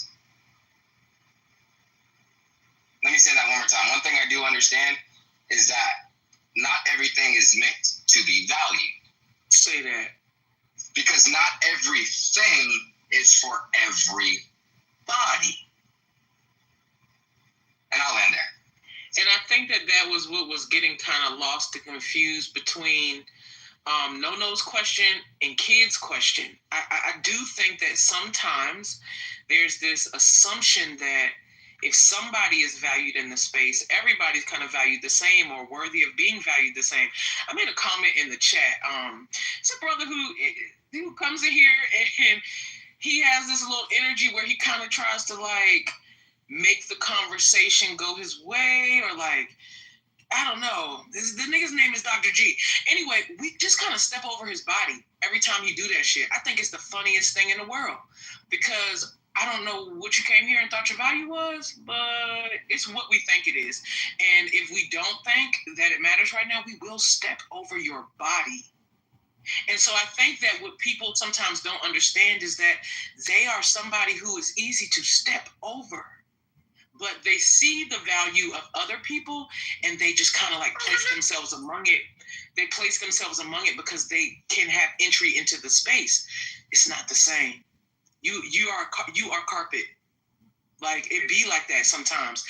In some places I go, I am carpet. Like, and people just get like, you got to get that. So like Adrian said, the words may sound similar, but they are not. Sometimes you just be carpet. Sometimes you be doormat. Like sometimes you just be decoration in the space. Like it just be that. And one of my first entries into this room, they were having an intellectual debate, not engaged. And T, well, she just like let me have it, bro. Like just like it. If you just like sit back and listen, don't even say shit. Just let a motherfucker talk to you. Just zone out and really like soak in what they're saying. Like damn, that was some hurtful shit, but I can take some of that and apply what you're saying. And then like you go apply what they said to your weakness. But like most people just don't know how to shut the fuck up and listening is a superpower. But when you applied it to your weakness, did it make you quote unquote better? I would like to say so. So you initially said that quote unquote it was some hurtful shit. I don't know about you, but hurtful stuff actually hurts me. It makes me worse. So how is that? And this is the beauty of constructive criticism, right? There's no feelings behind what he said. I was there. I was the one calling you a dumbass. Remember that? Right. Yeah, right, I heard y'all talk, didn't I? Yeah. Right? And I would say just based off of, what was that, 3 weeks ago at the most? Mm-hmm. Just based off of that time, yeah, you are getting better. So how is that constructive criticism hurtful? So do you really want to hear that? They say the truth hurts. Do you really want to hear that shit? Or will your ego snap in and want to go back and forth? But the trick is to shut the fuck up and listen.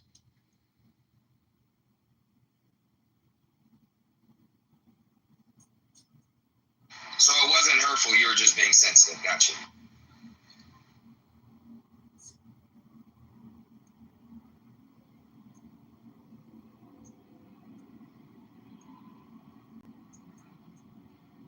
I don't know, man. It makes the question very interesting about the devaluing. I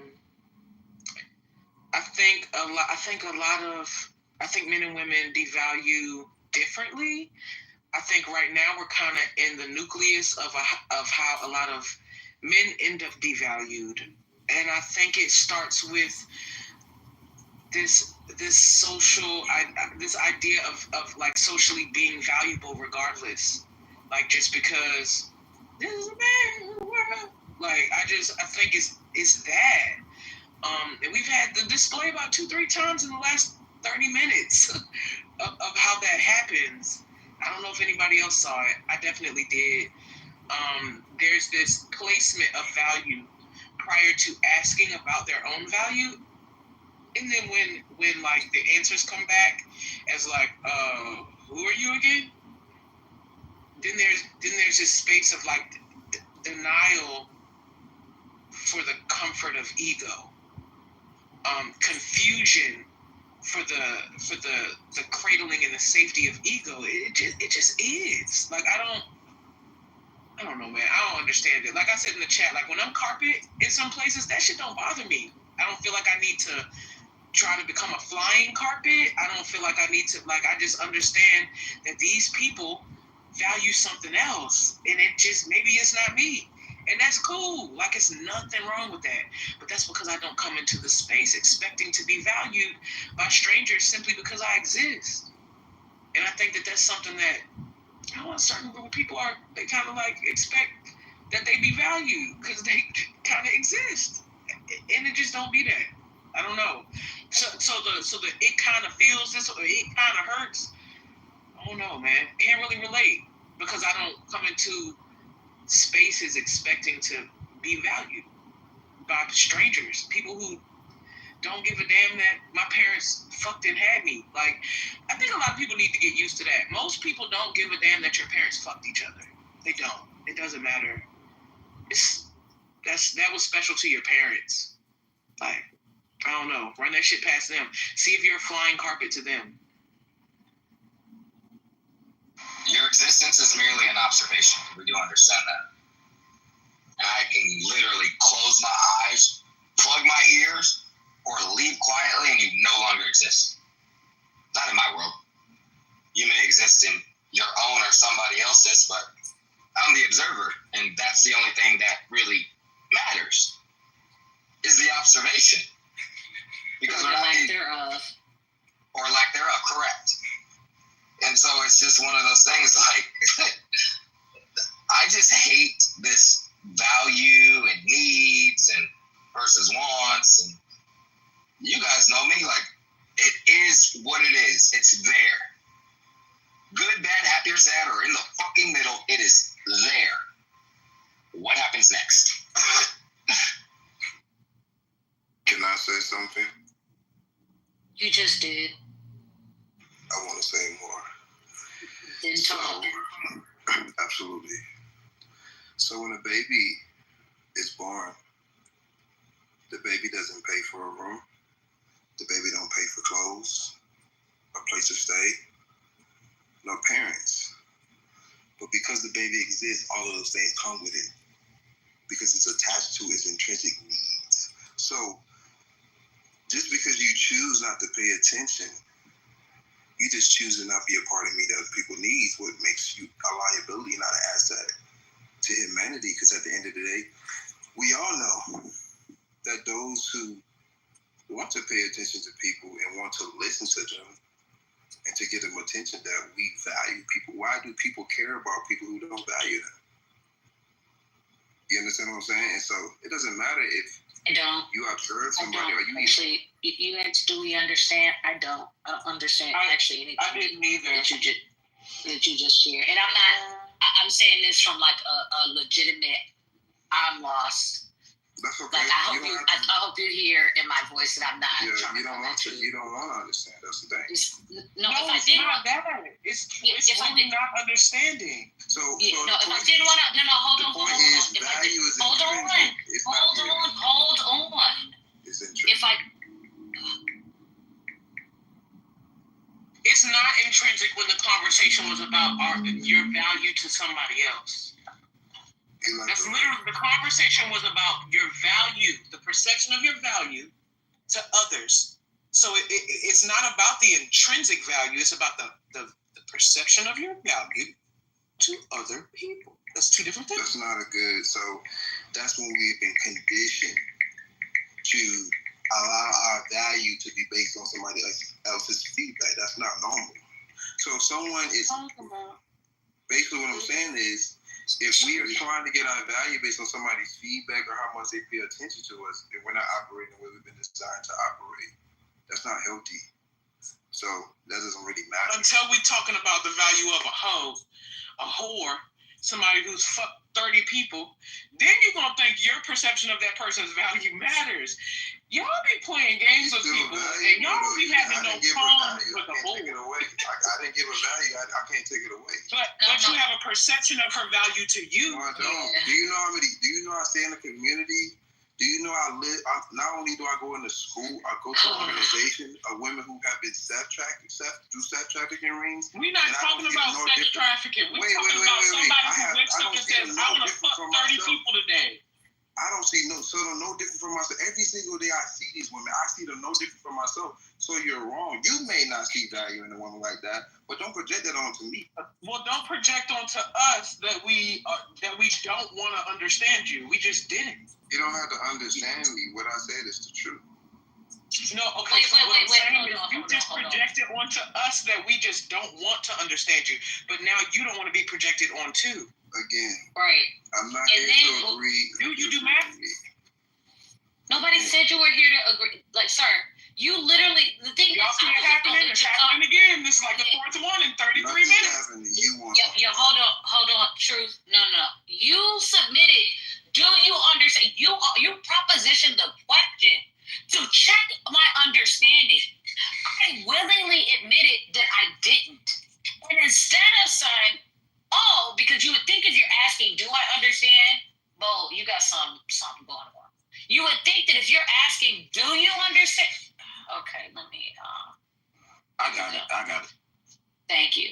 You would think that if you go, "Do you understand?" and I go, "No," the next response, the logical thing would be, "Oh, okay. Well, either which part didn't you understand?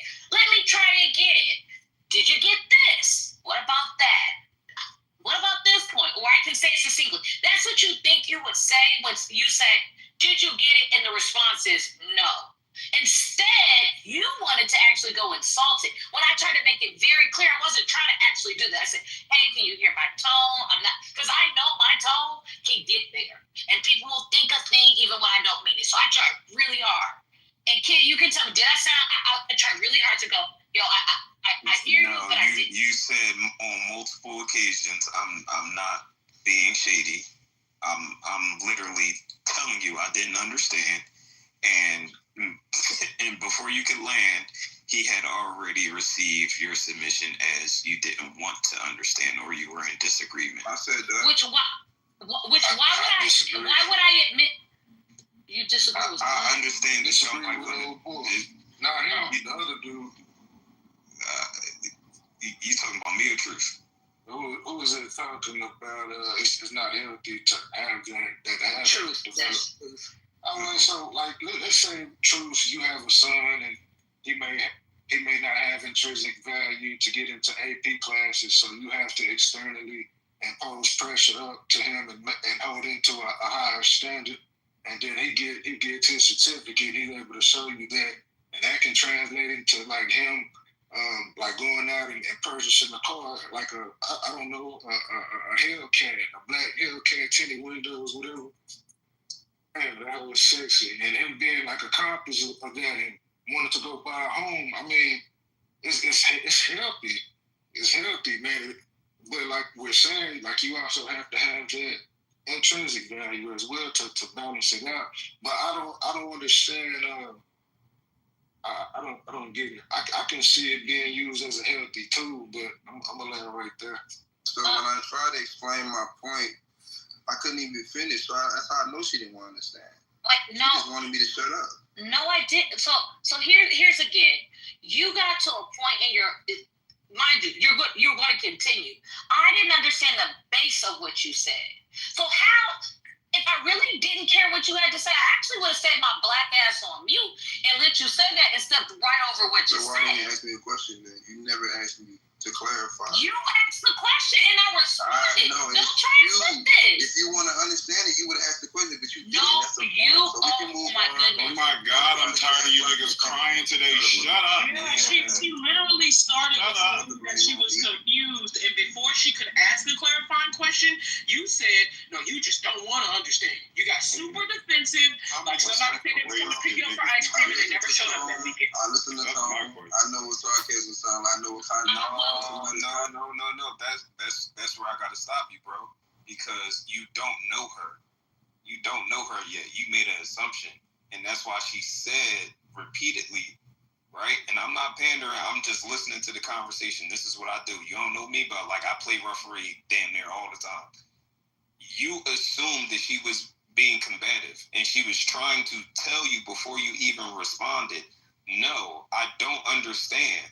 You asked the question. You landed your plane with understand, and she responded no. So she's not wrong in saying that was passing the ball back in your court for you to say, well, maybe I can deliver it a different type of way so that you can understand.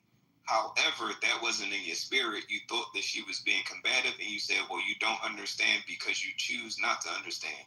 Our thing is Black people, we got to understand that everybody digests this information differently, and communication is a skill, which means you got to go inside your Barney bag and you got to pick out different ways and forms to communicate. If you truly value the message, if you really want a person to understand you, it's not how you're used to speaking on an everyday basis. You might walk into a completely different realm that speaks at a completely different dialect and speed. Some people got ADHD. You gotta be direct. Some people need analogies and metaphors. Like you gotta build rapport. That's all, bro. I'm not attacking you. I'm just speaking on what I. Okay, so let's try again.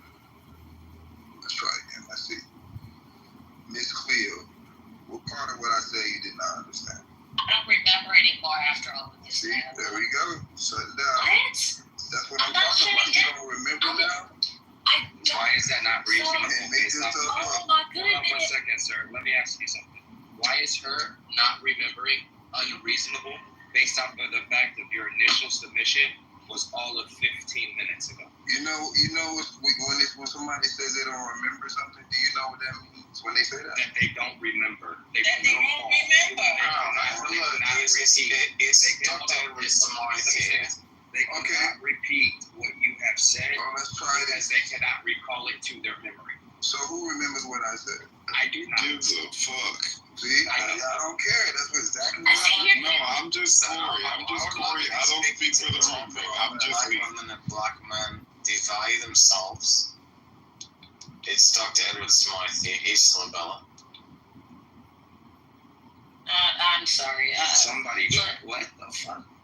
Yeah, so, sir, I was confused. And the fact that I was confused and then we had a 15-minute conversation, you expect me to be able to recall something I was already confused about 15 minutes later after all of this?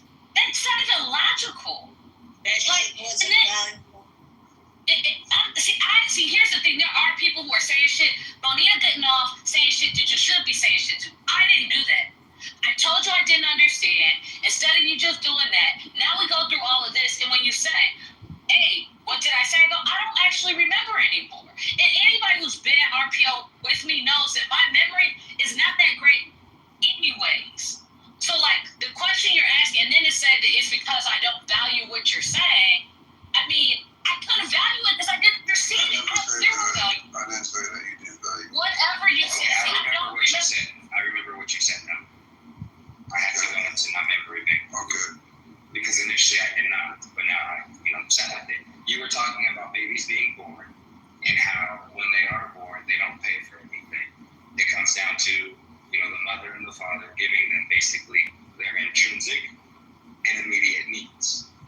And then you said the basis of what you were saying when Adrienne said she was generally confused is that you're talking about intrinsic value. I know that's parsed and not verbatim, but did I get the gist of what you said? Yes.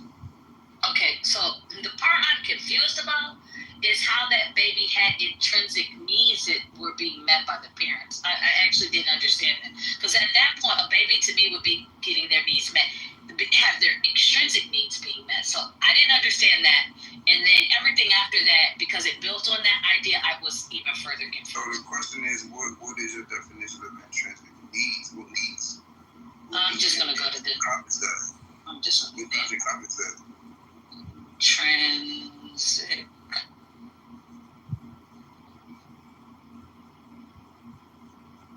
Okay, so this was my misunderstanding, because intrinsic means belonging naturally or essential. So there, you are talking about essential needs. When I was thinking of intrinsic, I was thinking of when we talk about things that you personally have that aren't externally, given. That's the way I was thinking of it. But I look it up, and you're using it as essential, which I didn't understand. Yeah, which you don't pay for that, which is, that's why I asked you. But what does paying have to... I see, and you see, I went there with you. I actually entertained it. Okay, thank you. So what does... What's this energy, sir? Like, I'm very confused. Because it's like I don't know if you wanted me to affirm you or something just now, but it's just like, you said that you wanted to be affirmed. No, I did not. I don't want no affirmation. Like, It's absolutely you just looking to be affirmed. That's all. Yeah, what? You said you. That's why I asked. The whole room can see it. Yeah, what? You guys talking about it in the chat. Everybody came here to be affirmed. And the fact that we didn't understand what you were saying first bothered you because you wanted to. We value you. Everyone sees it. We value your truth. Because if it would have bothered me, we value your truth. If it would have bothered you, you would have stopped talking about it a long time ago. We value you, truth. I would not be calm. Truth, we value you. I would not be aware. You are valued. Bro, I already know that.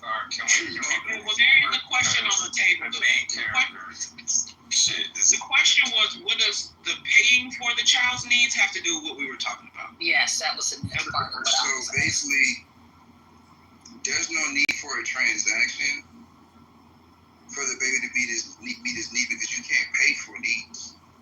Needs are intrinsically given because you are valuable already coming into the world. Being intrinsically valuable is a part of your needs. It's a part of being your needs met. Meaning, I'm not meeting someone's needs because they're valuable to me. I'm meeting their needs because they are important. What's the difference? Meeting their needs not only says something about who they are, but it says something about me and the value that I bring to the spaces that I'm in. If you're not meeting someone's needs, that's okay. I'm not. What is the difference? I put him down because I put him down because I actually want to understand, and he wants to just talk.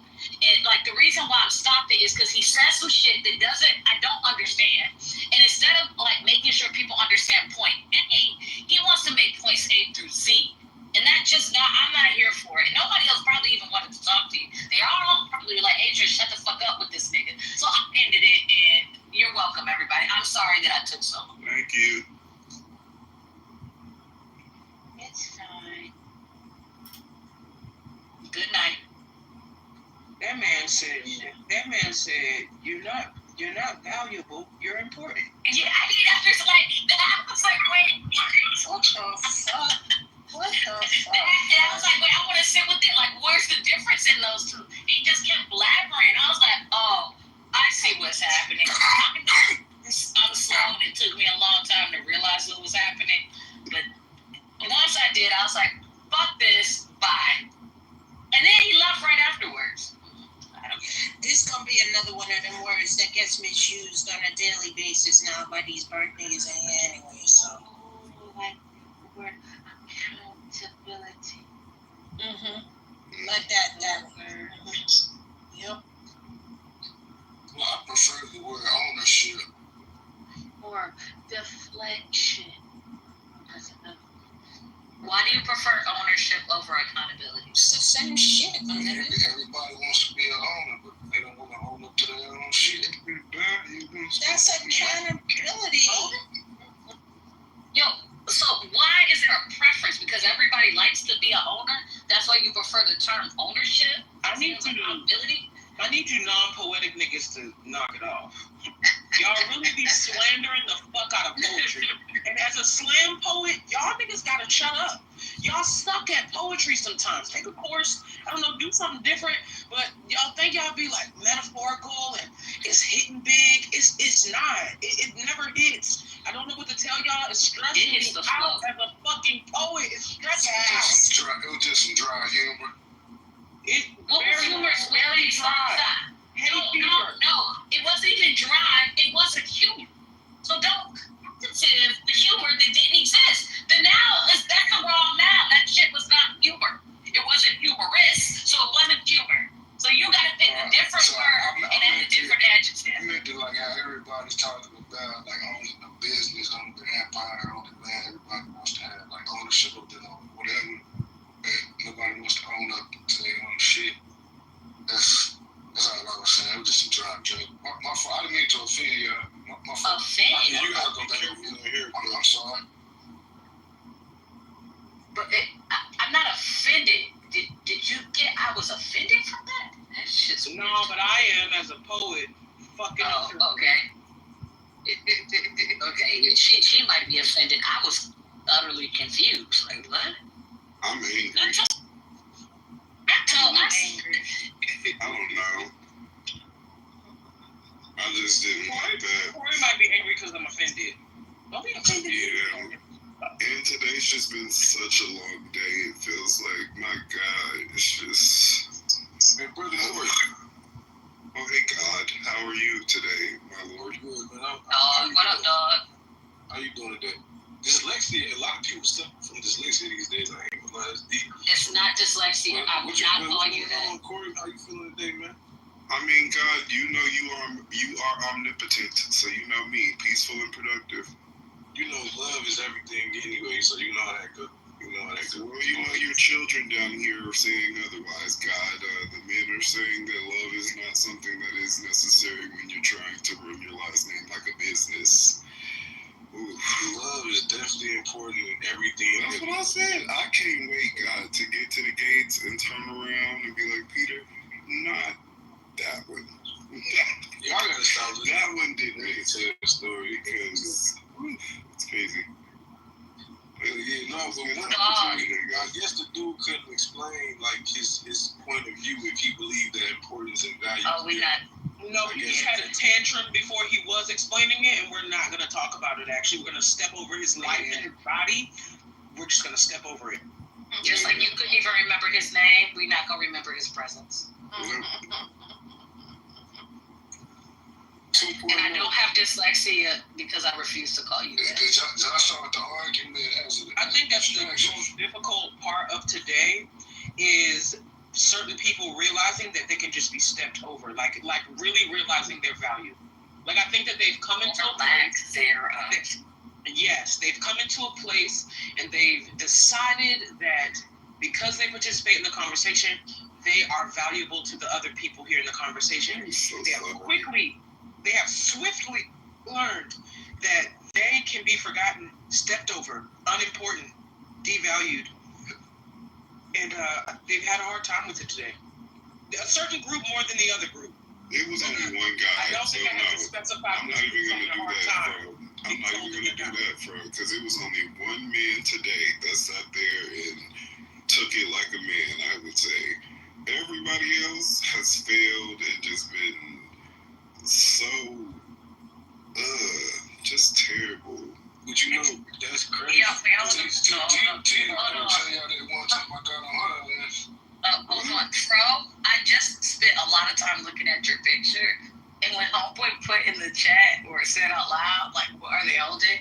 I didn't even look at the picture, and I go back and I said, "How was a yellow head?" Oh shit! Yeah, everybody's doing over under. Everybody's doing over under.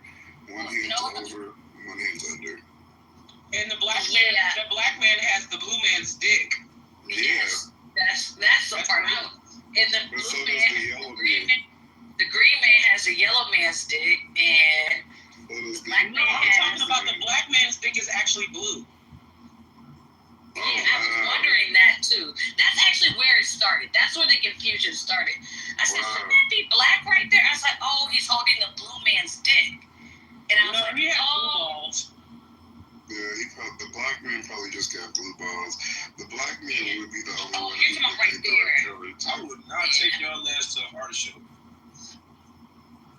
Because God, why not? God, you're not supposed to be cussing. I don't like that. To freak zone. I don't like that, God. I don't like you cussing. I just feel like that picture is like unity and coming together as people. You know, That's coming together. It is coming together. Coming together.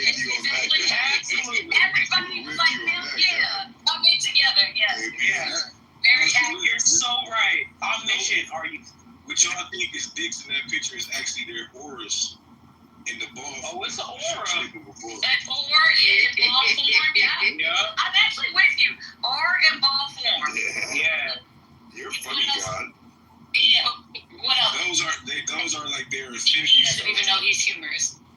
Those are Infinity Stones. I agree with that too. What else do you want to say about it? Yes. Infinity Stone. Yes, and beyond it, all of the above, dicks. The yellow person is actually a woman. And y'all didn't even know that. And they're trans? Okay. No, the green. Y'all into some freaky shit, guys. No, the green person is actually a gay man, and then the red person is actually that one is a transsexual. Then the blue person is actually actual African American. What about the red person tells you? What about the red person tells you that they're trans? I would say the black one is a woman. There's no dick there. No, what is the bisexual? Look at the red person is actually transforming the black person's orb into the same color as the blue person. No, see, I don't agree because I feel like the bisexual person. That makes them trans? God, shut up. Damn. See, look, God will never shut up because God is love. Listen, as long as God gotta listen. Even if you guys gotta shut up. You guys gotta shut up because God, you getting a little bit disrespectful and unruly, and I don't like that because you have power here. So what I'm trying to say is, no, I'm trying to make an understanding, sir. Fuck. Well, stop disrespecting me then. No, you stop disrespecting this conversation. I'm like a goddamn lion. Listen, what I'm trying to say is that I feel like, okay, I feel like the bisexual would have to be like the blue one because he couldn't be touching the trans person. Damn. I don't know. That was a beautiful way to explain the photo, though. God is good. God is all the time. But that dog that just left.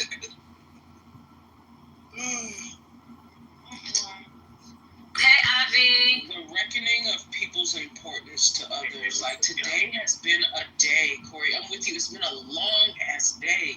So many motherfuckers just decide that they matter, and then find out that they don't, and it's a catastrophe, baby. Okay, catastrophe. So shall it be said, or shall it be written? Let's be. It's you who put the curse on the kitchen. You need to turn in this goddamn ticket. That's what you need to do, 2.0. You didn't. I said that. She said she can't. Yes, you can. Yes, you can. Yes, you can. It says you can't join this house. Because of what? Somebody might have her blocked. Yeah. What did you do? I did not. Then that don't make no sense. Do you know who would have you blocked? You have an idea who would have you blocked? You can look at the list of you can open the members and look at all the people T and then all the green dots. I think those are the only ones who could have you would stop you from being able to join. Maybe the blue, but I'm pretty sure it's just the green.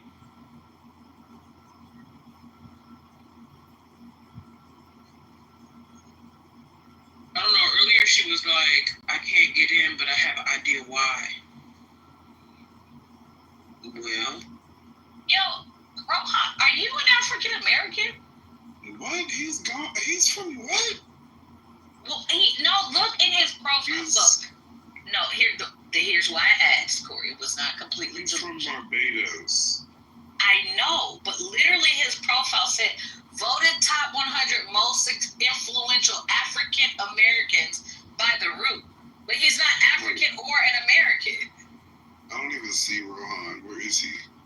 Okay, so she was asking, we were trying to figure out who would have her blocked. So I went to the members list and I was looking at the top, it has the admins, right? So I was looking at the admins, and under the admins, it has the first line of their profile, right? And so under Rohan's, it says, when I looked at it before, I could see voted most influential African. I was like, I bet you it says African American, and it did. And I said, yeah, that's all.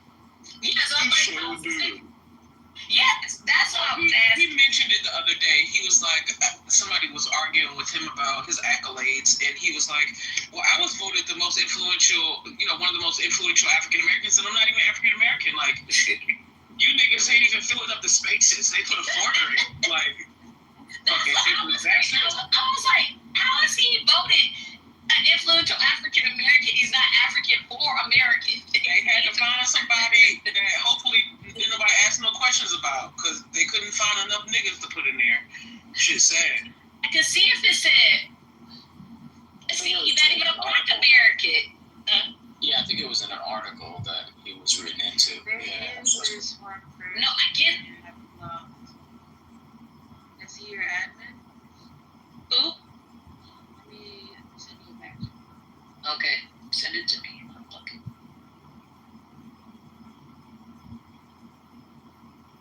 I got my private chat 2.0 open.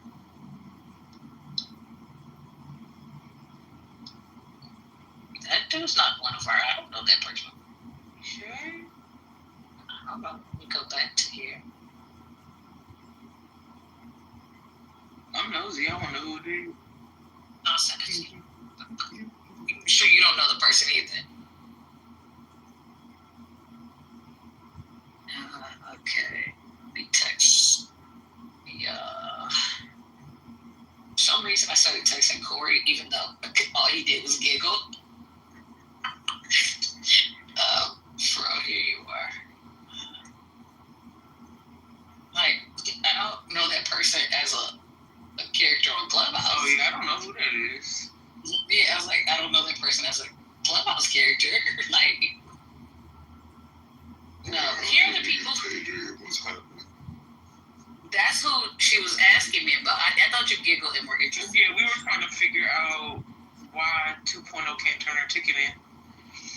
And so it would have to be like an admin having her blocked. So that would be T, Panda, Fro, Faye.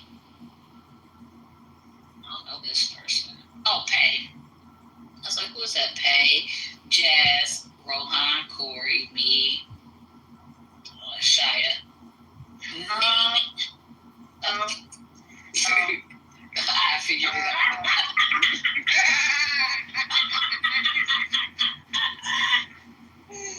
The way you said, boy, the private thoughts that be happening, man. Funny shit. The private thoughts that don't be so private. Yo. I'm confused.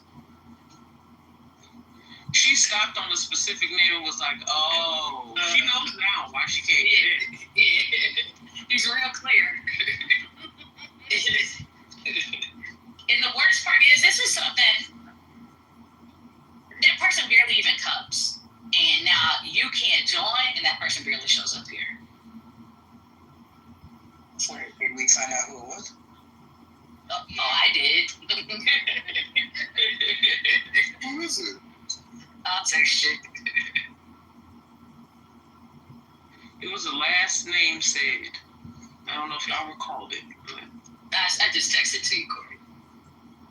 Why can't we just remove their admin role for a second and then let her join? I mean, you can do that. I'm definitely not playing around with that one. She must not be named. There's a reason why you've been disinvolved. Oh, you right, Adrian. We're gonna meet with Yeah, you know why, right? I'll talk to T. No, I don't know why at all. I don't message Addison. Who? No. I'm gonna keep my ticket because I'm not having you talk to her. My case. No. We weren't gonna talk to her. No, okay. We weren't gonna. No. Yeah. Like I said, that person's barely here. No. She thought we were gonna talk to who I text you, and I was saying no. We're gonna talk to T. She you know, like I said, Tea and Panda. yeah, Tea and Panda. We got beef for Ed. Damn, that bad. Did y'all? I'm so nosy now. I'm gonna start a private room. No, I don't care. You know what? It's or we could just kick all these people out.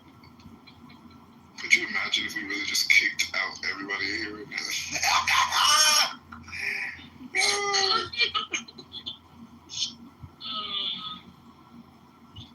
Alicia from chat came out with a new outfit for me. We were working on a new outfit. What is this PTR? Are you sitting in here? Oh, pimp. Oh, period.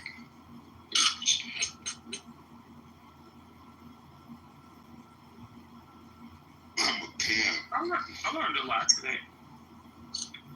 I love how casually I said that. Oh, yeah. I learned a lot about people's perception of value.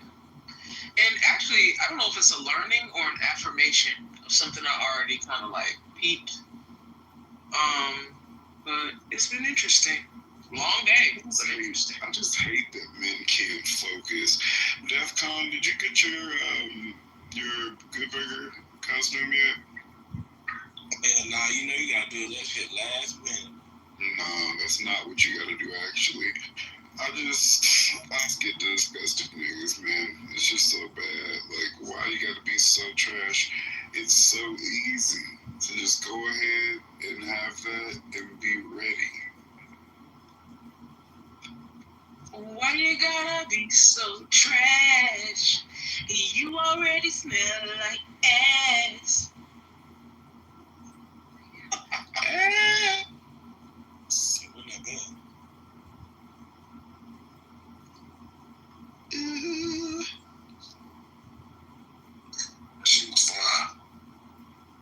Thank you.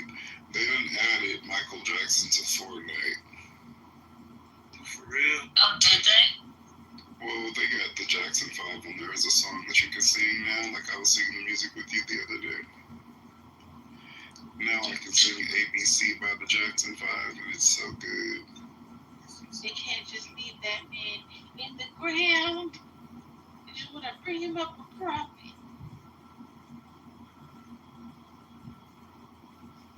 I've been waiting years for Michael Jackson to be in Fortnite. Don't you speak blasphemy on this name. No, it's not a skit. This is just a song. It's just a song. You know, he was ready to rumble boxing round two. Yeah, Michael loved video games, but he was ahead of the curve. That was my first video game, was Ready to Rumble boxing round 2. I heard they used his real voice. They did. And he created this. Yes. He killed that shit, okay, Dan. And he did the Sonic soundtrack to the original, like the old Sonic games. Stop it. I just said his Oprah interview today. He was talking about his skin.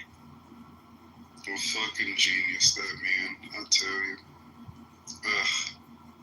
I know he was kind of based off of Muhammad Ali, but I always wanted to be Afro Thunder. Oh. Allah Doctor. Afro Thunder had a bird chest. He was too skinny, bro. I don't like it when people talk about people with bird chests. I'm taking notes on men's misinterpretation of shit. Well, what we do this time? Just in general, the way men respond to shit on this app is very interesting. That's what I was speaking to earlier, Adrian, about like men being the most protected group of people in the world. Like they are literally allowed to have a delusion about what something meant if it did not feel good the way they heard it. And most people don't redirect them, which is why I think that they start windmilling in here, because we will redirect you. Like you, for instance, we'll say something and they'll be like, such and such and such a right, actually wrong. no, that's not how that happened. That's not what I meant by that. And then they start windmilling. It happened in here earlier with the confusion about the question. Like, I gave y'all open-ended question. No, you didn't. You gave us a fucking multiple choice of 2. Like, which is close. There's nothing open-ended about that. It was open-ended. No, you're wrong. Just say you're wrong. Eat and accept that. What is so hard about that? And I appreciate that y'all said that y'all was confused because most people won't admit that they're confused. Who the fuck is most people? We literally say all the time we're confused in here. Who are you talking about? Yourself? You struggle to admit when you're confused because if you're confused, you can't be right and you feel entitled to being right. Well, as somebody that is right all the time, to an exhausting point, nigga, you need to get used to being the fuck wrong. Preach. Listen, did you also catch that he was looking for an obtuse answer? I think he was looking for it to be argumentative or something. Like, I don't, maybe not. I don't know. Maybe he really was looking for some understanding on it. But if the understanding wasn't what he understood, he was going to make it something else. And that is what I didn't respect. It's like, I'm looking for an obtuse answer, but, you know, it shows you how human when you realize that you said that you're confused. Also, your value is based on confusion, based on the question that you interpreted. If you want people to say that they're confused, just to say that it shows people that are human because they're confused, because you don't know how to answer the question. Make that shit make sense. Do you feel empowered or what was the other one, Adrian? Do you feel empowered, challenged, challenged or empowered? And I was just like, men on, and then he really meant online, but he had to include our lives, like collectively between the men that you know and the men online. Do you feel challenged or empowered? Well, I don't feel shit about you niggas on here. What are you talking about? The ones that I feel some type of way about, I have regular conversations with them. You know what I'm saying? Like, I value what they have to say. If you're talking about the rest of y'all, I step over your body. Like, what are you talking about? I'm not challenged. Step over my body. I do it all the time. DEFCON? So he was specifically stating for real life men that we interact. He asked for both. I answered for both. And I was very clear that these online men I'm often confused by. Not all. Like, Corey don't be confusing me. Avi don't be confusing me. You know, like, there are men out there. I'm not going to bundle every man who's online or even on this app as confuse you. Users don't. No, sometimes. Chris, CJ don't confuse you. No, I like, even if CJ were confused, I would just say you don't confuse me. Nani, most of the time you don't confuse me. I'm just gonna be real. Like, I have a bias there. You know, I have no problem admitting when I'm wrong. When I have a bias, I have a CJ bias. I do. Oh, honey, me too.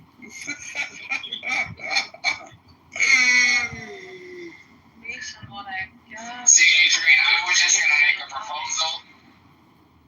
I was gonna make a proposal to you, Adrian, but since I confused you, nigga. I didn't say that. You weren't gonna make no. What? I want to hear this proposal because I know this is some bullshit you're about to sell me right now. Nah, it was actually a good proposal. Okay, I want to hear it. We should open up a space, you and I as the lead moderators, and you go ahead and pick the topic. It doesn't matter what it is. I know where you're going. I'm fucking here for it. Keep going. Oh, I'm so excited. Keep going. Yes. No, you already caught it. See, you already know what it is. Oh, yes. Nigga, no. I didn't know. To be honest, at some point, most people probably confuse me. No, I fucks with you, Donnie. You took that all wrong. Please don't. Come on. No, I'm just messing with you. But yeah, that would be a great idea. Just to see. I love that idea, actually, because that shit, when it happened, I was like, what? It happens often. That wasn't a one-off. It was not. It was not. Okay, y'all. Sorry, me and Donnie's show done. Thank you.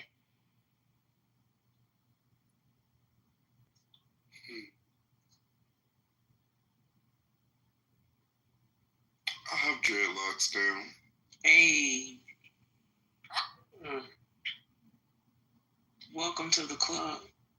I don't know if I like it. Possibly welcome to the club temporarily. Yeah.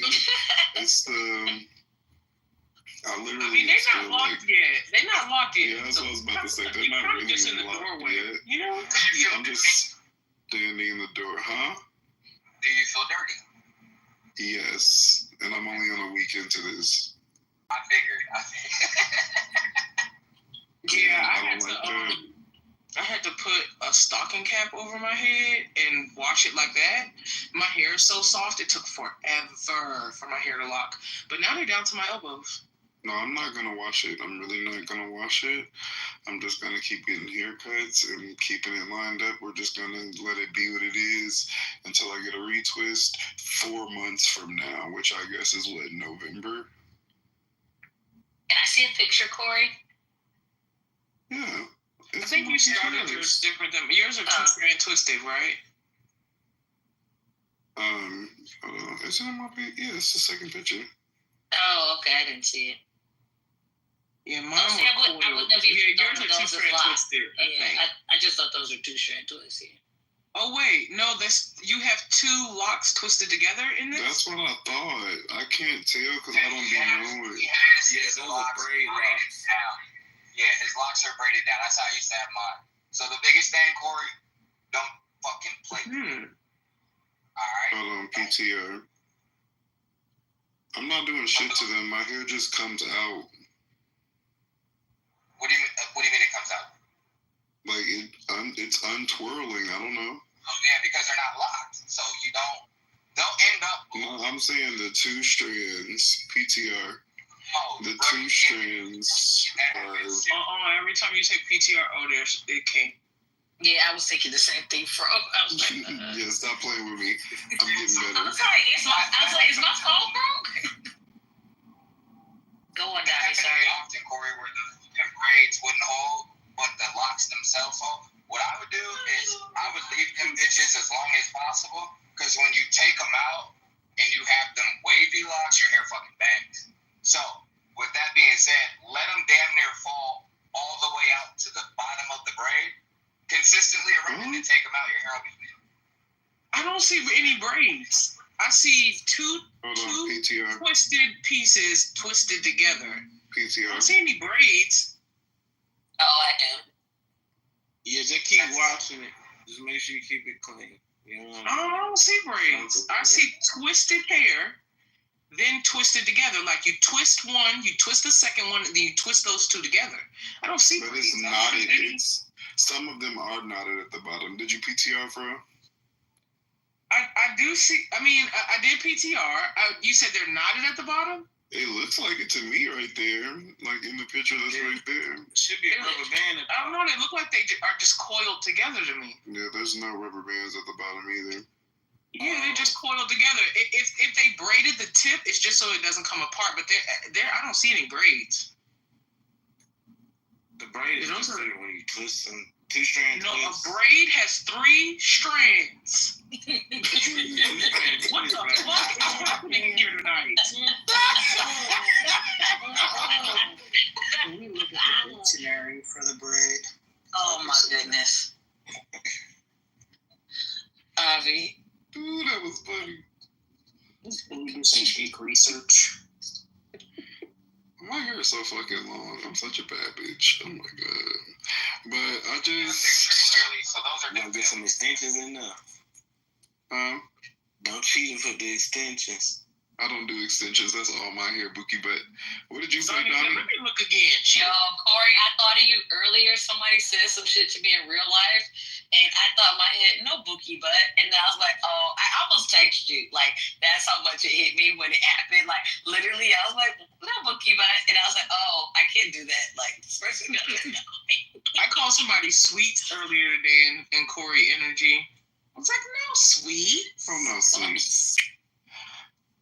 I think it was a nurse, and I was just like, no. And then I thought I didn't say it out loud, but I was like, Bookie Butt. Oh, you thought Bookie? I thought they called you Bookie Butt. No, what I wanted to say to them was no Bookie Butt. That's what I wanted to say. But I was like, no, and then I was like, I should stop it. You should have did it. I was like, I think no would be a good place for me to stop. I think some of the people at the hospital really hate me. Oh yeah, that's what I was gonna say to y'all. So look, I don't want to wash my hair or nothing like that, but I do sleep with like a bonnet on and shit like that, or sometimes a do-rag. And when I take the shit off, I be trying to like kind of like rejudge the hair. Am I just not supposed to do nothing? Like I'm just supposed to be ugly? I mean, What do you mean? does shaking it help, or do you have to like run your hands through it? I have to. You can't just shake it back. Well, not without like wetting it or something. Which I mean, the best advice would be kind of to leave it alone. If you just have to like run your hand over it, but you're not running your hands through it, that is okay. But running your hands through it is going to be a problem. Oh my god. The coils are like coiling up though, like the do-rag be pushing it down. Yeah, locks. I don't know, Corey. I don't know if you made for it. Locks do have an ugly stage. Like they do have. I don't believe in that. Okay. Oh well, you're about to find out. I do not believe in that. An ugly face. Never. See, I started my locks on my hair when it came to my shoulders. Hey, Donnie, you sound very hard. I'm gonna be quiet. All right, let me say this really quick. Corey, the uncoil them motherfuckers, shake them bitches, and they get a little bit of oil sheen, spray it in there, shake them again, and they should just fucking fall where they're supposed to. But you gotta kind of put some rock music on and be a headbanger for a second. And the ugly face, you can make the ugly face pretty. All right, you just like everyone says, don't fucking play with them, because then you're gonna be extremely ugly, and you can't make that pretty. No, ain't no rules to that shit. You touch your hair, Corey. Do that shit. Oh my god, it's too many different opinions. DEFCON should never be one. You should not listen to DEFCONs because DEFCON hair is niggerly. You have hair more like mine, Corey. I think your hair is thicker than mine, but you have hair like mine. And the more you tamper with it, the looser it's going to get. It's going to take longer to lock. I would say if you're going to do anything, you could do what Donnie says, but just be mindful of how often you do that. If you're going to be doing it every day, you are going to start to compromise the style. Okay. And give yourself, if they're two-strand, that's what I was saying earlier. I actually looked at the second picture. Those aren't braids, they're two-strand. But give yourself a good amount of time. Even if they start falling out, give yourself a good amount of time to keep them two strands in. That's really going to help that shit a lot. That's what they're doing. It's the formation. It helps. So, yeah. Can he use a little bit of beeswax, bro? Beeswax is going to start to attract all types of lint and shit to his hair. Ugh. But what about beeswax is very tacky and sticky. Ugh. And you don't need nothing. What about the water soluble stuff? Water soluble. I mean, I don't suggest he put a lot of products in his hair at all, because he cannot wash it out right now.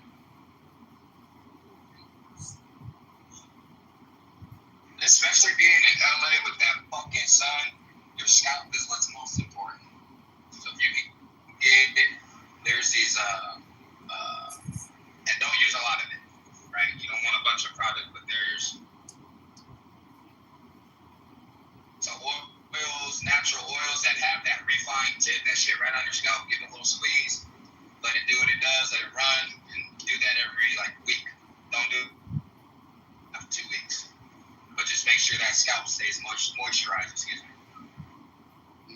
Oh my god. Did you look up the process of locks before you got Corey. No, what you said, keep that scalp healthy, you good. I mean, I talked to my ex about it and everything, but she honestly wasn't really the best at even like aftercare for this shit. She just did my shit and was trying to suck my dick, and I was like, no. But you want to moisturize the locks, get a mousse. Yeah, it's a tedious experience. That's what I have, DEFCON, but I've been worried to listen to you now. Now, the more product you put in, the more you gotta wash it out. If DEFCON is talking, you should be worried if it's... A mousse is actually cool with it. What do you have? What type of mousse?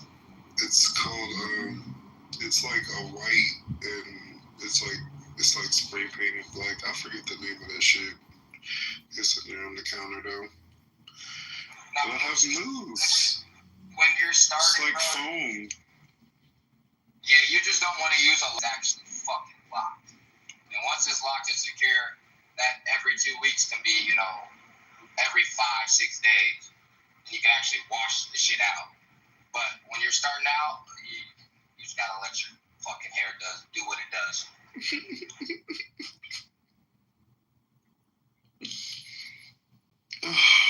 I am a professional. I work a professional office job. And I just don't believe that black people should be out here looking a fucking mess with their hair all nasty. But your hair doesn't look a mess. I know, Adrian, but it's gonna in 4 fucking months. No, it won't. Like you said, keep your regular routine, fucking shadow fade all the way across, nice line up, keep your beard all tight. You can make the ugly face look pretty. Now, when the shit's growing from the root, you got a little baby afro, you need to get retwisted. Just get the shit retwisted, but you can still make that look good.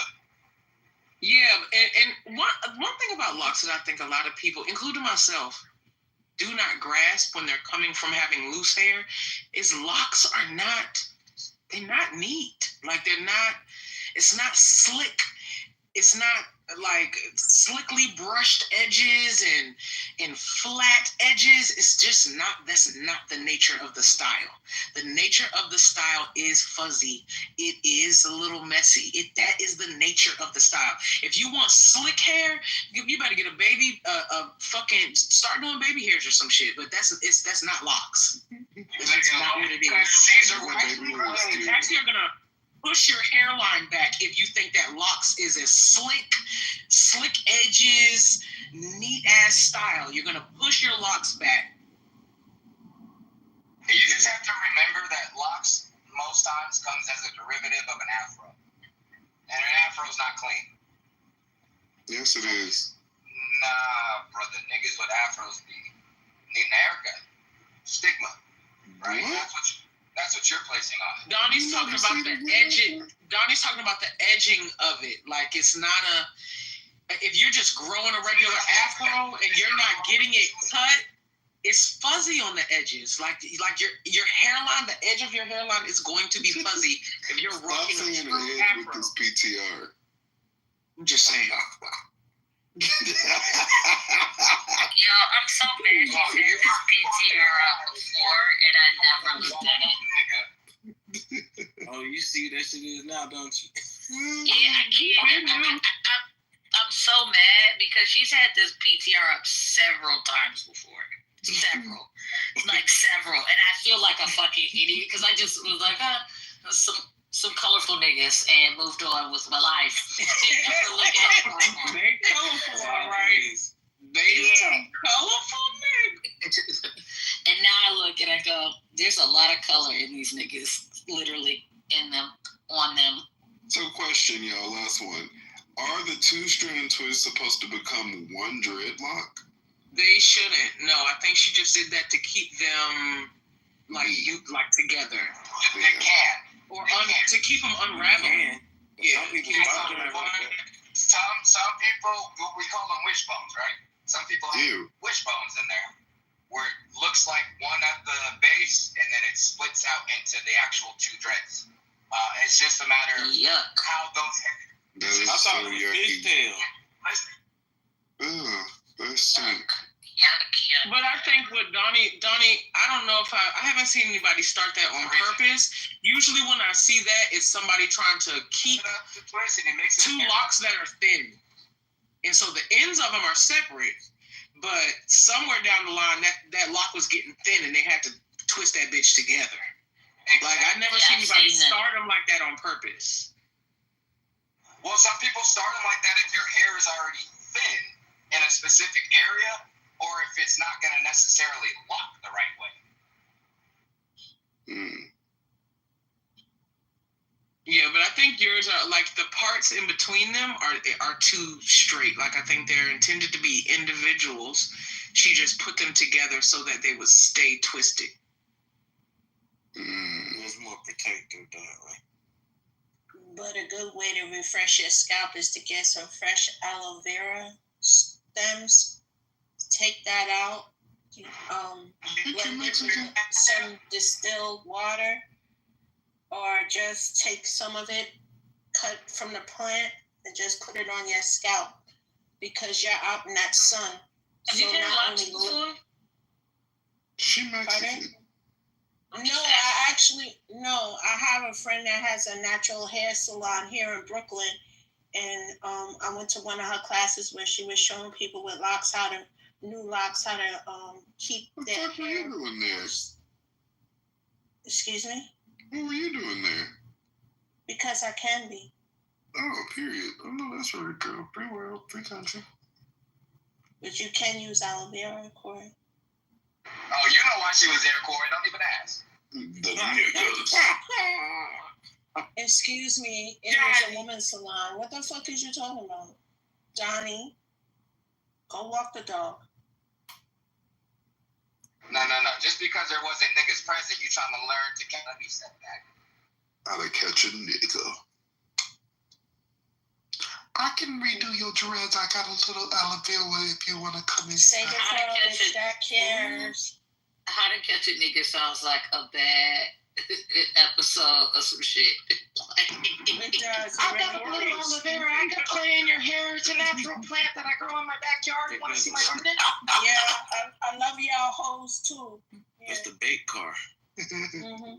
I know. I'm not talking to you, DEFCON. Child, what is the bait? Oh, you like cake? I got an oven. Just come on, shut up. I'll make you have a nice one for your dreads.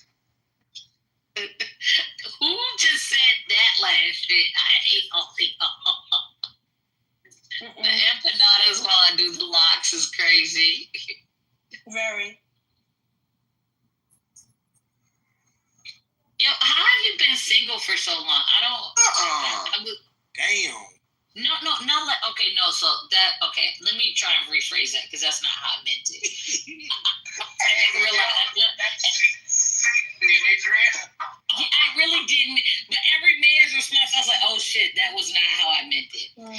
Recently, I learned about how long you've never mind, my man's coming out to y'all. You got the question directly. You can answer it.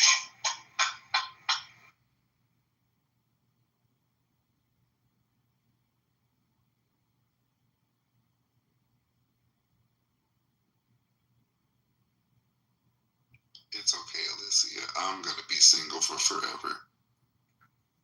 Excuse me? I wasn't paying any attention to any of you. Oh, well. Well, that's rude. There's nothing wrong with being single. Run your race. Yeah, that's what I'm saying. I'm going to do it for forever. Fuck these motherfuckers. Sometimes it's okay to be happy by your fucking self.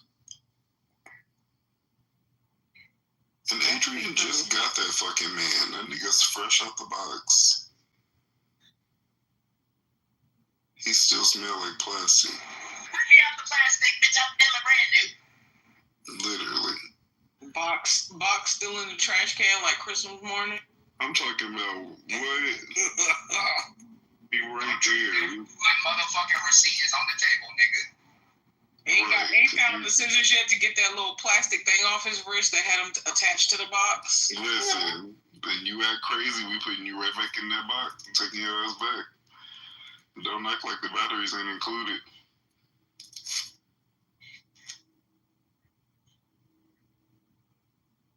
Damn, I'm driving behind this new Model Y and their temporary plate just flew off. Should I tell them? No. Yeah, pick that shit up. No, they probably know everything, Donnie. They probably know everything. Yeah, no, especially if they're white.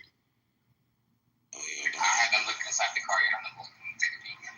I mean, if they're white, it's a no. If they're black, then it's just a maybe. It's late, so I'm still kind of leaning towards no. They look brown, so they might be Asian. Oh no, absolutely not. Oh no. They're gonna be fine. Let's not waste time. We're trying to get where we're going.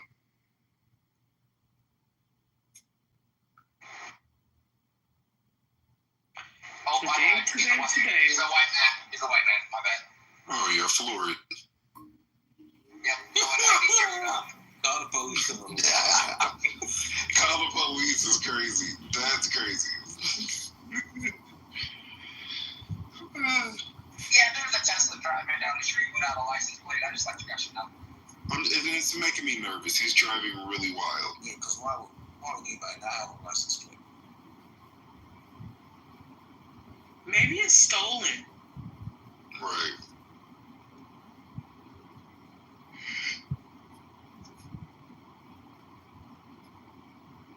Poker face. She. Did you mute on purpose? Or is the app muting y'all again? It muted me. Well, shit. I'm trying to get that poker face. I said cut off Lady Gaga. Right? Mama. Like, people don't go in the studio and make sounds like that anymore. Why? I don't know. You know my favorite random sound? Actually, this is coming up randomly. There might be a better one. But in the moment, my favorite random sound is... What song is that? I can't remember. Busta Rhymes? What song is that? Is it Busta Rhymes? Is that Corn? It's a rock. I think it's Freak on a Leash. Freak on a Leash. I think it might be Freak on a Leash. Oh, wow. Yeah, that one. I was going to say that. I like that one. I like that one. Oh, Sickness by Disturbed. Wrong band. Okay. Oh, yes, it is Down with the Sickness. Yes. I love that. It's the coronavirus anthem. You are so stupid, Joe.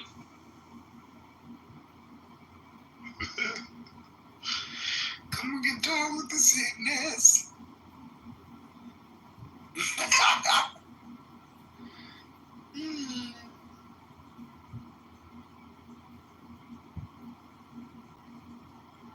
Bold, are you there?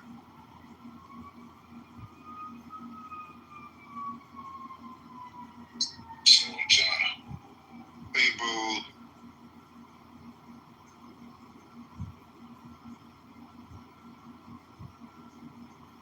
Hey.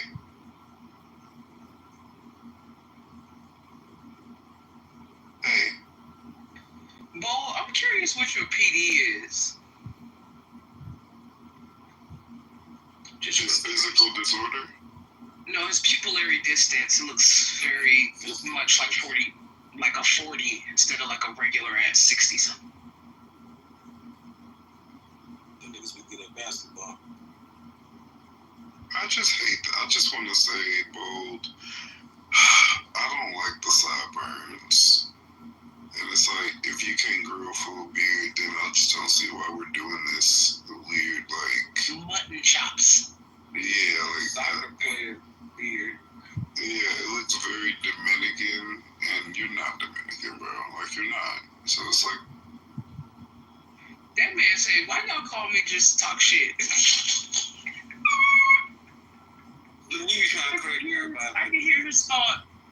He said, these motherfuckers called me off the microphone just to ask me why my eyes so close together and what the fuck is going on with my beard. Yeah. Because it looks like the Avatar arrow. Crazy.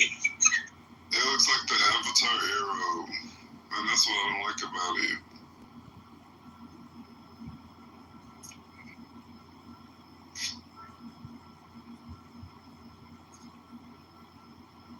You have to remember where he's a boxer and maybe like, you know, like boxers be having injuries that like it be in when they face them, like their ears be jacked. Yeah, like sometimes they got cauliflower ear. Like sometimes they got hit so hard on both sides that their eyes are actually closer together. You know, should be happening. It's a very dangerous sport.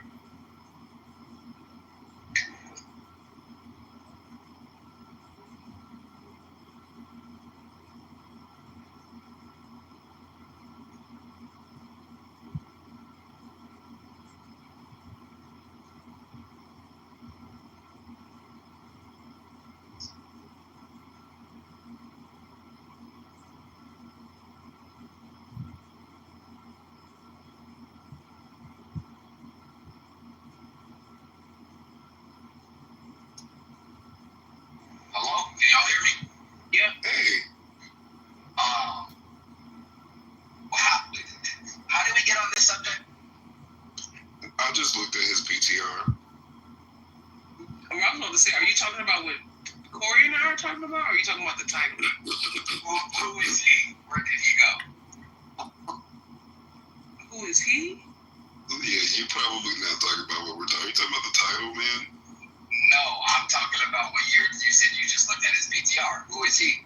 Oh, Bold.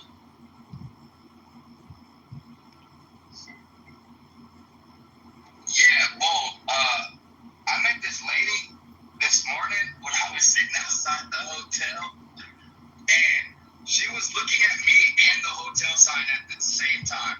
I think you guys might be a good match. Oh, she was cockeyed.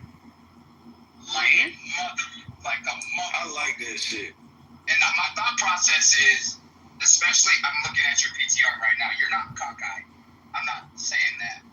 But it looks like you might be half asleep. And my thought process is, if you look at her hard enough, she might wake you up.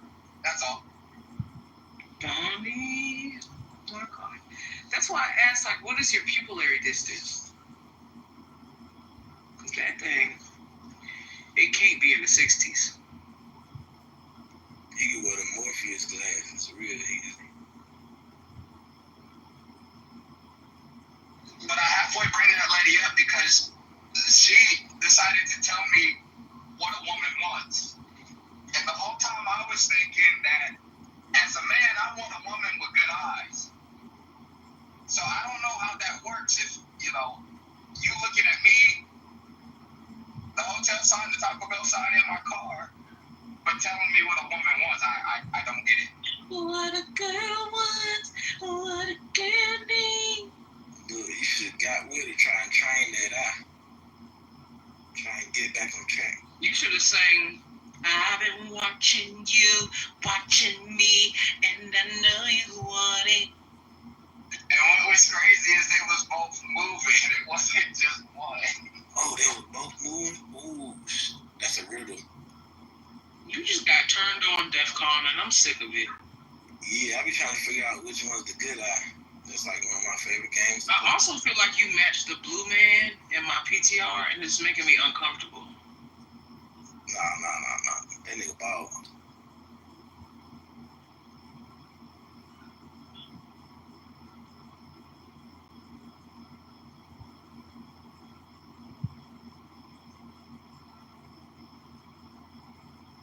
Carolina Blue kicks hottest nigga on the block. Used to really bicycle since I was 6. Face that.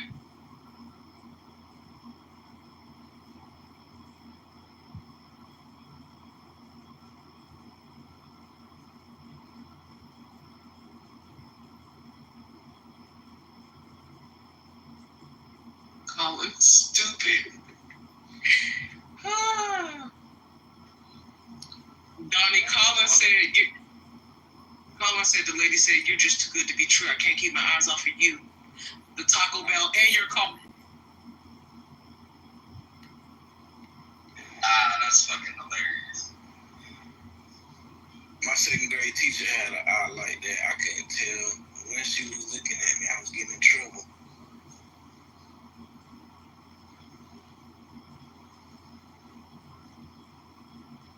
Can cross-eyed people look somebody up and down? Stop. Up, down, the all right. Pass out.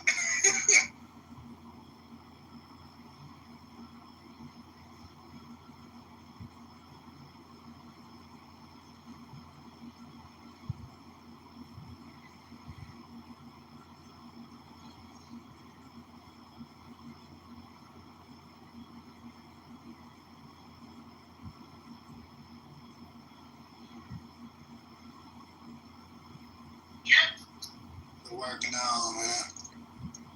Hey, I just had to think about it. And I got a homie with one of them little lazy retard eyes. And I say that because that shit just do what it wants sometimes. Like, it's not predominant. You can tell he's had it corrected. But every once in a while, that nigga his eyes start to glitching. And that shit, that's what it wants to do. I understand everybody has some sort of disposition, but your eyes fuck me up when they're all fucked up. It's just the most noticeable. That's not nice. Yeah, you got a wonky eye like workaholics. A wonky eye is crazy. Yeah, that actor had a wonky eye. Oh my God, you talking about the black man? Nah, workaholics. Their friend that used to come over their house.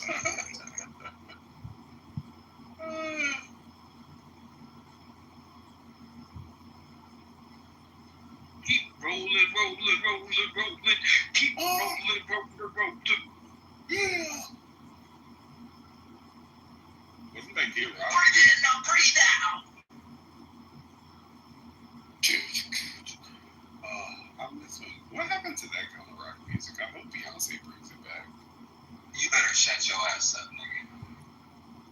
Oh, that shit gonna be fire. I'm trying to tell you.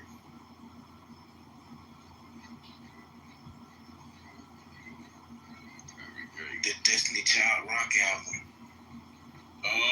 Act 3 for DC 3. Oh my God, it'd be so crazy.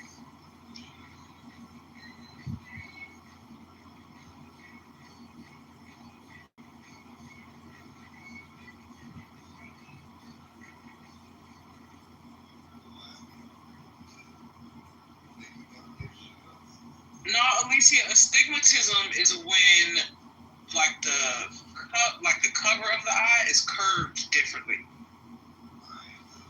And I don't know which one is the weak muscle, but it's not astigmatism. The astigmatism has nothing to do with you being cockeyed. Right, I was about to say I got an astigmatism. It's just, I believe astigmatism is one of your eyes sees, and it did like nearsighted, farsighted, one's near, one's far.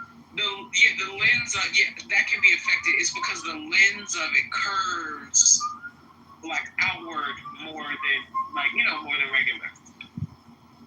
But it's not a weak muscle. It's a lens.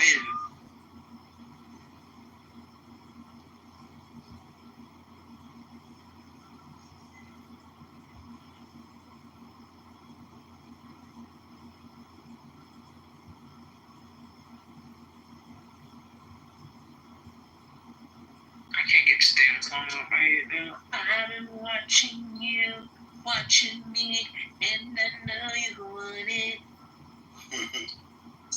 But it depends on how you kick your game. Remember when people used to have Roshi runs and they thought they were fly? Man, they love them motherfucking shoes, bro. That's a terrible shoe. I gotta look it up now. It was the shoe where it looked like it had the fucking padded bottom. It was a Nike. Like Native American shoes. Yeah, it looked like it had an extra orthopedic pad on the back of that bitch. Yes, it did. But they said that it made you step off running faster. You run faster because you're launching yourself off the back of that. You believe that shit, Corey? I did. There was a time I did. Okay, that's great marketing then. That's all. I heard the Nike Shocks came back. My mom never let me get Nike Shocks, y'all. Like, I really have not forgiven. Like, what do you mean by Nike Shock? Like the shoes that have the little like 4 springs on the heel. So the basketball shoe, correct? I'm just making sure. Sure. No, it's 4 springs on the back. Nobody played a damn sport wearing them shit. Nobody. But because they had 2 ones. They had the basketball shoes and a running gear. Not the ankle ones. Not the ankle ones. Okay, so the other one, that's the basketball one. Yep, all right. Yeah, I wanted those so bad, and it got to a point where, like, when it was time to go shoe shopping, if I would even look at those shoes, my mom would cuss me out. The only reason why I asked if you're talking about that is the slang name is the Vince Carters because he dunked with them on whatever. But we have those as team. We have those as team shoes. And that's the only reason why I got a pair. And why they just came up on Shein? Did they? The Sharks? I'm screaming. No, the Roche. Somebody, yeah. Rochelle and all her fucking kid. It's Roche. Sasha. Sante. Away. You stay.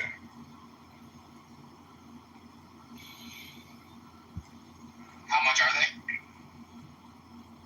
Oh, hold on. Let me look.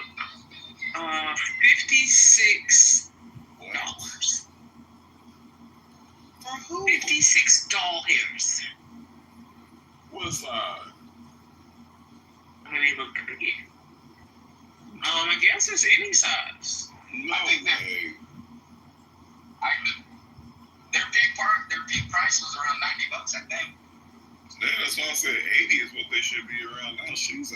Shoes have not decreased at all. Okay.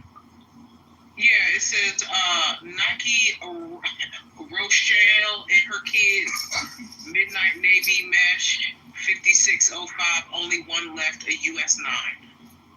Only one left. You gotta hurry up. Oh shit! We'll never see that shoe again.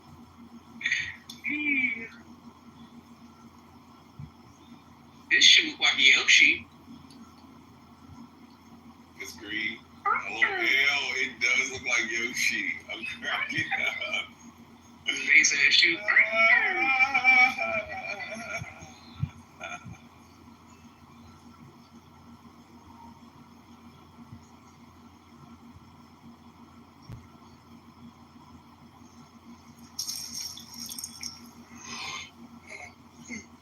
I think the Nike Bristol took over the Roshi's.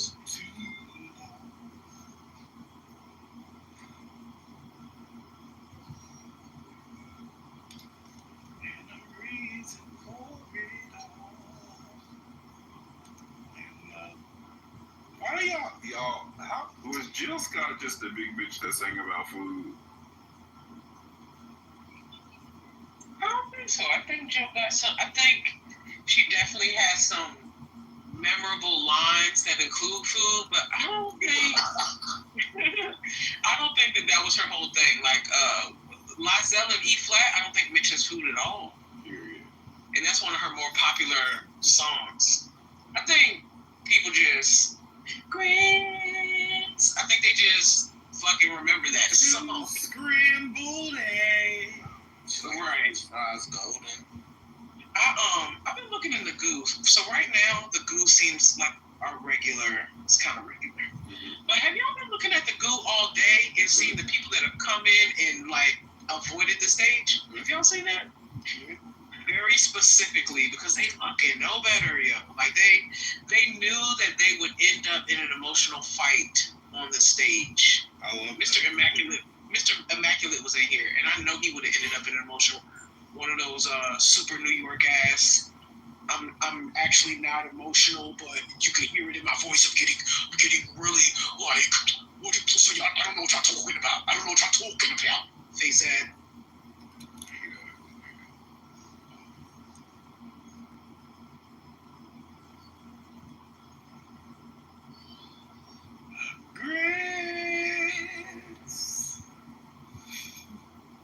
Grab my keys, grab my purse, grab my jacket off the word. Beaming all the way down. I'm crazy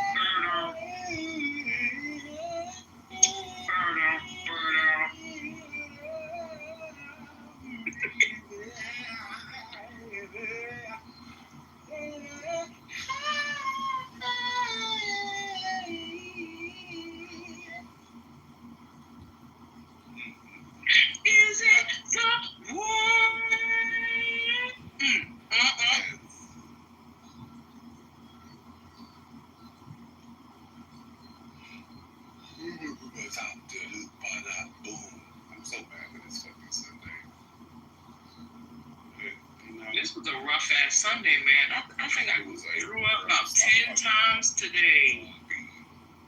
Yo, I was over here having it. Do you hear me? And in between Erlen, I come off mute and be like, bitch.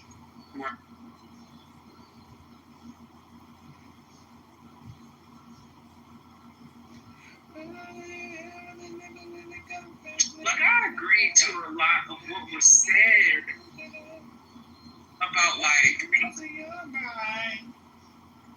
people's value being, like, your value for me is determined by me.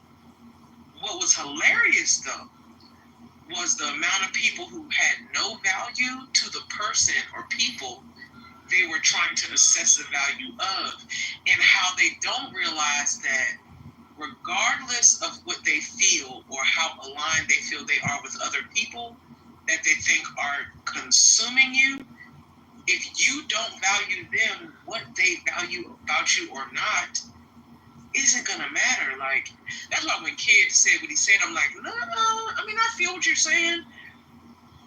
But there's 3 different ways that breaks down. Like, there's the way you value yourself, there's the way other people value you, and then there's the way that people you don't value you. And some of those people don't matter, and I don't think that the ones who don't matter realize that they don't matter. And that's on RPO's Goop. Okay.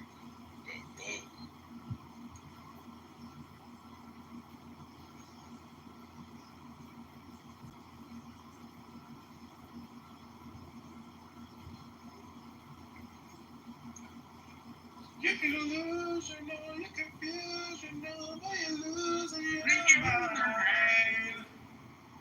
You better sing it. It's easy.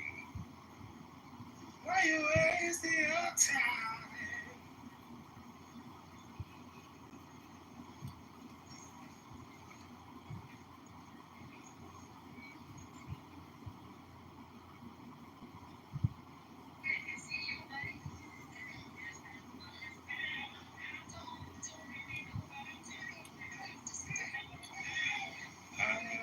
Okay, Alicia. I think some people just had a hard time wrapping their head around, like, I'm telling you that you're not valued. Like, Guru had a hard time with it. Like, he kept harping on the women and their fitness. I think he was trying to come for us, but we didn't care. It wasn't landing. It wasn't working. And anyway, he was like, women's fitness and, you know, who wants? And we're like, bruh, we're trying to figure out why you think you matter to that. And then you're a married man. Do you realize that you can't possibly matter? What you value cannot possibly matter to anybody on a romantic level. Like, it can't. You're a married man. And that I see so often. People who are married wanting what they think is valuable in a partner to matter to other people. And it's just, I don't, like, you left that realm of value. You left it. You signed up to no longer matter in the realm of value when it comes to single people assessing each other's value. So why would you attempt to pass that judgment on somebody that, like, what? I don't get it. Because they're insecure as fuck. Because, see me, if I'm married, ain't no fucking way I'm gonna be on a voice app and not handle my man's needs and the needs of my children as I'm supposed to, as their mother and as the man wife. You feel me? Ain't no way I'm gonna come on here flossing, being married, when I'm neglecting the very thing that I said motherfucking I do too. And when I asked that man that question, like, why is it that married men are on here? And if you're such a leader, why don't you get the fuck off this voice app and go lead your family, go play Jenga with them or some shit? Why you gotta be on this app? Because if your woman or your man's isn't validating you, making you feel valued, well, then maybe you should have never got married because your mind is diluted and you're misconstrued as fuck. So I don't understand why these fucking men come on here talking about, want to ask, oh, well, are you married? Nigga, you just said you married. Why don't you get the fuck off of here and go find your wife? Go find your wife. Like Fro constantly says, go find your father. So you can't find your father, you can't find your pappy, go find your wife before somebody else does. So I personally think that married people can definitely have free time to do things. My question is, why are you in a space attempting to pass your perception of value on a romantic level, but you have a partner? Do what the fuck you want to do. Like, log in, have free time, whatever. But I just don't understand well, you ain't nobody gonna, and you, like, I don't get that part, because you already signed up to be out of the ranking and running. So how are you concerned about who is in the ranking and the running and where they're landing in that space? Like, how did that become your concern? Like I said, be here. Talk about politics, talk about, like, whatever, but I don't understand your input on who is desired or not. Like, aren't you desired? Aren't you done with that part of the game? Fro, it's like, at this point, it's like I just want to say to them so bad, yo, desire these nuts. Like, get the fuck on. Because I'm so fucking tired of the same burnt shit over and over and over again. It's ridiculous. And you're going to call, and they're going to call themselves leaders? Shit. Anyway.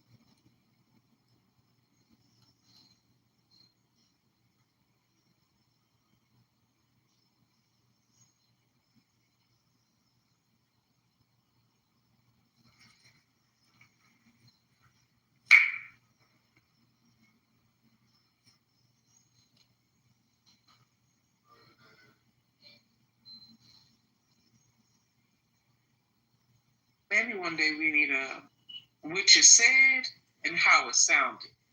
You know? Yeah. What you said and how it sounded. We need that.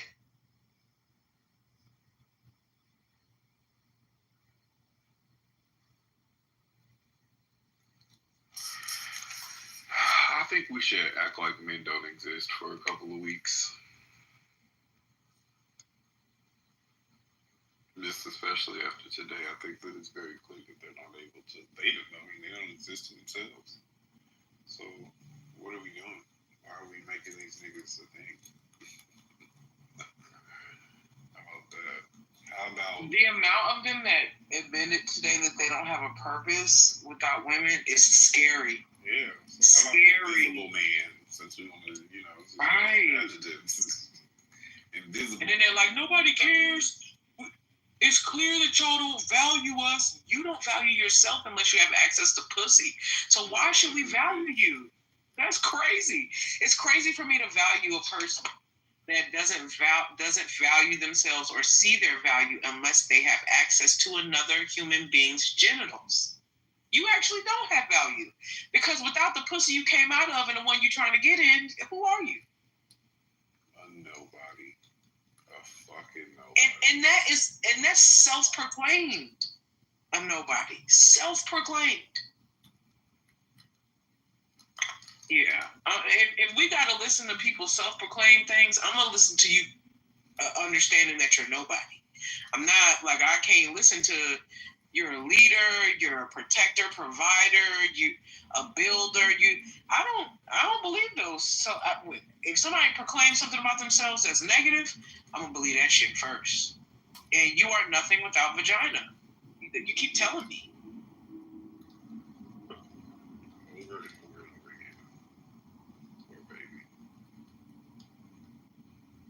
And then the dude that read everything but the word themselves. Like, how did he get there? Yeah, he was like, I didn't see that part. What? What do you mean? It's been the whole damn time.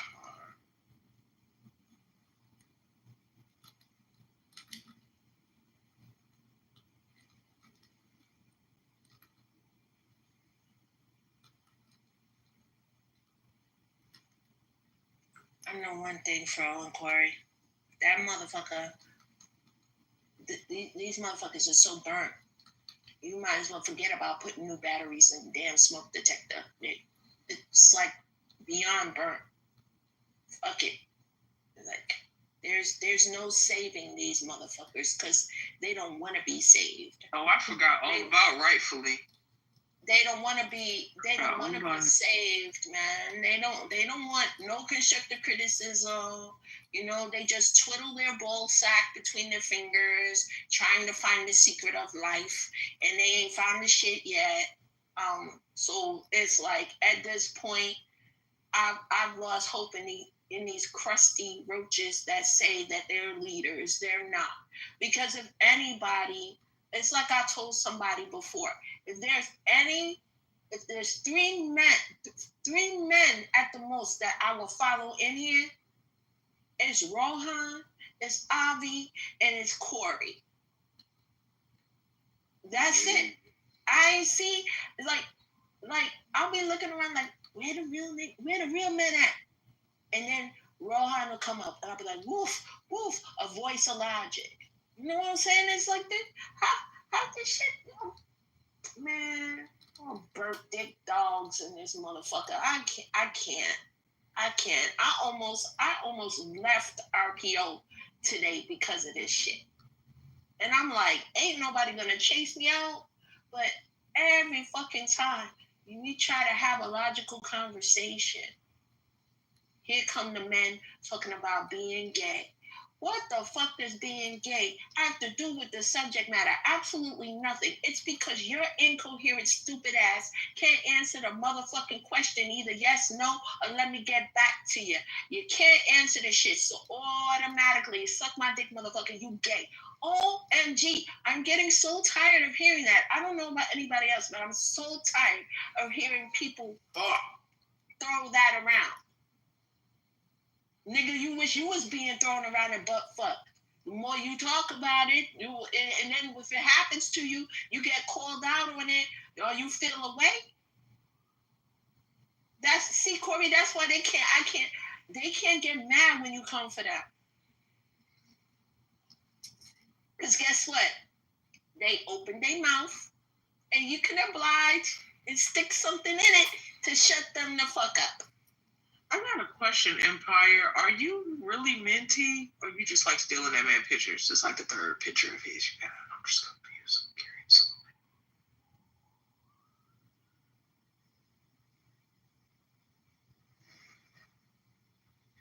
Oh, he said he posts baddies. So I guess okay. He said he posts baddies in his PTR. So that man must be a baddie. He think Minty is sexy. Okay. Yeah. I understand. Yeah. Minty can be charming. He seems to be pretty charming. I don't know if it's just a social media persona or whatever. He makes different tea blends. He's pretty cool, but it's good to know that Empire thinks that he's fine as shit.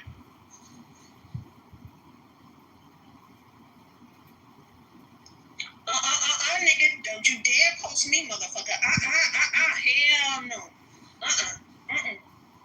I will slap the taste out your mouth. No. Get your own shit. Leave me out of it.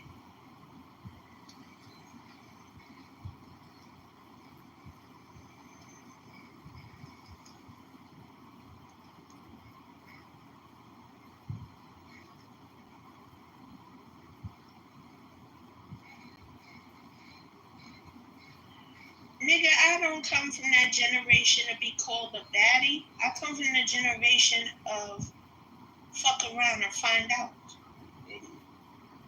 What is wrong with you? See, your low vibrational level.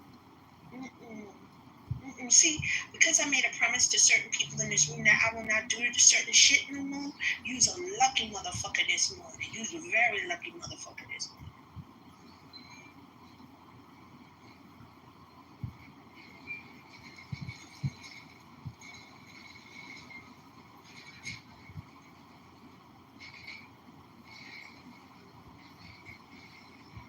Amen.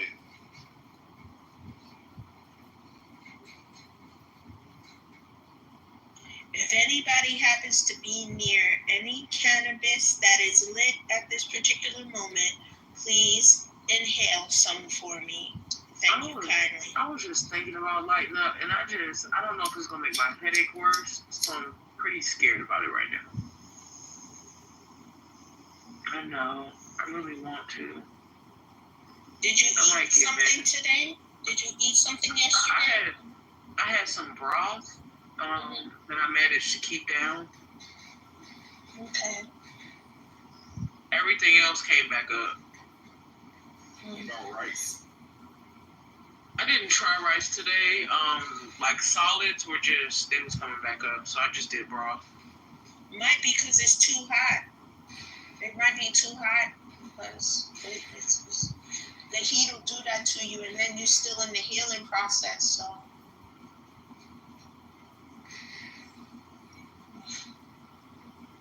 Feel better. Yeah, today was hell. It's really bad.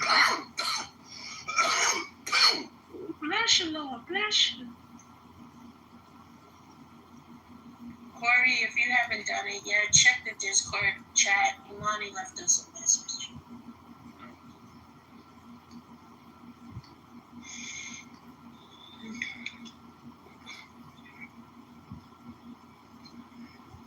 I feel like I'm the bad child. I don't think you are. I'm the bad child that everybody knows is going to be okay. It's going to be alright. It's bad. But don't nobody want to babysit people too long. Corey, you're not bad. You're just a motherfucking realist, man. Even though I don't like the fact you call me Mexican, it's still love. What are you? You know I'm Puerto Rican and Cuban. Where are your cousins at, girl? Where the Puerto Ricans? In their skin.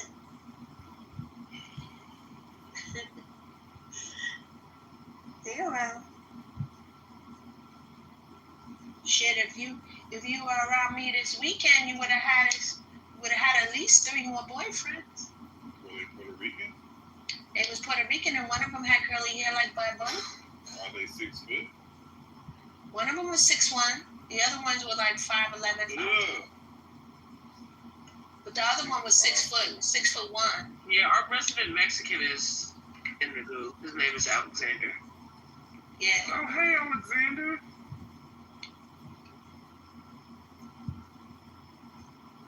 Hey. Who's Alexander? You're Alexander. Hi. Alexander. Fuck y'all got me drinking this energy drink that tastes like a watermelon Jolly Rancher. I ain't never gonna get no sleep. I don't give 2 fucks, man. Why are you drinking an energy drink? Because I had to stay up and finish a project for a client. Oh my God, girl. What? You are just too nice. You are just, Your birthday present is still in my fucking house because your ass didn't come to New York. So. Girl, you know I wasn't coming to New York weeks ago and you confirmed it, so please stop. I know. I'm not complaining, Carcito. I didn't say you were promoting it. Okay. You said that. I was just wanting clarity. Because you know how you can be with me sometimes. I just have to go on mute. Feel me? Yeah. And by yeah, I mean no. All right.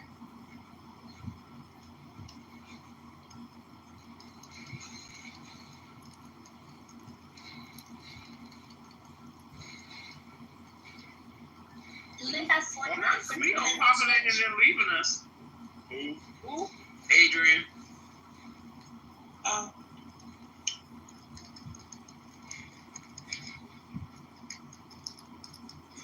Oh, that was whack.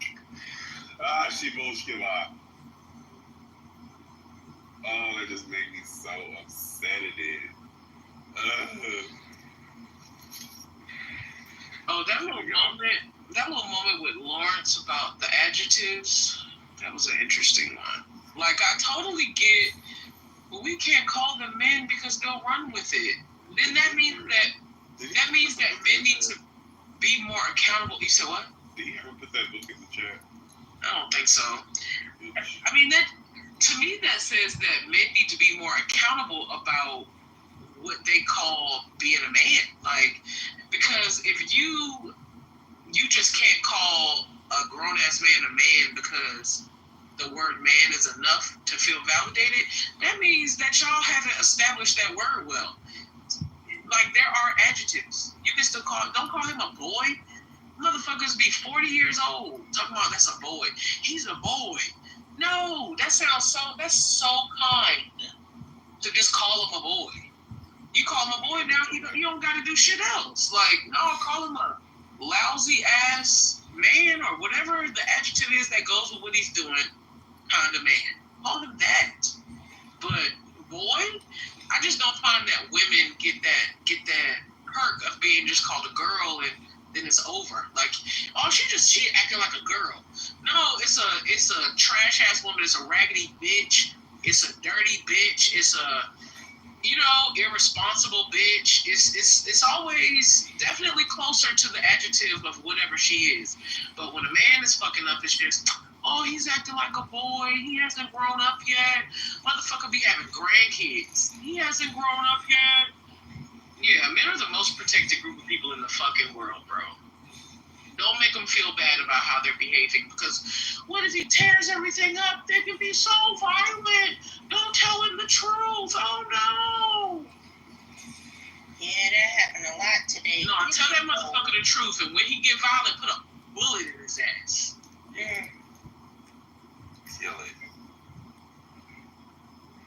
Talk about some, how a drug patient, they're not always done with their habits. Because, bitch, I'm talking about killing all the way. Yeah, you can't get your shit together. You gonna tear some shit up because somebody told you the truth about your status as a man. Yeah, put a hot one in that motherfucker. It's called survival of the fittest. It's called what is it? Natural selection or whatever the fuck. Some of you niggas are supposed to die off. You just are. That's the name of the game. That's patriarchy. That's the game that you choose to participate in. Some of you supposed to die. Period. Yeah, that's what y'all agreed to. And then when it comes to the terms that it's you that's supposed to die, oh no, well why don't we just, no, why don't you die? Man, these niggas hear gunfire, they start squealing like fucking stuffed pigs, man. It's just like these burnt niggas come up here, I just want to go, yo, sweet motherfucker, your phone ringing, sweet picky. Fucking nasty asses.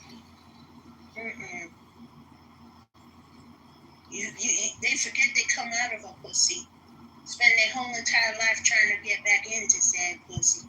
Then when they can't get no pussy, they just some bitter motherfuckers. Without pussy, there you go. And then when they get mad at the motherfuckers that get pussy and dick, it ain't their fault. It ain't they fault they can flow like that. You wish you could flow like that with your little mini me nutsack. Hey, man, if you don't get your bum ass out of here, man. Fucking bumagator niggas in here, man. Fucking burnt shit. Tired of y'all defending each other. Like, what is gonna do you? It's a voice act. Fucking go in a jail cell together and make babies then if you feel that way. Fucking retards. You know, I need a blunt, and I don't have anything in my crib. I wouldn't give a fuck if I had a random test today. You know what I feel like? I feel like you only need a blunt when you're around me or Fro. And it's No, that's not true. It's kind of crazy. Like, I listen to a lot of the replays. My son smokes. Never say that when we're not here. So what's up? My son smokes, and he isn't sharing. Huh.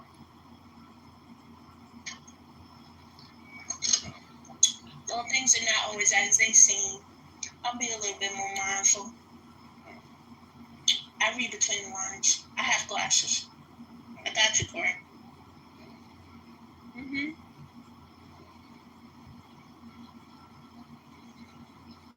Hello.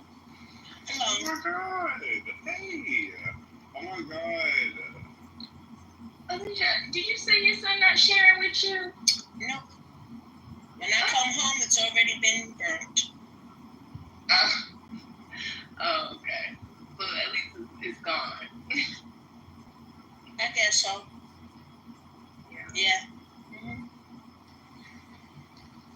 I'll remember that for next time.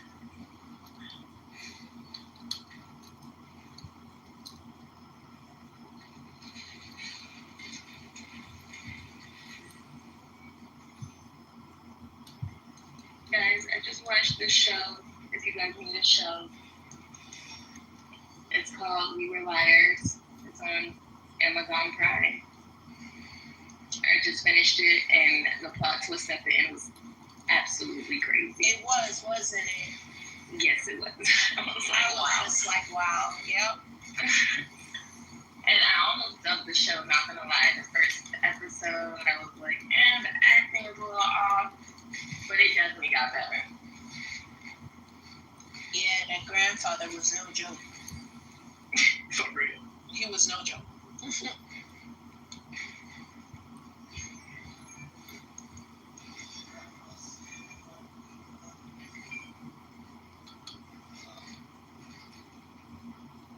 Wow.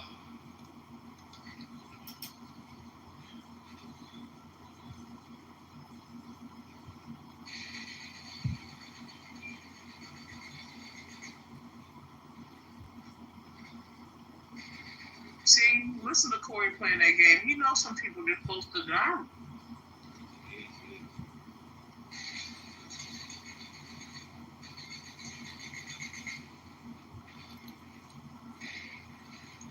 Those are the type of games you play to keep your ass out of jail. I swear.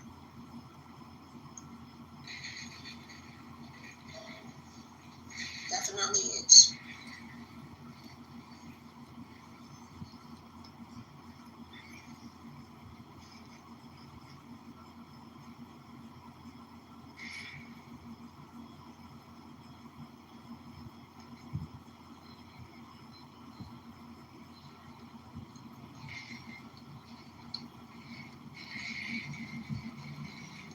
Bitch. You fucking butthole.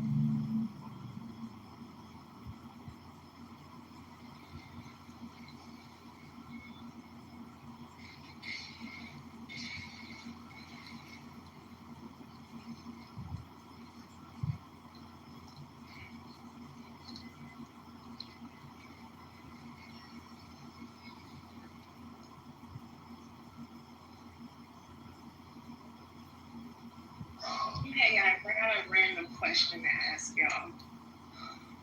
This is a judgment-free zone. Well, at least for me. Do y'all wash your hands before you use the bathroom?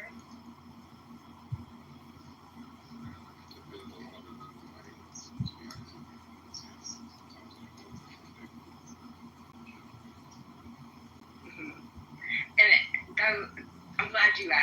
because I know like it's different for girls and guys. Obviously, the way we use the bathroom. Like, now that I think about it, yeah, men actually have to hold themselves. I was about to say, Why would I touch my clean dick with dirty hands? it's the same thing really what Corey just said. It depends on what I've been doing. Like if the last time I was doing something, like if I peed, wash my hands, sat on the couch, watch TV, and I gotta pee again in an hour, I'm not washing my hands before I pee. Like my hands are not gonna touch my vagina. Like yeah. You know what I'm saying? Just air and the fact that I held my cup of lemonade or whatever that's on my hand. So no, I can't say that I did. It just depends on what I was doing first. That's real. And honestly, same. Like, I just wanted to get a pulse check because somebody was saying, like, what's the norm that that's like weird, but no one talks about? And I seen somebody said the fact that a lot of people don't wash their hands before they go to the bathroom. And I was thinking, I do see people just go straight into the bathroom. And I'm definitely one of those people, if, like you said, I'm at home or something like that. But, yeah. It's interesting. And then also, it's like literally when Corey answered, I was thinking like, yeah, men actually have to go. So that's really like, yeah. You know what disgusts me? What disgusts me is people that prefer hand sanitizer over washing their hands. Any situation. If you prefer hand sanitizer over washing your hands, you a dirty bastard. That's nasty. Okay, and then listen, and I'm talking about for anything, eating, like anything. If you think hand sanitizer is just gonna cut it, oh, okay. Hand sanitizer in my eyes is like if there's no water source, then that's when you bring out the hand sanitizer. But not even that. Like if you got wet ones and you got a little water left in your bottle of water or something like that, or you just fill your bottle at the water fountain in the fucking park, lean over your where you sitting there eating, and take that and you wash your hands, carry a little trial-size shit of soap with you in your fucking purse. What the fuck? Carry something. I think most people, the travel size thing is the sanitizer for them. I know I have sanitizer in my purse, in my car. I got it everywhere just in case I don't get caught lacking. I have a travel size Olay body wash in my shit because using that damn orange soap in the work bathroom, that shit dries your hands out. That's that school janitor. I know exactly what soap you're talking about. You know what I'm saying? So you carry a little something with you. You carry flushable wipes. You carry all that shit. Mm-hmm. No pun intended, but carry that shit, please. And then, unfortunately, I do know that there's people out there that, do prefer sanitizer. Usually people that come to my house are clean people, but I even have sanitizer in my bathroom, at my kitchen sink. Like, even if you feel the need, like you just really want to be dirty and don't want to wash your hands, at the very least, please put some sanitizer on. I'm making it easy for y'all, please. I know that I once went on a work trip, and we had a dinner, like a team dinner, and the food was about to come out. So naturally, of course, I had pulled out the sanitizer. I had already got up and used the bathroom and all that. But I'm like, it's been some time since I went to the bathroom and, about to eat. So let me put the sanitizer on. And the girl next to me, one of my coworkers, she asked for some. So naturally, I give her some. And then I asked the person to the other side of me, do they want some? And then after that, I looked to my manager who's sitting right across from me. And I asked her, do you want some sanitizer? And she literally said, no, I'm good. I've never in my life known anybody to say no to sanitizer or say no. Well, what's nasty as fuck? Like what? What's nasty as fuck is if you have big ass bags of potato chips, cheese noodles, whatever the fuck, sitting on the table, And here come this crusty ass nigga want to put his hands in and shit. Yo, I barked on this motherfucking officer. I said, yo, get your fucking hands out of that. You just came out the bathroom. Did you wash your shit? And all the other officers looking at me like, what this bitch talking about? And he said, well, no, I didn't. I took that motherfucking bag of chips. I threw that shit in the trash. And I told each and every officer looking at me sideways, I said, I saved you diarrhea and dysentery, motherfuckers. Don't even look at me like that. You got fucking plates. You got plates here. You shake some of them damn chips on a motherfucking plate. Let me tell you what I did to the director. I used to work at an alternative school, and it was like our end of year celebration or whatever. The director of the entire 5 buildings comes through the line, and he reaches for a cookie to break that bitch and put the half that he broke off on his plate. When I tell y'all, I lifted my hand and smacked the fuck out of him, and everybody around me was like, ugh. They just gasped. It was literally a reaction. I smacked the fuck out of him. Do you hear me? Everybody heard it. They all looked like I didn't smack him with his face. I smacked his head. Like everybody heard it and looked, and they were just like, "Oh my god! Like you're about to be fired. You just smacked the fuck out of the director." And I just looked at him in his face. Like after I popped him, look, and I'm staring at him in his face. He's looking at me. I'm looking at him. He's looking at me, and I'm like, bitch, get the fucking tongs. Like, I don't know where you thought you were, but there was no consequences, right? Not you keeping your hand in the cookie plate, and you were gonna break the motherfucking cookie in half to put one half of the cookie on your plate. Man, somebody reminded me of that the other day. Did you get in trouble for it? No. Absolutely not. I think he looked at me. I think I think he was like, this is like somebody's black ass auntie. Like I don't know. Like, I don't think he knew what to do about it. But that slap was heard clean down the hall. Smacked the shit out that man. He just kind of didn't know what to do, and I looked at him until he figured out to pick up the fucking tongs. I don't know why you thought that was okay. That's what the fuck they're there for. Use them bitches. I'm never ever grabbing a slice of pizza if it's communal. Because I've seen people, they'll grab both slices, pick one. I'm like, I don't want the slice you just touched. And it seems like nobody else cares, but I'm gonna be that weirdo that cares. I'm sorry. Oh yeah, I'm gonna care, because I don't want a case of the motherfucking bubble gut. You damn right I'm gonna fucking care. Hell yeah. Like, let me get my slice first. like that's funny you say that, because last week they had pizza at the station house and they talking about all of them swooped on it, like really swooped on it, but not once did I see niggas taking a napkin and picking up their slice. So they gonna look at me talking about, hey G, you wanna? I said I don't need no sloppy seconds. They said, why you say it like that? I said, y'all hands been all over that shit. No, thank you. I don't eat behind people like that. No, thank you. That shit funny. I went to go visit them for their prom a couple weeks ago. And like 3 people were like, yo, you remember you smacked the fuck out of John? Like randomly, they just like, yo, you remember? Like that's what they remember me for. They're like, you smacked the fuck out of him. I left from those people, went to across the gym. Like, it's like special needs kids and alternative. So they just did their prom ceremony in the gym. So I walk across the gym to another group of people that I remember working with. And they're like, how you been? Can you 3 minutes into the conversation? Girl, you remember you smacked the shit out of John? Everybody remembers I smacked this man on a daily basis. I forget that I smacked the fuck out of him. Evidently, I was a revolutionary.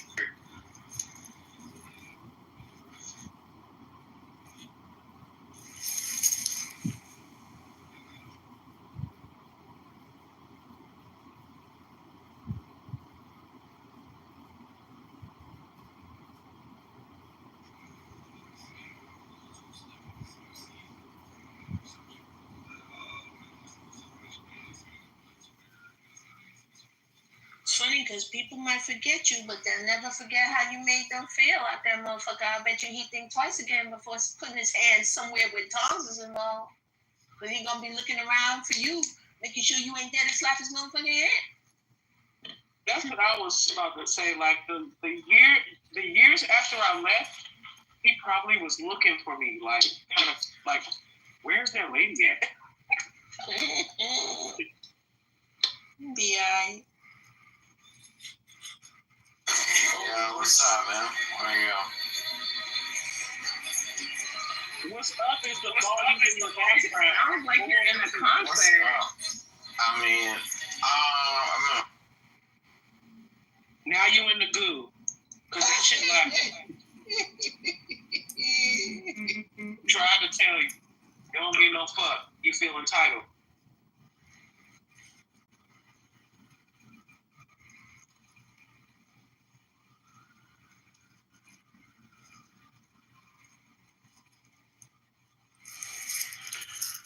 What losers? Just what losers? It's the men, the fucking men.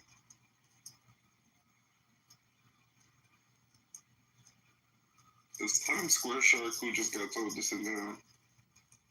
Yes. Wow. You have to be more mature than you are, Times Square Shark. Call us when you get home. You know, at home. So while you know at home, just type in the chat. Because we don't want to hear all that shit in your background. Are you in Times Square right now?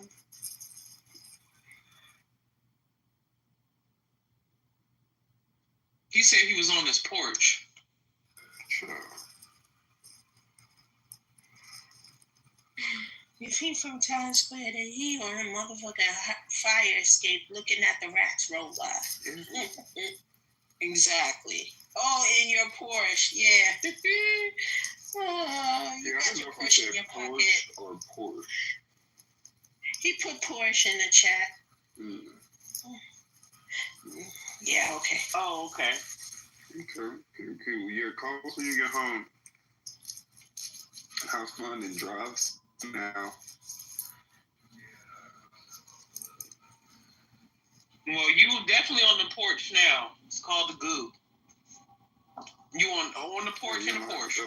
Porch, for sure.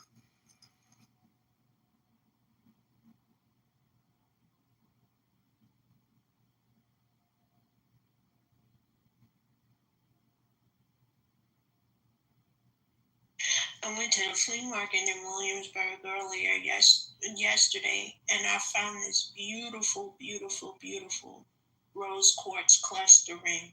And it's nice. There's like 4 of them, so it's really pretty. It's like a vintage type ring, but it's nice. I got a couple of moonstone ones too. One of my rings got when I went in for surgery. When I got out, every ring was in there except for one. And I was like, it's kind of sketchy, but all right. It's my most replaceable ring, so I didn't go off about it. But it is weird that it's missing. Mm.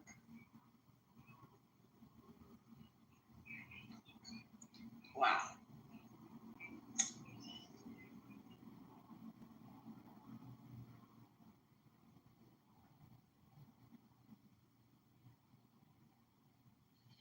Do you guys know your ring size? Yes. What is it? I guess 7. 7. Okay, that must be like the norm or the what is it called? Because I was told average size. Average. There we go. Thank you. I went to Kate and they sized my ring, and the lady was like, "You got some small fingers." And I didn't know. I had told people what my ring size was, and they were looking at me kind of crazy. I was just wondering. I'm a 6 for my index finger, but my ring finger is a 5. Oh yeah, that does sound small to me. I can fit a 6.5. My boyfriend eyeballed it. He was like, I know what size ring you need. But we went to be sized. He was right, but we both felt like a half a size up made more sense because like I swell like I have a condition where I swell sometimes. So we figured a half a size up was better. Okay, it's funny you say that because when I went to get my ring, or when I went to get it resized, it was way too big. So the lady told me I was a 5, but then she was like, "We'll get you a 5.5," so in case like give you room to grow or whatever. So I'm like, cool. Well, just this last week, I lost my ring, like simply taking my clothes off. And I didn't know this for like a full 16 hours. I'm like tearing up the house trying to find my ring. And I knew that it was on my hand, never took it off.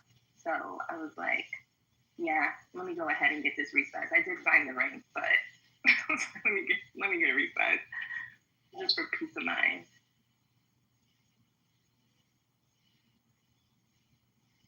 Yeah, like my middle finger is an 8. I got the old ass auntie vibe, so I love silver, and I typically have a ring on every finger. Like I took a ring off of I took the ring off of my ring finger when my boyfriend took me to be sized. I felt like it, if when he ready to put a ring on it, there won't be one there. But I had a ring on every finger. Just how I don't know, I like it. Okay, so I always wonder about this too, because for me, I have to do whenever I like putting multiple rings on different fingers, but it has to be a finger separating it, if that makes sense. Yes, it does. I mean, does it feel weird when you have rings next to each other? Do you know what I'm saying? Like if you got a ring on your index and your middle finger. I'll say no. The bands don't clash with each other. They rest kind of like, okay, so I'm gonna look at the other hand since I'm missing a ring on one of them. So the middle finger ring sits above both the pointer and the index ring. The pointer and the index ring sit at the same height. So it's like down, up, down, and then further down on the pinky. So they don't like I'm opening and closing my fingers. That you can't hear it. They don't clash or put it together. Yeah.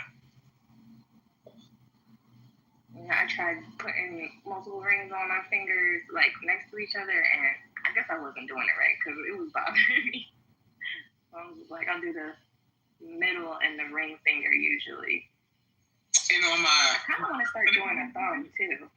I like my index and my ring. I do have some rings. I don't wear them all the time just because the way that the rings are made, there's not much like air that gets through. So every once in a while I'll put them on.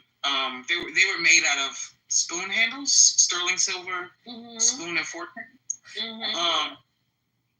Yeah, but on my dominant hand are all my smaller rings. On my non-dominant hand are my huge silver rings with the stones and the crystals and one of them is ruby. It's a marcasite in rubies. It is there's 7 rubies in that one. The ring is probably an inch long. The other ring is probably an inch long as well. And the stone in that one is damn it. What's the name of that green? Malachite. It's a malachite. It's 3 malachites. Oh, okay. Is ruby your birthstone, or are you just like ruby? It's a ring I inherited from my mother. I mean, she's still up, but she doesn't wear it anymore, so she gave it to me. Yeah. And I have one with abalone, but the way that the leafing is cut on that one, it literally will cut your hand. Like it's really sharp. I need to file it down. But yeah, I have What color is it? It's like rainbow abalone. Oh, okay. That's Yeah, pretty. it's got one solid color. Yeah, it was blue and pink are like the dominant colors. Blue, pink. Then there's like like the cream, like white color. And then it has that iridescent shift when you kind of move it. Yeah, because my favorite stones are moonstone, rose quartz, and Larimar. Those are my favorite. Okay. Yeah, people always, when they see my hands, they're like, oh my God, you have so many rings. I wear silver. I have one ring that is gold. It's actually 3 different golds. It's white, yellow, and rose. I got that ring from my sister. That's the one on the middle finger, the one where I was like, it's down, up, down. That middle finger is only gold that I wear. I appreciate people who wear silver because I feel like I'm always around people who are like, oh no, I only wear gold. I like wearing both, honestly. Like I'll go back and forth. Like depending on the fit is really what matters.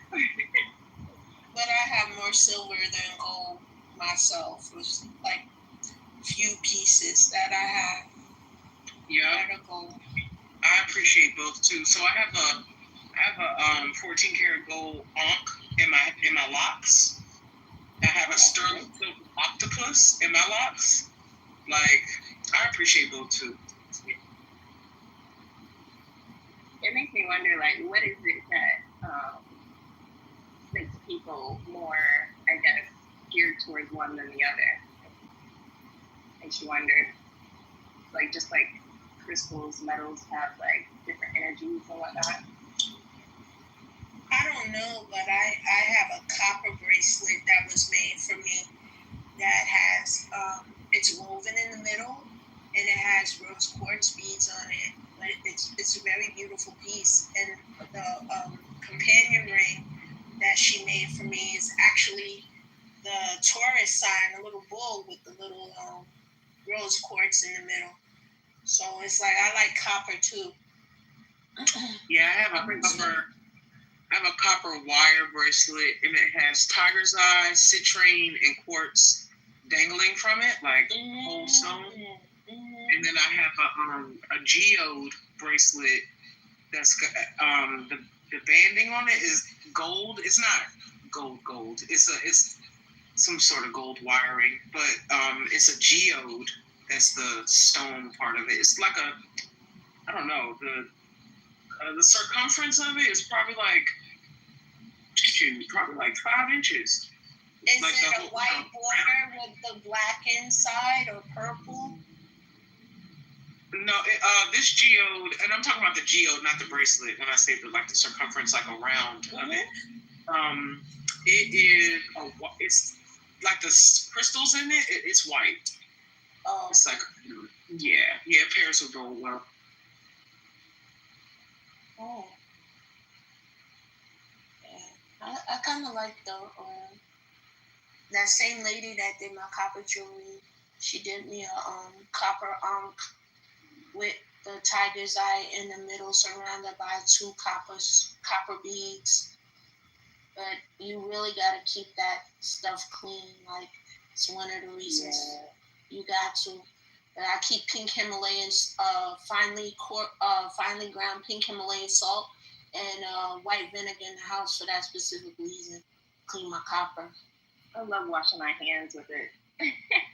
I find that silver, the sooner you just get it on your skin, like the sooner you just wear it, the better it'll polish out and clean up.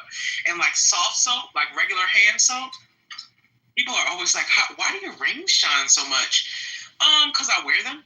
Like I wear them all the time. You take silver off, it will tarnish. So I wear them, my body oil keeps them polished. And the fact that I wash my hands with like soft soap, something about it, they are always sparkling.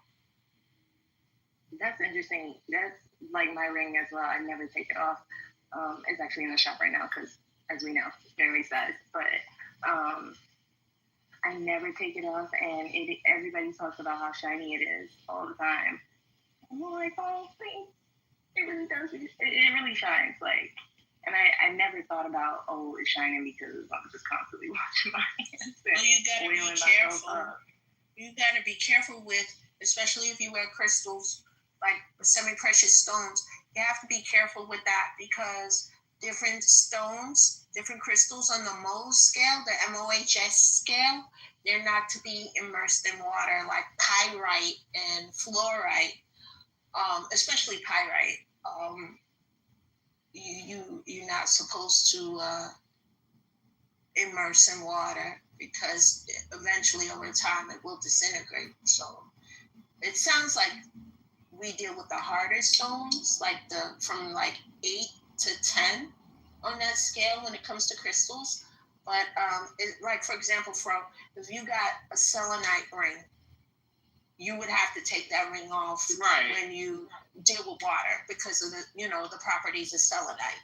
But like mostly the semi-precious stones that I work with for my jewelry are like from 8 to 10, like amethyst, tiger's eye, lapis lazuli is like my lapis lazuli sodalite segment bracelet was a fast seller. So it's like different ones.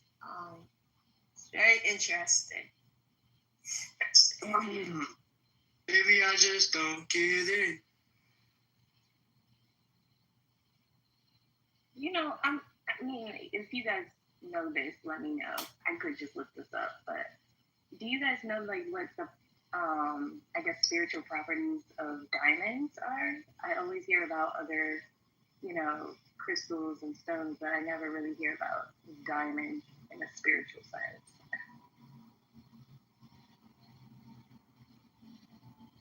I have to say no. And I have like 200 stones. I have like 200 crystals. Diamond is my least favorite crystal. I like intentionally stay away from it. No, I don't. Why is it your least favorite? I don't like how diamonds are acquired. I think that they also they have a value to them that like somebody decided. You know what I'm saying? What's to say that the other stones and crystals aren't? And I guess it's the hardness of a diamond, but yeah, I don't like how they're acquired, the way that they mill them out. It's like they're acquired through like sweatshop energy. You know what I mean? Like working people to death, digging and mining and other people's shit for it, people becoming rich off of it. Like I stay away from diamonds. I actually told him that I don't really want a diamond. Like if you feel like there has to be a diamond, then I'll accept that because that's what you want. But I don't want a diamond. Well, I just looked it up, ladies, and it said that it defines clarity, strength, and purity, and it's believed to amplify energy, but clear quartz can do that too. So they said it's connected to the crown chakra, but in light of what Fro just said, I wouldn't want to mess with that. But you give me a clear quartz surrounded by 2 amethysts, or an amethyst and a tiger's eye, or a citrine and an amethyst, I'll be good to go. I heard be careful around amethyst. Some are very strong conductors. And also when you wear certain rings with certain stones, where you wear it on your hand allegedly is supposed to determine how strong it will be. Because they say your left hand is for you, right, to give towards you, but your left hand is for you, but your right hand is to put the energies out towards other people. Like for example, if I wear my rose quartz on my left, it's for me, right? But if I wear it on the right, that means I'm imparting the love that towards other people, like sort of kind of. If you look on Pinterest, they actually, when you type that search in, they'll actually have different posters per se that will break that down for you. So I'm very careful when I make things for other people. I always wear gloves when I make things for other people because of the energy part. My energy doesn't need to be a part of their energy. I just protect my shit, to be honest.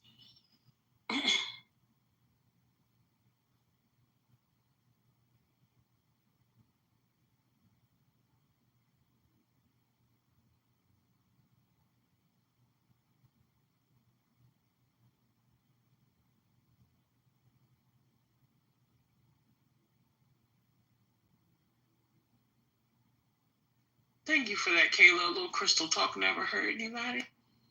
Nope, not at all. Are you ready for the moon to cover Mars this week? Oh, I didn't even know about this. Yeah. Because we missed the Fro, did you remember? I've been a little off track just because I've been distracted with my healing process. But okay. When's it happening again? I think it's this. Let me double check. I'll be right. Okay. I have my telescope out. I was using it the other day.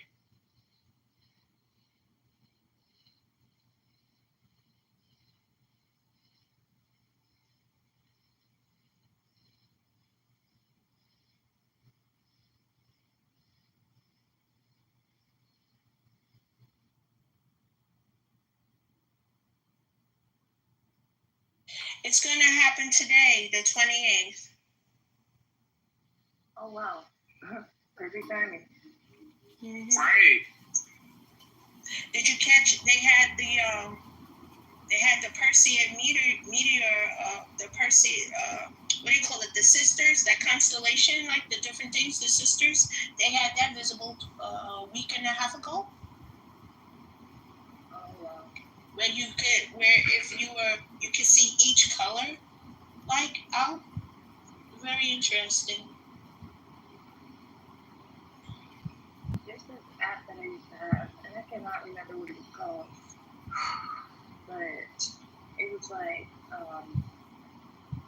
you could point your camera to the sky, and it would tell you the constellations that were above you. Oh, I forgot what the name of that app was. Dang, I forgot all about that app. Oh, I'm like, I'm about to download that. What are you talking about, though?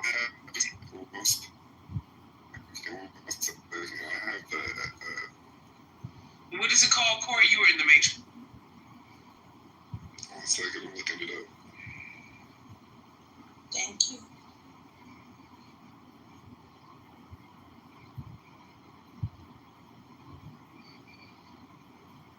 I took a better draw. I'm down for the count. I'm not sure when it's going to be.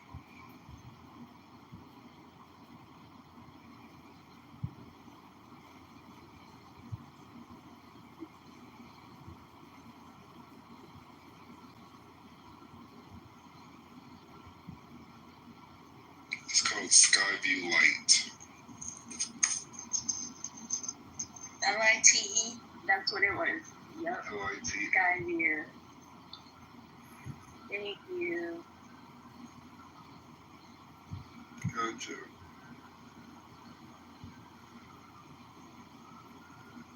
So it is a whole scene out there, huh? Like, why?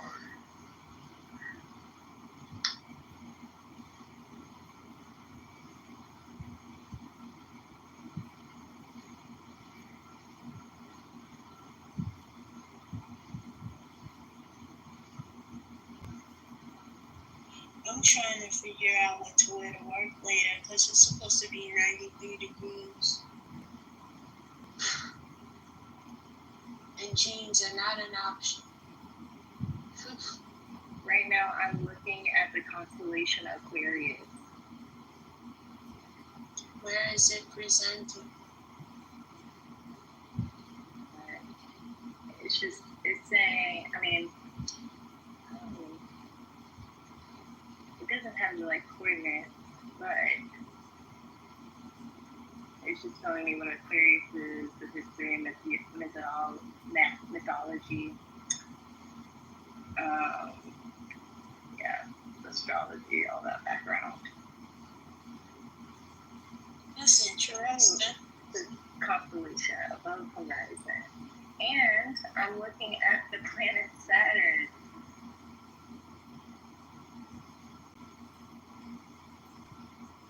There's Pisces. Wow, this is crazy. So Aquarius right now is right next to Pisces. I'm in Atlanta.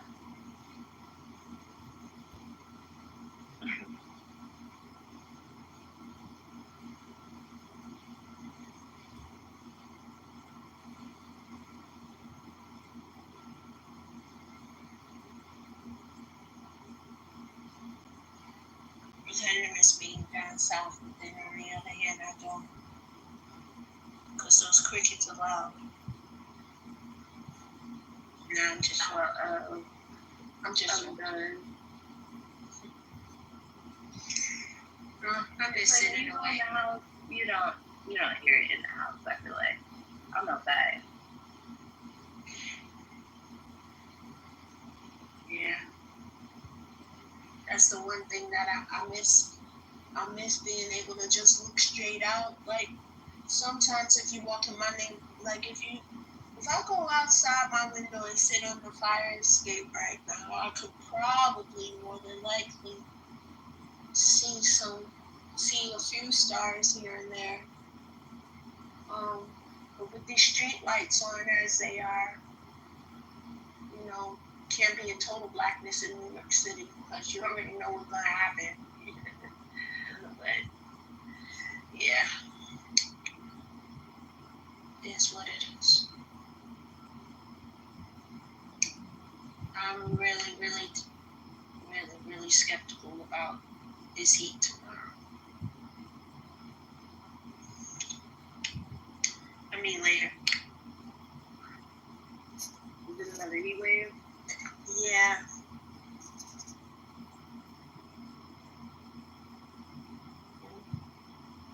Hope y'all stay cool.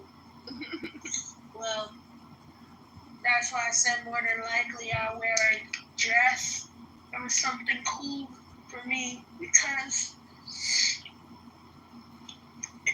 we don't have an AC works when it wants to.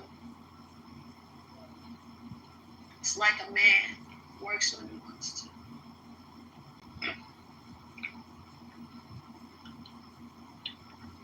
Sometimes it works, sometimes it bitches and moans and shuts the fuck down in anger. Yeah. Corey, are you winning your game?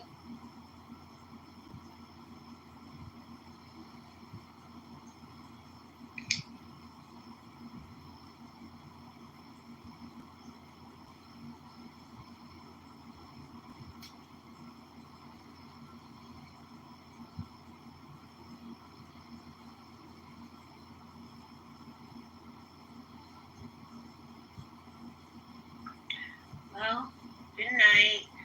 For those of you who are asleep, sleep well. Y'all have a good day later. Good night. Good night.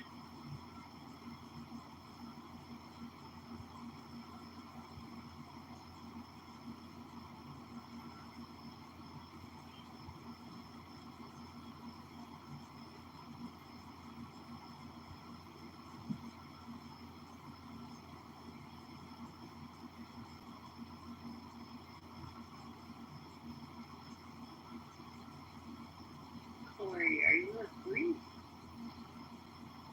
Barely. I can hear you breathing.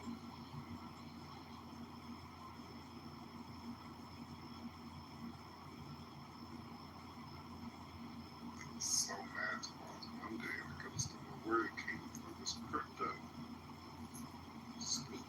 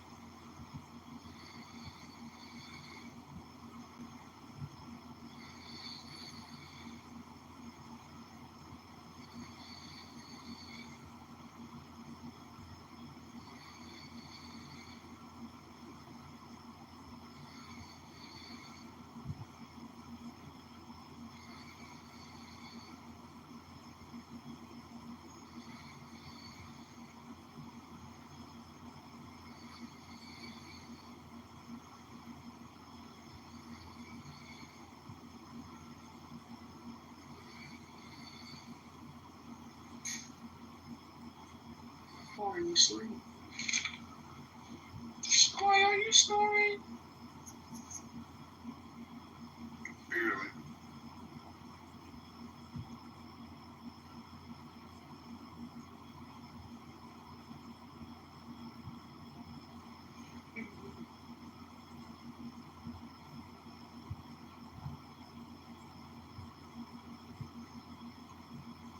They left us in charge.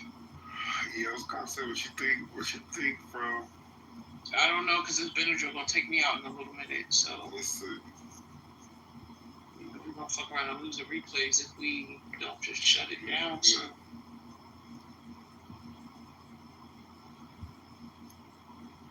I'll definitely help you sleep tight. I hope that the bed bugs at least are just Chill.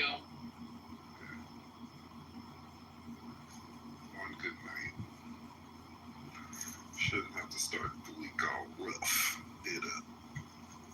But okay, y'all. We're gonna shut it down, y'all, because the admins that are awake are not about to be. We're not really, we're not for real.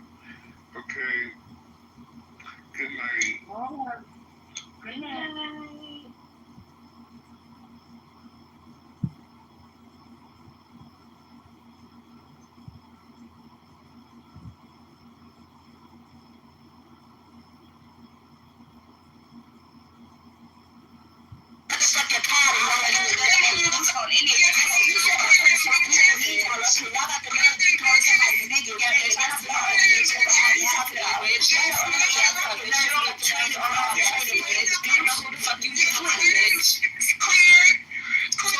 Shut the fuck up with this broken ass Wi-Fi, bitch. You don't hear shit you ain't been broken in so bitch. Come on, now we've been in the lobby for how long, and bitch, you still can't pick up the broken ground, bitch. You still shit. We gave you that. We gave you the we that's what we'll say. You still have it now, bitch. Come on, now. Hey, hold up.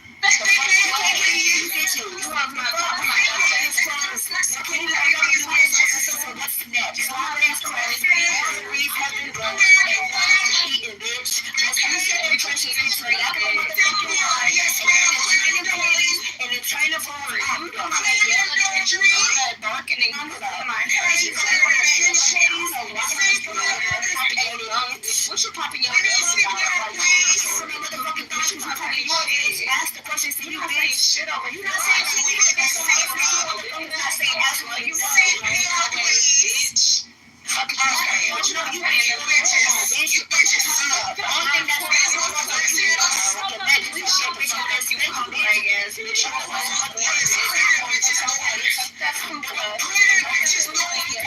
then I'm gonna take you to the doorbell and then this ain't got nothing.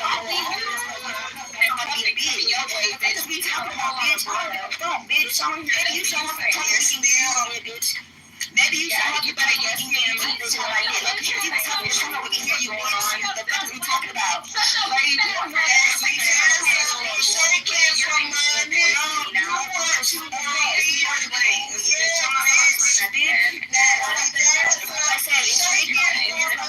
You bitches is talking about you.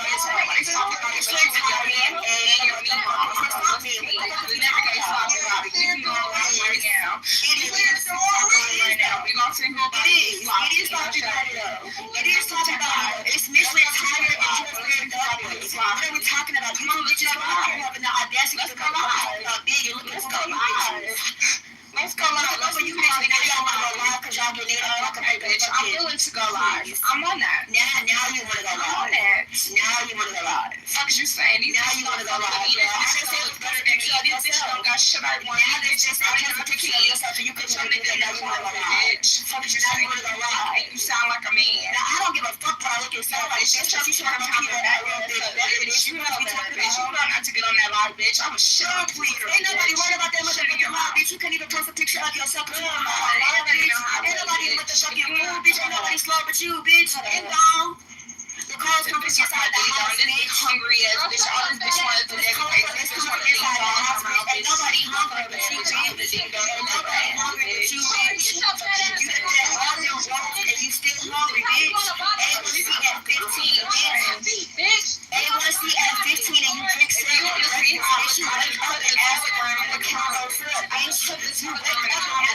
Coming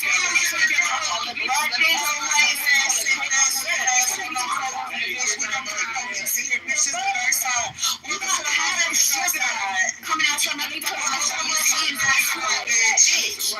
we talking about, huh? Please. I just put my link in the side chat. It's the Telegram. It's like, we don't give a fuck about a link, bitch. Okay, bitch. I don't give a fuck about a link. You don't want to pass your money. You don't want to pay for your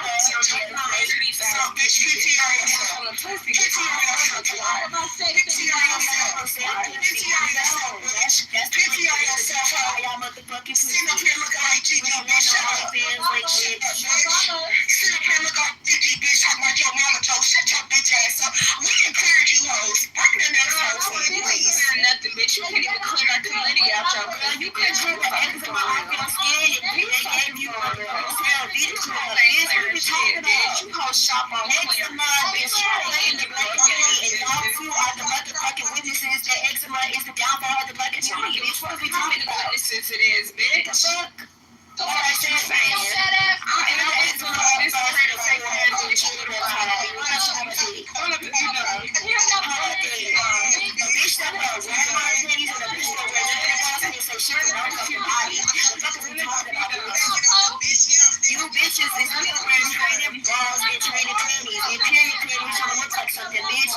Get in Victoria's Secret, bitch, and then talk about something, bitch. I wear Victoria's Secret. You got some dry switch up. I'm very sorry. And I wear 50 tags. Talking about masks. Can you even spell 50, bitch? No, you can't, bitch. You can't. Fuck you can't, bitch. I don't know spell you can't, bitch. You can't spell nothing. That's what we talking about. You can't spell shit, bitch. Talk about my life. Bitch, I'm gonna look like Saucy Santana, bitch. Well, that's you. And bitch, that's what you do, though, right? Bitch, that's what you do. You went into the office and asked me to go like Saucy Santana. You didn't even watch the time, bitch. That's what you asked me to do, huh? Fuck you at the top of the bottom. You went to the doctor, my office, and you want to stop something. Shut your mind, bitch. Your mom and my bitch, your mom is she talking shit. You know what a bitch is pretty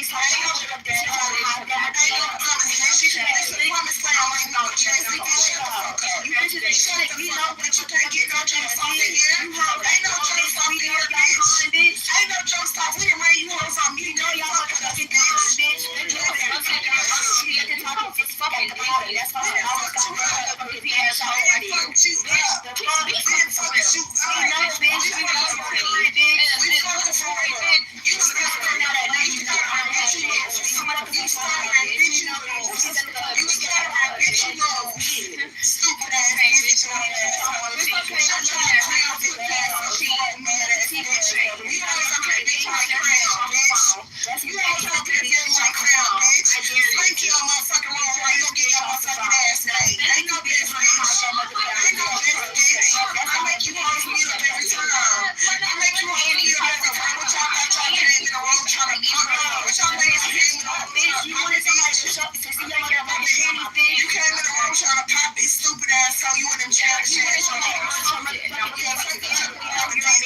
bitch. Take a sip of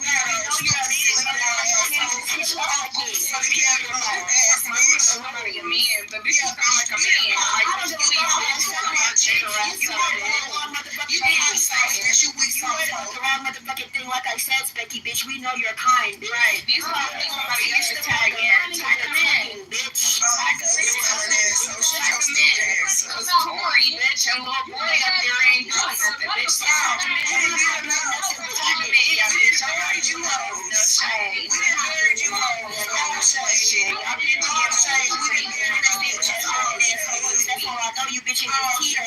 Bitches fuck. I'm trying to get my shade in there. That's all I know you got, bitch. You got shade over here. Ain't no shade over here. Ain't no shade over here. That is key, girl. Ain't no palm tree, bitch. That's why ain't no palm tree, bitch. I am the tree. I thought that we wasn't going to be able to read y'all. These folks been talking about that. We talking about us for 30 minutes.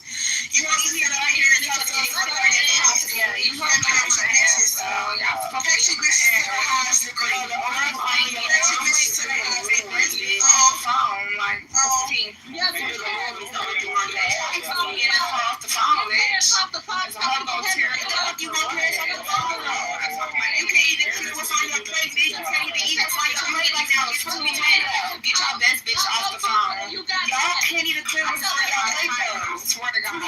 bitches can't even feel the same motherfucking plate. That's what we're talking about. Y'all asking for a bitch to get out the phone and y'all ready to go outside and play like y'all normally do. What are we talking about? Break your skinny ass off your mic, bitch. Look at you yelling. That's what I'm bitch. What you worried about parents for? You can't even clean all y'all plate, bitch. You can't even clean all y'all motherfucking plate. Y'all do it any other time?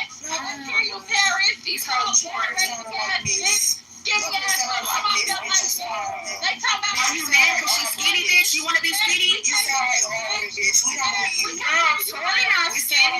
What the fuck are you talking about? Y'all heard that somebody is skinny. We're not skinny. We don't. Okay. You bitches is teachers. Come with me. Put me up. I'll put you on my feet. I'll weigh milk. I'll weigh. I'm trying to make you some motherfucking milk out my feet. Why you gotta yell no more? You don't yell no more. You were so far back. Speak up. Sound like a fucking tree. Speak up, bitch. You're the tree. Bitch, come on. You're the tea girl. You want my dick in your mouth. You're the tea girl. You want my dick in your mouth. You want my dick in your mouth. I've been talking to bitch. I've been trying to get it. I've been $50 for you. I don't want to yell and go back and forth. And that's why I want to say with the motherfucking mic. What did you talk about, Paris? Next caller. Yeah, no, this next caller because I caught them up, bitch. You ain't talking nothing. I'm telling you, bitch. You bitches ain't talking. I caught that tea, bitch. I caught that motherfucking tea and I called you out. Now you're taking it out of me, bitch. Like I said, I need something. Yeah, this one I'm talking about. You're not that bitch. Keep talking at the tea girl. What are you talking about? You feel like a man. Please. I've been talking about motherfucking tea. That's why I don't want to yell no motherfucking voice because y'all was coming up out there. What you voice? You wasn't saying that feminine voice. You wish you knew it, bitch. He's at the top of your list. Something, bitch. You fucking know. You fucking know. Bitch, you wish you knew. Hands in front of the room. Hands in front of the room. This is the room. These are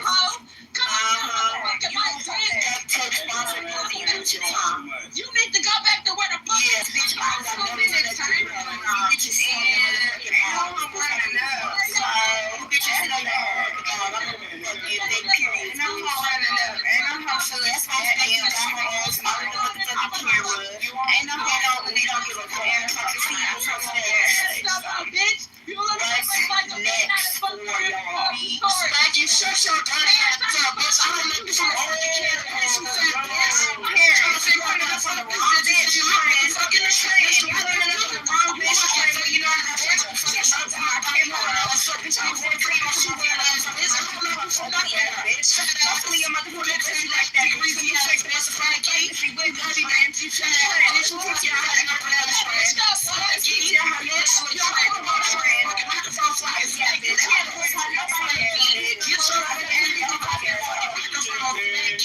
Get your poppy ass up off that motherfucking microphone, though. Spanky. Trend. You trend. Up off that trend. You trend. Fuck you, this fucking say so again, bitch. You need to open ass porn. Watch out, yeah. Y'all make ass. This ugly ass bitch. You look like him for something, bitch. Bitch, shut your fucking ass. Bitch, just tell me you again. Bitch, just tell me shit is alright, bitch. That's what I'm not gonna do. Bitch, pregnancy with me. Do this all the time.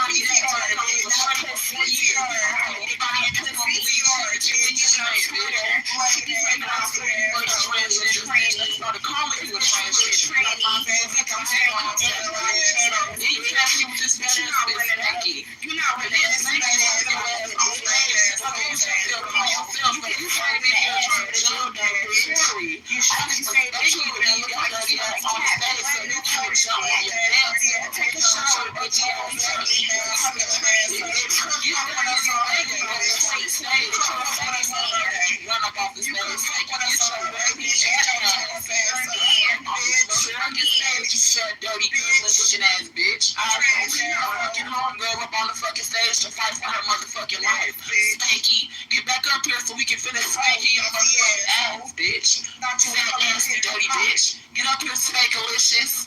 Bitch. You came up, shut up, fatty. You sat up on this motherfucking stage and you said my name 1,000,000,001 times. Bitch, do I know you? I ain't never seen a bitch say my name so many times, and I've never had a single conversation with this nasty black bitch. Get this ugly bitch back up on the motherfucking stage, Barbiana. Get that nasty ass girl. I'll take my energy out of you. You off the phone, bitch. You think what you want, like I think how you want this to go down. Either you gonna get her on the stage, shut the fuck up and get that bitch out. And bitch, you got your ass. How did you do this? You say you have to tell me more than one time. You take this ass. You don't want this motherfucking stage, you nasty ugly ass bitch. Fuck you bring your fat ass up on this motherfucking stage, fucking ass. Shut your fat ugly ass. You ain't talking about a drunk ass bitch. I spank you. You say you want that fucking microphone, bitch. You can't hear that. They know your team. You was a friend. You let your mom go. They know you was a friend. You let your friend that plane, bitch. And sit back and watch that plane, bitch. Towards the fuck up, bitch. Come fuck your phone. I can't even hear shit you fucking saying. I'm fucking your home girl up in front of you. You can't fuck me up. Don't hear your dirty ass. Shut up, bitch. Who you talking to? Shut your bitch. I don't fucking believe you, bitch. Talking to you. Bitch. We don't believe you, fatty. Talking to you, bitch. Get your scary ass to telephone. That picture you would have did. It's not gonna be. It's not gonna be you. I got a picture you would have did that.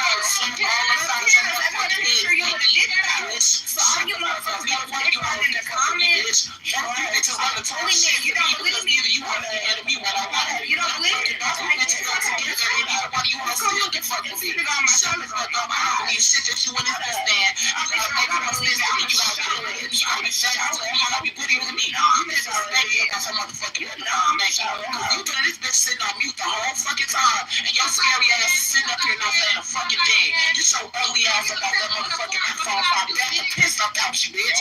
If you don't stand up to this motherfucking room and you have been saying a goddamn thing since I've been on this motherfucking stage. Come up off that fucking microphone, Papiana. I beat the dog shit up at you. Nobody come up off that motherfucking microphone. Shut your ass up. Shut the fuck up.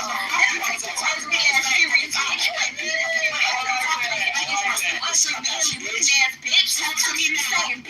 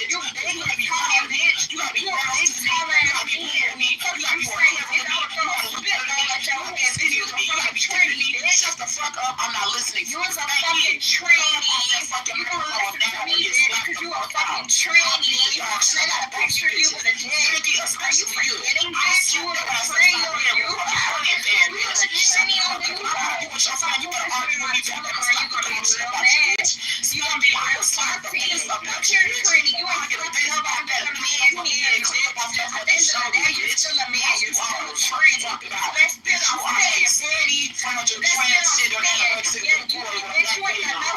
All these pussy ass nigga, you are a fucking transgender, bitch. You had a fucking lane. You been paraded around the world. You got a learn that you're a fucking man. You're a fucking your daughter. Because you don't want to order your ass as a transgender. So you been on this out talking about you got kids. Bitch, don't nobody believe your fucking ass, bitch. You want to stay right fucking little boy. You fucking black wig. You fucking tattoo over there, fag boy.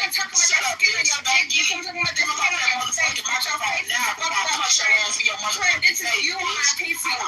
Your skin is so fucking like a fucking ass. I ain't never seen a bitch from me. So far, ugly ass motherfucking microphone. You fat ass, dirty ass bitch. And this bitch Becky has so much to fucking say. You say that bitch on the toilet and it's quality fuck. So watch your motherfucking radio get slapped the fuck out. You go weak ass bitch. Shut up. I don't believe shit. Your body ass man. You fucking gay boy. Somebody with the fucking you're trying to talk this shit, but shut your ass up. You the same bitch that think this bitch is spanked. Where your kids at, friend? Where your kids at, Trini? Where your kids at, Trini? You a Trini ass bitch. I'm playing with me. Play with me in this motherfucking shit. I'm getting your corn dog sick ass. You gon' play with me, bitch. I'm on that type of time. You be a body ass bitch. You be a dick ass bitch. You have enough for one of them inside. And hear your dog ass. I'm slap you. Bitch, I'm slap you up every time, bitch. You say, put in your transgender. Put in your Adam's apple. How many times are they gonna fucking drop pictures of your ass? How many times are they gonna fucking PTR your skinny body having ass standing in that fucking army outfit in a fucking two-piece? How many fucking times are they gonna clock your dirty, ugly ass? Spanky, come up off that fucking microphone or get your ass chopped off, bitch. Trend. You talking about? Your home girl that army out of your PCR. Bitch, you in my PCR. No shit, let's wake that up. Let's wake that up. My hairstylist is exposing you, bitch. Your skin all kinds of shit, bitch. You cannot fuck with me, bitch. Your skin is fucked up, bitch. You try to get him on the fucking pussy, bitch. You got stick him off. You stick that fucking off, bitch. We still don't hear shit you fucking saying, bitch. From Atlanta. Stop playing with me, bitch. You busted down. Still gonna make more sense to you, bitch. They can still hear me talking over you, so your opinion means absolutely nothing, bitch. Just because I'm on loud, don't mean that your dirty ass is right. I got a trans chicken, blonde, little fucking way. And how did you leave and get that fucking microphone, and we still can't hear shit your dog ass is saying. Ugly ass, Spanky, bring that nuts back up to this motherfucking picture. I continue to drag you on behalf of this motherfucking bitch. Don't get that bitch Spanky before I drag you for fucking Spanky, bitch. I will get up your ass out you, bro. Bitch, you don't mind who the fuck to play with. That's all the fuck I gotta say. You motherfucker. This is you. I want you to go get that bitch skin on first. You go good, bitch. Like y'all so fucking to me, bitch. You know the bitch. I'm in this ass, bitch. I don't care. You the fuck out. Time me. Come up here and get done, bitch. This is me and fucked up. Couldn't handle me. It's just like I said, my name is skin ass, bitch. That bitch. You cannot fuck with me, big nose. You cannot fuck with me, lacy eye. You cannot fuck with me, bitch. You ugly. And you're a whole catfish. You're a whole catfish. You catfish and trying to be a real woman. You was the same one that was texting my phone talking about you pregnant. You gotta be better than me. You pregnant. You a whole pregnant. You're my friend. Your name is Tranny. Your name is Tranny. I'm Bobbiana and you're Tranniana. You know the difference? And she looked at the difference. You was never my homeboy. You my homeboy. You my homeboy. I don't even know how to fuck you. Hey, look at the man, bitch. You like bitch. You are a big ass boy. You look at her, big ass nigga. You got all that dick. You want to shit so fast nigga. Bitch, you gotta be louder than me, bitch. You had to go get you a bigger fucking microphone because you couldn't handle me. You dumb ass bitch. You can't handle me. I made you get up off your sorry ass and go plug in that motherfucking microphone, bitch. You will not be I made you get up off your dirty motherfucking ass and go get that fucking microphone, bitch. Dirty motherfucker. I made you get up off your sorry ass dick ass and go plug in that fucking mic, bitch. You gotta fucking dick and balls and get that fucking microphone. You gonna do whatever the fuck I tell you, bitch. You gotta fuck that fucking balls and you say, yeah, you got some big dick and balls. You got to see your fat ass thing. You got some big dick and balls and a fucking microphone,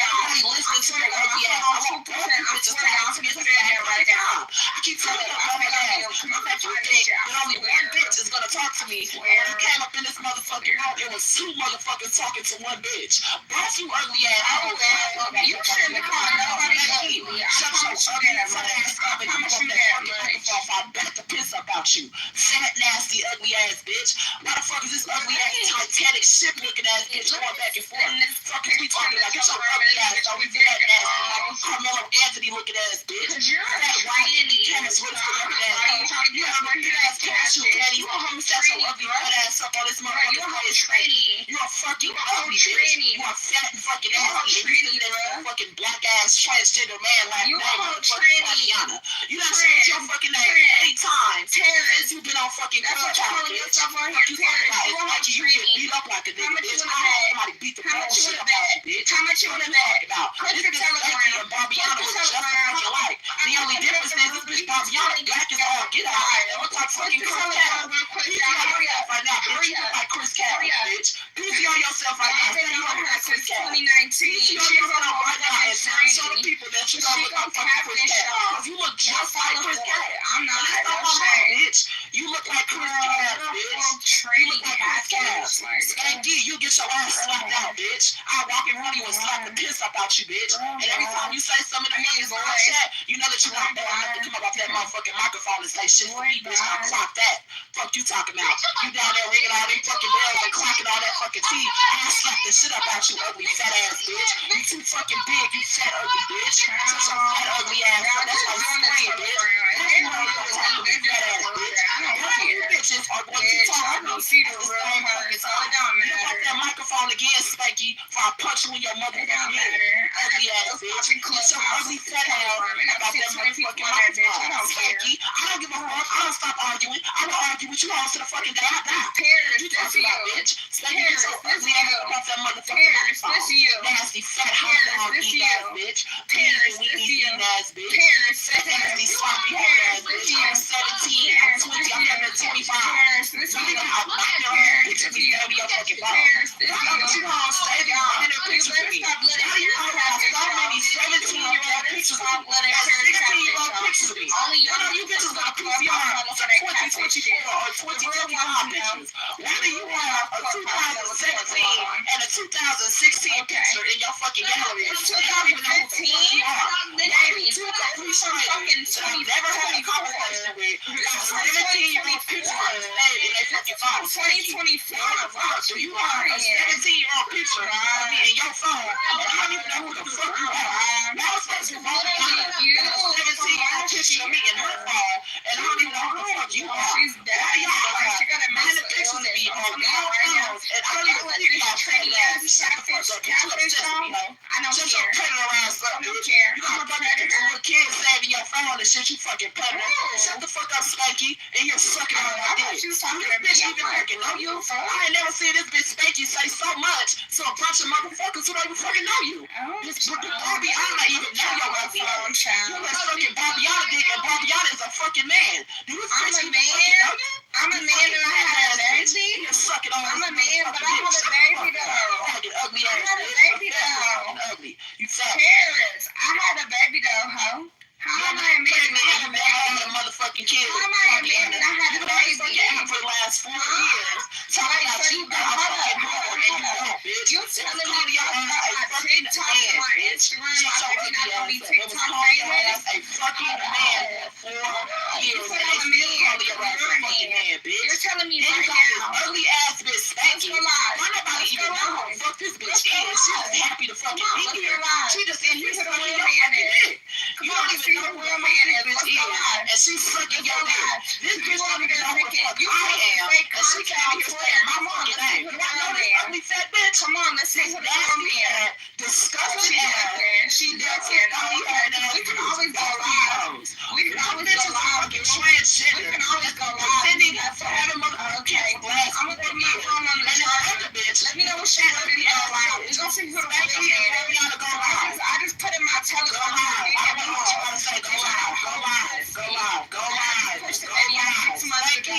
Come on, go live, bitch. If your ass can fit in your live, go live. Spanky and Ariana, y'all want to go live because this fucking picture got some motherfucking live. Gabiana. I don't think either one of y'all should be talking the way that y'all talking up on this fucking app, Gabiana. Hold on 1 second. Hold on 1 second.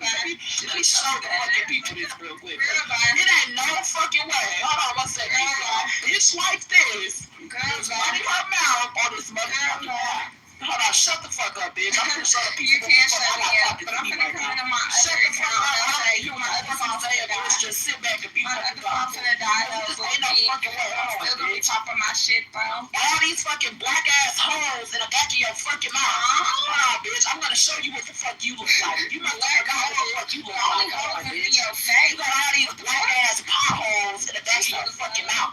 She's so dumb. Matter of fact, you got all of these black ass potholes in the back of your fucking mouth. Your mouth is wide open in this motherfucking PTR. Hold on, bitch. I just know ain't no bitch with black ass potholes and fucking missing teeth talking to me.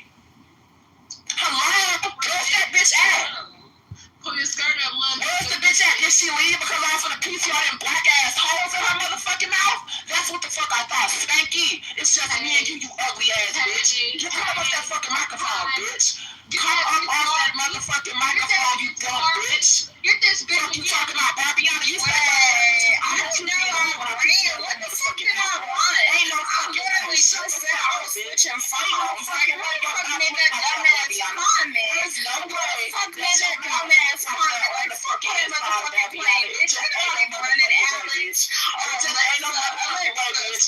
You know playing with me, bitch. Before you pay, bitch. Like I said, you already know what the fucking telegram, bitch. You already got ate up your hands. Stop playing you ugly ass, bitch. And your fucking saying, bitch. Ain't no shit like that. That's how ugly ass. You saying this bitch on the line. Ain't no way, Carisha. None of that shit you to be Carisha. Stop letting her go out of y'all. Stop letting her go out of y'all. Tell me I'm a fucking man. Tell me I'm a fucking man. That is a fucking man. Tell me right now, that is a fucking man. And all these random ass pictures for you. Tell me that this ain't you, because you just PTR'd yourself, right? I'm trying your ugly. I'm trying your ugly. Shut the fuck up. I'm your ugly. You can't shut me up. You be catfishing your lifestyle on Instagram. If you go on Pinterest and you find the motherfucking picture on your Instagram, you're a catfish. You're a catfish. You can talk never ask my director. You don't gotta listen. You got a dick and balls. I just showed your dick and balls in the telegram, bitch. This is why you mad. That's why you mad, bitch. You know changed your name so many times. You got so tired of people PTRing you, bitch. I'm gonna show you how. Anybody can PTR me, ho. This is me right here in my PTR. So can't even hear your motherfucking ass, bitch. What's the T? It's me right here in my PTR. Anybody hide your fucking ass catfish. I got bad skin like your your skin is fucked up. Bitch, you got all them bumps on your fucking face, bitch. I don't got that. So you changed your name, bitch. No, bitch. You got that big ass nose, bitch. You got a dick up in all that black ass. You trying to catfish on here. Bitch, ain't no more catfish for you, ho. No more catfish for you, tranny. You's a tranny, bitch. You tell me what you want to be tranny. You can go on my TikTok. Hold up, let me put my TikTok in the comments. Hold up, let me put my TikTok in the comments. All over the videos, baby. All over the videos, baby. There you go. You tell me what you want me to do. I'll do it. You let me know. There you go. Tell me what you want. Tell me what picture you want me to do. That's how you look on video, though. That's how you look on video. You want me to talk to PCR, bitch. You can't fuck with me. Let me know what you want to do. And I'm dead ass. You are a man. Bitch, you trying to talk. You got no bitch. I'm still giving a PCR this picture you when you was standing in my room with your makeup. You need to PCR. I have no license. I already got you on my PCR, so it don't matter. Shit to me. It don't matter. Pick a fucking picture. Carisha. What you need to do? Which one you want me to pick? Carisha. You pick one. You know that to go TikTok. You want me to PCR? Carisha. You know that. There should be no fucking reason why your mouth look like this. You know what the fuck I'm talking about. Pick a I mean, little boy. I call that little boy. I call that little boy. Sir. Like, what the fuck? I'm gonna drop this shit. Hold on, y'all. I'm gonna drop this shit. Don't lie with me. Discord if I don't lie with me. Y'all just want to see ever in the telegram. At the end of the day, I know you sure you did wrong in the telegram. In my telegram. And after the pizza, you just ain't nobody. Nobody was just ugly, and it's your fucking mouth. Bill Clinton was accused of sexist. They think he's a rapist, right? Imagine them thinking all of these things. Like, he's just terrible, right? And then having to wrestle with the fact that and the country preferred him. Just imagine that, because. And if you want to go into their shoes, all you have to say is, like, you know, if you're a Trump supporter, is, you know, when they selected Biden, you had your own thoughts about Biden, and Biden won.